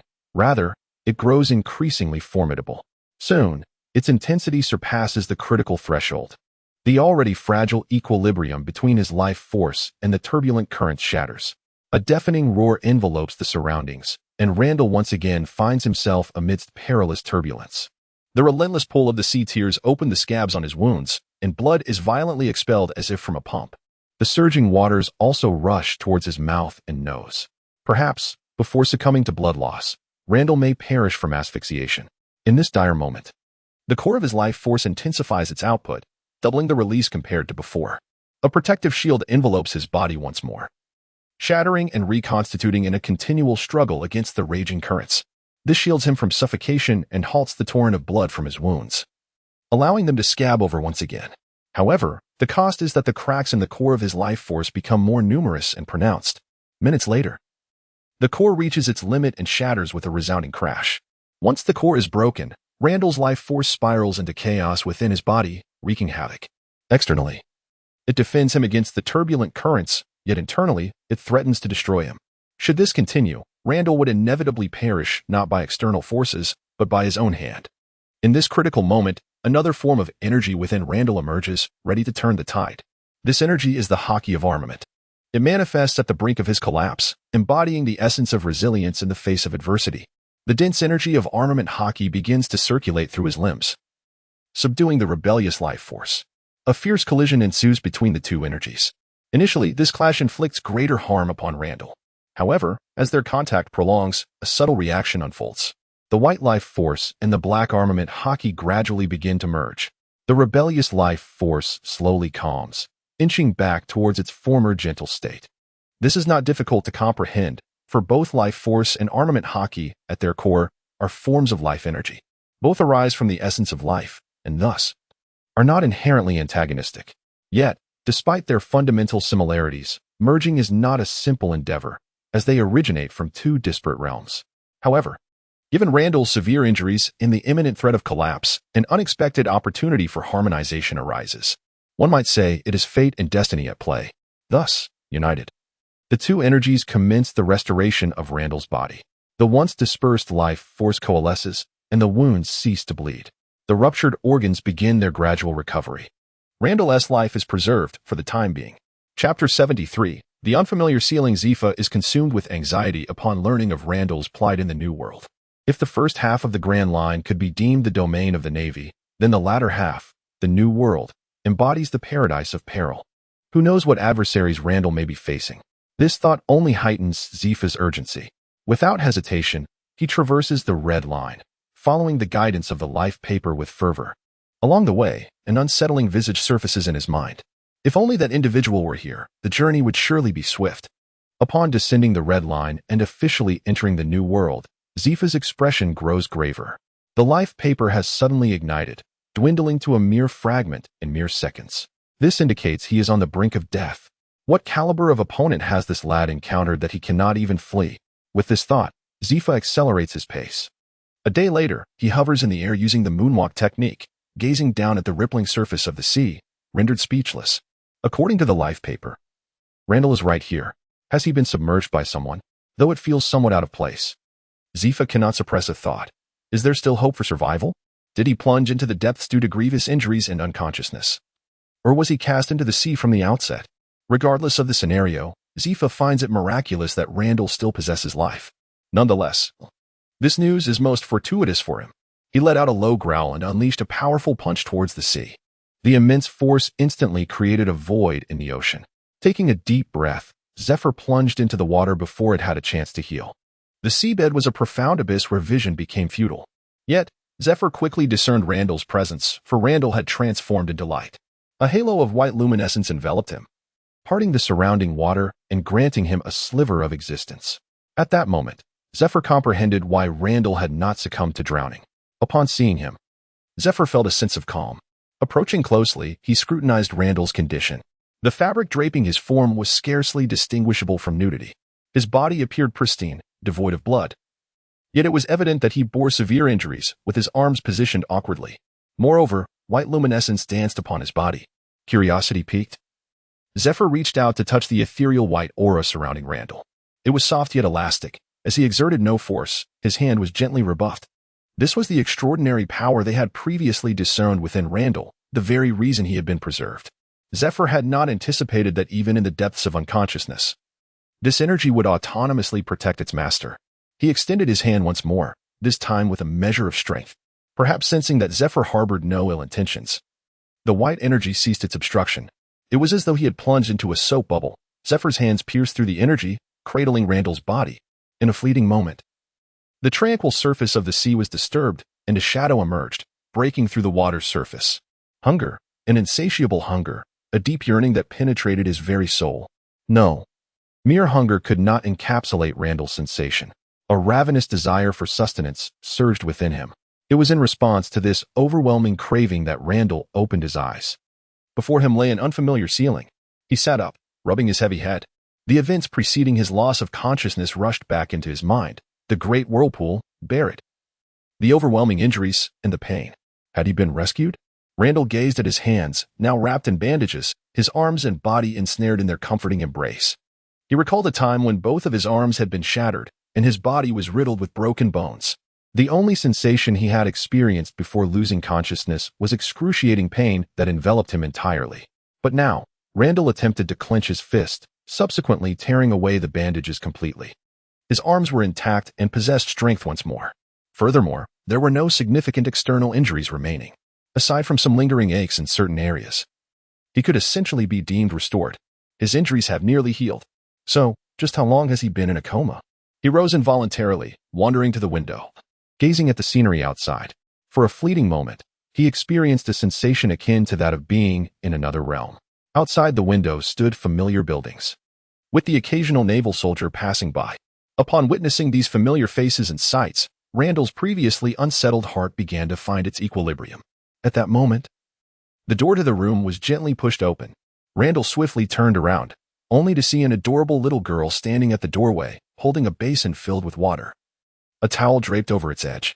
When Krista spotted Randall by the window, her eyes widened in astonishment, her rosy little mouth forming a charming O.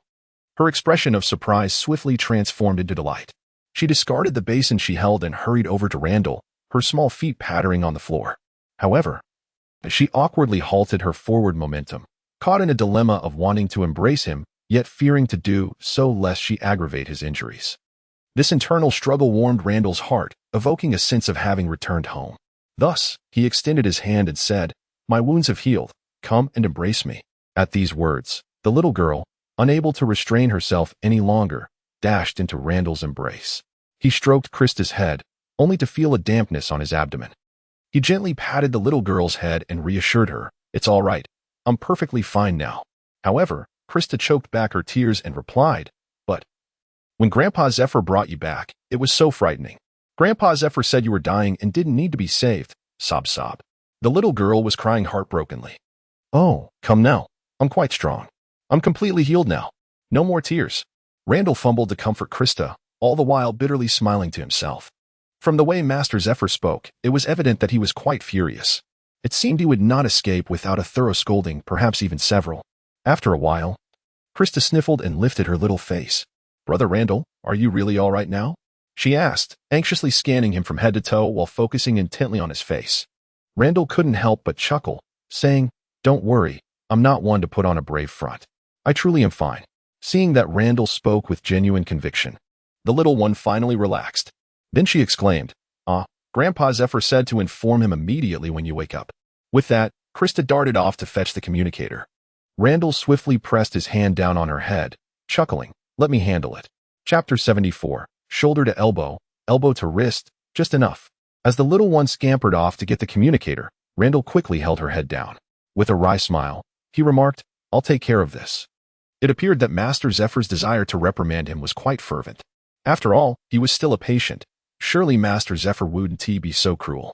Randall swallowed hard and picked up the communicator. Although he was not socially anxious, he could empathize profoundly with those who were at that moment.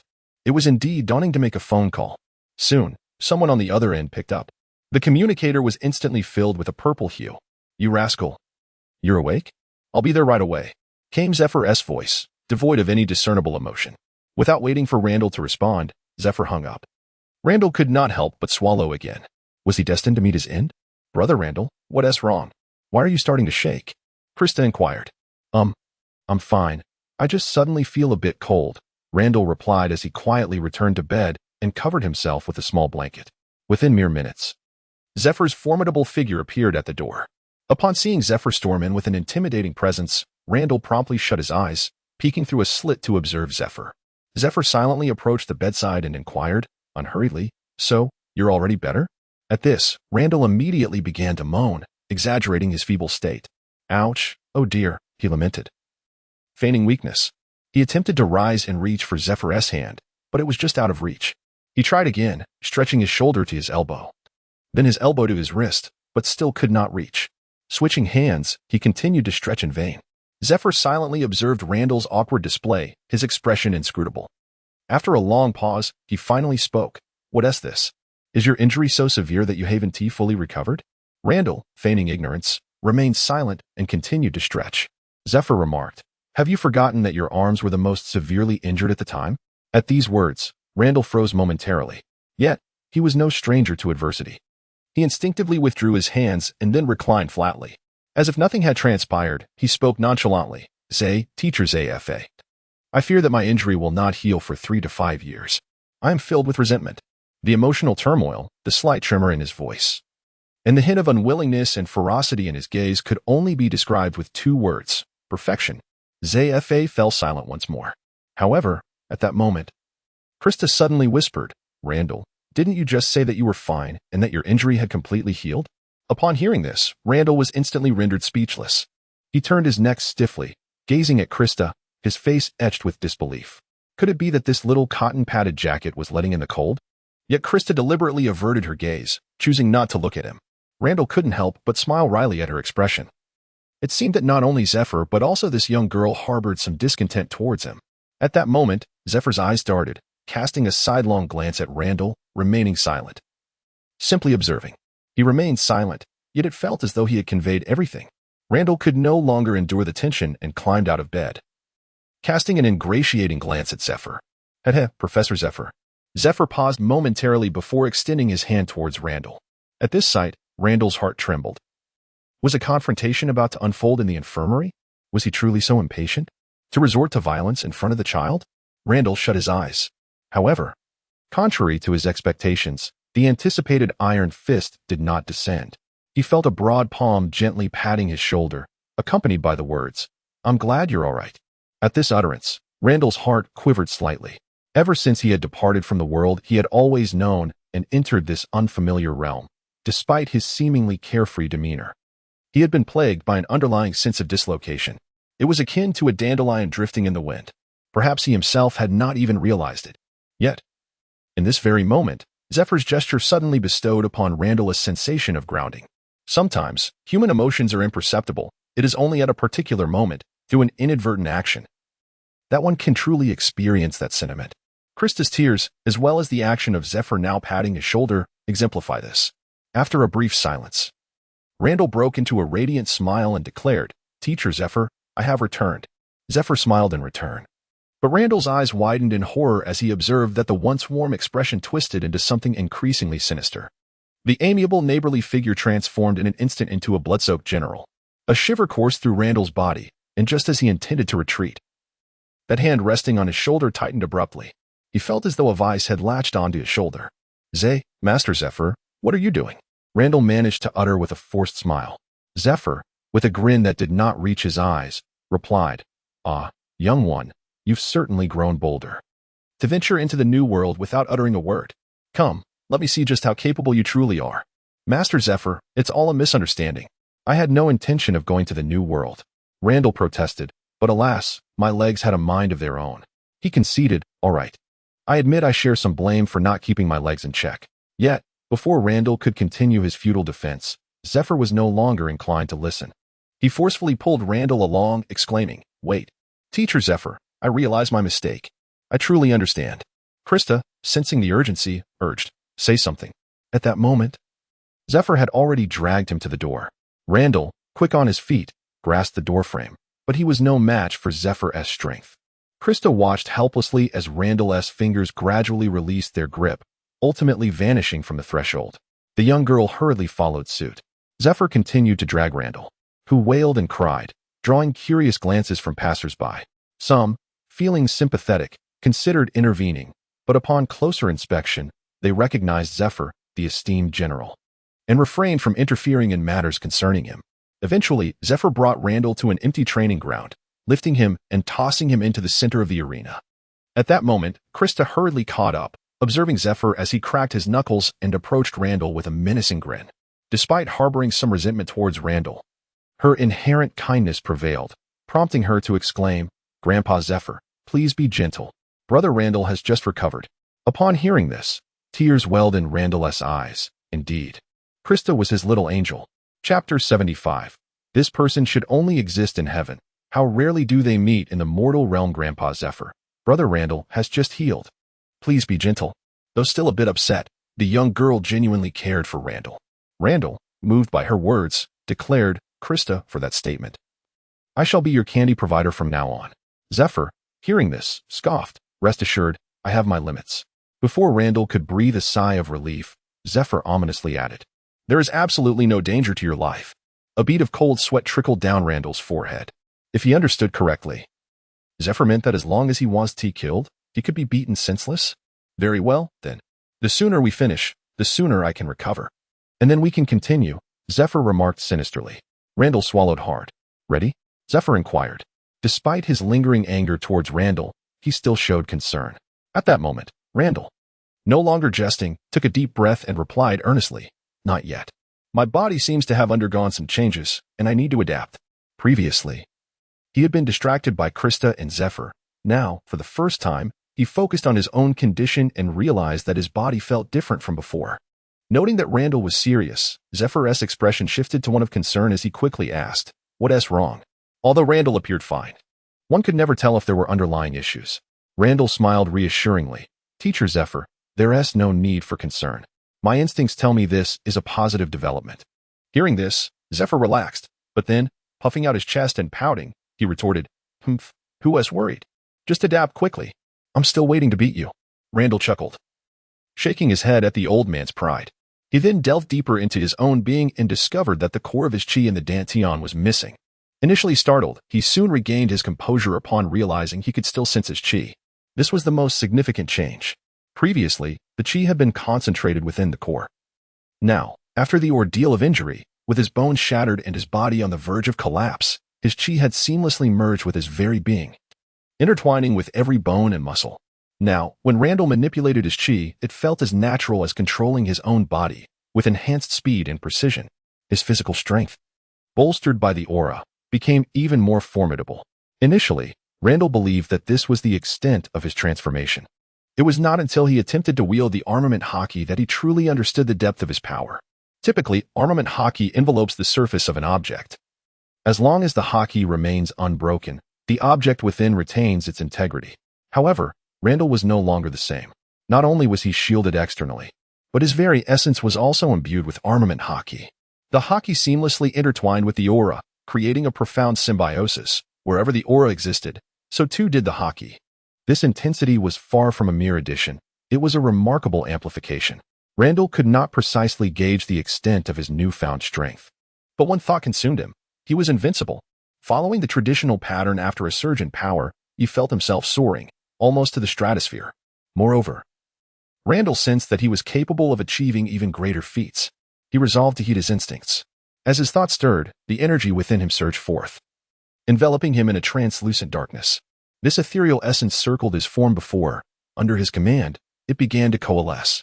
In an instant, under Zephyr's astonished gaze, Randall was adorned in a magnificent suit of armor.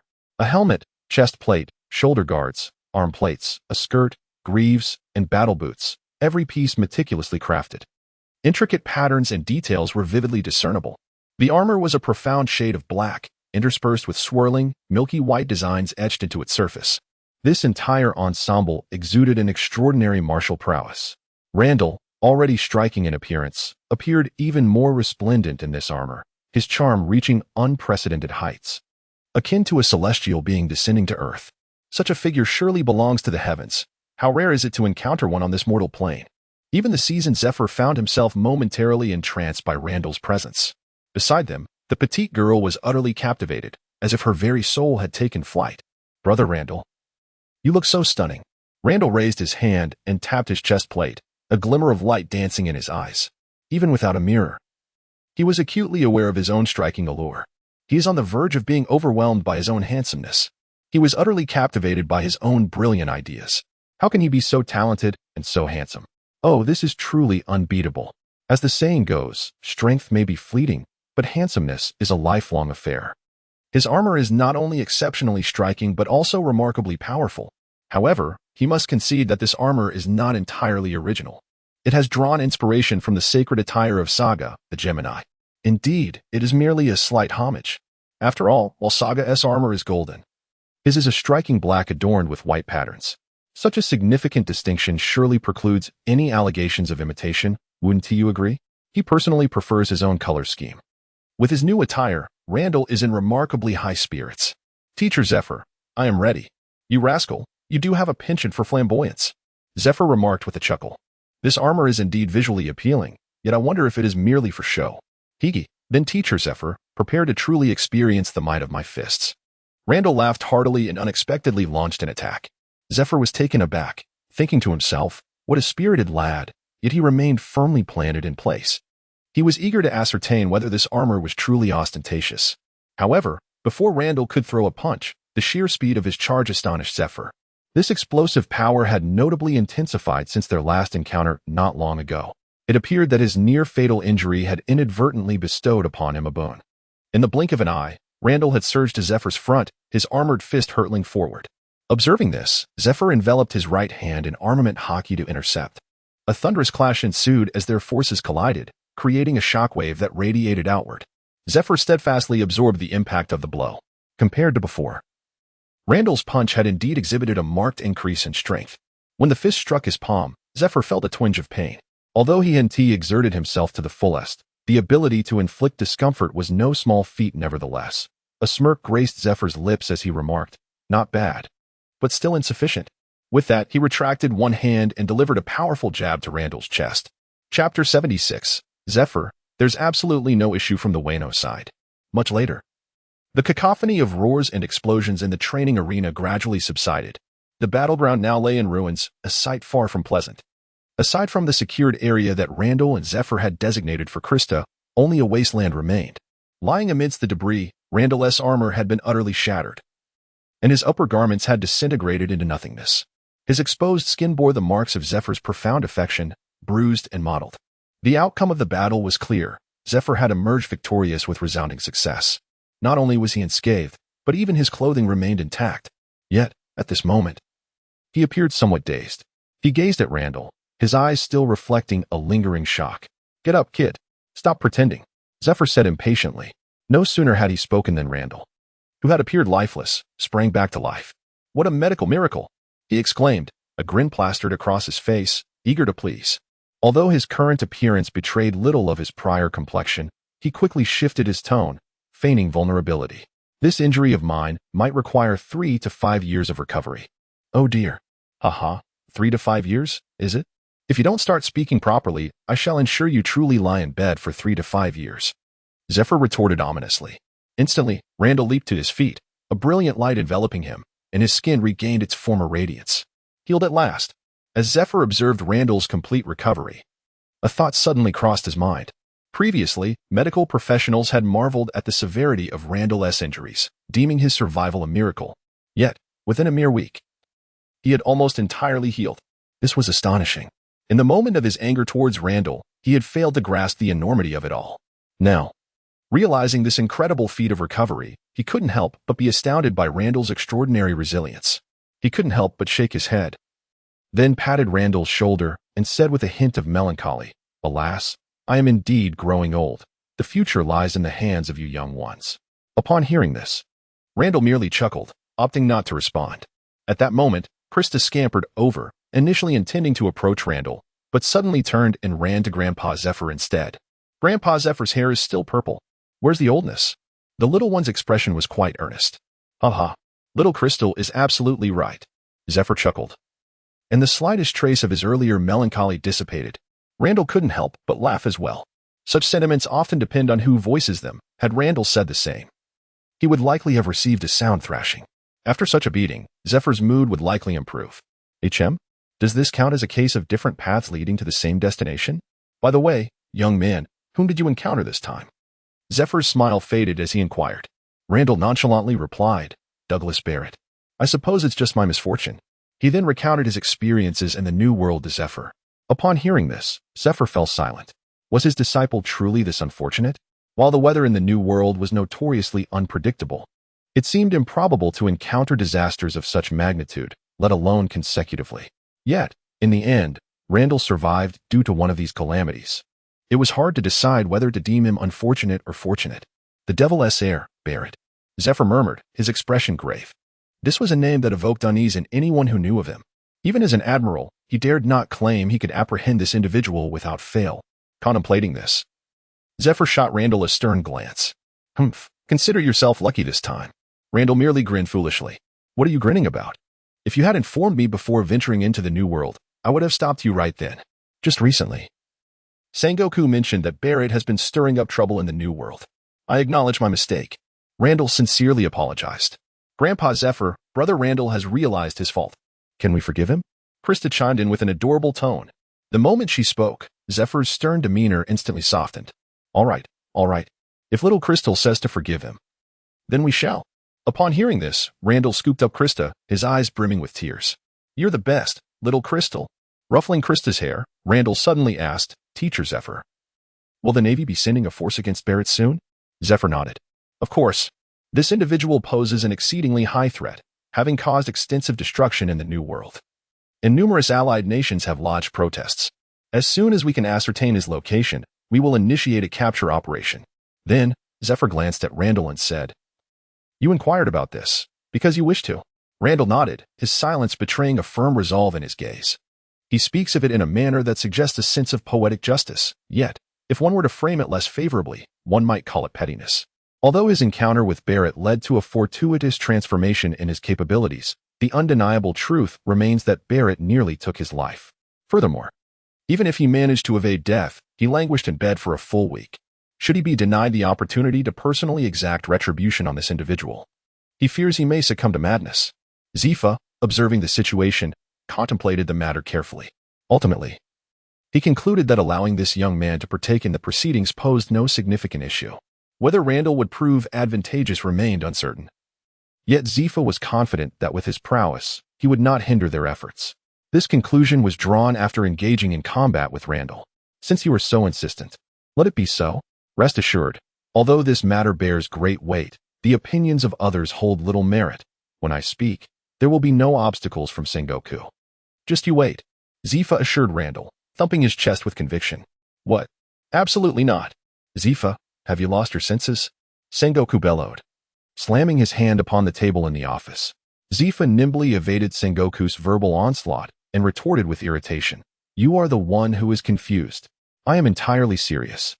Sengoku continued to raise his voice. It has only been 7 days. 7 days? That young man is likely still unconscious. By the time a location is confirmed, he may struggle to rise from his bed. Do you believe Barrett is the sort to spare the injured? Do you think such a level of combat is merely a game? Are you wishing for him to walk into his demise? He truly cannot comprehend why Zephyr has suddenly lost his composure. Why is everyone so troublesome? Zephyr, glaring, retorted, I do not require your guidance. I am fully aware. I am serious. Sengoku shot back. What on earth do you understand? Chapter 77. What on earth is happening in this world? In that moment, it seemed as if the two were competing in the office to see who could raise their voice the highest. However, for Sengoku, this served as a rather effective means of venting and relaxation. Sengoku bellowed, What on earth do you understand? Zephyr, unwilling to back down, shouted in response, Of course I know. It is precisely because I am aware that I want him to go. Furthermore, who said he is not awake? He has just awakened, and he even engaged in a scuffle with me. Sengoku, propelled by instinct, was about to retort, but upon realizing the situation, he suddenly paused. Randall has awakened? Are you certain?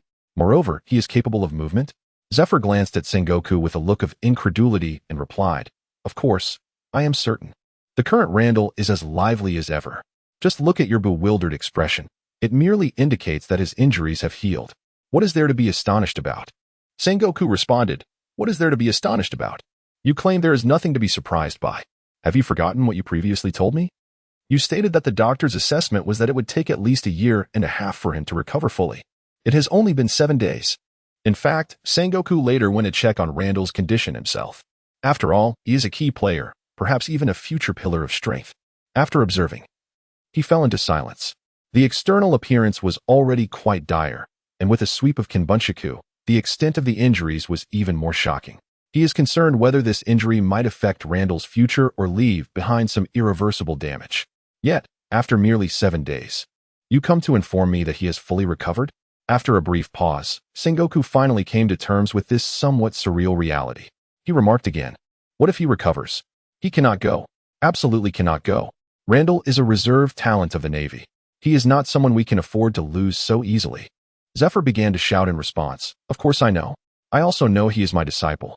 Sengoku retorted just as fiercely, You know that yet you still want him to go? Do you understand the level of that battle? With Randall's strength, even the residual waves could cost him his life. Are we to assign someone solely to protect him on such a battlefield? Upon hearing this, Zephyr was not angered. Instead, he suddenly smiled faintly. What if he requires no protection at all? Sengoku was momentarily taken aback. What do you mean? Zephyr replied calmly, Exactly what I said. Before Sengoku could inquire further, Zephyr elaborated, Did I not mention that I just gave that kid a good beating? The result was, after I was done, he merely experienced a wave of life returning, and he was completely unscathed. Sengoku, perplexed, asked, And what of it? Are you saying you would fight him seriously? After speaking, Sengoku felt a bit parched, having shouted for such a duration alongside Zephyr. He picked up the nearby teacup and took a sip. Zephyr said earnestly, What of it? Do you realize that in this battle, aside from a few ultimate techniques I kept in reserve, I fought with nearly all my strength?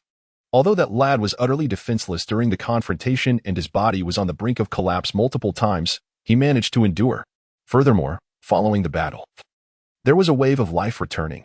While he still bears some injuries that will require time to heal, he is fundamentally unharmed. What did you say? Sengoku exclaimed, nearly choking on the tea, a mouthful of water sprang forth. Zephyr, having noticed Sengoku drinking, quickly stepped aside to avoid the splash. After a few coughs, Sengoku stood up, his face flushed and neck thick with indignation, declaring, Are you certain you gave it your all? With a serious expression, Zephyr nodded affirmatively. Seeing this, Sengoku sank back into his seat, falling into a prolonged silence. In his mind, a single phrase echoed persistently. Zephyr has exerted his full strength. If one were to inquire who in the world possesses the most profound understanding of Zephyr's capabilities, the answer would undoubtedly point to the pirates captured by Zephyr himself, as well as to him, Garp, Kong, and Tsuru. It is worth recalling how many had succumbed to despair in the face of Zephyr's mastery of Haki. The moniker of Blackleg Zephyr is not one to be uttered lightly. Just how terrifying must the full strength of Zephyr be? In the vast expanse of the ocean, how many adversaries are truly worthy of Zephyr's utmost effort? Presently, it seems only those 3 formidable pirates are contenders. Barrett counts as one, and the already imprisoned Golden Lion is another. Furthermore, there are those 3 individuals within the Navy who are poised to succeed the admirals, along with a few seasoned veterans. Could it be that from this point forward, one must include Randall among these individuals? Sengoku felt a profound sense of dissonance, as if tasked with identifying the one that stands apart from the others. Was it not glaringly obvious? After a prolonged silence, Sengoku finally uttered, "Randall, how long has it been since you joined the Navy?" Upon hearing this inquiry, Zephyr too experienced a sense of surreal detachment. He sighed. "It has been less than half a year, just over 5 months. Ah, so it has only been a little more than 5 months. He fancied that he had been a marshal for a lifetime and was on the brink of retirement. The expression on the face of the Warring States was intricate. He recalled that the last time he heard of Randall's prowess was during the graduation of the elite camp. At that time, Randall had merely attained the rank of a newly minted major general. Such power was insignificant to individuals of their caliber. Yet, how much time has elapsed since then? Nearly a month? This young man must have some extraordinary advantage. What on earth is happening in this world? Such outrageous news. He was reluctant to believe it. Yet Zephy's expression was far too earnest. Rationality informed him that Zephyr was not one to jest. Nevertheless, emotionally, he found it difficult to accept. "I just forgot to ask. Why must he be involved in the hunt for Barrett?" Sengoku suddenly inquired. Zephyr replied, "Because that kid has fallen into Barrett's hands this time." You mean he previously ventured into the New World and encountered Barrett? Furthermore, he survived under Barrett's command. Zephyr nodded in affirmation. "I suspect that kid is seeking vengeance, taking advantage of the Navy's intent to act against him." Sengoku nodded in understanding. After a moment of silence, he remarked, "If that is indeed the case, then his involvement is not out of the question. However, I cannot feel at ease unless I witness it with my own eyes." Zephyr shook his head in disapproval. After managing the duties of the fleet admiral for some time, Sengoku had grown increasingly cautious and suspicious. "So, are you feeling the urge to make a move?" Sengoku hesitated, for he was a vice admiral, while Randall was merely a freshly graduated recruit without any rank. It seemed rather inappropriate. Just then, the door to his office was abruptly pushed open. A ruffian swaggered in. "Ha, Zephyr, you're here too. Long time no see." This was a fellow who had recently returned to the naval base after taking leave. Chapter 78, 3 Mouths and 1 Sea King. As Sengoku hesitated, the door to his office swung open once more, and an old rascal entered with an air of confidence. "Ha. Zephyr, you're here too. Long time no see." Upon seeing the newcomer, Sengoku's eyes lit up, and he exchanged a glance with Zephyr, who nodded in agreement. This old rogue was indeed quite suitable. After entering, Karp made no effort to treat himself as an outsider. After greeting the two, he bypassed Sengoku and made his way to the spot where the senbei was hidden. Amid Sengoku's growing agitation, he took all the senbei from within. "Hey, you old rascal, don't go overboard," Sengoku exclaimed, vexed. "Damn it. It's because this old fool took leave that I carelessly left the senbei in the original place." Karp scratched his head and replied, Ha. You want some too? Here, I'll share." He took one from the pile of senbei and placed it on Sengoku's desk, then turned to Zephyr and handed him another. The entire process was effortless and smooth, as if the senbei were his own. Seeing this, Zephyr cheerfully accepted the senbei and tore it open, taking a hearty bite. The sound of his munching disrupted Sengoku's rhythm, and soon, his fiery gaze fell upon the source of his annoyance. One could not conceal the desire to strike someone with such a look. However, Karp expertly disregarded Sengoku's murderous glare and continued to enjoy his senbei. The delightful crunching filled the office, each sound resonating painfully in Sengoku's nerves.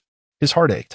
Yet, he knew that once the senbei was in Karp's hands, it was akin to a meat bun thrown to a dog. There was no hope of return. He is ruthless. Sengoku took several deep breaths to suppress his emotions before finally speaking. "Old rascal, if you truly have nothing to do, I can find you a task." Karp momentarily paused in his chewing of senbei, then retorted, "Who says I'm not busy? I have a plethora of matters to attend to." Hearing Karp's words, Sengoku and Zephyr exchanged exasperated glances. Surely, even you cannot believe that. Sengoku remarked, it is not a significant task, merely a request for you to beat someone up. At this, Carp was taken aback. You're serious? You want me to beat someone up? Such a delightful assignment exists? Sengoku nodded, of course. I am serious. Unfortunately, it seems you are preoccupied with numerous matters. In that case, wait a moment, Carp exclaimed, hastily swallowing the sunbae in his mouth. Who says I have no time? Although I have many responsibilities, your affairs, Sengoku, are undoubtedly of the utmost importance. Just tell me who to strike. My iron fist is eager for action. Sengoku and Zephyr silently shook their heads. This old rascal only exhibits enthusiasm when it comes to brawling or snatching sunbae and donuts. If he could only exhibit a modicum of seriousness, Sengoku would find things much easier. Randall. Sengoku slowly uttered a name. Carp, momentarily perplexed, pinched his nose and inquired, Randall? Who is that? Why does that name sound vaguely familiar? Observing Carp's antics, Sengoku felt a vain throb at his temple, barely restraining himself from lashing out. Sunbae, oh Sunbae, you fool! How could you so tarnish it? Perceiving Sengoku's murderous intent, Zephyr cleared his throat and said, Ahem, do you not recall? Just a few months ago. The one I brought to the elite camp. Randall, the dashing one. Carp's memory was jogged by Zephyr's reminder, and he visibly deflated. That brat. He is still in the elite camp. Isn't he? If I were to hit him, I wouldn't dare use too much force. However, someone ought to deal with him. Carp muttered, a hint of lethargy in his voice. His understanding of Randall's prowess lags even further behind that of the Warring States period. He had secretly calculated that exerting just half of his strength would suffice. Otherwise, it would likely be over with a single punch, which would be rather dull. Perhaps he wouldn't even need to employ Haki.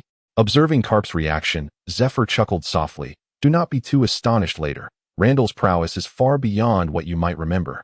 Carp dismissed it with indifference. Before he departed, Randall had only recently entered the boot camp. If one were to be generous in their assessment, he might possess the strength of a lieutenant colonel.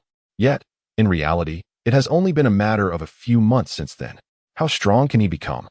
Is it possible for him to leap 2 ranks and ascend to the position of vice admiral? That seems quite implausible. Zephyr shook his head, remarking that soon enough, upon encountering that creature, one would truly grasp its might. Upon receiving Carp's agreement, Zephyr retrieved the transponder snail to contact Randall. Before long, the connection was established.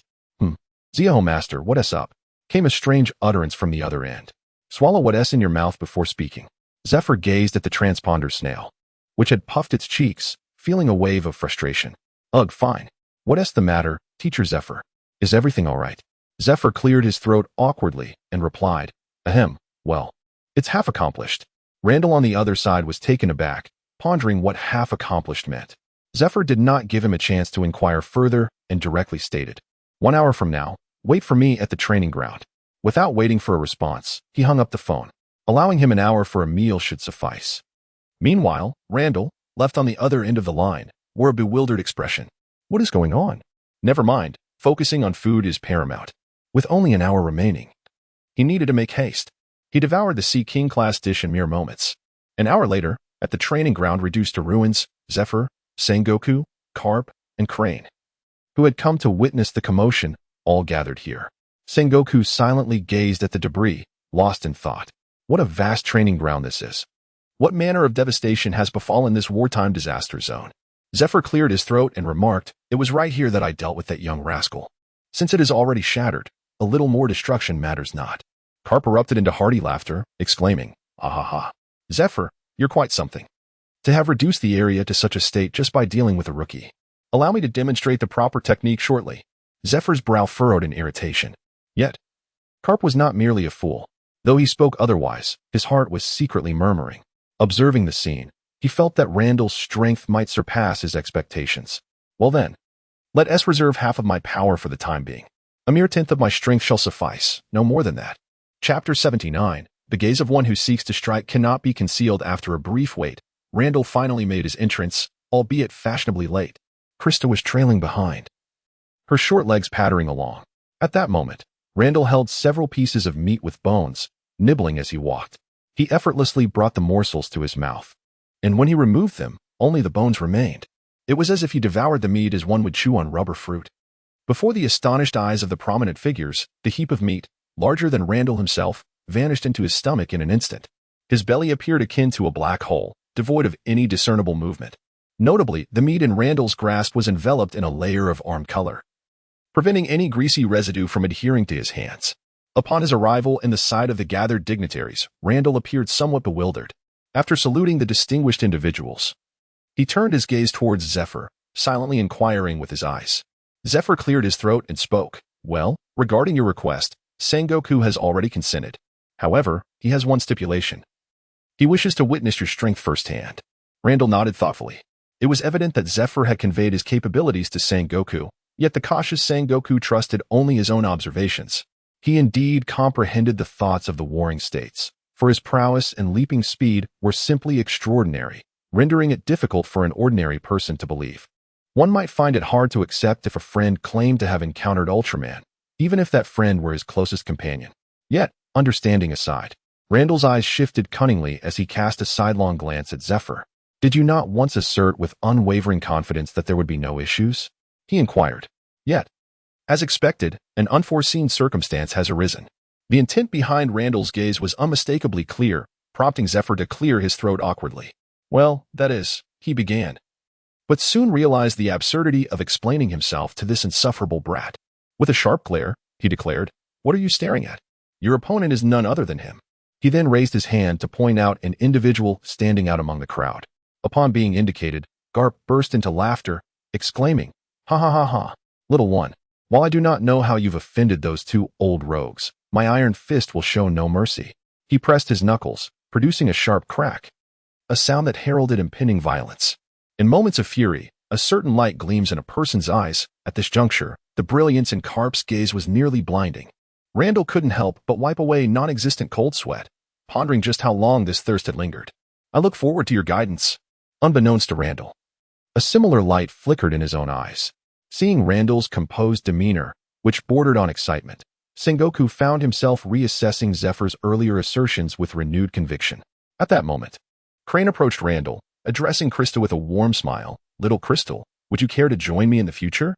The presence of an adorable young girl at Zephyr's side had not gone unnoticed by the senior figures. They were well aware of the girl's prodigious talent.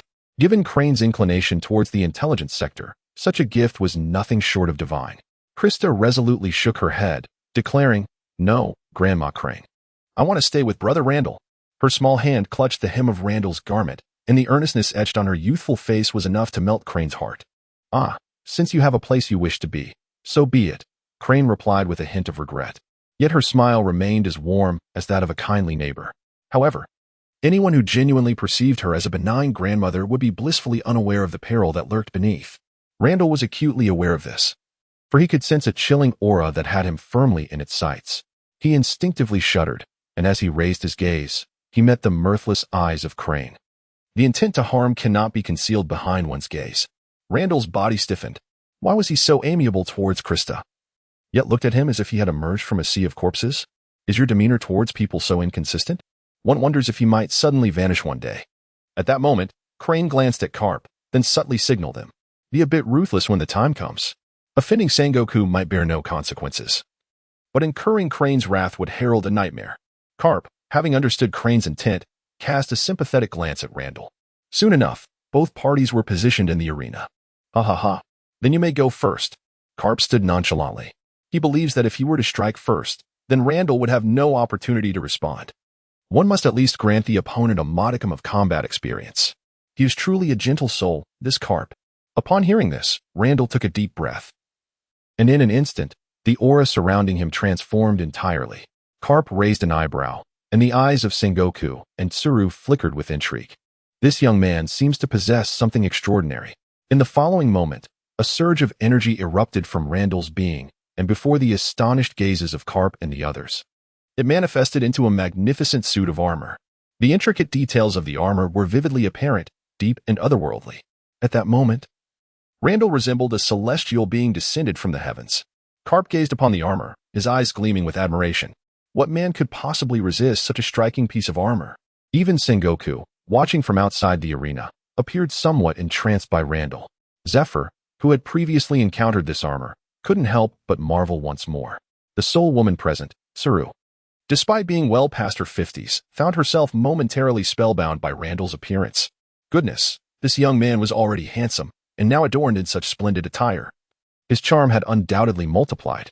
It seemed prudent to advise her female subordinates to steer clear of Randall.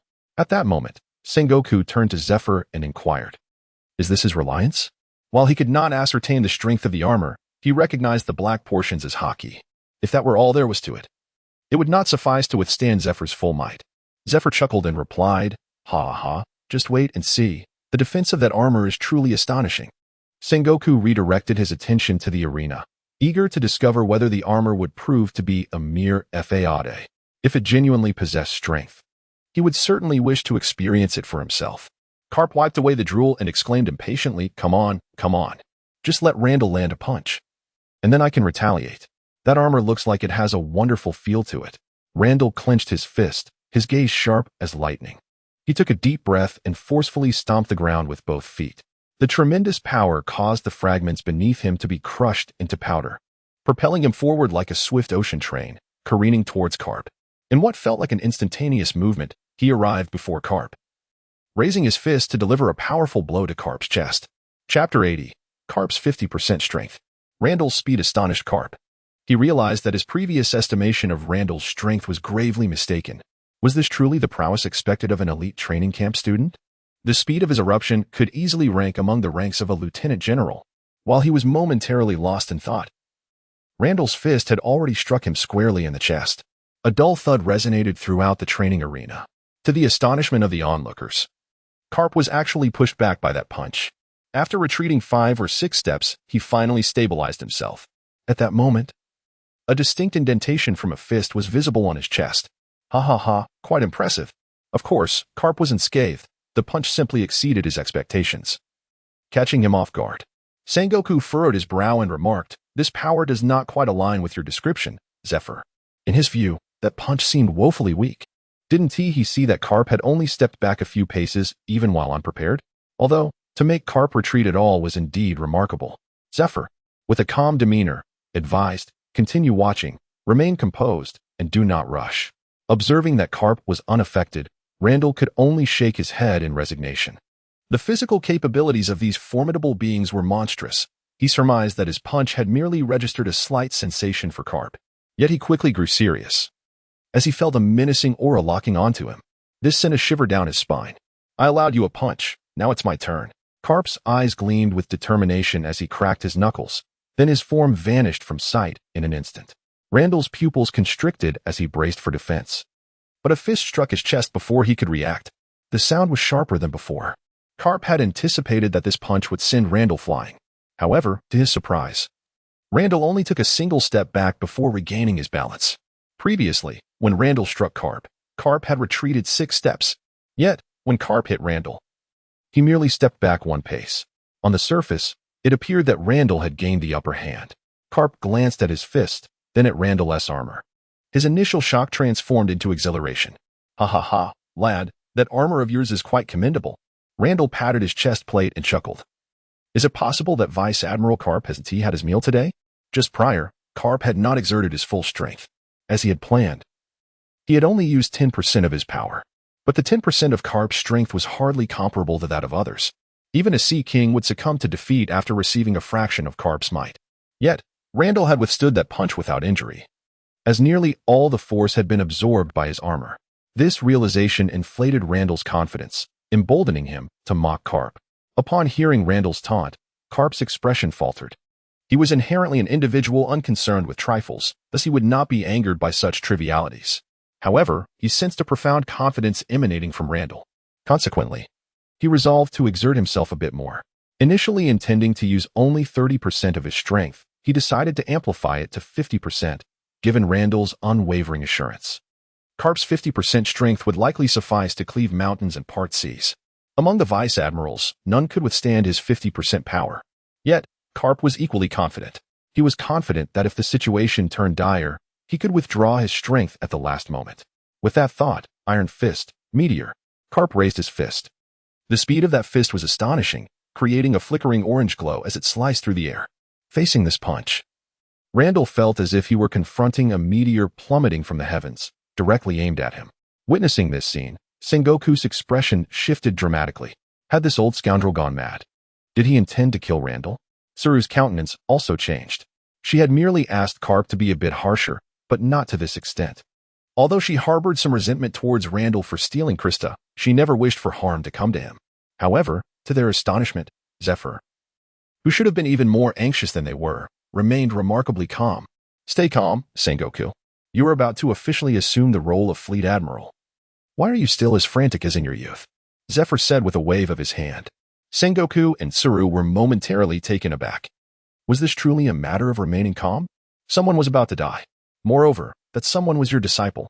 Is it really fine for you to be so composed? Just as their thoughts spiraled into confusion, Carp's fist, heavy as a meteor, crashed down upon Randall. Accompanied by a thunderous roar, a cloud of dust billowed outward. Randall felt an overwhelming force surge towards him from the front, rendering him utterly incapable of resistance. With a whoosh, he was propelled backward at a speed surpassing that of his earlier charge at Carp. Yet, his feet never left the ground, carving two deep furrows as he skidded back. At this moment, aside from Zephyr's calm demeanor, Sengoku and the others quickly directed their observation Haki towards Randall. But they fell silent, for they sensed Randall's vibrant life force.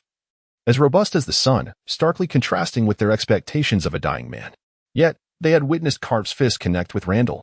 As the dust settled, Randall's figure became visible.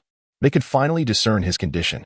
The area where Carp had struck showed a network of cracks resembling a spider's web across his armor.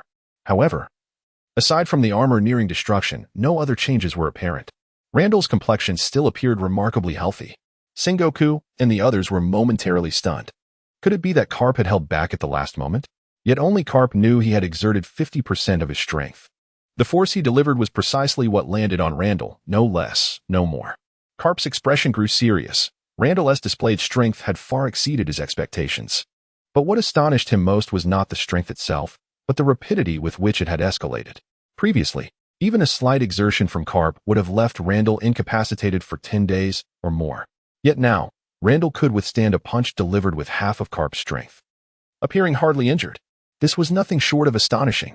However, this should be the limit, for that armor was already shattered. Sengoku shared this sentiment. To withstand Carp's strike was indeed impressive. At his age, Randall had earned enough pride.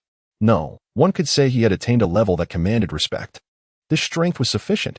However, I still advise against him going. The battlefield is ever-changing, and the adversary will not hold back like Carp. Such talent should continue to grow. Chapter 81. Incomprehensible. Randall's displayed strength had garnered Sengoku's recognition. To defeat a top-tier warrior, the combined might of 2 admiral-level fighters would be more than sufficient. However, should the adversary choose to flee, that would be a different matter altogether. Thus, Sengoku's plan involved 1 to 2 admiral-level fighters, supplemented by the Demon Slayer Order's presence. With Randall's demonstrated prowess now rivaling, if not surpassing, that of a vice-admiral, he was indeed qualified to participate in the impending encirclement. Yet, Sengoku remained somewhat apprehensive. One could never be too cautious. After all, the battlefield's dynamics could shift in an instant. Barrett would not hold back. Zephyr scoffed, remarking, Sengoku, can a warrior who has not faced life and death truly be called a warrior? Overprotectiveness is not a virtue. Tsuru nodded in agreement. Sengoku paused, then forced a wry smile. He understood this principle, having once walked that path himself. Yet, since adopting the perspective of an admiral, his considerations had changed. Hearing Zephyr's words, he realized he had indeed been overly concerned. After all, even capturing ordinary pirates carried the risk of death. Could they truly confine all Navy personnel to the headquarters, forbidding them from pursuing pirates? If Randall wished to go, then let him. However, just as Sengoku was about to grant his consent, Zephyr added, and do you think this is all Randall is capable of? Have you forgotten what I said earlier? Aside from my trump card techniques, I was genuinely using my full strength at that time. Sengoku's breath hitched upon hearing this. Tsuru's expression shifted as she turned sharply toward Zephyr. She had only just learned of this matter. Yet, Zephyr remained silent, merely gesturing for them to continue observing. In the arena, Randall examined the cracks in his chest armor. His expression calm. After all, he had long since tested the limits of his armor under Zephyr's guidance. It was roughly equivalent to 50% of a top-tier warrior's strength. With a thought, he summoned his armament Haki, which enveloped him, continuously mending the fissures. In the blink of an eye, it returned to its original state. Then, he looked at Carp and remarked once more, Admiral Carp, your strength still falls short. You may exert yourself further. If I push myself a bit more, you may truly end up injured. Carp raised an eyebrow, but Randall smiled, saying, this is far from my limit. At this, Carp's demeanor grew serious. Far from his limit? Was this a mere fade, or was it indeed genuine? Unable to resolve his confusion, Carp decided to ascertain the truth. This time, he would unleash 80% of his strength. Carp's right fist became enveloped in an overwhelming density of armament Haki, signifying his earnestness. Seeing this, Randall also adopted a serious expression. In the next instant, Carp's figure vanished from Randall's field of vision. Even with his utmost effort to utilize observation Haki, he could not perceive Carp's movements. Carp had never been praised for his speed, not because he lacked proficiency in it, but because his unmatched might overshadowed all else. At this moment, it became evident that any metric of a top-tier warrior was sufficient to crush those below that level. In an instant, Carp stood before Randall and unleashed a punch. 80% of his strength. Boom. This time, Randall was the one sent flying. The sound of the impact following a heartbeat later. Randall felt as if he had been struck by a sea king at a train's speed. He suddenly felt as though his internal organs were displaced from their rightful positions.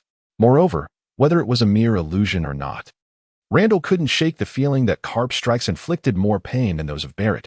After sending Randall flying, Carp vanished once again, anticipating Randall's trajectory before he had even landed. Another punch.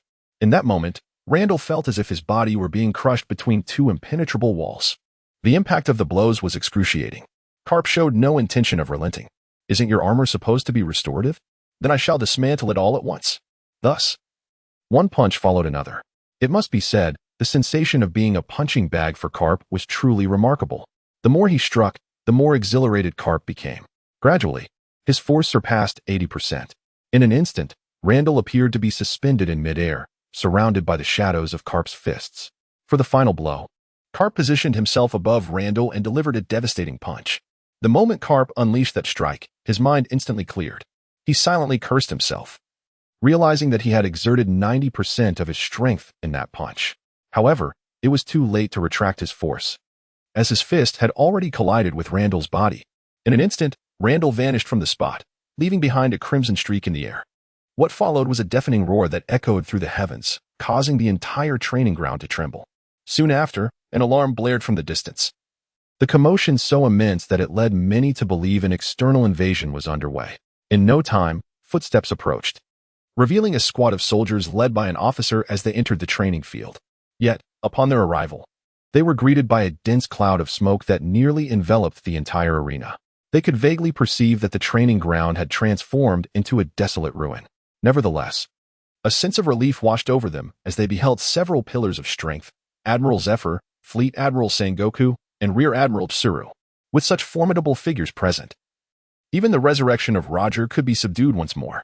Yet, it was curious why Fleet Admiral Sengoku and Rear Admiral Tsuru appeared somewhat astonished, observing their expressions. Zephyr cleared his throat and remarked, "Ahem, there has been no external invasion. It was merely a sparring session, and I may have exerted a tad too much force. Please, carry on with your duties." Upon hearing this, the soldiers and officers twitched their faces in disbelief. Was this scene truly merely described as having exerted a little force? Perhaps our interpretations of the term slightly diverged significantly. A group of individuals subsequently stumbled away in a daze. Is this what it means to exist in the realm of the powerful? Indeed, one ought to tread carefully. Moments later, the smoke began to dissipate, revealing that the former ruins had vanished. In their stead lay a meteorite crater that spanned the training ground. Had it not been for Zephyr's timely intervention to mitigate the residual shockwaves, the scale of this crater would have been far greater. At this moment, Randall found himself ensnared in the very center of the pit. Just then, Carp descended to the ground below.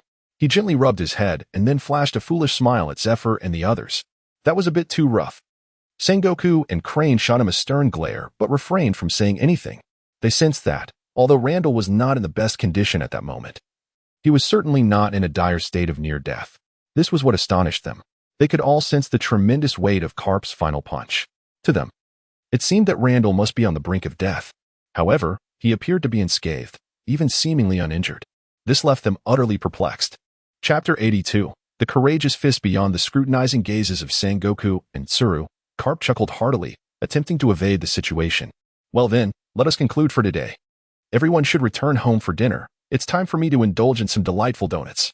Karp felt that he had endured more than enough seismic shocks from Randall. Astonishingly, sustaining 90% of his strength resulted in merely a minor injury. In his mind, a singular phrase echoed incessantly, "What a young man." Not only did he think this, but also Sengoku and Tsuru shared the sentiment. This youth was truly beyond comprehension. Zephyr, I've agreed for Randall to participate in the encirclement. We should first send this lad to the hospital, Sengoku declared. Just as Zephyr was about to respond, a voice interrupted them. Admiral Karp, it's not over yet. In the meteorite pit, Randall rose to his feet. As he moved, the armor, already on the verge of collapse, shattered completely. Fragments fell like black snow, drifting from his body before dissolving into nothingness. Karp paused, taken aback, and said, "Kid, you still want to continue? But your armor has been shattered by me." "Indeed, Randall. You have proven your strength sufficiently. There is no need to press on," Sengoku added, perceiving that this was merely youthful bravado. However, Randall resolutely shook his head, stating, "No, I have not yet reached my limit. Admiral Karp, you haven't unleashed your full power yet, have you? Then, let us go. It's a rare opportunity to spar with you, even if it means enduring a one-sided beating. It is an experience not to be missed." As soon as Randall finished speaking, the onlookers witnessed dark mist emanating fiercely once more. In the swirling shadows, the striking armor reappeared. This lad is serious. Karp and the others thought in unison. Sengoku glanced at Zephyr, signaling him to say something. Zephyr understood and remarked, "That's right, Karp, just as the kid said. You need not hold back. Has your fist become feeble?" Sengoku inhaled sharply. "I meant for you to persuade him, not to incite him. Why must you be so troublesome? You old rascal. Hey, I have a temper. Just so you know, it was you who insisted I fight. If anything goes awry, do not come looking for me." Karp huffed as he approached Randall. "Sigh. No. You, Sigh? How could you?" Sengoku gestured at Zephyr for a long while, yet could not find the words. Zephyr, ignoring Sengoku's agitation, gazed into the distance with an air of composure. Tsuru, however, had calmed down. Zephyr's demeanor made her realize that perhaps they had already underestimated their defensive capabilities, and yet, this was still not Randall's utmost limit. The realization left her even more astonished. Could it be that this lad could truly withstand a full-strength punch from that old fellow? To be honest, even she found it exceedingly difficult to absorb Karp's full force. Of course, she had no obligation to take it head-on. But how old was she? How many years had she fought? And how young was Randall? How long had he been here? In a moment of reflection, Tsuru recalled the first time she had encountered Randall. At that time, the disparity between his strength then and now was like night and day. It was as if he had made colossal strides in an instant, as though eons had passed. At this moment, Karp stood before Randall. "Kid, do you need some time to prepare?" "I am ready, Admiral Karp." Karp ceased to speak further and launched a punch directly at Randall. This punch appeared mundane, as if it were casually thrown, yet for Randall, the sensation was entirely different. He felt as though he were confronting an entire world. The world had vanished entirely, leaving behind nothing but an unremarkable fist. Yet, Randall was devoid of fear. Instead, he was brimming with exhilaration. In his heart, he reveled in a wild laughter. This was precisely what he desired. During the previous confrontation with Zephyr, it appeared that Zephyr had exerted his utmost strength, and he himself believed he had done so. Yet, when the blows were truly directed at Randall, Zephyr instinctively restrained his force. This act of restraint was something Zephyr was unaware of, but Randall could sense it. It was merely a fraction. At times, that slight difference signifies an abyss between heaven and earth. For Randall, this was insufficient. He was merely a hair's breadth away.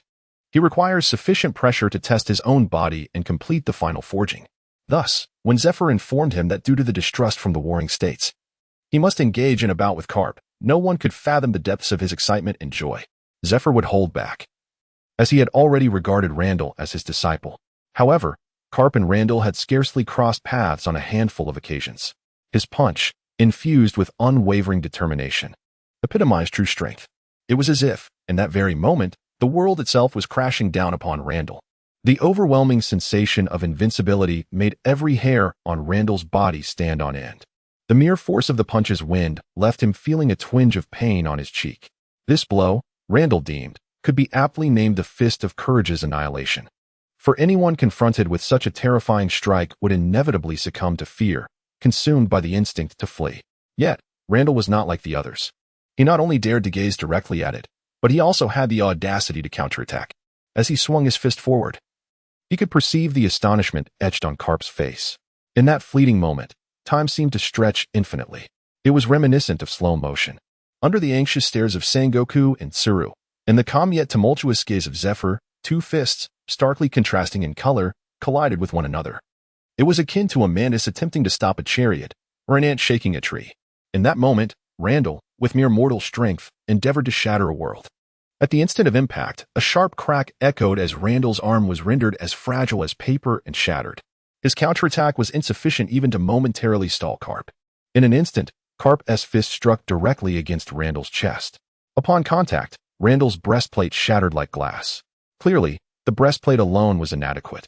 The terrifying force radiated outward from the center of the armor, swiftly spreading in all directions. Randall's entire suit of armor disintegrated under the onslaught. Not only that, but beneath this overwhelming power, Randall's body resembled a porcelain statue, riddled with intricate cracks as blood began to seep forth. Yet, even in such a state, even with his teeth ground to dust, Randall did not retreat an inch. This scene stirred even Karp's heart. "Do not stop. I can still endure," Randall urged, sensing Karp's intent to ease off. "Just a little more." Karp paused, astonished. "Your body is on the brink of collapse, and yet you can still go on?" "Miraculously." Karp heeded Randall's words and maintained his force. A tempest was brewing. Chapter 83, completing the missing piece at that moment, the ferocious energy of that punch was fully unleashed. The area where Karp and Randall stood resembled the eye of a typhoon, as a violent storm swept outward. The furious momentum surged skyward, as if attempting to pierce the heavens. The commotion was even more exaggerated than the earlier meteor strike. The soldiers on watch were taken aback. But upon realizing that the commotion arose from the martial arena, they quickly regained their composure. It turns out the experts are merely sparring. Surrounding the arena, Zephyr and his companions were simultaneously exerting their authority to contain the tempest while continuously probing the situation at the eye of the storm. Yet, this was the epicenter of the energy explosion. Although there was no storm there, the energy was so concentrated that it severely hindered their observation abilities. Though the esteemed figures were anxious, they found themselves powerless against the swiftly arriving and departing man-made storm. As the dust settled, the onlookers finally discerned the scene within. Karp had already retracted his fist, standing there in silence. Opposite him was Randall, resembling a fragile porcelain doll. Specifically one that had just been struck by a mischievous child and was close to shattering entirely. Karp? In this moment, Randall was covered in cracks. Crimson blood streaming from the fissures, creating a striking visual impact. The sight of such a battered Randall startled the notable figures. However, upon using their observation abilities, they discovered that though his breath was faint, he was not in mortal peril, alleviating their concerns somewhat. What happened? Is he unconscious? Sengoku noted that Randall's eyes were closed. No, I can sense he still possesses consciousness. Moreover, I have an inkling that he is utilizing my fist to accomplish something. Karp scratched his head and remarked. Upon hearing this, Sengoku glanced at Karp, only to find a serious expression on his face. It appeared that Karp was not merely spouting nonsense. He was genuinely earnest. Indeed, when Karp was unreliable, he was profoundly so. Yet Sengoku could not help but concede that at times, Karp's intuition was remarkably accurate. For he too could sense that despite Randall's grievous injuries, he had not lost consciousness. Perhaps Karp was indeed correct. Thus, the esteemed figures chose not to rush Randall to the hospital, instead opting to maintain the status quo and await his awakening. If not for witnessing it firsthand, who could believe that a rookie who had joined the Navy barely 6 months ago could withstand a full-force punch from Karp? Even if I were the one recounting this, I suspect many would remain incredulous. Sengoku sighed. Tsuru nodded in agreement, casting a profound glance at Randall. The potential of this individual was terrifying. At this moment, she truly felt fortunate that someone of such caliber had joined the Navy while still relatively weak. Yet, she simultaneously experienced a sense of unease. If he were solely within the Navy's ranks, Tsuru could indeed guarantee certain outcomes. However, there was, unfortunately, the world government above the Navy. The world government's machinations were perplexing to the point that she could scarcely comprehend them. Well, it's all a matter for the future. Let the future self grapple with the headaches, she mused. Karp, on the other hand, was somewhat elated. Who would have thought this kid could truly withstand it? Remarkable. Simply remarkable. In a moment of prideful exuberance, Karp raised his hand to pat Randall on the shoulder. If he were to strike with full force, Randall might very well be reduced to shards. Fortunately, Zephyr, with remarkable quickness, seized Carp's hand at the last moment. Zephyr cast a fierce glare at Carp, who, realizing he had nearly caused a calamity, sheepishly scratched the back of his head and offered a foolish grin. Beside Zephyr stood the obedient Krista, gazing up with a look of bewilderment as she listened to the discourse of these formidable figures. Over the past few days, she had begun to grasp that the identities of these individuals were far from ordinary. They were among the elite on the vast seas. Thus, receiving such commendations from them affirmed that her brother Randall was indeed exceptional. Meanwhile, what was the focal point of their conversation? Randall, up to at that moment. His mind was entirely focused within himself at this moment. His body, still on the brink of collapse under external forces, was a testament to the notion that one must often break to rebuild. Previously, with Barrett's friendly assistance, his essence had merged with his physical form. Albeit imperfectly due to his state of unconsciousness at the time, there remained just a slight deficiency. Now, Randall's task was to rectify that imperfection. Under his control, the essence began to circulate through his body like capillaries, penetrating into every cell. As his body teetered on the edge of destruction, the essence fully integrated with Randall's being. Furthermore, this was not solely about the essence. With its lubricating effect, the armament color easily permeated as well. Externally, Randall appeared unchanged, yet internally, a profound transformation was underway.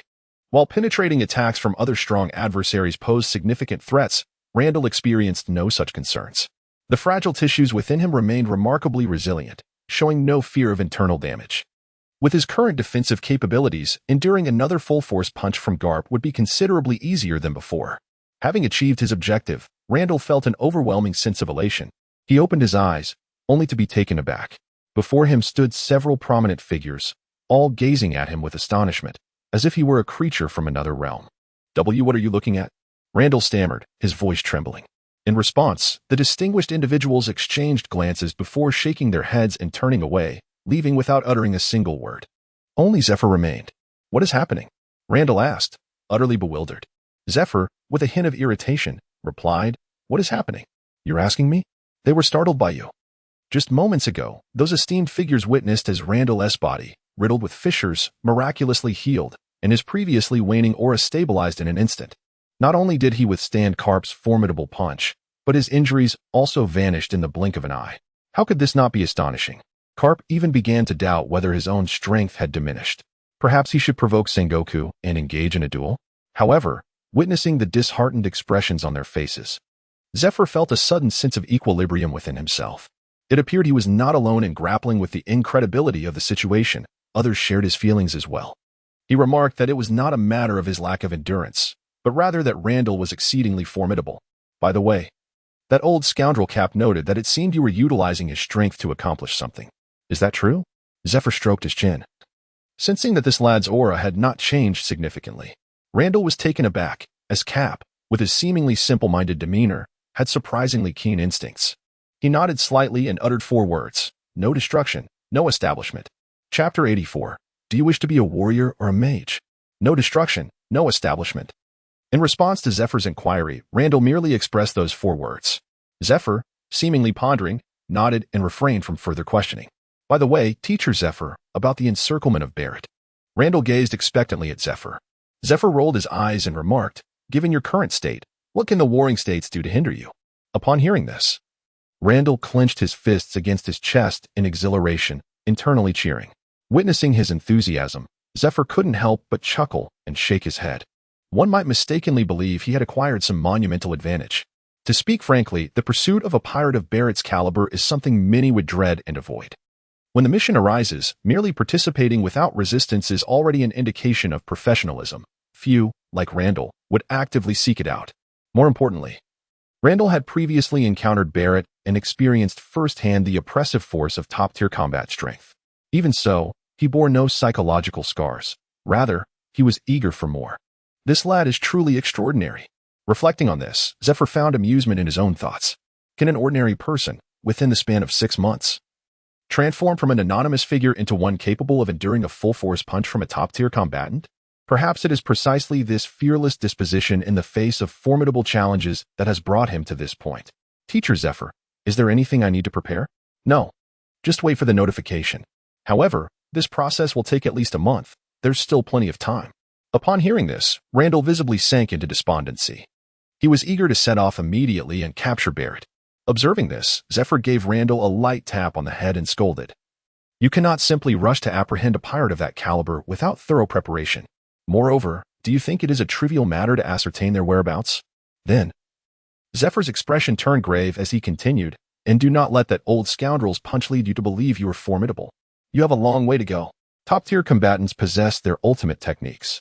While your defense is indeed formidable, it cannot withstand such techniques. Upon hearing this, Randall's expression also became serious. I understand, Teacher Zephyr. How could he possibly remain oblivious? It is likely that, apart from the highest echelons of power, no one comprehends the essence of supreme strength better than he does. After all, he has engaged in combat with 3 formidable beings in a mere few days. First Barrett, then Zephyr, and lastly, Carp. He is acutely aware of the terror that supreme power embodies. Moreover, it appears that he endured Carp's full-force punch. However, that was merely a singular blow, not a comprehensive assault. From a perspective of emotional intelligence, he withstood a full-force punch from a top-tier powerhouse. Conversely, from a lower emotional intelligence viewpoint, he merely received a standard attack from such a being. Should a top-tier powerhouse dare to unleash their abilities, Randall would certainly be prepared to confront them head-on. Furthermore, even that standard attack was not easily withstood. Moreover, this consideration pertains solely to defense. In terms of offensive capabilities, the disparity between him and a top-tier powerhouse is beyond measure. Thus, Randall is acutely aware that he has a considerable distance to traverse. However, having compensated for that slight deficiency, Randall has indeed acquired the means to survive under the aegis of supreme power. It is true that when confronted with such might, he can only passively endure the blows. Yet, should he genuinely wish to escape, the opponent may find it quite challenging to apprehend him. Observing that Randall had not become overly arrogant, Zephyr felt a sense of relief. He is apprehensive that Randall lacks a clear understanding of his own capabilities, prompting him to venture out to the seas to challenge other formidable adversaries. The outsiders, unlike allies, do not hold back. Very well, as long as you are aware. The final regulations will be released in at least a month. If you wish to leave, feel free to do so without concern. Zephyr has also departed. Only Randall and Krista remain in the vicinity. Suddenly, a resonant sound, akin to thunder, emanated from Randall's abdomen. He scratched his head, realizing that even an hour was insufficient to consume much. After a brief skirmish, his energy was entirely expended. The two then shifted their focus to the dining hall. Randall devoured his meal voraciously, while Krista observed him intently. It was only after an hour that Randall's pace gradually returned to a more moderate level. Brother Randall, you are truly amazing, the little girl exclaimed, her admiration for him palpable, almost tangible. And so handsome, she secretly mused. Randall, flattered by the praise, felt a bit elated. Oh, it's nothing extraordinary, he replied modestly. But if Brother Randall is so formidable, then I might not be of much use, Krista said with a hint of melancholy. She wished to assist Randall, but it seemed that by the time she matured, he would be invincible, rendering her assistance unnecessary. Upon hearing this, Randall paused in his chewing. Noticing Krista's despondent expression, "Little Crystal, why do you think that way?" he inquired. Krista blinked her large eyes, casting a furtive glance at Randall before quickly averting her gaze. In a hushed tone, she confessed, "Isn't it because of my talent that Brother Randall brought me back?" She lowered her head, awaiting a response, but when silence ensued, she felt compelled to glance up. At that moment, she felt a warm hand resting on her head, a reassuring weight. Randall gently stroked the little girl's hair. "Don't overthink it. I'll buy you some candy." For some reason, despite the normalcy of Randall's words, Krista was suddenly overwhelmed with the urge to cry. After consuming several more meat dishes, Randall hastily concluded his meal. Half an hour later, he emerged from a shop with Krista, who was happily licking a rainbow lollipop. Perhaps the sweetness of the candy had lightened her mood, as her previous frown had given way to a genuine smile. Randall gazed at Krista with a smile of his own, then asked, "Little Crystal, do you wish to become strong? I mean, not for my sake, but for your own desire," he added thoughtfully. "However, I must caution you that sometimes greater strength can lead to greater danger." Without a moment's hesitation, the little girl replied eagerly, "Of course, I want to catch pirates." It was not for Brother Randall's sake, but rather her own desire to assist him. Randall nodded approvingly. Initially, he admitted that a part of his decision to bring Krista back was influenced by her innate observation Haki. However, after spending time with her, he had reconsidered. It seemed more prudent for her to pursue a supportive role, like that of a secretary. Yet now, it appeared Krista might share similarities with him. "So, little Crystal, Do you aspire to be a warrior or a mage? Randall inquired. Chapter 85. Who agrees? Who disagrees? Randall continued. Do you envision yourself as a close combat warrior or a long-range casting mage? As he spoke, two scenarios vividly materialized in Krista's mind. One depicted Randall being mercilessly beaten by Zephyr and Carp, but in her imagination, she had replaced him with herself, experiencing the assault firsthand, which sent shivers down her spine.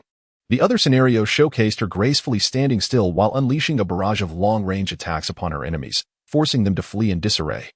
Her eyes sparkled with excitement as she exclaimed, Mage. I want to be a mage. Noting Krista's evident aversion to the warrior option, as if it were a venomous serpent. Randall felt a twinge of exasperation. It appeared her observations of his battles had led to some misconceptions about the warrior profession. Was it really a misconception? After all, resilience was indeed a significant attribute of a warrior. Regardless, Randall found himself leaning more towards Krista's choice of becoming a mage. Choosing the mage path is excellent. I shall gift you something special afterward, he said, affectionately ruffling her hair. Wait, what kind of gift? Krista asked, nudging his hand excitedly. Haki, I want to tell you. You'll just have to wait and see. Randall teased. That's unfair. If you want to tell me, then I want to let you touch my head. Krista pouted adorably, stepping back and covering her head. It's a surprise. If I reveal it, the surprise will be ruined. Randall shrugged. Is that so? Very well then, Krista relented. She took a lick of her lollipop, the sweetness illuminating her face with joy. Seeing her happiness brought a smile to Randall's face, not solely due to Krista's delight, but also because he sensed a shift in her demeanor. Previously, Krista had been affectionate towards him, yet there lingered a subtle distance. Now, that distance had vanished, and their interactions felt more natural. This uplifted Randall's spirits. He began to contemplate what type of mage Krista could become. In the pirate world, the most mage-like abilities belong to the natural fruit users, capable of embodying and manipulating elements. With a mere wave, they could unleash a deluge of elemental attacks, which felt akin to magic. Moreover, elemental transformation aligned with Krista's aspirations. However, while the natural fruit was indeed powerful, its rarity matched its might. Extremely valuable, yet seldom found. After all, anyone who encountered a natural fruit would likely consume it immediately, given its immense potential to rival even a marine major. Fortunately, Randall was aware of a particular natural fruit's whereabouts, one renowned even among its peers. Considering the timing, that fruit had yet to be consumed. Sengoku was currently presiding over a meeting, not regarding Barrett, as that matter required further deliberation. However, this meeting was indeed pertinent to Randall. My opinions have been distributed to everyone. Now, who is in favor and who is opposed? At this moment, Sengoku exuded an aura of authority, entirely devoid of the playful demeanor he exhibited alongside Garp. Below him gathered all the vice admirals who remained at headquarters, not engaged in any external missions. As the vice admirals perused the documents in their hands, astonishment was evident on their faces, followed by a myriad of expressions. Some fell into deep contemplation, others appeared indifferent. A few exhibited genuine curiosity, while others furrowed their brows in concern, and one, in stark contrast, indulged in a donut. Much to Sengoku's relief, Garp, that rascal, opted for the quiet snack of a donut rather than the notoriously loud rice crackers. Wait a moment. Why am I feeling a sense of relief that this old scoundrel is snacking during a meeting? Is he unwell? I protest. How could one possibly ascend directly to the rank of lieutenant general after emerging from boot camp? Exclaimed an esteemed lieutenant general. Indeed, such a promotion to lieutenant general is excessive. Us seasoned veterans have toiled for a lifetime, accumulating merit to attain such a rank, remarked a man with graying hair. As one voice sparked the conversation, a chorus of agreement soon followed. Zhangwa merely cast a sweeping glance and found that a significant majority had chosen to dissent. He had anticipated this scenario, and it unfolded even more favorably than he had initially envisioned. He calmly remarked, perhaps we should first review his credentials.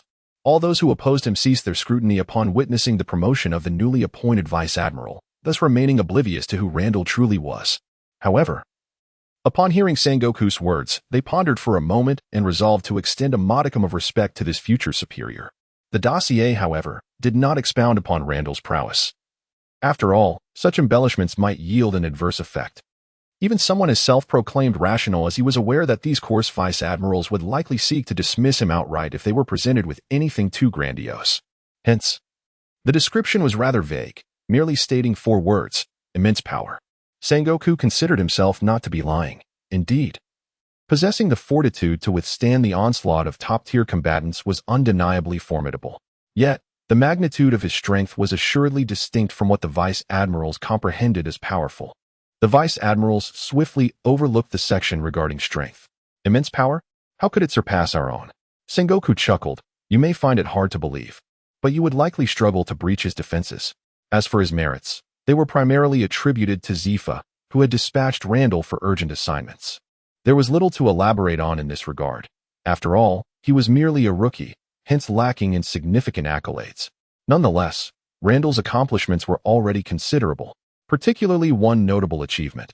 He had purged the Navy of insidious elements, restoring tranquility to the civilians. This matter had not escaped the notice of the vice admirals, as one of their own had been sent to impel down due to it. They were astonished to learn that it was this young man who had orchestrated it.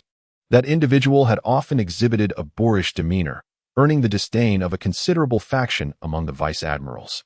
Randall's actions against him garnered a modicum of goodwill from some of the vice admirals.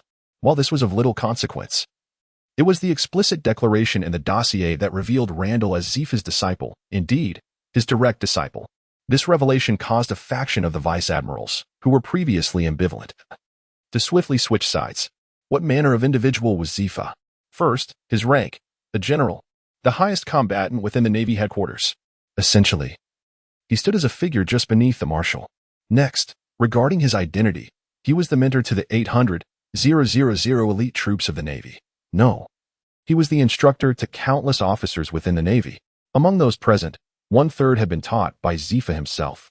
It was precisely due to their experiences under Zephyr's tutelage that they comprehended the extent of his rigor and thus understood the profound significance of being a direct disciple.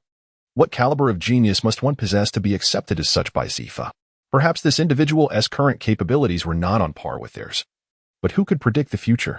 Consequently, a number of vice admirals, who were previously indifferent, found themselves aligning with Sengoku. However, a segment of the more traditional vice admirals deemed this approach imprudent. Even being Zephyr's disciple required a gradual ascent.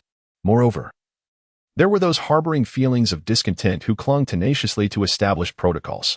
Thus, throughout the meeting, the central contention revolved around Randall. In contrast, the promotions of Millers and Aquis to Rear Admiral went largely unnoticed.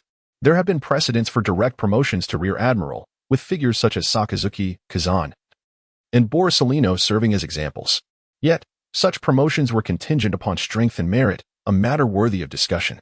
Today, however, Randall's situation drew the spotlight, allowing the proceedings regarding the other two to pass rather smoothly. Thus, opinions on Randall's circumstance coalesced into three factions: opposition, support, and indifference, with numbers roughly equal. At this juncture, Sengoku interjected, "Your primary objection rests upon the notion that this is unprecedented." Yet, the prior elevation of those three to Rear Admiral was also without precedent. If every action is refrained from on the grounds of being unprecedented, it shall forever remain so. I believe Randall possesses the requisite qualifications to break new ground. Moreover, this could inspire greater enthusiasm among the new recruits. Upon hearing Sengoku's assertion, another wave of individuals wavered in their stance. It was not that they had fully embraced Sengoku's perspective, but rather, his position had been articulated with remarkable clarity. He simply wishes to proceed in this manner. Now, whether this matter truly involves a confrontation with the warring states is beside the point. Even if a confrontation were to occur, it would undoubtedly leave a negative impression upon their superiors. Moreover, they would gain not a single advantage from it. The losses would far outweigh any potential benefits. Yet, there remains a faction that refuses to relent. Some individuals cannot bear to witness the success of those who surpass them. Even if they cannot suppress him indefinitely, any period of oppression is perceived as a victory. Observing the situation, warring states remarked, "Let us do this. Allow Randall to undertake another significant task. Should he execute it proficiently, we shall promote him to the rank of Rear Admiral." What are your thoughts on this? Upon hearing his words, the assembly turned their gaze towards warring states, noting his expression that conveyed, "I have already taken a step back. Now it is up to you to deliberate."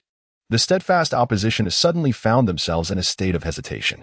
However, just as the atmosphere grew tense, a hearty laugh broke the silence. "Ha ha ha. I find this agreeable." The assembly promptly turned to look at Karp, who had clearly expressed his approval, although he too held the rank of Rear Admiral. The distinction between rear admirals is not one to be underestimated. They hold the rank of lieutenant general merely because it is their only option. However, Carp, the naval hero, has declined the promotion to admiral. This intangible status surpasses that of an admiral by a considerable margin. Is it possible that he stands alongside the marshal? No. It must be said that the very fact he occupies this position signifies his allegiance to the marshal's side. In other words, should they oppose this matter now, they would simultaneously be opposing Fleet Admiral Sengoku, Admiral Zephyr, and the naval hero Carp? Indeed, although they harbor resentment, what can they do? Ahem, I too find it acceptable. I have no objections. I second that. They agreed, yet their minds were filled with doubt. What kind of mission could this young man possibly undertake that instilled such confidence in Zephyr to silence their concerns? A task of such magnitude must surely be daunting, perhaps even perilous enough to cost him his life. Some harbored malicious thoughts. After exchanging a few words with Zephyr, Randall departed from the naval headquarters once more. Zephyr did not hinder him, for Randall was not venturing into a perilous territory this time. If someone of Randall's caliber were to encounter danger in the first half of the Grand Line, it would hardly be deemed a paradise. It would be more aptly described as hell. A few days later, on Kaya Island, Randall's small vessel gently anchored at the shore. On Kaya Island, there exists a quaint town named Magic Valley. Here, one could say that merely tossing a brick would likely hit a pirate. However, Randall was not there for the pirates. He merely sought a passage. Strolling through the streets, Randall casually selected a tavern. He had just pushed the door open when several unkind glances fell upon him. Ah, have women taken to imitating men in drinking? Upon seeing Randall's handsome visage and slender frame, a voice laced with malice rang out, provoking laughter from the others. Ha! Indeed. What business do women have in a place like this? In truth, Randall was not as frail as they claimed. His physique was well proportioned, and his muscles were firm. Yet, when compared to the burly figures surrounding him, each resembling a bear, he did appear somewhat delicate. Scoundrel, do you look down upon women? A resounding voice cut through the raucous atmosphere, silencing the crude banter. At that moment, a woman rose from the throng, exuding an aura of formidable strength that made even a level gaze feel like a condescension. She fixed her intense gaze on the man who had spoken first, articulating each word with precision. What, do you despise women? The man's face visibly glistened with sweat, his lips trembled, and he struggled to utter a response. Bang! The sound of a gunshot echoed, and he was rendered mute, his skull punctured.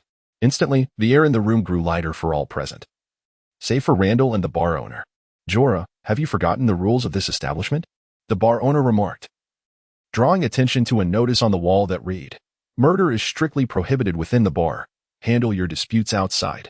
Upon hearing the bar owner's words, the previously tempestuous Jorah refrained from lashing out and instead replied, 500,000 Bailey. All right, just remember to take the body with you. With Jorah yielding, the bar owner chose to say no more. At that juncture, Jorah's focus returned solely to Randall. Hey, you. I've taken a liking to you. Come, serve me. Upon her proclamation, those gathered around her cast complex glances at Randall. It is noteworthy that they were all men, and very few bore intact bodies. Chapter 87. Did he just die? Hey, you. I've taken a liking to you. Come, serve me. Jorah addressed Randall, her tone composed yet imbued with an undeniable authority. Her words elicited a myriad of emotions from those surrounding her. Sympathy for Randall, as they foresaw his impending misfortune, mingled with a shared sense of suffering. Are you talking to me? Randall inquired, a perplexed expression crossing his face as he pointed at himself. Who else could it be? Get over here, now. Jorah's attraction to Randall's striking appearance granted him a reprieve. Had he been anyone else, she would have resorted to force at the slightest provocation. However, it was precisely Randall's looks that captured her interest. Randall shook his head in exasperation. It was futile to engage with such an adversary. He decided to prioritize more pressing matters. Amidst a plethora of incredulous gazes, he brazenly disregarded Jorah and made his way directly to the boss. Boss, I seek to inquire about something. Do you happen to know the whereabouts of Vumblin Kurik? His face is diamond-shaped, possessing a distinctive quality. The bar owner gazed at Randall in astonishment, bewildered by the audacity of this individual. Did he not wish to live? He cleared his throat and whispered, the blood rose Jola, with a bounty of 215 million. His temperament is exceedingly volatile, and his strength is formidable. If you were to kneel and plead for mercy now, perhaps, given your striking appearance, you might just survive. What he did not articulate was that even if one survives, life could be worse than death. Jorah possessed a peculiar hobby, one that necessitated the cooperation of an individual she found appealing. During the indulgence of this pastime, Jorah experienced immense joy, while her accomplice endured excruciating suffering. The greater Jorah's delight, the more profound the agony of her partner. When Jorah ascended to paradise, her accomplice would come to comprehend the true essence of hell on earth. It was evident that Randall was the one who caught Jorah's eye. Oh, a bounty exceeding 200 million? A notorious pirate indeed. However, if the boss can keep her in check, surely the reward must be substantial, no? The bar owner was momentarily taken aback. Is this truly the appropriate time for such remarks? Does my bounty have any bearing on you? Here. She would not dare to act recklessly, yet I cannot allow you to remain here indefinitely. Huh, how amusing, truly amusing. Jorah regained her composure, astonished that Randall had the audacity to behave in such a manner. No matter how handsome he might be, it was unacceptable. After her amusement, she intended to strip the flesh from his face. Subsequently, she fell silent and took a seat, but her cold, serpent-like gaze remained fixated on Randall's silhouette. Observing this, others wore expressions of schadenfreude as they regarded Randall.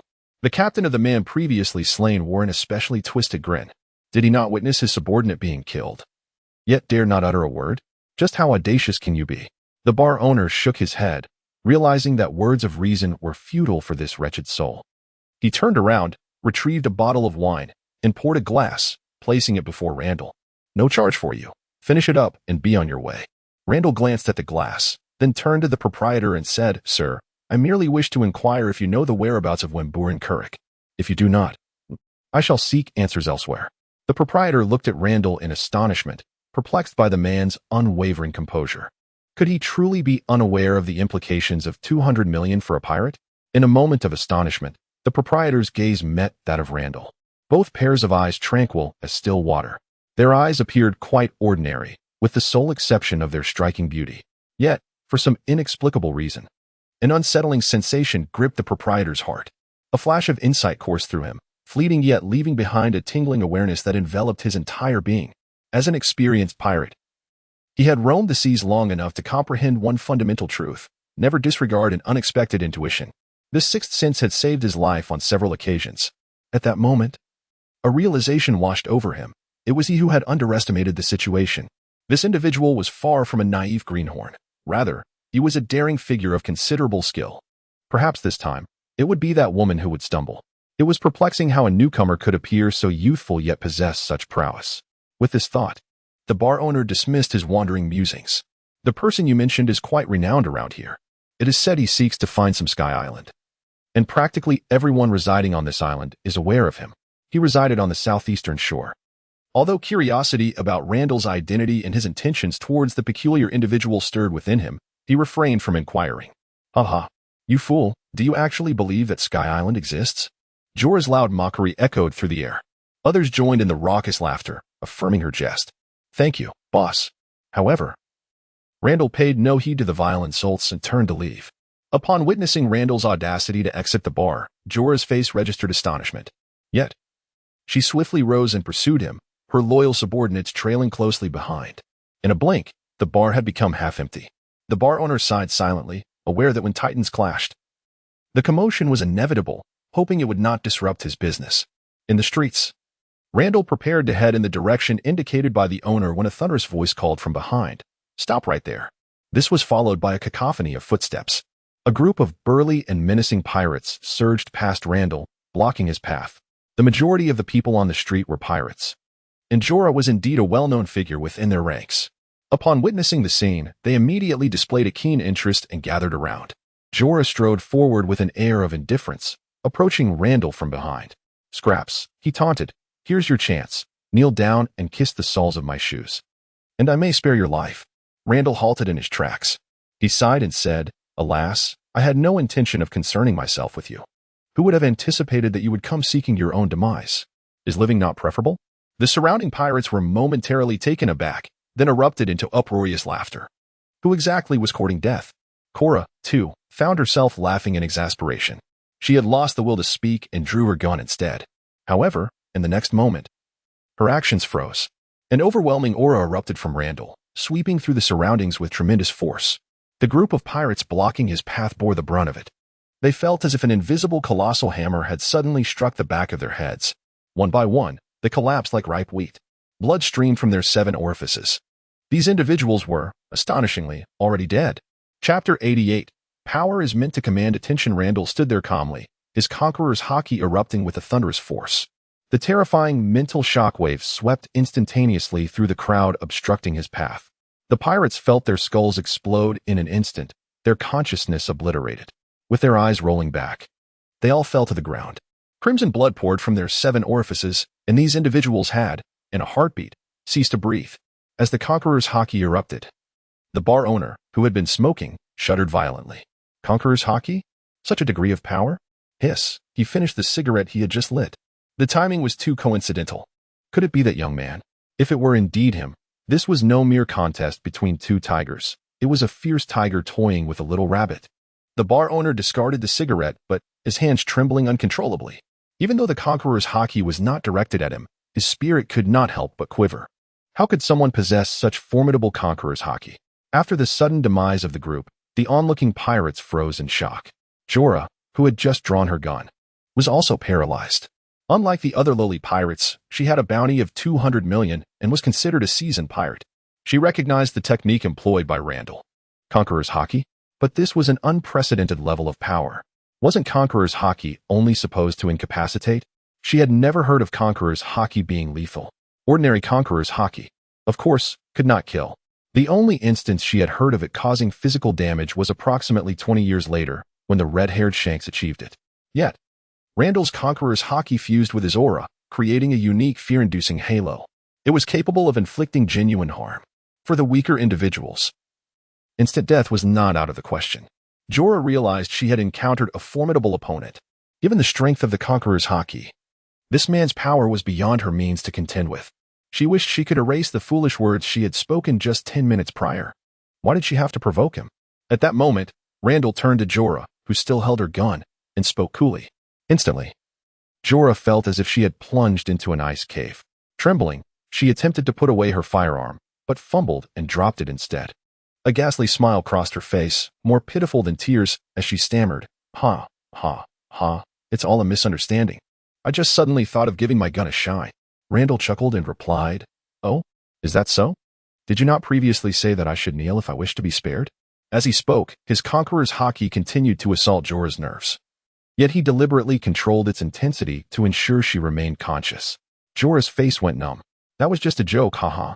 At that moment, she was no longer the regal queen she once was, but rather a drenched dog in distress. "Oh, just joking then. I'll let you go," Randall said with a sudden smile. In a daze, Jorah questioned whether she had misheard.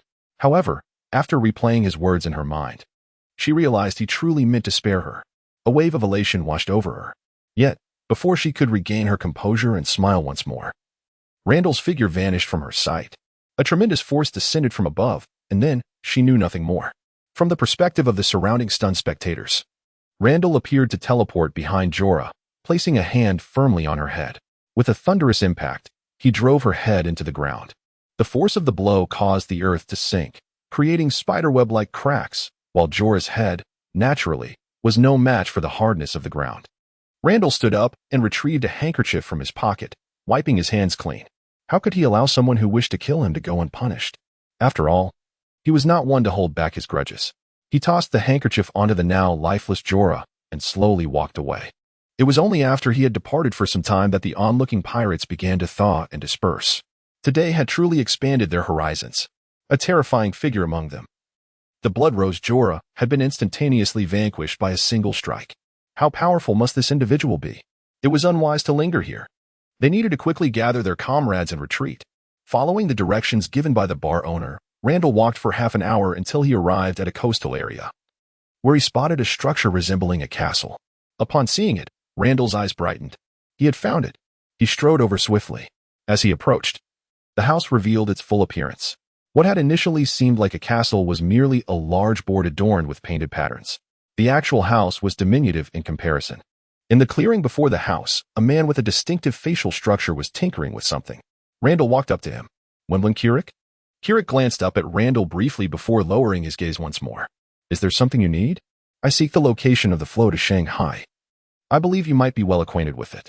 Upon hearing the words flow to Shanghai, Kirik paused, then discarded the object he was holding. Another one here to mock me? You should leave quickly. My mood is rather foul at the moment. Observing Kirik's readiness to resort to violence, Randall couldn't help but feel bemused. Brother, don't you assess the disparity in strength before you throw a punch? I am serious. I have business to attend to at Sky Island. Now you're getting spirited. Aren't you? Just what I need to vent my frustrations. With that, Kirik cracked his knuckles and charged at Randall. Randall sighed, realizing that reasoning with a fool was a futile endeavor. However, an epiphany struck him. Becoming stronger indeed held great significance, for it compelled others to listen. Lost in thought, Randall's body moved instinctively. Before Kirik could react, Randall had positioned himself behind him and swiftly brought him down with a firm slap, pinning him to the ground.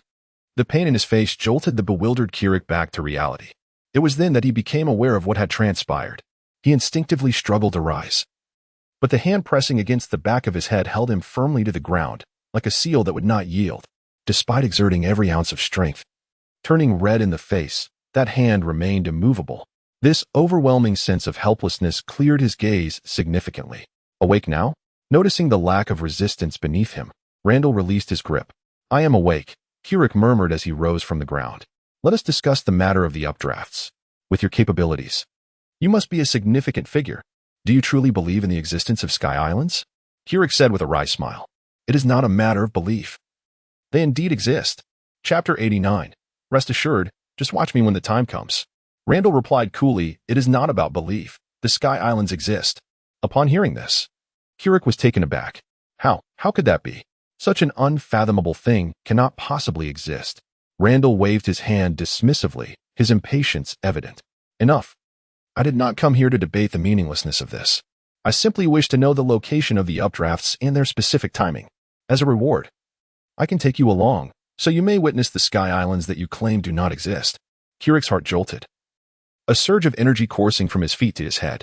Are you serious? Whether I am serious or not, I cannot say. But I do know that if you continue to waste my time with idle chatter, your fate will be dire. Randall sneered. A chill ran down Kirik's spine, causing him to shudder. I am well acquainted with the updrafts. No one understands them better than I do. As it happens, the next occurrence is tomorrow. Hearing this, Randall felt a sense of relief. His luck seemed to be holding. By the way, the ship will need modifications to ride the updrafts, correct? That will be your responsibility, Randall stated. Kirik was taken aback, feeling as though Randall was more familiar with the process than he was. An hour later, as he beheld Randall's ship anchored by the shore, he fell into deep contemplation. He harbored suspicions that Randall might be deliberately attempting to bring about his demise. After a moment of silence, he inquired, So, are you serious?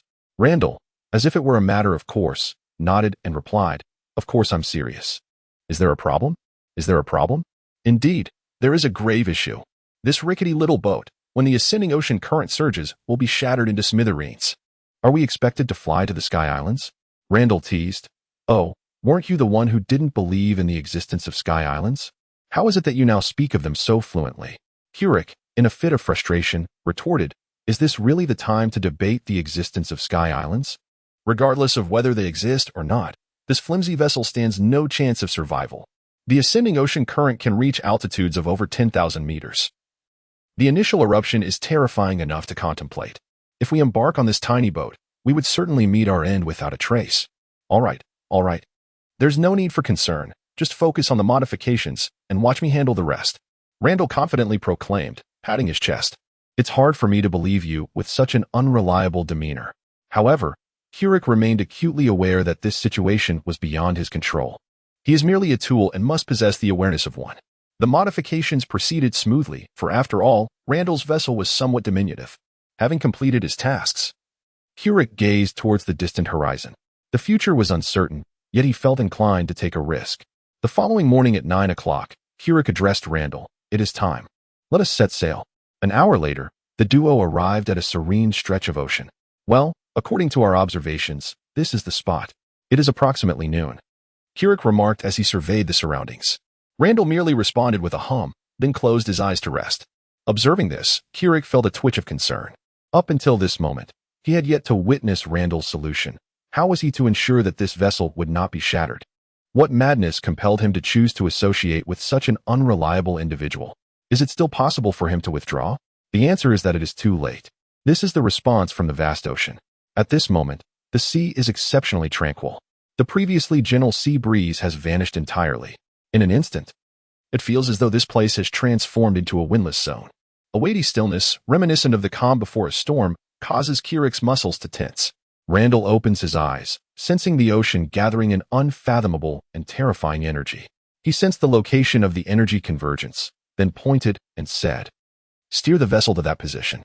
Kulik was momentarily taken aback but refrained from inquiring further, dutifully fulfilling his role. "We shall arrive shortly, in approximately 10 minutes, Randall remarked.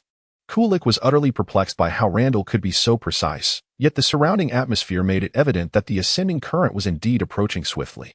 He regretted that it was too late. Thus, as you once said, we shall see when the time comes. Now the time has arrived. What is your solution? Kubrick said with a tinge of despair. He glanced to the left and then to the right, realizing that apart from the two of them aboard the vessel, there was only food and fresh water. Where, in the name of all that is good, was the reinforcement for the ship's hull? Were they to rely solely on human strength to hold together the disintegrating vessel? Stay calm. Maintain a tranquil mind. Do not succumb to anger. Solutions will inevitably present themselves. I have already assured you that it is in my hands. I am not anxious, so why should you be? I am sweetly on the verge of despair. And you question my urgency? Yet, under the imposing threat of Randall's might, Kirik dared not voice his concerns. He merely sat on the deck with a melancholic expression, gazing at the untroubled sea. If one were to disregard his visage, he might still appear quite handsome at that moment. Alas, his diamond-shaped face severely marred the atmosphere. 10 minutes later, the previously placid naval expanse erupted into chaos. The ocean churned and boiled. In a mere few seconds, a colossal whirlpool materialized. The tempestuous wind swept through dark clouds, awakening the slumbering sea. The ocean opened one eye. The ferocity of the winds caused the small boat's mast to creak ominously. As it became evident that the little vessel could not withstand even the initial storm, Kirik could no longer afford to heed Randall's intimidation. Think of a solution quickly. Otherwise, the ship will shatter. Even you would not survive such a whirlpool. At that moment, he was at a loss, overwhelmed by a sense of despair. Regretting having heeded Randall's deceptive words and succumbing to the allure of the floating island. Meanwhile, Randall remained remarkably composed. Why the haste? Just watch me, he declared with an air of confidence. Kurlik thought to himself, what is there to observe? Your handsome visage? Your sweetness? However, in the next heartbeat, all his emotions dissipated, leaving only a profound sense of astonishment. Before his very eyes, a palpable surge of power erupted from Randall, enveloping the entire vessel in an instant. The boat transformed into a deep shade of black. In that fleeting moment of color change, the previously turbulent ship steadied itself, and the mast, which had seemed on the verge of breaking, fell silent. Not only did the vessel regain its stability, but the raging hurricane outside was also held at bay. It was as if an invisible barrier had descended, encasing the entire ship in a protective cocoon. Inside and outside the vessel, one experienced the wrath of nature, while the other basked in the warmth of spring. Though merely a hair's breadth apart, it felt like a chasm between worlds. Chapter 90, Arrival at the White Sea. Kurlik stood there, utterly astonished. Where has he ever witnessed such a spectacle? His thoughts fled, leaving only an abyss of darkness in his gaze. Within the confines of his mind, the image of Randall's explosive energy enveloping the entire ship replayed incessantly. With each repetition, his astonishment deepened. See, I told you it would come to this. You didn't believe me, and you fretted for nothing, Randall remarked, shaking his head with a sense of nostalgia. Kirik turned stiffly to Randall, inquiring, How did you accomplish this? Oh, merely a bit of mastery in the technique of armament Haki, nothing of great significance. Randall replied nonchalantly. Not of great significance? That is divine power. To be able to repel such celestial might, and you deem it trivial? Kirik exclaimed.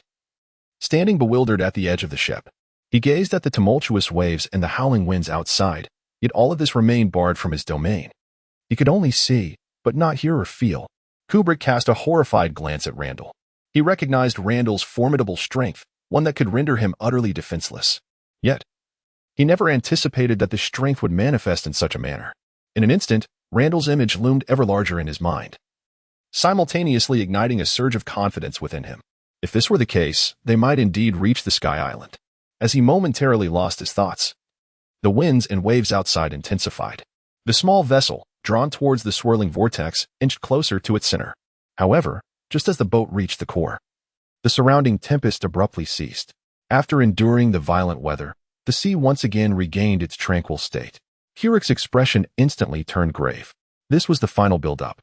The ensuing eruption would be the genuine upward current. No sooner had he spoken than the small boat quivered slightly. Randall approached the edge of the vessel, gazing in disbelief as the ocean's surface receded further away. As his perspective expanded, a massive bulge emerged atop the water. At the moment this bulge reached its zenith, it paused for an instant. Then, the accumulated energy erupted in an explosive release. A colossal column of water shot skyward, piercing the clouds, its pinnacles swiftly surpassing Randall's line of sight. Riding this ascending force, the small boat surged upward, escalating vertically toward the heavens. With Randall's Haki reinforcing the vessel, it remained remarkably steady, showing no signs of impending collapse. Everything had fallen into place, and Kurik's long-held anxiety finally eased. Reflecting on the trepidations of their journey, the contrast with the present stability prompted a wry smile. If only he had disclosed his strength earlier. He had been prepared to face death. Now, it seemed that barring unforeseen circumstances, they were destined for success. Yet, unbeknownst to him, perhaps he possessed the uncanny ability to invoke calamity. For just as this thought crossed his mind, misfortune struck. The previously placid water column abruptly erupted into a spray, and a gargantuan creature burst forth from its depths. More accurately, it seemed to be flung out. It was a sea king, over 100 meters in length. Its emergence instantly obscured the sky. Kurik was taken aback by this monstrous sight. Though the vessel was shielded from the storm and noise by Haki, he could still vividly imagine the earth-shattering roar as the creature opened its mouth to bellow. Was this truly how it would end? Randall furrowed his brow. While the Sea King crashing down upon the boat would not destroy it, the upward trajectory would undoubtedly be impeded. Without hesitation, he leaped from the deck, advancing towards the Sea King amidst Kurik's bewildered gaze. In comparison to the Leviathan, Randall's stature appeared insignificant, a disparity that instilled a sense of despair in Kurik. To the creature, Randall likely seemed no more substantial than dust. How could they possibly fight? Yet, the very next moment, Randall demonstrated through action that they would indeed fight. Under Kurik's incredulous stare, his disproportionately small fist struck the Sea King's face with tremendous force. Even before contact, the creature's skin began to dent, and its descent altered course. As Randall fully unleashed his punch, a powerful shockwave, 10 meters in diameter, surged towards the Sea King. The creature emitted a mournful cry, reminiscent of the helplessness it displayed when previously expelled from the water column. This time, however, it was cast away by a human so minuscule that it could hardly perceive him. The immense body, over 100 meters long, was swept away, flying several dozen meters through the air. In the wake of this staggering blow, the beast rolled its eyes back, its massive maw agape, torrents of blood erupting forth. Kurik stood in stunned silence, absorbing the spectacle before him. His superficial understanding prevented him from comprehending the extraordinary events that had just transpired. On one side loomed the colossal sea creature, while on the other stood the diminutive human. In this clash of titans, how could it be that humanity emerged victorious? And not just victorious, but in a manner so utterly overwhelming? Could it truly be possible for a single human to vanquish such a formidable beast with a mere punch? Yet, after dispatching the sea monster, Randell returned with an air of nonchalance. His expression was so unremarkable that Kurik nearly believed the preceding events had been nothing but an illusion. However, a glance downward revealed the sea creature still floating on the surface. Suddenly, Kurik understood. This was the realm of the extraordinary. As the small vessel continued its steady ascent, nothing unexpected occurred. Time passed, and the once massive sea creature now appeared as minuscule as a sesame seed against the vastness above, where a great expanse of clouds emerged. These clouds resembled a vast, white ocean. Kurik, awestruck, lifted his gaze to the heavens. He had never witnessed such an extraordinary spectacle. In a fleeting moment, the small boat plunged through the white clouds. Ascending a few more meters, the upward currents could no longer support the weight of the vessel. The boat plummeted directly downward. Just as Kurik was about to shout, the small craft abruptly halted, as if it had landed upon something. He hastily leaned his head out of the boat, only to discover that the clouds truly resembled the sea, cradling the small vessel. This is. His voice suddenly trembled. This is the White Sea. We have arrived. Randall retracted his armament, gazing at the boundless sea of clouds. He remarked. Just as Kulik intended to speak, his body weakened, and he collapsed onto the deck. He felt utterly weak, unable to summon even the slightest strength. Even breathing seemed to pose a challenge. What is happening? Why can I not muster any energy at all? He called out in a panic. Oh, this is a normal reaction. There's no need to worry. After all, The White Sea is situated 7,000 meters away from the ocean. Suddenly arriving here can induce symptoms such as fatigue, dizziness, and difficulty in breathing. Chapter 91. Why don't you go and seize it? This is a normal reaction. There is no need to worry. After all, the White Sea is 7,000 meters from the ocean. Suddenly arriving here can lead to fatigue, dizziness, and difficulty in breathing. You'll feel better once you acclimate. Randall's calm voice alleviated some of Kulik's unease. Wait a moment. Kulik suddenly realized. But how come you seem completely unaffected? Randall, with a peculiar expression, replied. Isn't that quite normal? It's because I am stronger than you. Kulik fell silent. Indeed, this fellow appeared to possess a monstrous strength, capable of subduing even the Sea Kings, so it was entirely reasonable that he exhibited no adverse reactions. So is this the empty island? After a moment of silence, Kulik remarked. Having witnessed the clouds that could support vessels, he had fully come to believe in the existence of the empty island. At that moment, he was overwhelmed with mixed emotions. Randall stated, not quite. This is merely the White Sea. The true empty island lies above. That is the White Sea at an altitude of 10,000 meters, where the empty island is located. Kulik inquired, by the way, how do you know so much about the empty island? Have you been there before? If that were the case, you wouldn't need me. Randall rolled his eyes and said, stop pondering such trivial matters. Focus on yourself instead. I have fulfilled our agreement by bringing you to the empty island. So we are now even. Upon hearing this, Kulik was taken aback, then swiftly came to terms with it.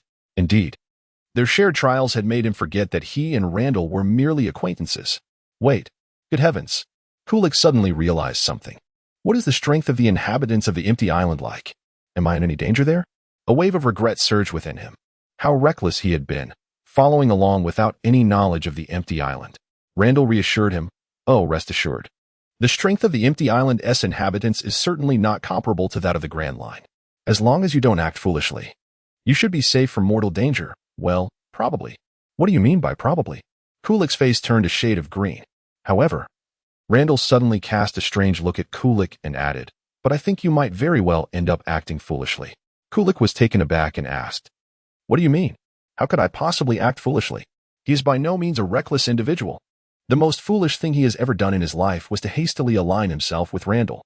Randall explained, you see, there exists a sacred place on Sky Island, which serves as the residence of its rulers.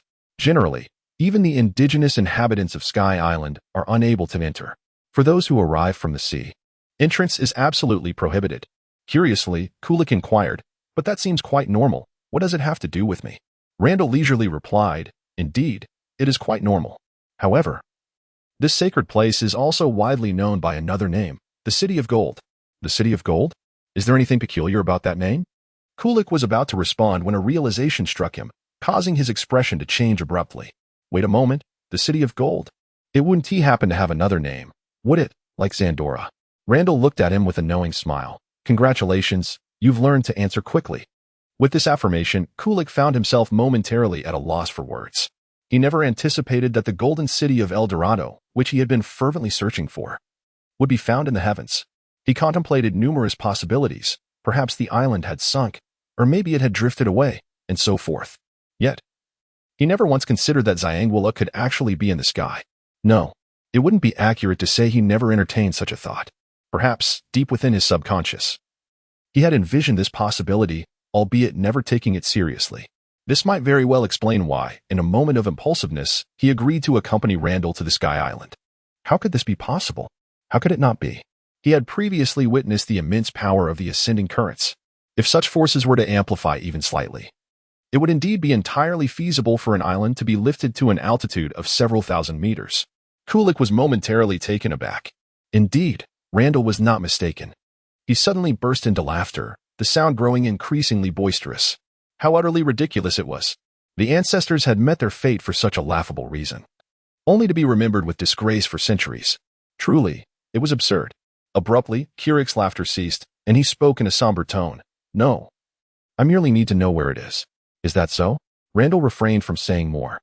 After half an hour, Kurik's condition improved somewhat.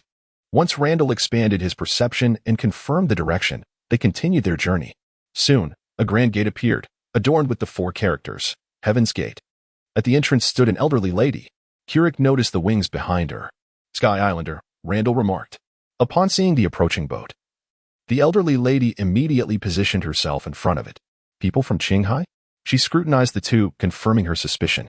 Randall, accompanied by Kirik, leapt from the vessel and nodded. To reach the White Sea, a fee is required, 300 million ISQ.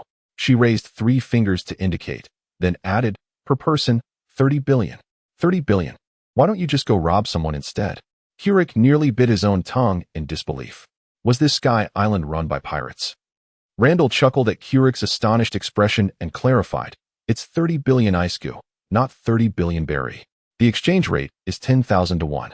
Kirik calculated, realizing that it amounted to 300,000 berry per person. That still seemed rather exorbitant.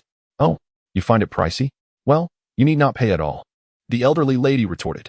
Kirik's eyes brightened at her words. Really? Of course, it's true, she assured him.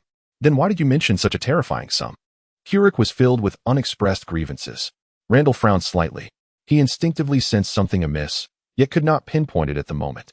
Oh, since the other party insisted there was no need for a payment, he thought, why should he be troubled? At that moment, the elderly lady produced an object resembling a camera and snapped a picture of Randall and Kirik. Subsequently, she whistled. And a giant shrimp with a red body and black spots emerged from the sea of clouds. This was the express shrimp, which would escort them to the White Sea. She explained, before retreating to a distance and disregarding the two men. Upon seeing this creature, Randall's first reaction was that it was laden with meat, and it should provide a satisfying feast. Once back on the ship, the express shrimp surfaced from beneath, clamping onto either side of the vessel with its pincers, and then swiftly ascended through the channel of clouds. Kirik exclaimed in surprise as his feet left the deck. Fortunately, Randall, with quick reflexes, prevented him from being flung overboard.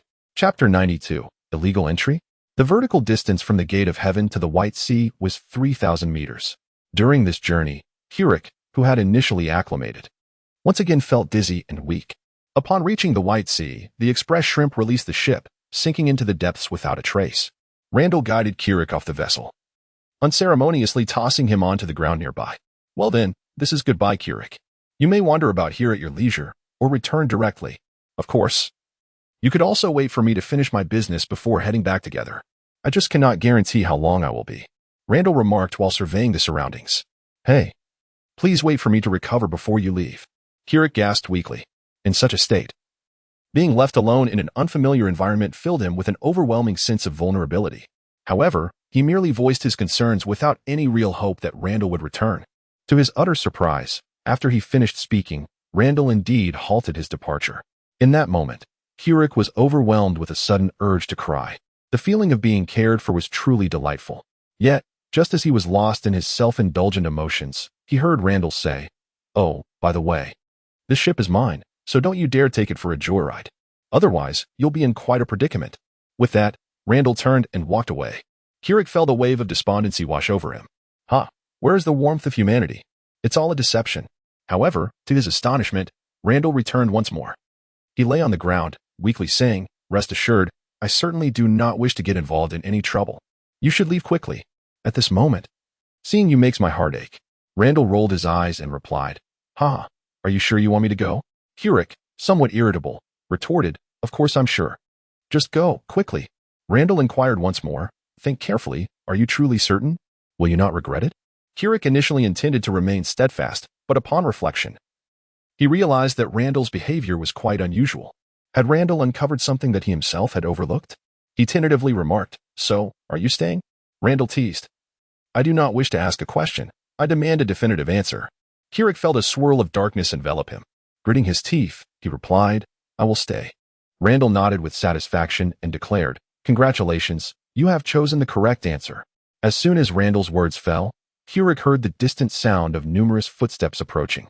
Turning his head slightly, he spotted a group of individuals clad in identical uniforms, rushing towards them. What is this? He pondered, clearly indicating that they were here for them. And their demeanor was far from amicable. Randall spoke calmly. As he spoke, the group swiftly surrounded the two men. They all wore white hats, one of which was adorned with a blue band. The blue-hatted individual produced a photograph from his pocket, comparing it with Randall and Kirik, nodding in affirmation. It is these two. Take them away, commanded the white-hatted figure, advancing to subdue them. Upon witnessing this, Randall let out a cold snort. Humph. Instantly, The movements of the white-hatted individuals froze.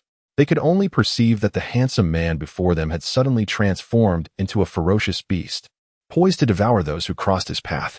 The palpable aura of danger caused their blood to nearly congeal in their veins. What do you intend to do? Blue Hat stammered, visibly shaken by the terrifying presence. Shouldn't it rather be about what you intend to do? Randall replied coldly. What is the meaning of this? You threatened to capture us without a single word of explanation? Blue Hat attempted to maintain his composure. You are suspected of illegal entry. And according to our regulations, you must pay a tenfold fine and face 10 days of confinement. This is the decree set forth by our deity. Randall narrowed his eyes. Illegal entry? He replayed the events that transpired after ascending to the heavens, his thoughts lingering on the moment at the gate of paradise. At that time, he sensed something was amiss. To his astonishment, it turned out to be a case of entrapment. Kirik, still unable to comprehend the situation, exclaimed, What illegal entry? What have we done? You entered the gate of paradise without paying, thus constituting illegal entry. The Blue Hat retorted. Kirik was taken aback. Wait a moment. Wasn't it said that payment wasn't necessary?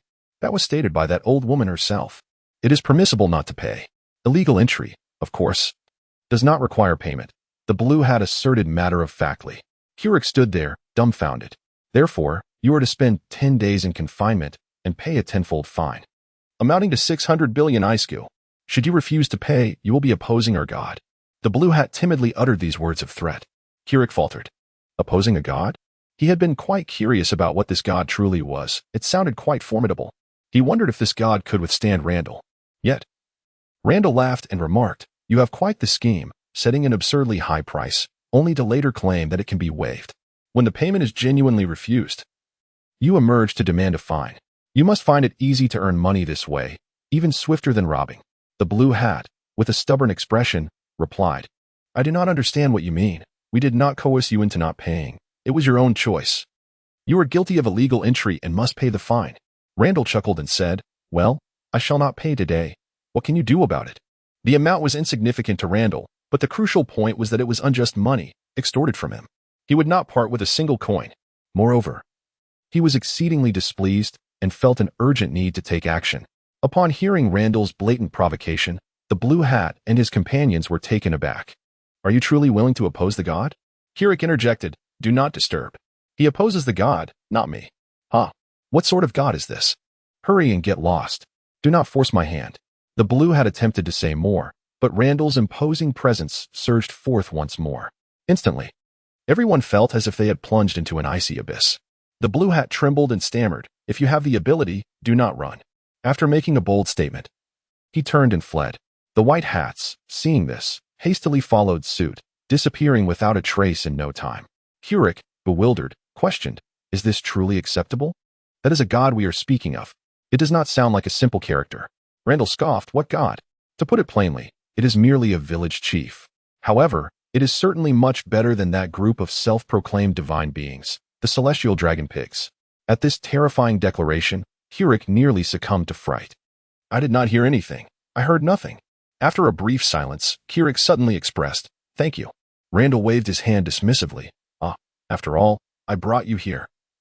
I must at least ensure your safe return. Chapter 93. The God of the Sky Island. Before long, another group arrived. Leading them was a figure adorned with a purple emblem on their hat. He bore a cannon upon his shoulder, presenting himself as a distant assailant. Captain of the Guards. It is they. The previous blue-hatted figure gestured towards Randall and Kulik. The purple-hatted individual cast a cold, sweeping gaze over the prostrate Kulik before settling his gaze upon Randall. Do you dare to challenge the sanctity of the divine? That deity may be yours, but to me, it is not. Randall replied nonchalantly. Upon hearing this, the expression of the purple-hatted figure darkened instantly. Ignorant fool, how dare you defile my god? Seize him. The white-hatted figure hesitated momentarily, but ultimately charged forward. There were dozens of individuals on their side, while only two faced them, one of whom was already incapacitated, thus it seemed a sure victory. However, a sudden cold snort echoed nearby, resonating in their minds like a thunderclap. Instantly, everyone froze, their eyes rolling back as if they were harvested wheat, falling in perfect unison. The blue-hatted individuals who did not charge forward were rendered dumbfounded, retreating a few steps in shock. The purple-hatted figure was equally astonished. What's happening? Hey, get up quickly. His gaze then fell upon Randall. It was you who did this. What on earth have you done? Randall calmly replied, they merely fainted. The purple hat's face shifted between shades of green and white. He then detached the cannon he was carrying on his back, skillfully retrieving a shell from his pocket and placing it into the cannon's chamber. Attacking the Guardian Corps requires 20 years of service to the Divine. However, if one is a truly heinous criminal, they may be dealt with immediately. It was evident that Randall was the villain he spoke of. Randall responded, You claim I am a heinous criminal? Please, I am a naval officer. It was you who engaged in entrapment first. He is merely safeguarding his personal property and ensuring his own safety. Observing Randall's continued refusal to cooperate, the figure in the purple hat raised the cannon, aiming it directly at Randall. This predicament is of your own making. Ignite the cannon. He spoke sharply and decisively pressed the trigger. Immediately, a blazing pillar of cerulean fire surged toward Randall. The terrifying heat caused even the purple-hatted figure to break out in a sweat. Yet, in the face of such a fearsome blaze, Randall merely extended a hand, seemingly prepared to halt this inferno, capable of hollowing out the very forest itself. With his bare flesh, the purple-hatted man sneered, already envisioning the scene of this audacious individual being reduced to nothingness. Keurig could not help but sweat, nervously exclaiming, Hey, are you all right? Take this seriously. He was aware of Randall's formidable strength, but surely he wouldn't be so arrogant. Randall chuckled lightly and replied, If I am incapable. Do you believe you possess the ability? As he spoke, the blue pillar of fire surged forward, colliding with the palm that Randall had extended. However, contrary to what the purple-hatted figure had anticipated, Randall's hand remained unscathed, untouched by the flames. Keurig silently exclaimed in disbelief, unable to comprehend the scene before him. While the purple-hatted individual's eyes widened in astonishment, he couldn't help but glance at his cannon. Everything seemed fine. He could certainly feel that intense heat. But how could the person opposite him block the blazing cannon with nothing but flesh? Yet, in the next moment, his mind was utterly shattered.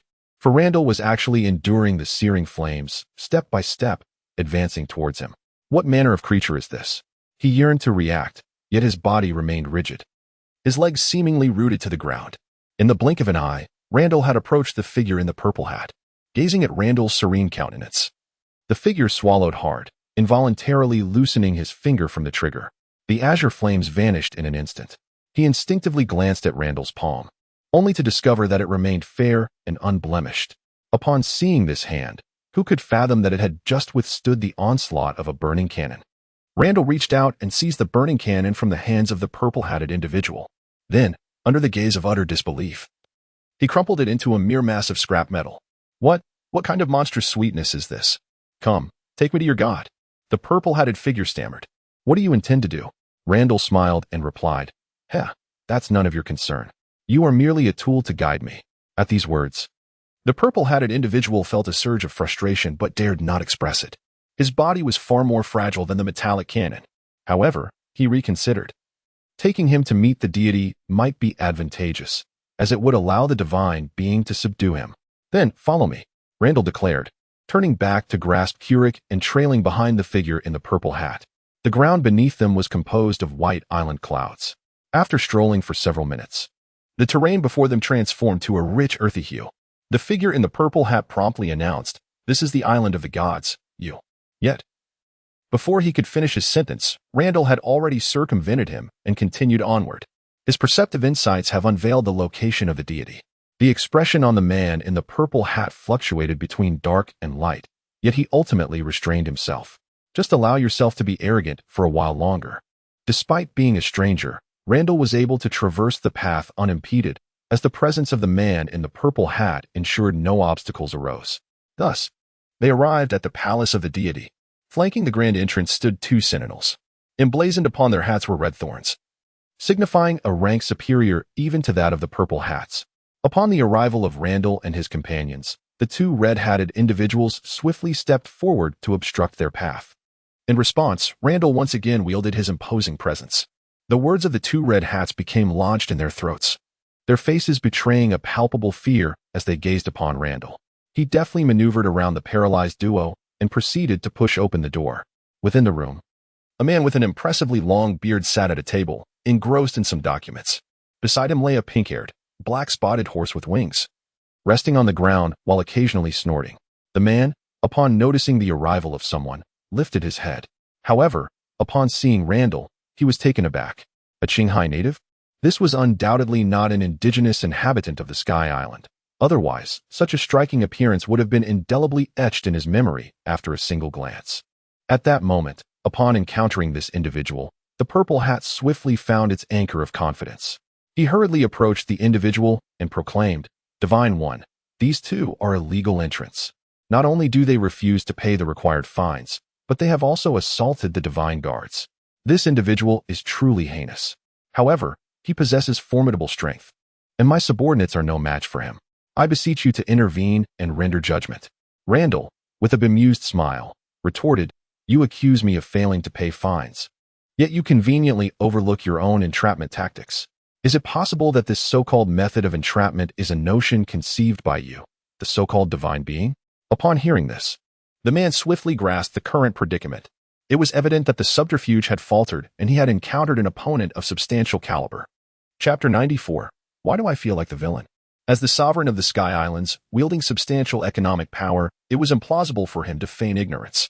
In principle, he was opposed to such practices. However, upon witnessing a significant increase in quarterly revenues, he found himself wavering. Ultimately, he reflected that while this approach might exploit outsiders, the beneficiaries would be his own people. He turned a blind eye to one situation while remaining aware of another. However, having reaped the benefits, one must also bear the corresponding risks. Now, those risks have indeed arrived. He set down the document in his hand and approached the desk. "I am Ghaffur, the deity of Angel Island." After a brief pause, he added, "Let us not dwell on the matter of fishing enforcement for the time being. I merely wish to inquire, when you entered the gates of paradise, did you pay the entrance fee?" Randall, struggling to contain his laughter, retorted, "The moment you spoke, you completely sidestepped the main issue. Is there any point in continuing this discussion if we do not address that? You are intent on pursuing this to the bitter end." Ghaffur replied, "Since you choose to evade the topic, it seems you did not pay the fee. However, your refusal to cooperate with our laws leaves me no choice but to resort to force." He spoke as he lifted the long robe draped over him. Beneath it lay a suit of glimmering armor, exuding an aura of formidable coldness. Upon grasping the knight's lance from the adjacent weapon rack, a profound and heavy presence emanated from him. Sensing this overwhelming force, the Pegasus, which had been dozing nearby, suddenly neighed and rose to stand beside Ghaffur. "Ah, so we are to engage in conflict at the slightest provocation? Excellent, splendid, precisely to my liking." Randall sneered. In that moment, the atmosphere within the palace grew tense and charged. "Oh, divine beings, spare us. Allowing such nefarious characters to intrude is our grave oversight." Just then, a voice rang out from outside, accompanied by the sound of hurried footsteps. 6 individuals adorned with red thorns embroidered upon their hats burst into the scene, brandishing various weapons as they rushed in. Upon their entrance, they commenced striking poses, uttering various provocations that incited ire. "Impertinent scoundrels, this is the island of the divine. How dare you behave so audaciously? Kneel at once. Such conduct brings disgrace upon the esteemed 5 guards of our deity." A pulsating crimson symbol emerged on Randall's forehead. The 6 individuals, in perfect synchrony, charged towards Randall from their respective directions, intent on subduing him, all the while continuing their taunts. "Scoundrel, do not resist, or your suffering shall intensify. Scoundrel, surrender swiftly. Scoundrel, be gone." Driven to his limits, Randall turned and bellowed. His overwhelming will surged forth, cascading like a tide towards the 6 adversaries. They were immediately struck as if by lightning, halting their advance with abrupt finality. Their prowess is undoubtedly acknowledged, capable of serving as guardians of the divine. However, even so, under the overwhelming might of Randall's conqueror's Haki, they could not withstand even a single second before losing consciousness. Upon witnessing this, Ghaffur was taken aback, exclaiming 3 words, "Conqueror's Haki? How can it possess the same aura as that man?" After dispatching the 6 red-capped individuals, Randall turned his gaze back. At this moment, Ghaffur, when confronted by Randall again, was far from the previously composed demeanor he had exhibited. He felt a sudden darkness enveloping him, akin to the ominous clouds that gather before a storm, obscuring the sunlight and instilling an overwhelming sense of dread. Ghaffur's breath quickened. At this moment, he found himself unable to meet Randall's gaze. The Pegasus was equally distressed. The Conqueror's Haki possesses an even greater potency over animals, and it had already collapsed to the ground. In that instant, silence enveloped the palace, broken only by the heavy sound of Ghaffur's labored breaths. Come now, proceed with the martial measures you spoke of, Randall remarked, his expression devoid of emotion. At these words, Ganfu tightened his grip on the knight's lance, yet he found himself incapable of lifting his legs. Merely standing before Randall demanded immense courage. How could he even contemplate raising his weapon against him? Ganfu's hesitation to attack stemmed not only from the intimidation of the conqueror's Haki, but also from the profound realization that one who possesses such power is undeniably beyond his capabilities. It was akin to that formidable individual from Qinghai, whose strength had led him to question the very nature of humanity. This person wielded an overwhelming conqueror's Haki, and now, before this young man, the same aura extinguished any spark of combativeness within him. His lips quivered slightly as he forced a smile, saying, "Well, my lord, I believe there may be a slight misunderstanding between us." However, Randall was not swayed by such tactics. He responded resolutely, "There is no misunderstanding. I heard you quite clearly when you explicitly stated your intention to resort to force. I am equally aware of their prior attempts to act against me. There is no misunderstanding." As soon as he finished speaking, Randall's imposing presence intensified. Ganfu felt the skin on his face tauten uncomfortably. He felt a profound bitterness within. "My lord, must we truly resort to conflict?" he inquired. "What is your perspective on this matter?" Randall replied with an impassive expression. He is currently seething with rage. Clearly, everything began with the other party's entrapment, yet they still dare to lay hands on him? The child feels deeply wronged. Ganfu gripped his long spear tightly, the sound of creaking echoing in the air. Gritting his teeth, he declared, "Then let it be so, my lord. However, I earnestly implore you, do not lay a hand on them. They are all innocent. Everything is my fault." He was acutely aware that he stood no chance against Randall. This was a battle destined for his demise.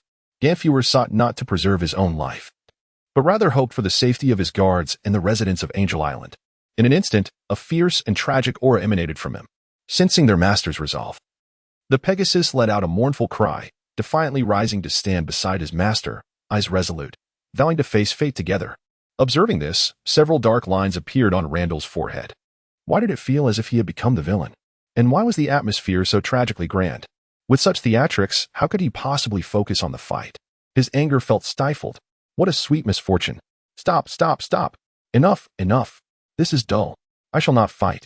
Randall waved his hand with evident impatience. Ganfu, who was prepared to face his end with valor, faltered momentarily. He stood in a daze for quite some time, then uttered a single syllable. "Ah, what nonsense. You have utterly ruined the atmosphere, and yet you still jest," Randall lamented. After a considerable pause, Gunford finally grasped the meaning. This implied that his life had been spared. Although he remained somewhat bewildered, the fact that he was not destined for death was, after all, a cause for celebration. He pondered for a moment and said, "The issue indeed lies with us. I apologize. Thus, all expenses for the two of you on Angel Island will be waived, and the previous ticket fees will also be nullified." Chapter 95, The Heretic Without Wings. Confronted with Randall's overwhelming strength, Gonfort chose to concede. Or rather, it was for the sake of the residents of Angel Island that he opted for submission. It is best to avoid conflict, otherwise, Angel Island might descend into catastrophe. Upon hearing Ganfor's words, Randall fixed an intense gaze upon him, remaining silent as he scrutinized him. Gonfort felt a chill run down his spine under that unwavering stare. What does this silence signify? Is he pleased or displeased? "Speak up, you scoundrel." After a prolonged period of tension, just as Gonfort was on the verge of losing his patience and erupting, Randall finally spoke. As he opened his mouth, Ganfur found himself at a loss for words. "In light of your earnestness, let us put this matter to rest. However, I must add one stipulation. I require the map of the floating island, particularly the one of Baika." From the very outset, Randall had intended to request a map from Ganfur. Yet, upon encountering this situation, he seized the opportunity. Ganfur, taken aback by Randall's request, was momentarily speechless. Nevertheless, he did not question it and promptly acquiesced. Once Randall obtained the map, he departed with remarkable decisiveness, leaving behind the still-dazed Kirik and Ganfur, who exchanged incredulous glances. "Oh, and a horse. So, are you not together?" Ganfur fell silent for a moment before responding. Kirik offered an awkward yet polite smile. "Of course, we are together. Otherwise, why would he have gone to the trouble of bringing me along?" Internally, he cursed Randall 1,000 times. What a fool. What does it mean to leave him with someone he was just moments ago at odds with? Ganfur mimicked Randall's earlier demeanor, opting for silence as he fixed a piercing gaze on Kirik. It was only after Kirik was drenched in cold sweat and felt a prickling sensation on his scalp that Ganfuer sighed deeply and remarked, "Very well. Let this be a lesson. My earlier words still stand. I shall cover your expenses on the floating island." Kirik exhaled with relief. I've survived. Meanwhile, after retrieving his ship, Randall set sail directly towards Baika. According to the map, Baika lay to the southeast of Angel Island, a journey that would typically take around 3 days. However, propelled by determination, Randall arrived in just 1 day. Despite both being floating islands, Randall could distinctly perceive the differences between this place and Angel Island. If Angel Island exuded tranquility and a sense of livelihood, Baika was characterized by fervor and aggression. The most striking divergence was the palpable disdain for the people of the Blue Sea. Barely 5 minutes into his entry into Baika, a squad clad in matching uniforms approached him. An unwinged heretic. "Seize him. Hurry. Don't let him escape." Upon sighting Randall, the group erupted in shouts, rushing forward without discernment. Randall furrowed his brow tightly. Is this the welcome ceremony Baika has to offer? Quite the enthusiastic reception, indeed. He had initially thought of approaching the matter with a degree of gentleness, considering he came to reclaim what rightfully belonged to Baika. Yet, to his surprise, they provided him with no opportunity for gentility, but this suited him just fine. He was never a gentle soul, preferring simplicity and directness. Since the other party was so accommodating, he felt no psychological burden. He could simply seize the opportunity without hesitation. Amidst Randall's tumultuous thoughts, an individual clad in formidable sneakers had already rushed before him. He leaped into action, wielding his spear like a staff, and struck fiercely at Randall's shoulder. However, contrary to expectations, the anticipated scene of Randall's shoulder shattering and him collapsing to the ground did not materialize. Upon impact, it felt as though he had struck a solid block of iron. The tremendous recoil nearly caused him to lose grip on the spear. He was taken aback and instinctively sought to retreat. However, unbeknownst to him, Randall had already positioned himself at the end of his spear. With a resounding thud, Randall delivered a powerful kick to his abdomen, the immense force generating a shockwave. In that instant, the man felt as though he were experiencing the chaotic dawn of creation, the universe itself unfolding. He coughed up a mouthful of blood, his eyes rolling back as he fell. His body was propelled backward, colliding with several others who had not managed to evade him. The audible snap of shattering bones echoed like thunder. With a single strike, nearly half of the advancing Baika warriors were incapacitated. The remaining ones were struck with terror, halting in their tracks as they regarded Randall with trepidation. Yet, in the next moment, they beheld a sight that shattered their composure. Randall gripped the steel spear with both hands and, with a fierce exertion, twisted it into a compact iron ball. "Quick, summon reinforcements. This man is a monster. Where could their bodies possibly compare to steel in hardness? One might fear that should this individual exert even a modicum of force, their lives would be forfeit." A trembling figure, quaking with trepidation, produced an object resembling a conch shell from within his garments. Upon pressing a specific point, the conch suddenly belched forth a dense plume of black smoke that ascended towards the heavens. "Do not revel in your triumph.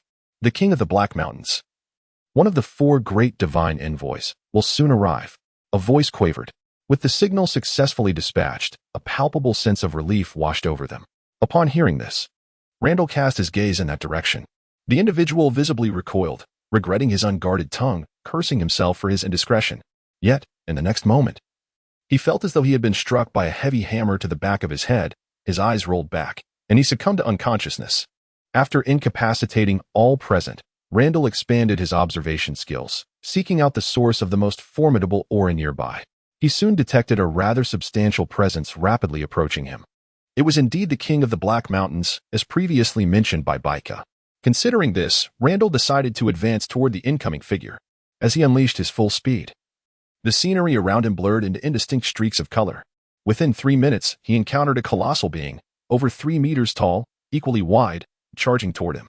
The creature, evidently having spotted Randall, hastened its approach.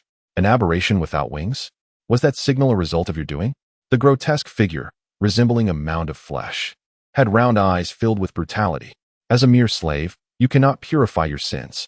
I, the king of the Black Mountains and one of the 4 divine messengers, condemn you to suffer the golden punishment. Without awaiting Randall's response, he launched himself at him like a massive ball of flesh. Despite his exaggerated size, the creature's speed was not to be underestimated. Yet to Randall, it was of little consequence.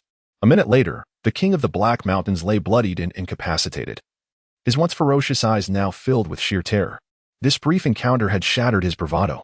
Chapter 96. Dare to utter another word? The once mighty king of the Black Mountains now resembled a frightened turtle.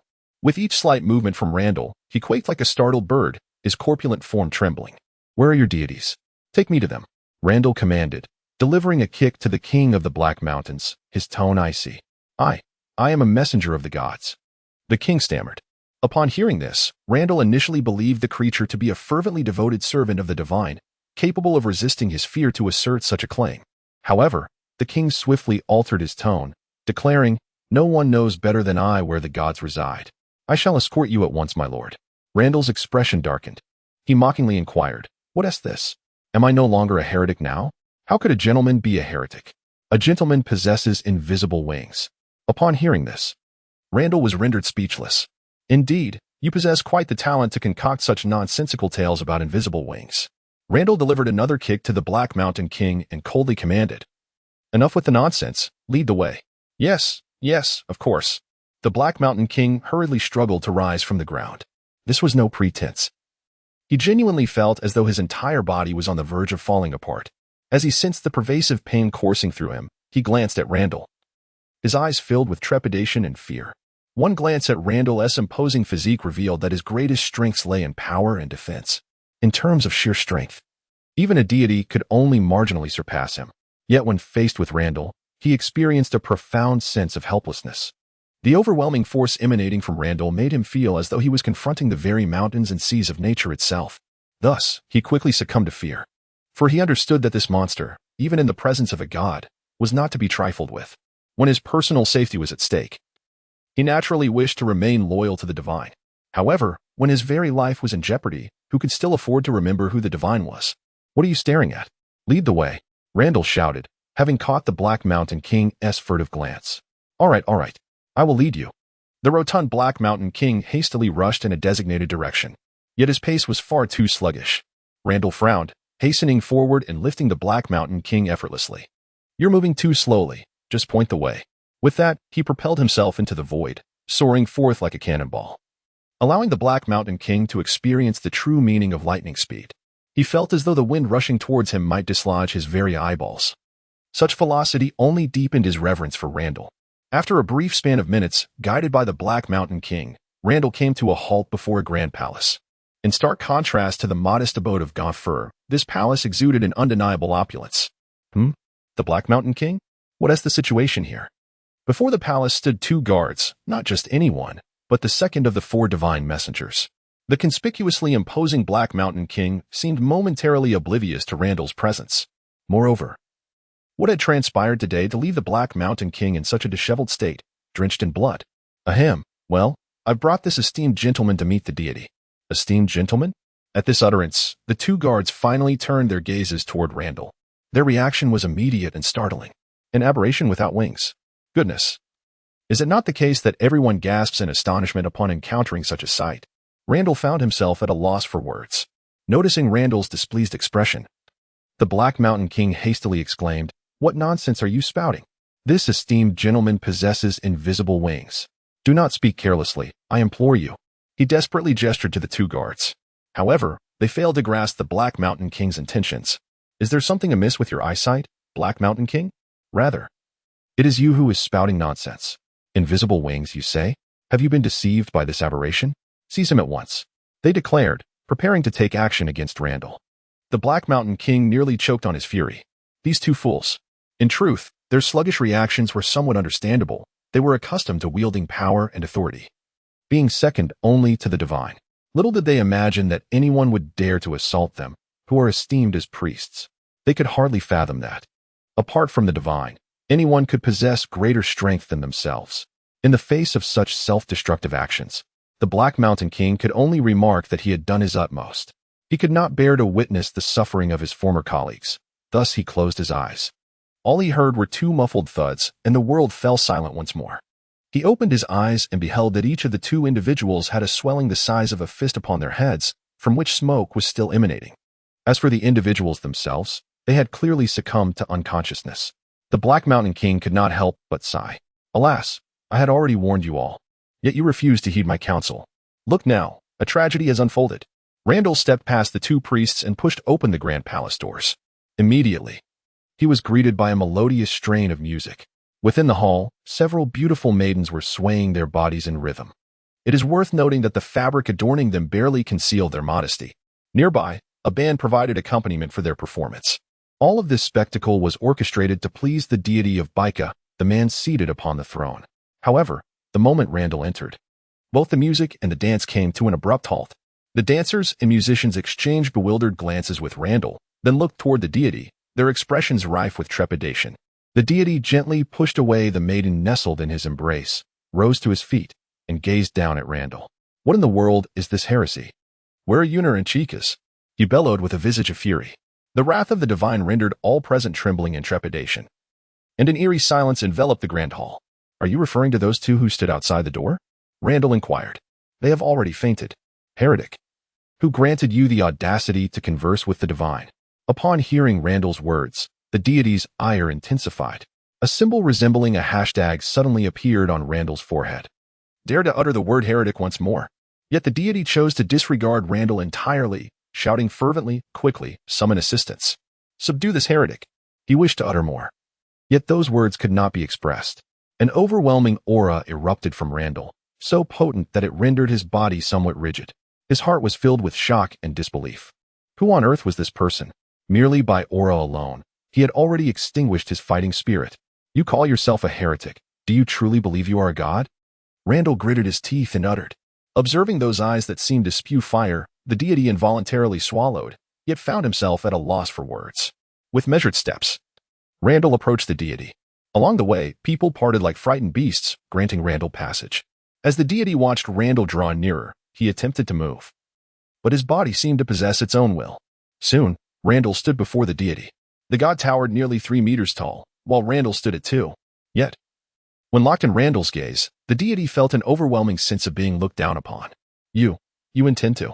Before he could finish, Randall suddenly reached out and grasped his throat. The deity instantly fell silent. Chapter 97. What the hell? Karp asserted that his fist was the iron fist of love. And this was not a mere boast. The iron fist of love is characterized by its excruciating impact, yet the injuries sustained are remarkably minimal. During his earlier battle with Randall, Karp had intentionally or unintentionally employed this technique. Having personally experienced the iron fist of love, Randall naturally learned to wield it. Now, the iron fist of love had come into play. I sweetly call you a heretic. Bang. I call you a heretic. Bang. Bang. Let us see if you still consider yourself a heretic. Bang. Bang. Bang. Fist after fist fell upon the deity like a torrential downpour, striking his body and face. The deity grimaced in agony, howling in pain, yet astonishingly did not lose consciousness. The attendants who had previously served the deity stood in stunned silence. When had they last witnessed such a lamentable spectacle? Randall's torment continued unabated. Are you not an aberration? Are you not an aberration? Are you not an aberration? With a resounding crack, a tooth of the deity shattered and flew from his mouth. Bolstered by Randall's might, the broken tooth soared like an arrow, grazing the hair of a dancer before embedding itself into the wall of the grand hall. The dancer, upon realizing the danger, turned pale as a ghost and collapsed to the ground in a faint. Throughout this turmoil, the deity harbored thoughts of resistance. He is not a masochist. His fist is already aching, you know. Yet, Randall's other hand clamped down on him like a vice, holding him firmly in place. He found himself utterly incapable of even the slightest movement. This overwhelming sensation of losing control filled him with dread. Am I a heretic? At that moment, Randall's fists, which had been raining down like a storm, suddenly halted. He inquired, word by word. As the dizzying haze began to dissipate, his vision cleared, bringing Randall's terrifying visage back into focus. Heretic, what have you done to me? Randall, unfazed by the inquiry, delivered another brutal blow. Am I a heretic? How despicable. You heretic. The sound of fists striking flesh echoed once more. The onlookers averted their gazes, unable to bear the sight. It was too horrific. They shielded their eyes, though the gaps between their fingers were wider than their closed eyelids. After another round of punishment, Randall paused to ask again, Am I a heretic? This time, the divine being, nursing a nosebleed, replied, No, you are not a heretic. However, contrary to his expectations, Randall did not release him. Instead, he landed another punch squarely on the divine being's cheekbone. Why am I not a heretic? The divine being was on the verge of spitting blood. So, are you or aren't you? Speak up. How am I to know if you don't say anything? I am so sweetly aggrieved. I am asking you a question. Why do you remain silent? Randall struck again, this time hitting the divine being's mouth. This spot was the most excruciating for the divine being. While other areas were bearable, the mouth, with its hard teeth, felt like a double attack with a critical hit. What gives you the right to remain silent? Do you look down upon me? How can I speak when you're relentlessly pummeling my mouth? Tears threatened to spill from the divine being's eyes. What do you want from him? He is obeying orders. But you must articulate it. After such a prolonged beating, Randall grew weary and prepared to deliver another punch, this time with added force. The sound was different. It resonated with a thunderous boom. Randall's fist came crashing down, propelling the divine being into the ground. The impact caused the ground to tremble, revealing a dark, gaping hole. From this opening, spiderweb-like cracks radiated outward. Randall's gaze sharpened. He had not previously investigated, so he had remained unaware. But now, with his observational abilities heightened, he discerned a considerable space beneath the palace. Ha! Ha! Ha! You are finished, heretic. The divine being's arrogant voice echoed from below, causing Randall's eyes to narrow. What trickery was this fool concocting now? He leaped into the hole, only to find the divine being standing before a chiseled wall, cradling a box in his hands. This was the secret weapon that only the divine being could wield. It was derived from demonic power. Your strength as a heretic is formidable. However, once you compel the divine to unleash this forbidden power, your defeat becomes inevitable. Regret it. Heretic, it is your carelessness that has led to your impending downfall. The divine being cackled. Randall, upon hearing this, wore a peculiar expression, setting aside the melodramatic rhetoric. The description struck a familiar chord. Demonic power, forbidden strength. It all felt oddly reminiscent. When the divine being opened the box, Randall gasped in disbelief. It was indeed true. Inside lay a blue, spherical fruit resembling a pineapple, adorned with intricate lightning patterns. Randall had not anticipated that the thunderous fruit he sought would appear before him so easily, especially since he had yet to begin his search. Witnessing Randall's astonished expression, the divine being assumed it was due to the unexpected revelation of his capabilities, and he immediately swelled with pride. Didn't he see this coming, did you, heretic? The ultimate victory belongs to the divine. All the previous humiliations will be repaid tenfold. Then you shall return to the embrace of death. Those who dare to offend the divine shall pay in blood. As the divine being proclaimed this, he lifted the fruit, causing Randall to tense up. His gaze was fixated upon the fruit, and he was poised to seize it. Given his speed, which surpassed even that of a deity, he could effortlessly snatch it without causing harm. However, in the next moment, he was utterly bewildered, for the deity, instead of consuming the fruit, flung it towards Randall. Randall, taken aback, instinctively reached out to catch the thunderous fruit. He gazed at the enigmatic fruit that had inexplicably landed in his hands, then turned to observe the deity's smug expression, lost in contemplation. Had he misjudged? Was this fruit truly not the thunder fruit, but merely a doppelganger? Perhaps it was some form of projectile weapon instead? Yet, after repeatedly scanning the fruit with his observation Haki, Randall concluded that it posed no threat to him. The deity, noticing Randall's prolonged silence, sensed that something might be amiss. An awkward tension filled the air. Why are you unscathed? The deity couldn't help but inquire. Randall, bewildered, replied, Shouldn't something have happened to me? The deity wore an expression of utter confusion. This cannot be. This item is reputed to be a secret weapon. Why is it ineffective? After a moment, the deity suddenly exclaimed, realizing, I understand now. This thing isn't meant to be used like that. Randall was left utterly speechless. Wait. Did you not even glance at the instructions beforehand? Chapter 98. Do you not desire to become a deity? Randall observed the deity's epiphany with a mix of disbelief and exasperation. Seriously, you should at least check the instructions first. Oh, my apologies. I forgot that the devil fruits come without a manual. Speaking of the thunder fruit, its round shape and intricate lightning patterns did evoke the semblance of a bomb. How about you return it to me? The deity suggested, a hint of awkwardness in his tone, faced with this sudden and unexpected request from the deity. Randall fell silent once more. After a few seconds, he finally spoke. Do you think I will return it to you? The deity despairingly closed his eyes, pondering that only a fool would do so. His desperate struggle had failed. Randall approached the deity, who had become as rigid as a statue, retrieved the small box, and placed the thunder fruit back inside. Thus, the mission to the Sky Island was successfully completed. Bringing back the so-called strongest Logia-type thunder fruit would surely delight Krista. Meanwhile, at a construction site on Biker Island, a figure with alarmingly long earlobes and an explosive hairstyle felt a sudden pause in his heartbeat. He raised his head in bewilderment. For reasons unknown, he felt a profound sense of loss, as if something that belonged solely to him had been snatched away. Yet, he was merely a slave, not even the master of his own existence. How could such a feeling arise? It was truly perplexing. Daring to be lazy? Was he courting death? A sharp sound sliced through the air, followed by a resounding crack as a whip struck the ground beside him. His long ears instinctively twitched, and he quickly discarded that absurd thought, resuming the labor of transporting building materials. In the basement, the exuberant Randall clapped the deity on the shoulder, chuckling. Thank you for giving it to me.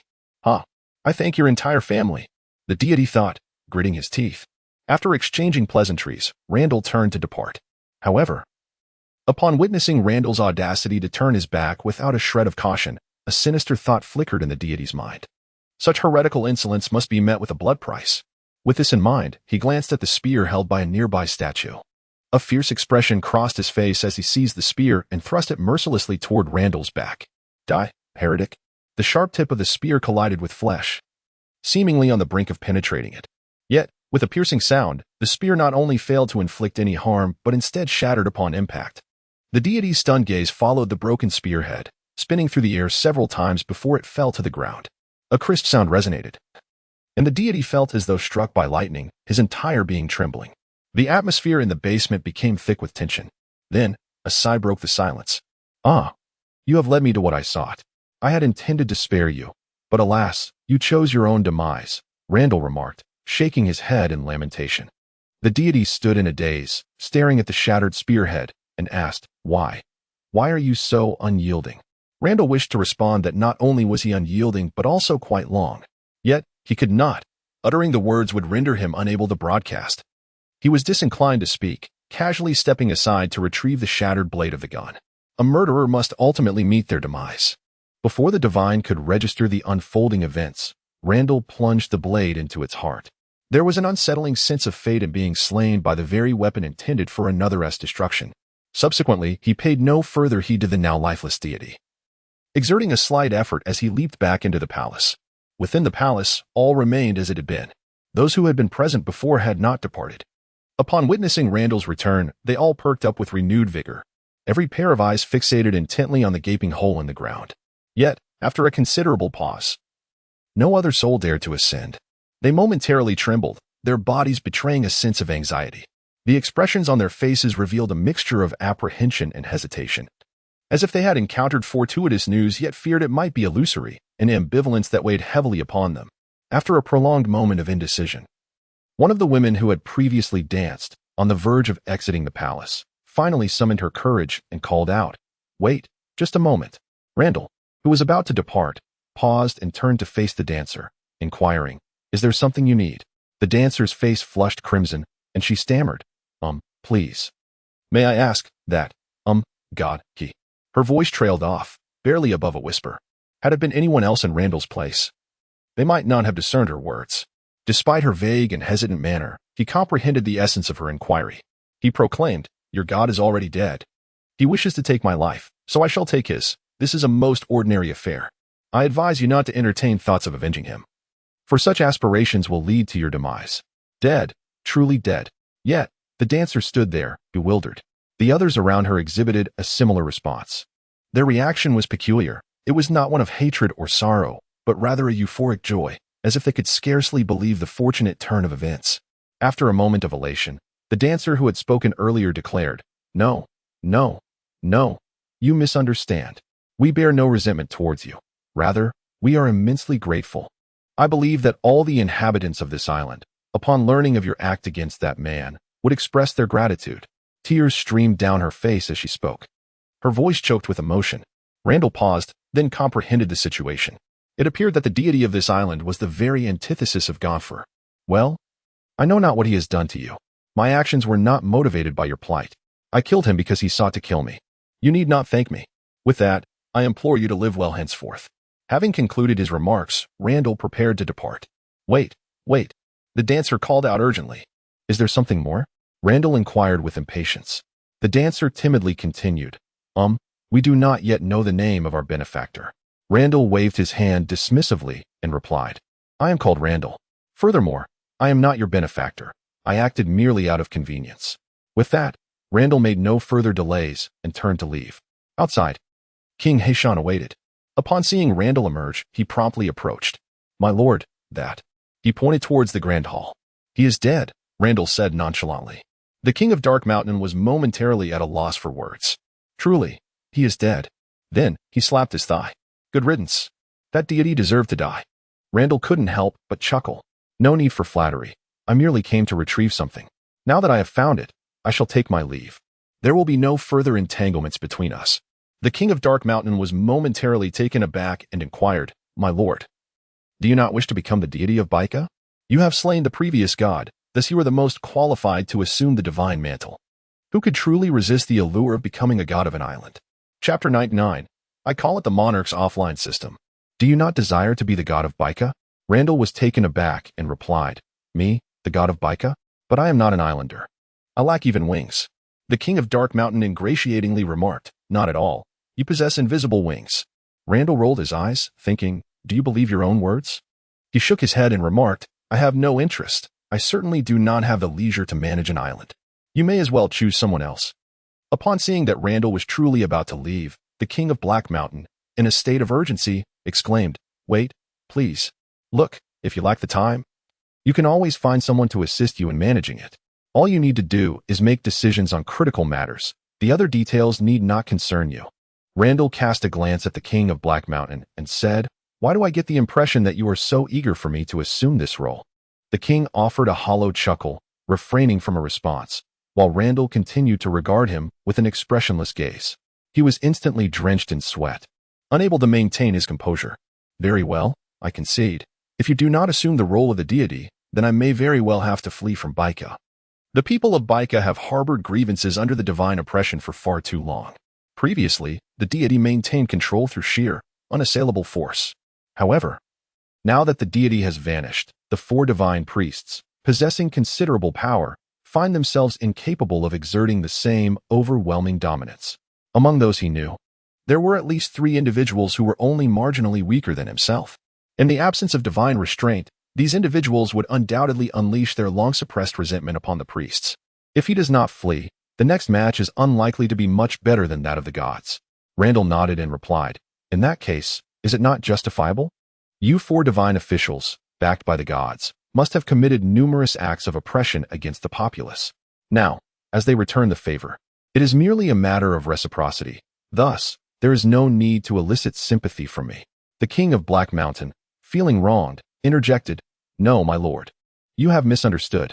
These 2 truly embody what you have described. They believe that whatever is done to the populace is deserved.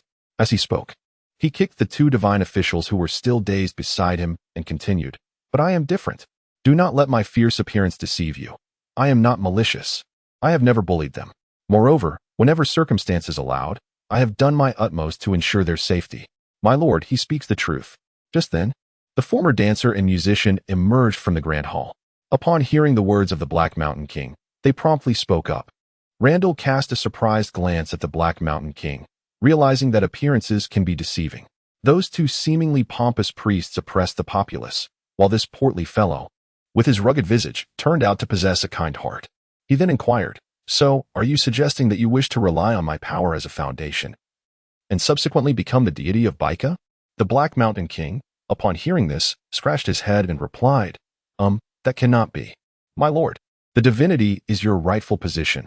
I am merely here to manage affairs on your behalf. Meanwhile, the dancer and the musician watched Randall with trepidation. This was their first encounter with Randall.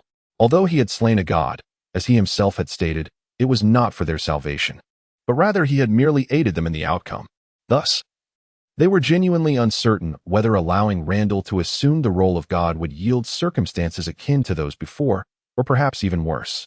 However, as mere dancers and musicians, they were powerless to change their fate. They could only resign themselves to destiny. Randall, listening to the Black Mountain King's words, genuinely began to contemplate the matter. The notion of managing an island himself was, without a doubt, an impossibility. He lacked both the patience and the ability. However, the notion of being a figurehead, with others managing affairs while he remained unburdened, possessing the resources and manpower of an entire island, suddenly became enticing. Moreover, while it may seem that an island offers no immediate benefit, who can predict what the future holds? As long as he could merely voice his desires, everything would be taken care of by others. With no financial outlay and the potential for substantial gains, Randall nodded thoughtfully, considering the feasibility of the proposition. He pondered for a moment and replied, "What you propose is indeed feasible. However, I remain unfamiliar with your character. Let me clarify that I will certainly not remain here in the future. You may have shown some compassion towards the populace thus far, but who can say whether you might become corrupted once you hold absolute authority over this island? That is the crux of the matter." Upon hearing this, the king of Black Mountain fell into deep contemplation. After a few seconds, a light bulb flickered to life above his head. "I've got it. This could work," he exclaimed with excitement. "What if we prevent you from having absolute power? We could distribute my authority amongst several individuals, thereby establishing a system of checks and balances. Ideally, these individuals should harbor animosities towards one another, thus mitigating the risk of factionalism. Whenever significant decisions arise, we can convene a council to deliberate, followed by a vote. For matters we cannot resolve, we shall defer to you for a decision. Since we are forming a council, let us call it the Council of Elders. I believe this system could be termed a monarchical delegation. What do you think?" Randall listened, momentarily stunned, then inhaled sharply. "This person is truly remarkable," he thought. I find it quite acceptable." As he spoke, he suddenly reached out and, with astonishing swiftness, plucked a few strands of hair from the king of Black Mountain's head. "What are you doing?" the king exclaimed, his eyes brimming with tears. The pain was not severe, but it was indeed real. Randall replied calmly, "I am taking your hair to create a life paper." "Life paper? What is that?" inquired the king. "It is a document that will eternally point to you. With this paper, I will be able to find you." At that moment, the king felt a shiver run down his spine. He understood that Randall was issuing a warning. Although he had never heard of such a paper, he recognized that Randall was not one to jest about such matters. Yet, he felt no fear. After all, he had never contemplated deceiving Randall. At least until he had acquired the strength to surpass Randall, he would undoubtedly remain the most loyal individual to him. Subsequently, a tempest erupted across the entire island of Baika. The deity that had long loomed over everyone was slain. They are on the brink of welcoming a new deity. The scene was initially chaotic, as events unfolded with startling abruptness. The populace was in a state of disarray, while the former subordinates of the deity harbored their own concealed intentions. However, once Randall proactively displayed his prowess by obliterating a mountain several kilometers away with a single punch, no one dared to incite further unrest. In the 100th chapter, Perhaps You Should Eat, all the inhabitants of Baika, regardless of age or gender, gathered in a designated open area. Before them stood a makeshift elevated platform. They stood trembling, their expressions fraught with anxiety as they gazed upon the figure atop the platform. Just moments before, they had witnessed the strikingly handsome young man in the center effortlessly obliterate a mountain several kilometers away with a single punch. His demeanor was so nonchalant, as if he had merely accomplished a trivial task. Moreover, those who had dared to cause chaos earlier, be they ordinary citizens, slaves, or followers of the former deity, had all been subdued by this individual. Consequently, no one dared to incite further unrest, and they all obediently remained in place, awaiting their fate. To be precise, it was the fate of all Baika. Randall stood upon the platform, his gaze as tranquil as still water, surveying the crowd below and exerting an immense pressure upon them. This was precisely the essence of his role. All other matters were to be managed by the Black Mountain King. In essence, his presence served two purposes: to familiarize the people of Baika with their forthcoming supreme leader, and to maintain order. At that moment, the Black Mountain King stood beside Randall, drenched in cold sweat, as he recalled that seemingly cataclysmic punch. He could not suppress his trembling. He initially believed he had adequately assessed Randall's prowess, yet to his surprise, he had still underestimated him. A thought unexpectedly crossed his mind. Could this individual truly be a deity? How could a mere human possess the formidable power to shatter mountains? With a heart full of reverence, he cast a glance at Randall and stepped forward to recount the events that had transpired and the matters that lay ahead. In essence, the world had changed. As the Black Mountain King spoke with eloquence, the expressions of those below gradually transformed from fear to a mixture of skepticism and joy. These management strategies had been devised in consultation between Randall and the Black Mountain King, though it was primarily the latter's ingenuity at play. As Randall lacked such acumen, he merely acted as the decision-maker. The new system bore similarities to the old, yet many beneficial optimizations for the populace had been made in its details. Life in Baika would undoubtedly improve significantly. as instances of oppression would become a thing of the past.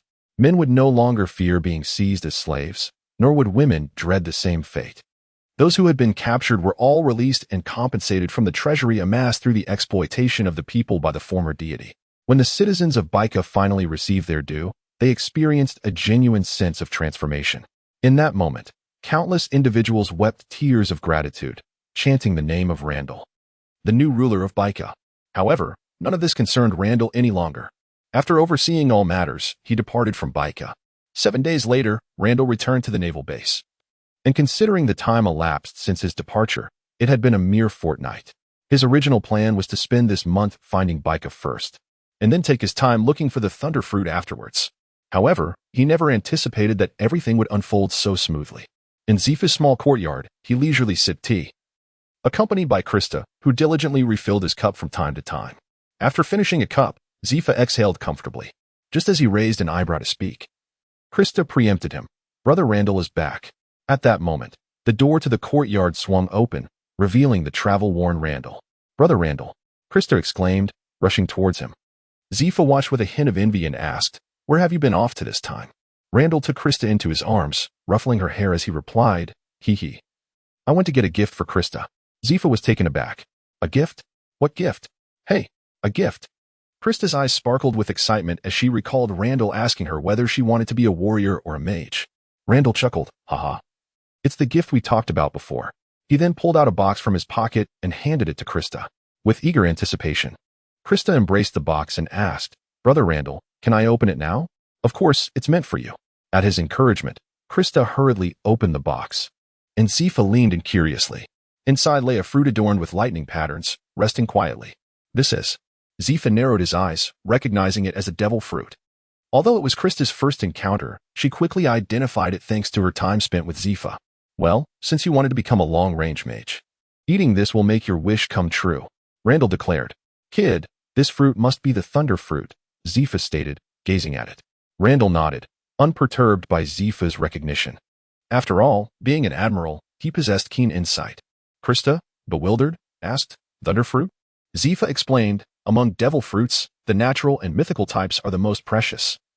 And this thunder fruit is considered the most valuable even among the natural types. It is renowned as one of the strongest natural types in the ocean." He then turned to Randall and inquired, "This fruit has been seen in quite some time. How did you manage to find it?" Randall simply smiled and said it was a matter of coincidence. Zephyr nodded, choosing not to press further, satisfied that the fruit was now in their possession. After all, the fact that Randall could produce such a treasure in front of him rendered the details inconsequential. This. Krista was momentarily stunned. She had not expected Randall to go to such lengths to retrieve such a rare fruit for her. She understood how rare natural types were and realized how incredibly difficult it was to find the thunder fruit. Yet, just because of her simple remark, Randall had sought out the thunder fruit. She could hardly fathom the effort he must have expended. Randall's smile, she interpreted as an attempt to prevent her from feeling pressured. Appearing casual instead, Randall remarked, "You might not believe it, but everything went surprisingly smoothly, and the thunder fruit was practically handed to me." At that moment, Krista felt the weight of the fruit in her hands. "Brother Randall, you haven't eaten a fruit either, right? You should eat this one." Krista looked up at Randall earnestly. Chapter 101. Do devil fruits have souls? Krista's desire to grow stronger was solely to assist Randall. This fruit would undoubtedly enhance his power significantly. So why not let him consume it? Zephyr chuckled upon hearing her words. Now that he knew the fruit was the strongest among the natural types, he willingly stepped back. Their bond was truly commendable. "Sigh, how envious I am," Zephyr silently lamented. Randall was taken aback, then smiled, "Little crystal, this is meant for you. My strength remains unchanged regardless of the fruit I consume. But if you eat it, you might just become the strongest mage." But it is the strongest natural type fruit," Krista protested. "The strongest natural type is merely a rumor of the sea. I believe there are no strongest fruits. Only those most suited and the strongest individuals. Just like Whitebeard, who dominates the New World. It is a strength that makes the Tremor fruit renowned as the strongest paramecia type.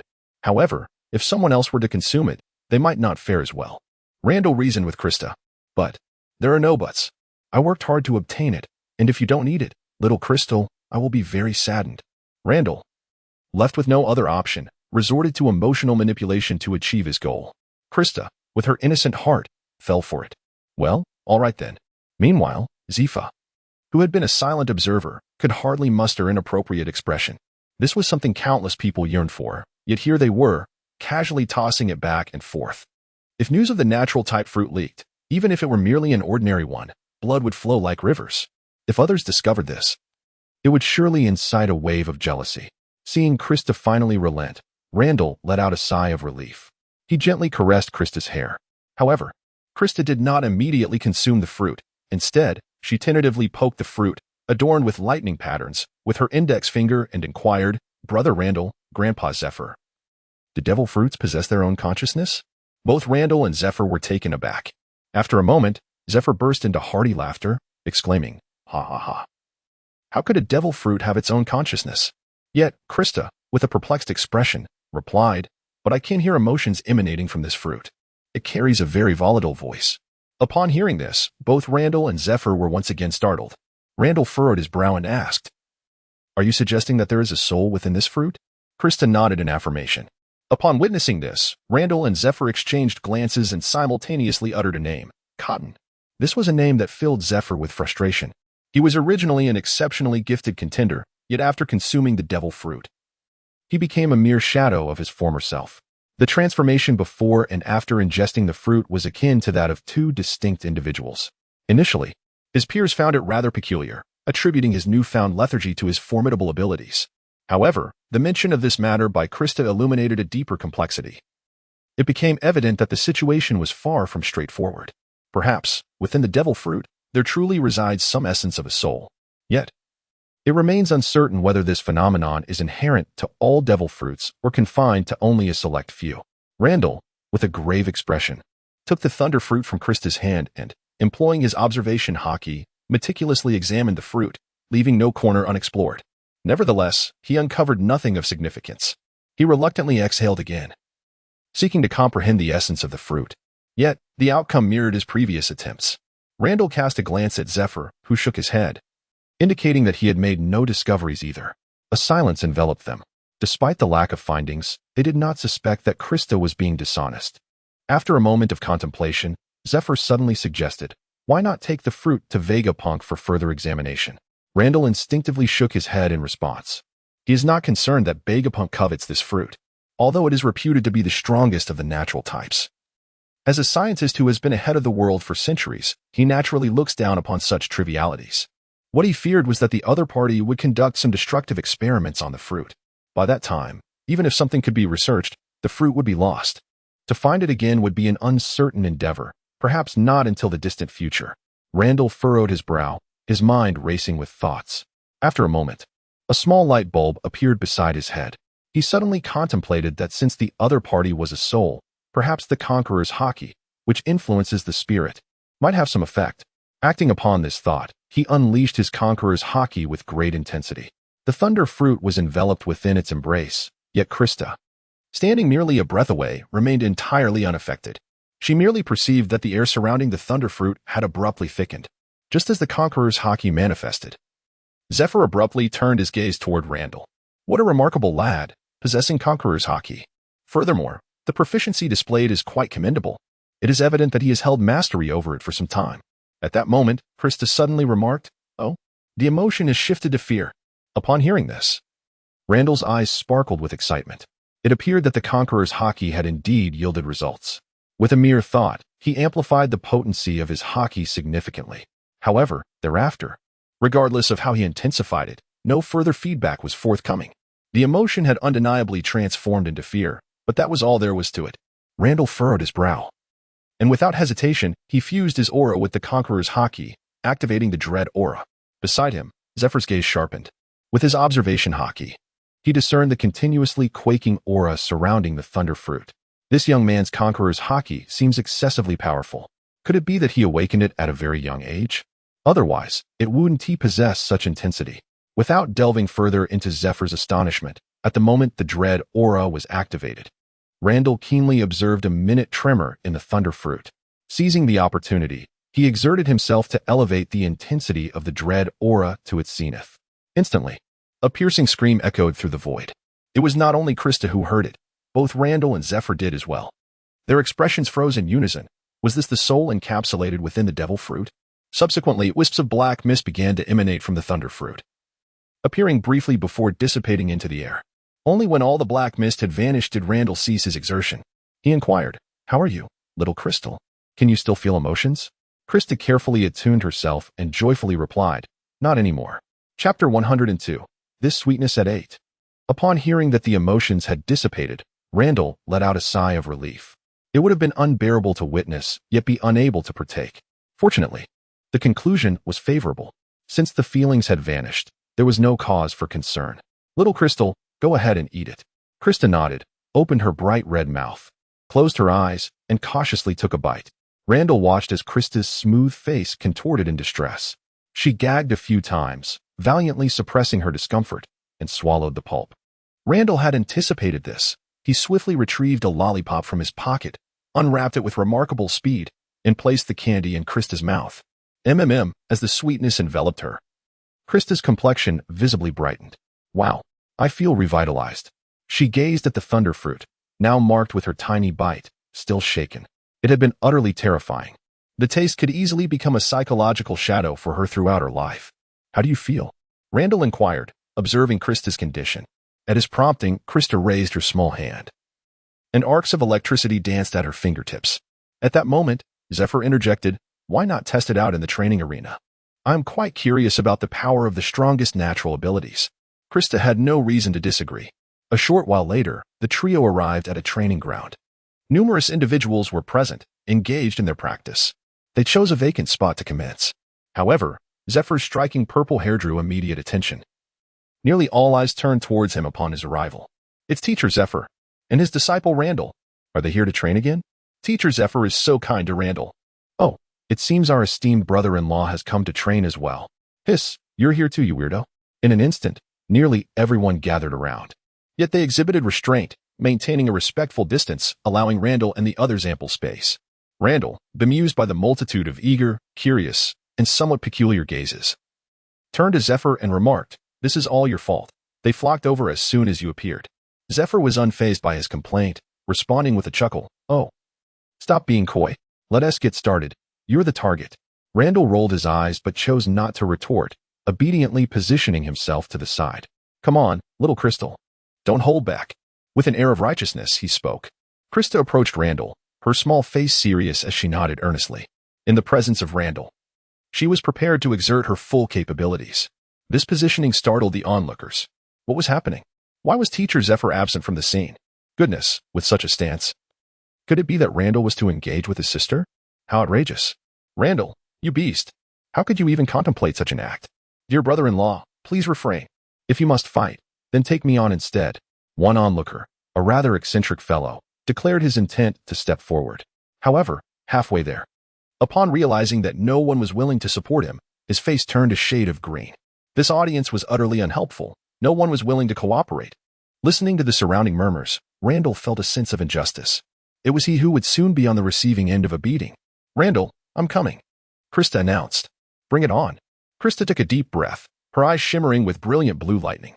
She raised her hands, and with a buzzing sound, arcs of lightning manifested, forming a chain of electricity between her palms. In the next moment, a brilliant blue pillar of lightning surged towards Randall.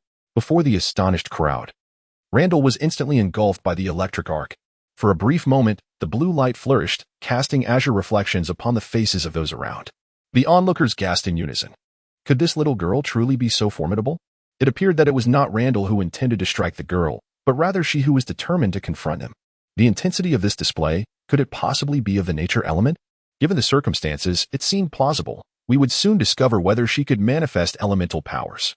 If she could, it would undoubtedly confirm her as a practitioner of nature magic. Was it possible that Randall had orchestrated this for her? It was said he had been away and had just returned today. How infuriatingly enviable. It seemed she had a brother. Even if you have a brother, he would likely be one to pummel you mercilessly. Do you think of yourself as an adorable little girl? Can you not focus on what truly matters? Have you not witnessed the intensity of that lightning pillar? Indeed, even I, a mere lieutenant, felt my scalp prickle at the sight. Do not speak of your rank, for even I, a captain, felt quite uneasy. By the way, she appears to be only 8 years old. This sweet little 8-year-old. How terrifyingly formidable she is at that age. Moments later, as the lightning dissipated, Randall emerged unscathed. The only noticeable change was that his hair had slightly curled. Yet annoyingly, this new look lent him an added touch of playful nonchalance, making him appear even more dashing. Impressive power. Randall commended. He did not intend to comfort Krista. It was indeed commendable to achieve such performance immediately after consuming the fruit. Krista, however, remained undaunted, fully aware of the formidable nature of Randall's defense. Taking a deep breath, she conjured a spear of lightning between her hands. Yet, scarcely a second after its formation, it dissipated into arcs of electricity. A wave of disappointment washed over Krista. It seemed she was still unable to succeed. At this moment, she could only generate electricity, but shaping it into a form was far too ambitious. Observing her struggle, Randall remarked, "Shaping is a highly advanced skill. It is entirely normal to be unable to do so at this stage. Let us first attempt elementalization." Upon hearing this, Krista nodded and began to explore elementalization. For a nature-type ability user, elementalization is almost instinctual, akin to the act of breathing. Thus, even after just consuming the fruit, Krista quickly mastered this ability. In an instant, her entire being transformed into dazzling arcs of lightning, exuding an ethereal brilliance. The onlookers gasped in astonishment. Elementalization. Truly a nature type, they exclaimed. Could this be the legendary strongest nature type, the thunder fruit? For a moment, the crowd resembled stranded fish, their mouths agape in sheer shock. Lightning not only boasts formidable offensive power but also possesses terrifying speed. A faint scent of charred air wafted through, and in the blink of an eye, Krista had already appeared behind Randall. Zephyr could not help but marvel at the extraordinary nature of certain devil fruits. Just the sheer speed alone would allow Krista to maintain an undefeated stance in most circumstances. Chapter 103. The New Year Approaches. Even Randall's keen eyesight could not keep pace with the speed of electricity. However, through the observation of Kinbunchaku, Krista's movements became crystal clear. Although her current speed was remarkable, it still paled in comparison to the swiftness of lightning. He turned around and praised, "Excellent. At this pace, self-preservation should pose no issue. In the realm of martial arts, speed is paramount. Why does Borusalino move so leisurely? Because he is exceedingly swift. No one can capture him. Thus, he inherently stands invincible. In terms of speed, the thunder fruit can rival the light fruit. Moreover, the thunder fruit possesses an advantage. While the light fruit may approach the speed of light in a straight line, the wielder's reaction becomes a hindrance. However, the thunder fruit is different. The lightning enhances the wielder's reaction speed, allowing for optimal utilization of that speed. This is truly formidable. Imagine a mage capable of instantaneously casting spells without incantation, possessing the agility and attack speed of an assassin. What a terrifying prospect. Just the thought sends shivers down Randall's spine. One can only say that in the original work, Enel was overly constrained. If another individual, even one of admiral caliber, were to face him, escaping would be a simple task, even if defeat was inevitable. At this moment, Krista, utilizing her elemental transformation, appeared as though she had acquired a new toy. Brimming with excitement, she incessantly experimented with her elemental form. In an instant, arcs of electricity danced around, and electric serpents slithered across the ground. However, Krista's stamina quickly waned. Elemental transformation disregards all physical attacks, except for Sea Prism Stone. If there were no limitations, all nature-type users would be invincible. The limitation is straightforward. Each transformation consumes stamina. Krista had not undergone any physical enhancement training. Although she enjoyed nutritious meals daily under Zephyr's guidance, her stamina was only slightly superior to that of an ordinary girl. Thus, after merely a dozen transformations, Krista fell from the light of the thunder. Randall, quick-witted and swift, caught her as she slumped. Hey, you got a bit too excited," Krista said sheepishly, nestled in Randall's embrace.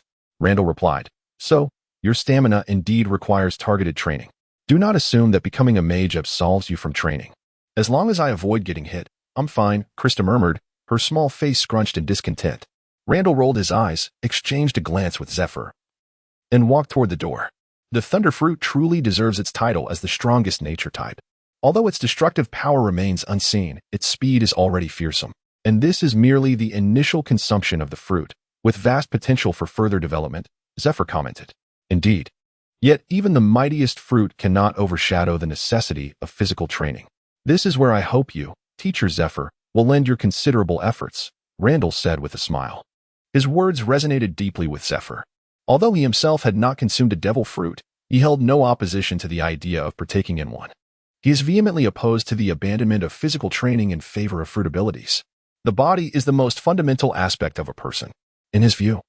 Neglecting physical conditioning due to the allure of formidable powers is a gross misplacement of priorities. This fundamental belief has led to a strained relationship between him and Borusalino. Despite Borusalino consistently countering his arguments with undeniable facts, he remains resolute in his disdain. Admittedly, when Randall reclaimed the Thunderfruit, he felt a genuine sense of trepidation. For the Thunderfruit is arguably superior to the Light Fruit. Fortunately, Randall is a sensible individual. At that moment, although he was requested to assist, it felt as if Zephyr had received a significant boon. No problem. When it comes to teaching physical training, not even the combined efforts of Sengoku and Garp can rival my expertise. With Krista in his embrace, Randall departed, sharing laughter with Zephyr. Leaving behind a crowd of bewildered onlookers, their emotions a tumultuous blend of shock and envy. To be precise, they were akin to a group of lemon-sour spectators. How infuriating. I wish I had a brother like that. One lamented, tears of envy streaming down their cheeks. Indeed, it seemed another prodigious figure was destined to rise. As days turned into weeks, February arrived, heralding the onset of the spring festival. On this day, in Zephyr's modest courtyard, Randall stood before a table, gripping a calligraphy brush laden with ink in his raised right hand. Though the brush appeared ordinary, Randall wielded it as if it were a weighty artifact. His expression was grave, even more so than when confronting Barrett. Influenced by his demeanor, Krista, observing nearby, wore a serious expression on her youthful face. Randall closed his eyes, concentrating, as an air of intensity enveloped him, thickening the atmosphere around them. He stood there, motionless, as if absorbing the essence of the universe. After an indeterminate period, Randall's eyes suddenly snapped open, his gaze electrifying. The pen in his hand suddenly fell. As his arm trembled incessantly, the tip of the pen danced gracefully across the paper. The strokes flowed like a dragon soaring and a phoenix soaring, exhibiting a magnificent display of elegance and strength. Amidst the fluidity of his movements, 2 elongated strips of red paper emerged, each adorned with a row of calligraphic characters.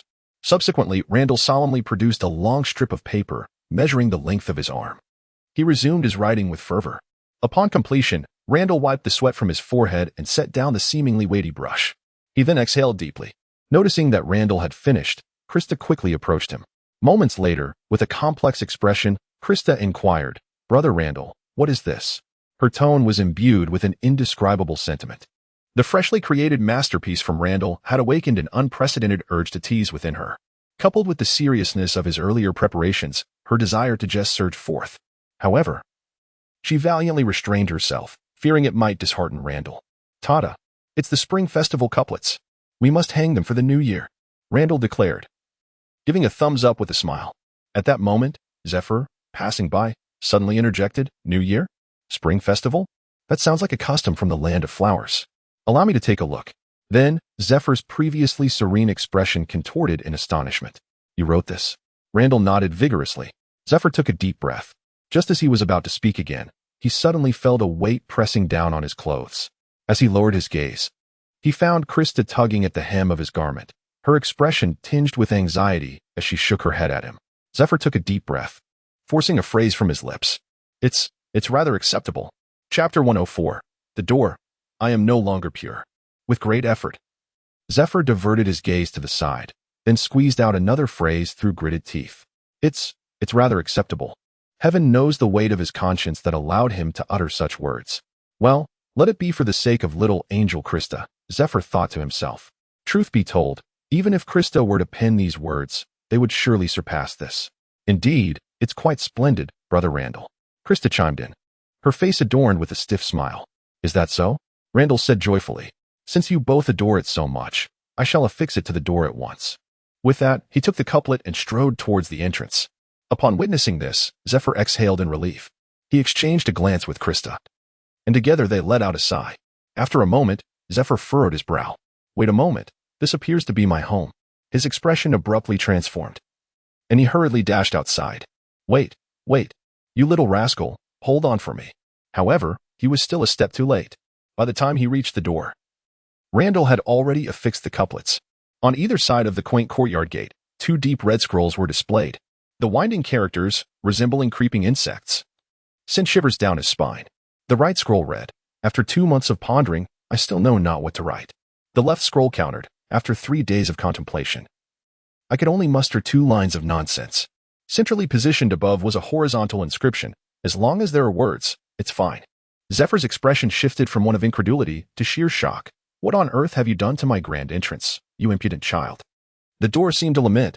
I am no longer pristine. My grand entrance. Tears welled in Zephyr's eyes as he gazed sorrowfully at his humiliated old companion, feeling a pang of regret. I failed to protect you, my old friend. Hey, it looks quite splendid indeed. It captures the essence of the new year, Randall praised from the side. Zephyr's face darkened, and he trembled as he reached out to tear down the couplets. To his astonishment, the paper proved remarkably sturdy, and he could not pull it down. Noticing Zephyr's struggle, Randall kindly interjected, "Oh, Zephyr-sensei, you needn't worry about it getting damaged. I've reinforced it with armament Haki, even if your little courtyard were to explode. The door and the couplets would remain unscathed. Rest assured." Zephyr stiffened his neck to glare at Randall, who wore an annoyingly smug expression, clearly relishing his own prowess.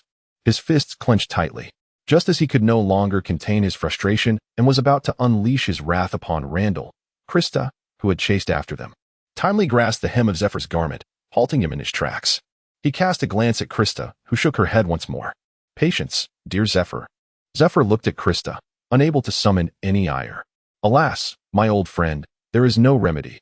Krista is simply too endearing. So I must ask you to endure for a while longer. It is said that the festivities last only 2 days. Bear with it for 2 days, and I shall restore your honor." Just as Zephyr was lost in melancholy, he suddenly heard a stifled giggle. He turned his head to behold Randall, who was suppressing laughter to the brink of bursting. "Ha ha ha, teacher Zephyr, little Crystal, you two are simply delightful. Ha ha ha ha. I cannot even bear to look at that couplet myself. And yet you both claim it is rather good. Ha ha ha ha. I can't take it anymore." Randall's taste was quite understandable. How could he possibly find his own creation aesthetically pleasing?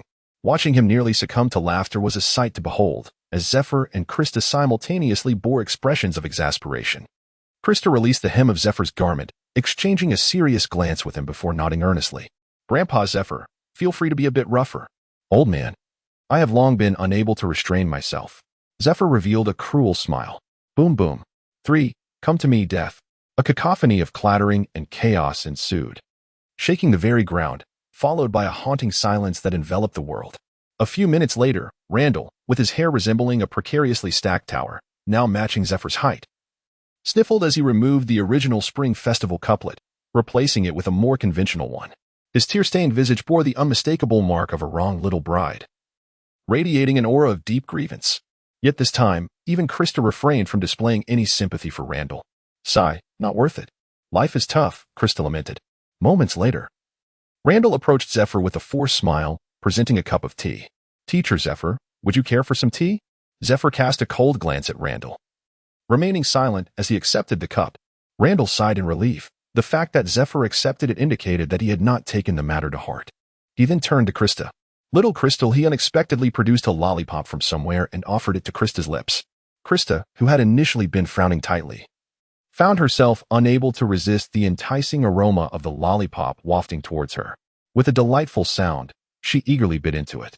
The little one savored the lollipop, revealing a contented smile. Observing this, Randall couldn't help but chuckle, gently stroking Krista's silky hair. Krista let out a playful huff and said, "Randall, you must promise not to act recklessly like that again." Randall nodded vigorously. Seeing his earnest agreement, Krista smiled with satisfaction. "Does it hurt?" she then inquired casually, stealing a glance at the bump on Randall's head. Upon hearing her question, Randall's eyes glistened with tears as he replied, "It hurts so much." Although Krista suspected he was merely feigning pain, she couldn't help but feel a pang of sympathy. After a moment's thought, she said, "I remember that when I was hurt, a kiss from my mother would make it all better." She then embraced Randall's head and planted a kiss on the bump. "Does it still hurt?" Randall was momentarily taken aback before breaking into a smile. "No, it really doesn't hurt anymore." In that instant, a flash of white light enveloped his head, and the bump vanished. Krista beamed with triumph. "All right, the new year requires more than just couplets. We have other preparations to make. Little Crystal, come help me." With that, the small courtyard was filled with the vibrant essence of life. Not far away, Zephyr, watching the two, couldn't help but smile warmly, feeling as if time had turned back. As night fell, the courtyard was aglow with lights, and the three of them sat together, enjoying a sumptuous feast they had purchased, celebrating the New Year's Eve dinner. During the meal, Randall gazed at the night sky, then glanced at Krista and Zephyr, his face radiating joy. Chapter 105. The Sword and Fist. No need to train. After tirelessly capturing pirates to earn merits, Aquis and Millis finally returned to the naval base. However, the two, who had initially returned with great satisfaction, found themselves inexplicably engulfed in gloom. The experience of hunting pirates had been quite a trial. Aquis and Millis felt that their arduous training had significantly enhanced their strength, leading them to believe they had improved immensely. With this newfound confidence, it was only natural for them to challenge Randall once again in a 2-on-1 scenario. This was not due to a lack of self-esteem, but rather because the shadow Randall had cast over them previously loomed too large. The last time they had encountered him, he had already possessed the strength of a rear admiral. Even though they now felt quite self-assured, they recognized that, even if Randall had not grown stronger, they still stood no chance against him. Thus, their challenge was not aimed at securing victory, but rather at clarifying the gap between themselves and Randall. Yet, nestled within Aquis and Millis's hearts was a flicker of unrealistic hope. Their current prowess, when combined, could even challenge certain mid-ranking generals. If their opponents were to underestimate them, victory might not be entirely out of reach. Regrettably, while their aspirations were commendable, the stark reality delivered a crushing blow. During the course of battle, they were astounded to realize that not only could they not defeat Randall, but they were utterly incapable of breaching his defenses. When Aquis discovered that his most powerful punch failed to even disturb Randall's expression, when Millers realized that his extraordinary strike, which shone with unprecedented brilliance, could not even graze Randall's garments, they have completely lost their resolve. I merely wish to lead a languid existence. Within the dormitory, Aquis lies vacantly on his bed. This sword, it is better left unpracticed. Miles, with a somber expression, watches as his once-cherished dagger now rests quietly upon the table. Nearby, Randall observes the two despondent young men with a throbbing headache. "Come on, you can't be this way," he exclaims. "Let us not even mention it. Just consider Teacher Zephyr. He is far superior to me. My meager strength is hardly worth noting in his eyes. Yet, I have not seen you both reduced to this state because of Teacher Zephyr." Aquis and Miles can hardly muster the energy to roll their eyes. Can this even be compared? They think. Teacher Zephyr is indeed powerful, but he has long since achieved renown. By the time they commenced their training, he was already a formidable general. Under the influence of preconceived notions, it is only natural that Teacher Zephyr appears stronger than them. However, Randall's insistence does seem somewhat excessive. The two of them watched in astonishment as this individual, whom they could have easily defeated, ascended to a level of greatness within a mere few months. A height beyond their comprehension. They were once proud and arrogant geniuses. Yet, in comparison to Randall, they suddenly felt insignificant. Randall let out a sigh, just as he was about to speak again, when Millers unexpectedly interjected, "Randall, tell us the truth. Just how strong are you now?" During the recent battle, it was they who were perpetually on the offensive, while Randall did not evade their assaults, remaining steadfast in his position throughout. This was the very reason for their profound despondency. They could scarcely comprehend just how much stronger Randall was than themselves. Upon hearing this, Randall pondered for a moment before stating, "I am not exceedingly powerful. My offensive capabilities are rather modest. What truly sets me apart is my formidable defensive strength. To put it plainly, I can withstand Zephyr's full-force punch." He then added, "Of course, this is merely a matter of receiving the blow, and I would still sustain injuries." However, Aquis and Miller seemed indifferent to his qualifications. The moment Randall mentioned Zephyr's full-force strike, their minds erupted in a cacophony of disbelief. For an instant, their brains went blank, and it took a considerable period for them to regain their cognitive faculties, yet they remained unable to accept the reality of the situation. They abruptly sat up in bed, gazing at Randall in disbelief. "Are you serious?" Randall bashfully rubbed the back of his head and replied, "Yes, I am serious. Just a few days ago, not only did Teacher Zephyr give me a beating, but Admiral Karp did as well." For a moment, the dormitory was enveloped in silence once again. Aquis and Miller stared intently at Randall, realizing that they scarcely recognized him anymore. They could not help but reminisce about that day half a year ago. It was still the three of them, still in this very dormitory. At that time, Miller had struck with a knife, exerting only half of his strength. Meanwhile, Randall had barely managed to withstand the blow, sustaining an injury and utilizing all his might. And now, merely 6 months later, could this individual truly engage in a battle with a powerhouse of general-level prowess? Randall felt somewhat uncomfortable under the scrutinizing gazes of the two, opening his mouth as if to say something. However, Aquis interjected, "Enough. You need not worry about us. The strength we possess today is not born from a feeble heart. You should leave quickly. We desire some peace. Just seeing you is rather distressing." Upon hearing this, Randall genuinely felt relieved. He then turned and departed with a sense of nonchalance. Inside the dormitory, Aquis and Miller exchanged glances and simultaneously broke into wry smiles. "This monster. I have no aspirations of surpassing him in this lifetime," Aquis lamented with a shake of his head. Miller concurred, "Indeed, yet I still easily triumphed over you." Aquis furrowed his brow. "Hey, you who couldn't even slice through his clothing." Miller retorted defiantly, "Your feeble punches couldn't even make Randall budge." Aquis grinned wickedly. "Oh, if I cannot defeat Randall, do you think I cannot best you? Shall we test our mettle in the training grounds?" Miller immediately drew his saber, letting his actions speak volumes. After a while, the training ground was littered with scars and indentations from their blades. The two exhausted individuals lay on the ground, lost in thought.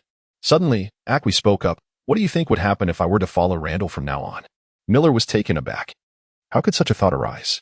Aquis seemed to be speaking to himself. "I believe that if one were to seek the ideal sparring partner, it could only be Randall."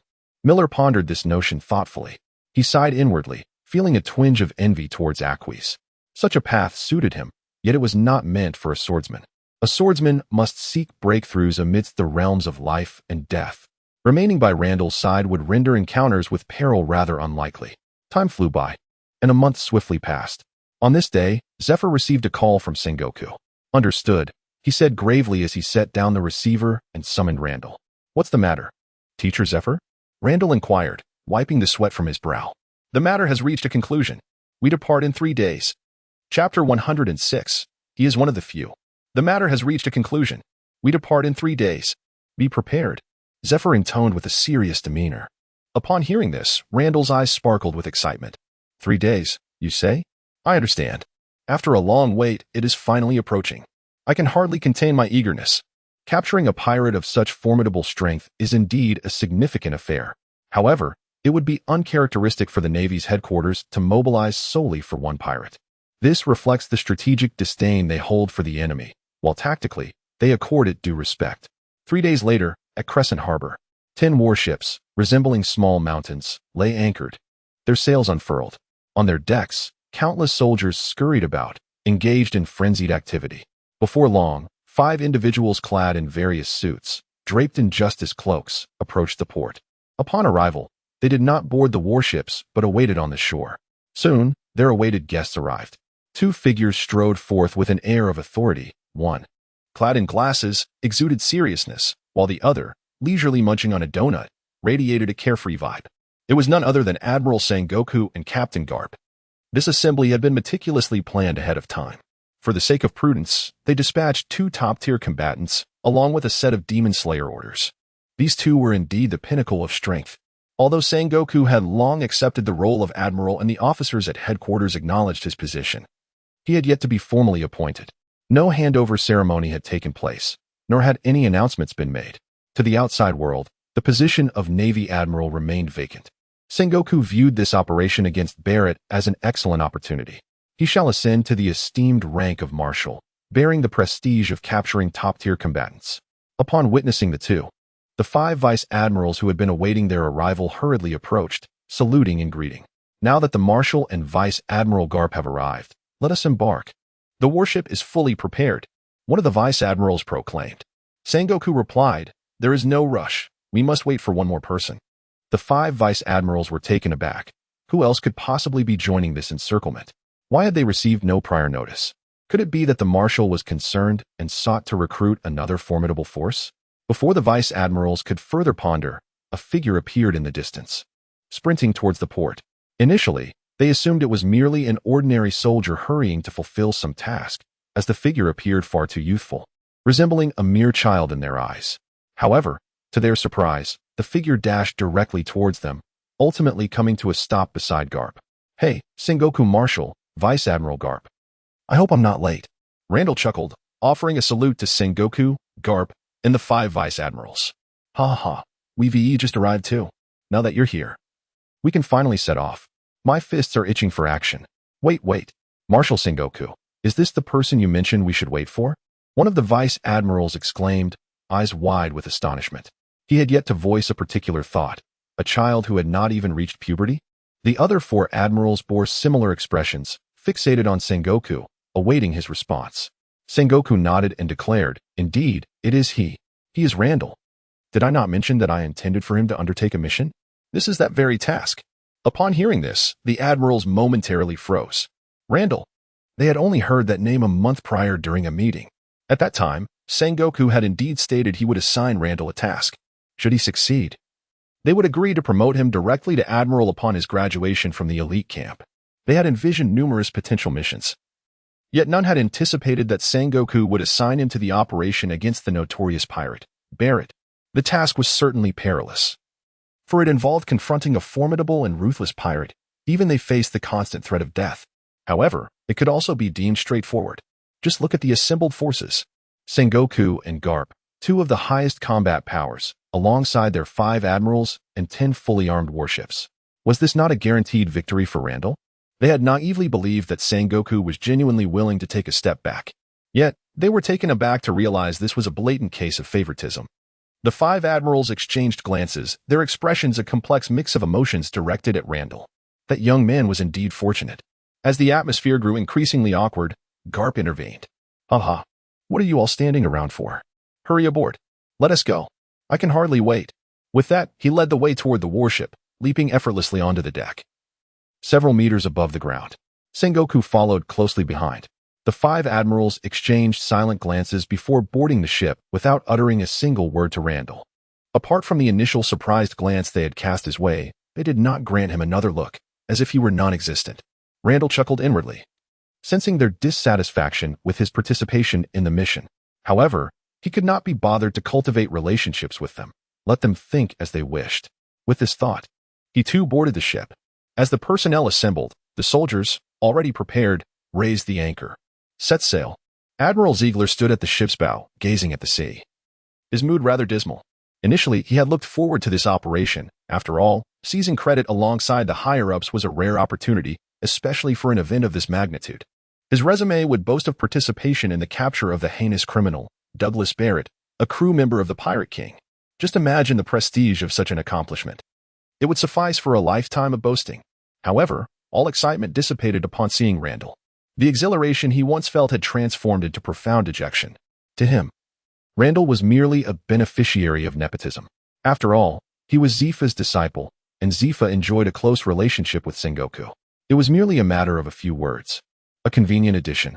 The thought that something he valued dearly was so easily obtained by another filled him with resentment. This also led him to harbor some grievances against both Zephyr and Sengoku. Yet, what troubled him more was his intense dislike for Randall. For no reason other than the fallen admiral. Most admirals were pleased to see such a pompous and opportunistic individual brought down. However, Admiral Ziegler was among the minority who were not pleased, as he had vested interest with that admiral. Chapter 107. You still aspire to be an admiral? Not a chance. Disrupting someone's livelihood is akin to killing their parents. Although the decision to remove that admiral came from above, the entire affair had its roots in Randall. Severing such a significant source of income, Ziegler could hardly contain his hatred for Randall. The very individual he loathed so deeply was now participating in this operation, driving him to the brink of madness. His animosity towards Randall surged to new heights. At that moment, everything he looked at, the sea, the sky, seemed utterly unremarkable, filling him with frustration. If he were to make a wish at that moment, he would likely forego his ambition of becoming an admiral in favor of wishing for Randall's untimely demise. Ziegler stepped forward, gripping the railing tightly. He suddenly recalled the words of the general from the Warring States period. Upon the completion of this mission, Randall would directly attain the rank of Major General. But that young rascal was barely of age, yet to fully mature. His time of service in the Navy exceeds even his own age. Yet this young individual has already attained the rank of Major General, standing equal to him. Moreover, he has accomplished nothing of note. As for his capabilities, how formidable can one so young truly be? In stark contrast, he has toiled for countless years, accumulating military achievements, shedding blood and sweat, all to earn his own Major General title. The mere thought of this jealousy threatens to tear him apart. This singular aspect alone overshadows all previous grievances, elevating his animosity towards Randall to a peak. If only he could perish. Major General Ziegler murmured to himself. He certainly does not wish to engage in matters of business with the other party. The mere mention of the name Randall fills him with exasperation. not to mention the prospect of encountering him periodically in the future. If that were to happen, he might as well subtract a decade from his lifespan. Wouldn't it be splendid if the other could meet an untimely demise? Wait a moment. Untimely demise? This term inadvertently sparked an idea in General Ziegler's mind. Speaking of unforeseen circumstances, what could possibly be more fraught with peril than a mission to apprehend a pirate of such formidable strength in such a battleground? Not even a mere child, who has yet to come of age, would be spared from the risk of suffering defeat, let alone a seasoned general like himself. Even the aftershocks from the clash between Barrett, Fleet Admiral Sengoku, and Admiral Karp could easily claim Randall's life multiple times over. At that juncture, he would not even need to lift a finger. If he were to be just a tad slower during the rescue, his wish would be fulfilled. However, devising a way to thrust that young lad into the fray is a perplexing dilemma. Zephyr had brought him in to earn his stripes, not to be sacrificed. Moreover, that young lad is no fool. As Zephyr's disciple, he is acutely aware of the terrifying nature of such top-tier power. He would certainly not seek his own demise. At that time, the young lad would undoubtedly be huddled aboard the warship. If he could personally launch a few shells, it would be a cause for gratitude. So, what should be done? If it were not for the presence of the warlord and Admiral Karp, the situation would indeed be much simpler. He directly took action and eliminated the little brat with ease. Yet, these two powerful figures seem to regard Randall with a certain level of esteem. This complicates matters. If this opportunity is squandered and that little brat truly ascends to the rank of Major General, it would become even more challenging to take action. Think quickly, Ziegler. Activate your astute mind and ponder this carefully. After an indeterminate period, as the warship approached the Red Soul continent, Ziegler's tightly furrowed brow suddenly relaxed, and a shadowy smile crept across his face. The little brat, you aspire to become a Major General? Not a chance. I shall snuff out your life without hesitation. In that moment, he resembled not a naval officer executing justice, but rather a fearsome pirate intent on conquest. Since boarding the warship, Randall had reclined on a deck chair, basking in the sunlight. Surrounding soldiers, some of whom had witnessed Randall and Zephyr sparring in the training grounds, were made aware of his true identity through the insights of those in the know. He was a figure of significant stature.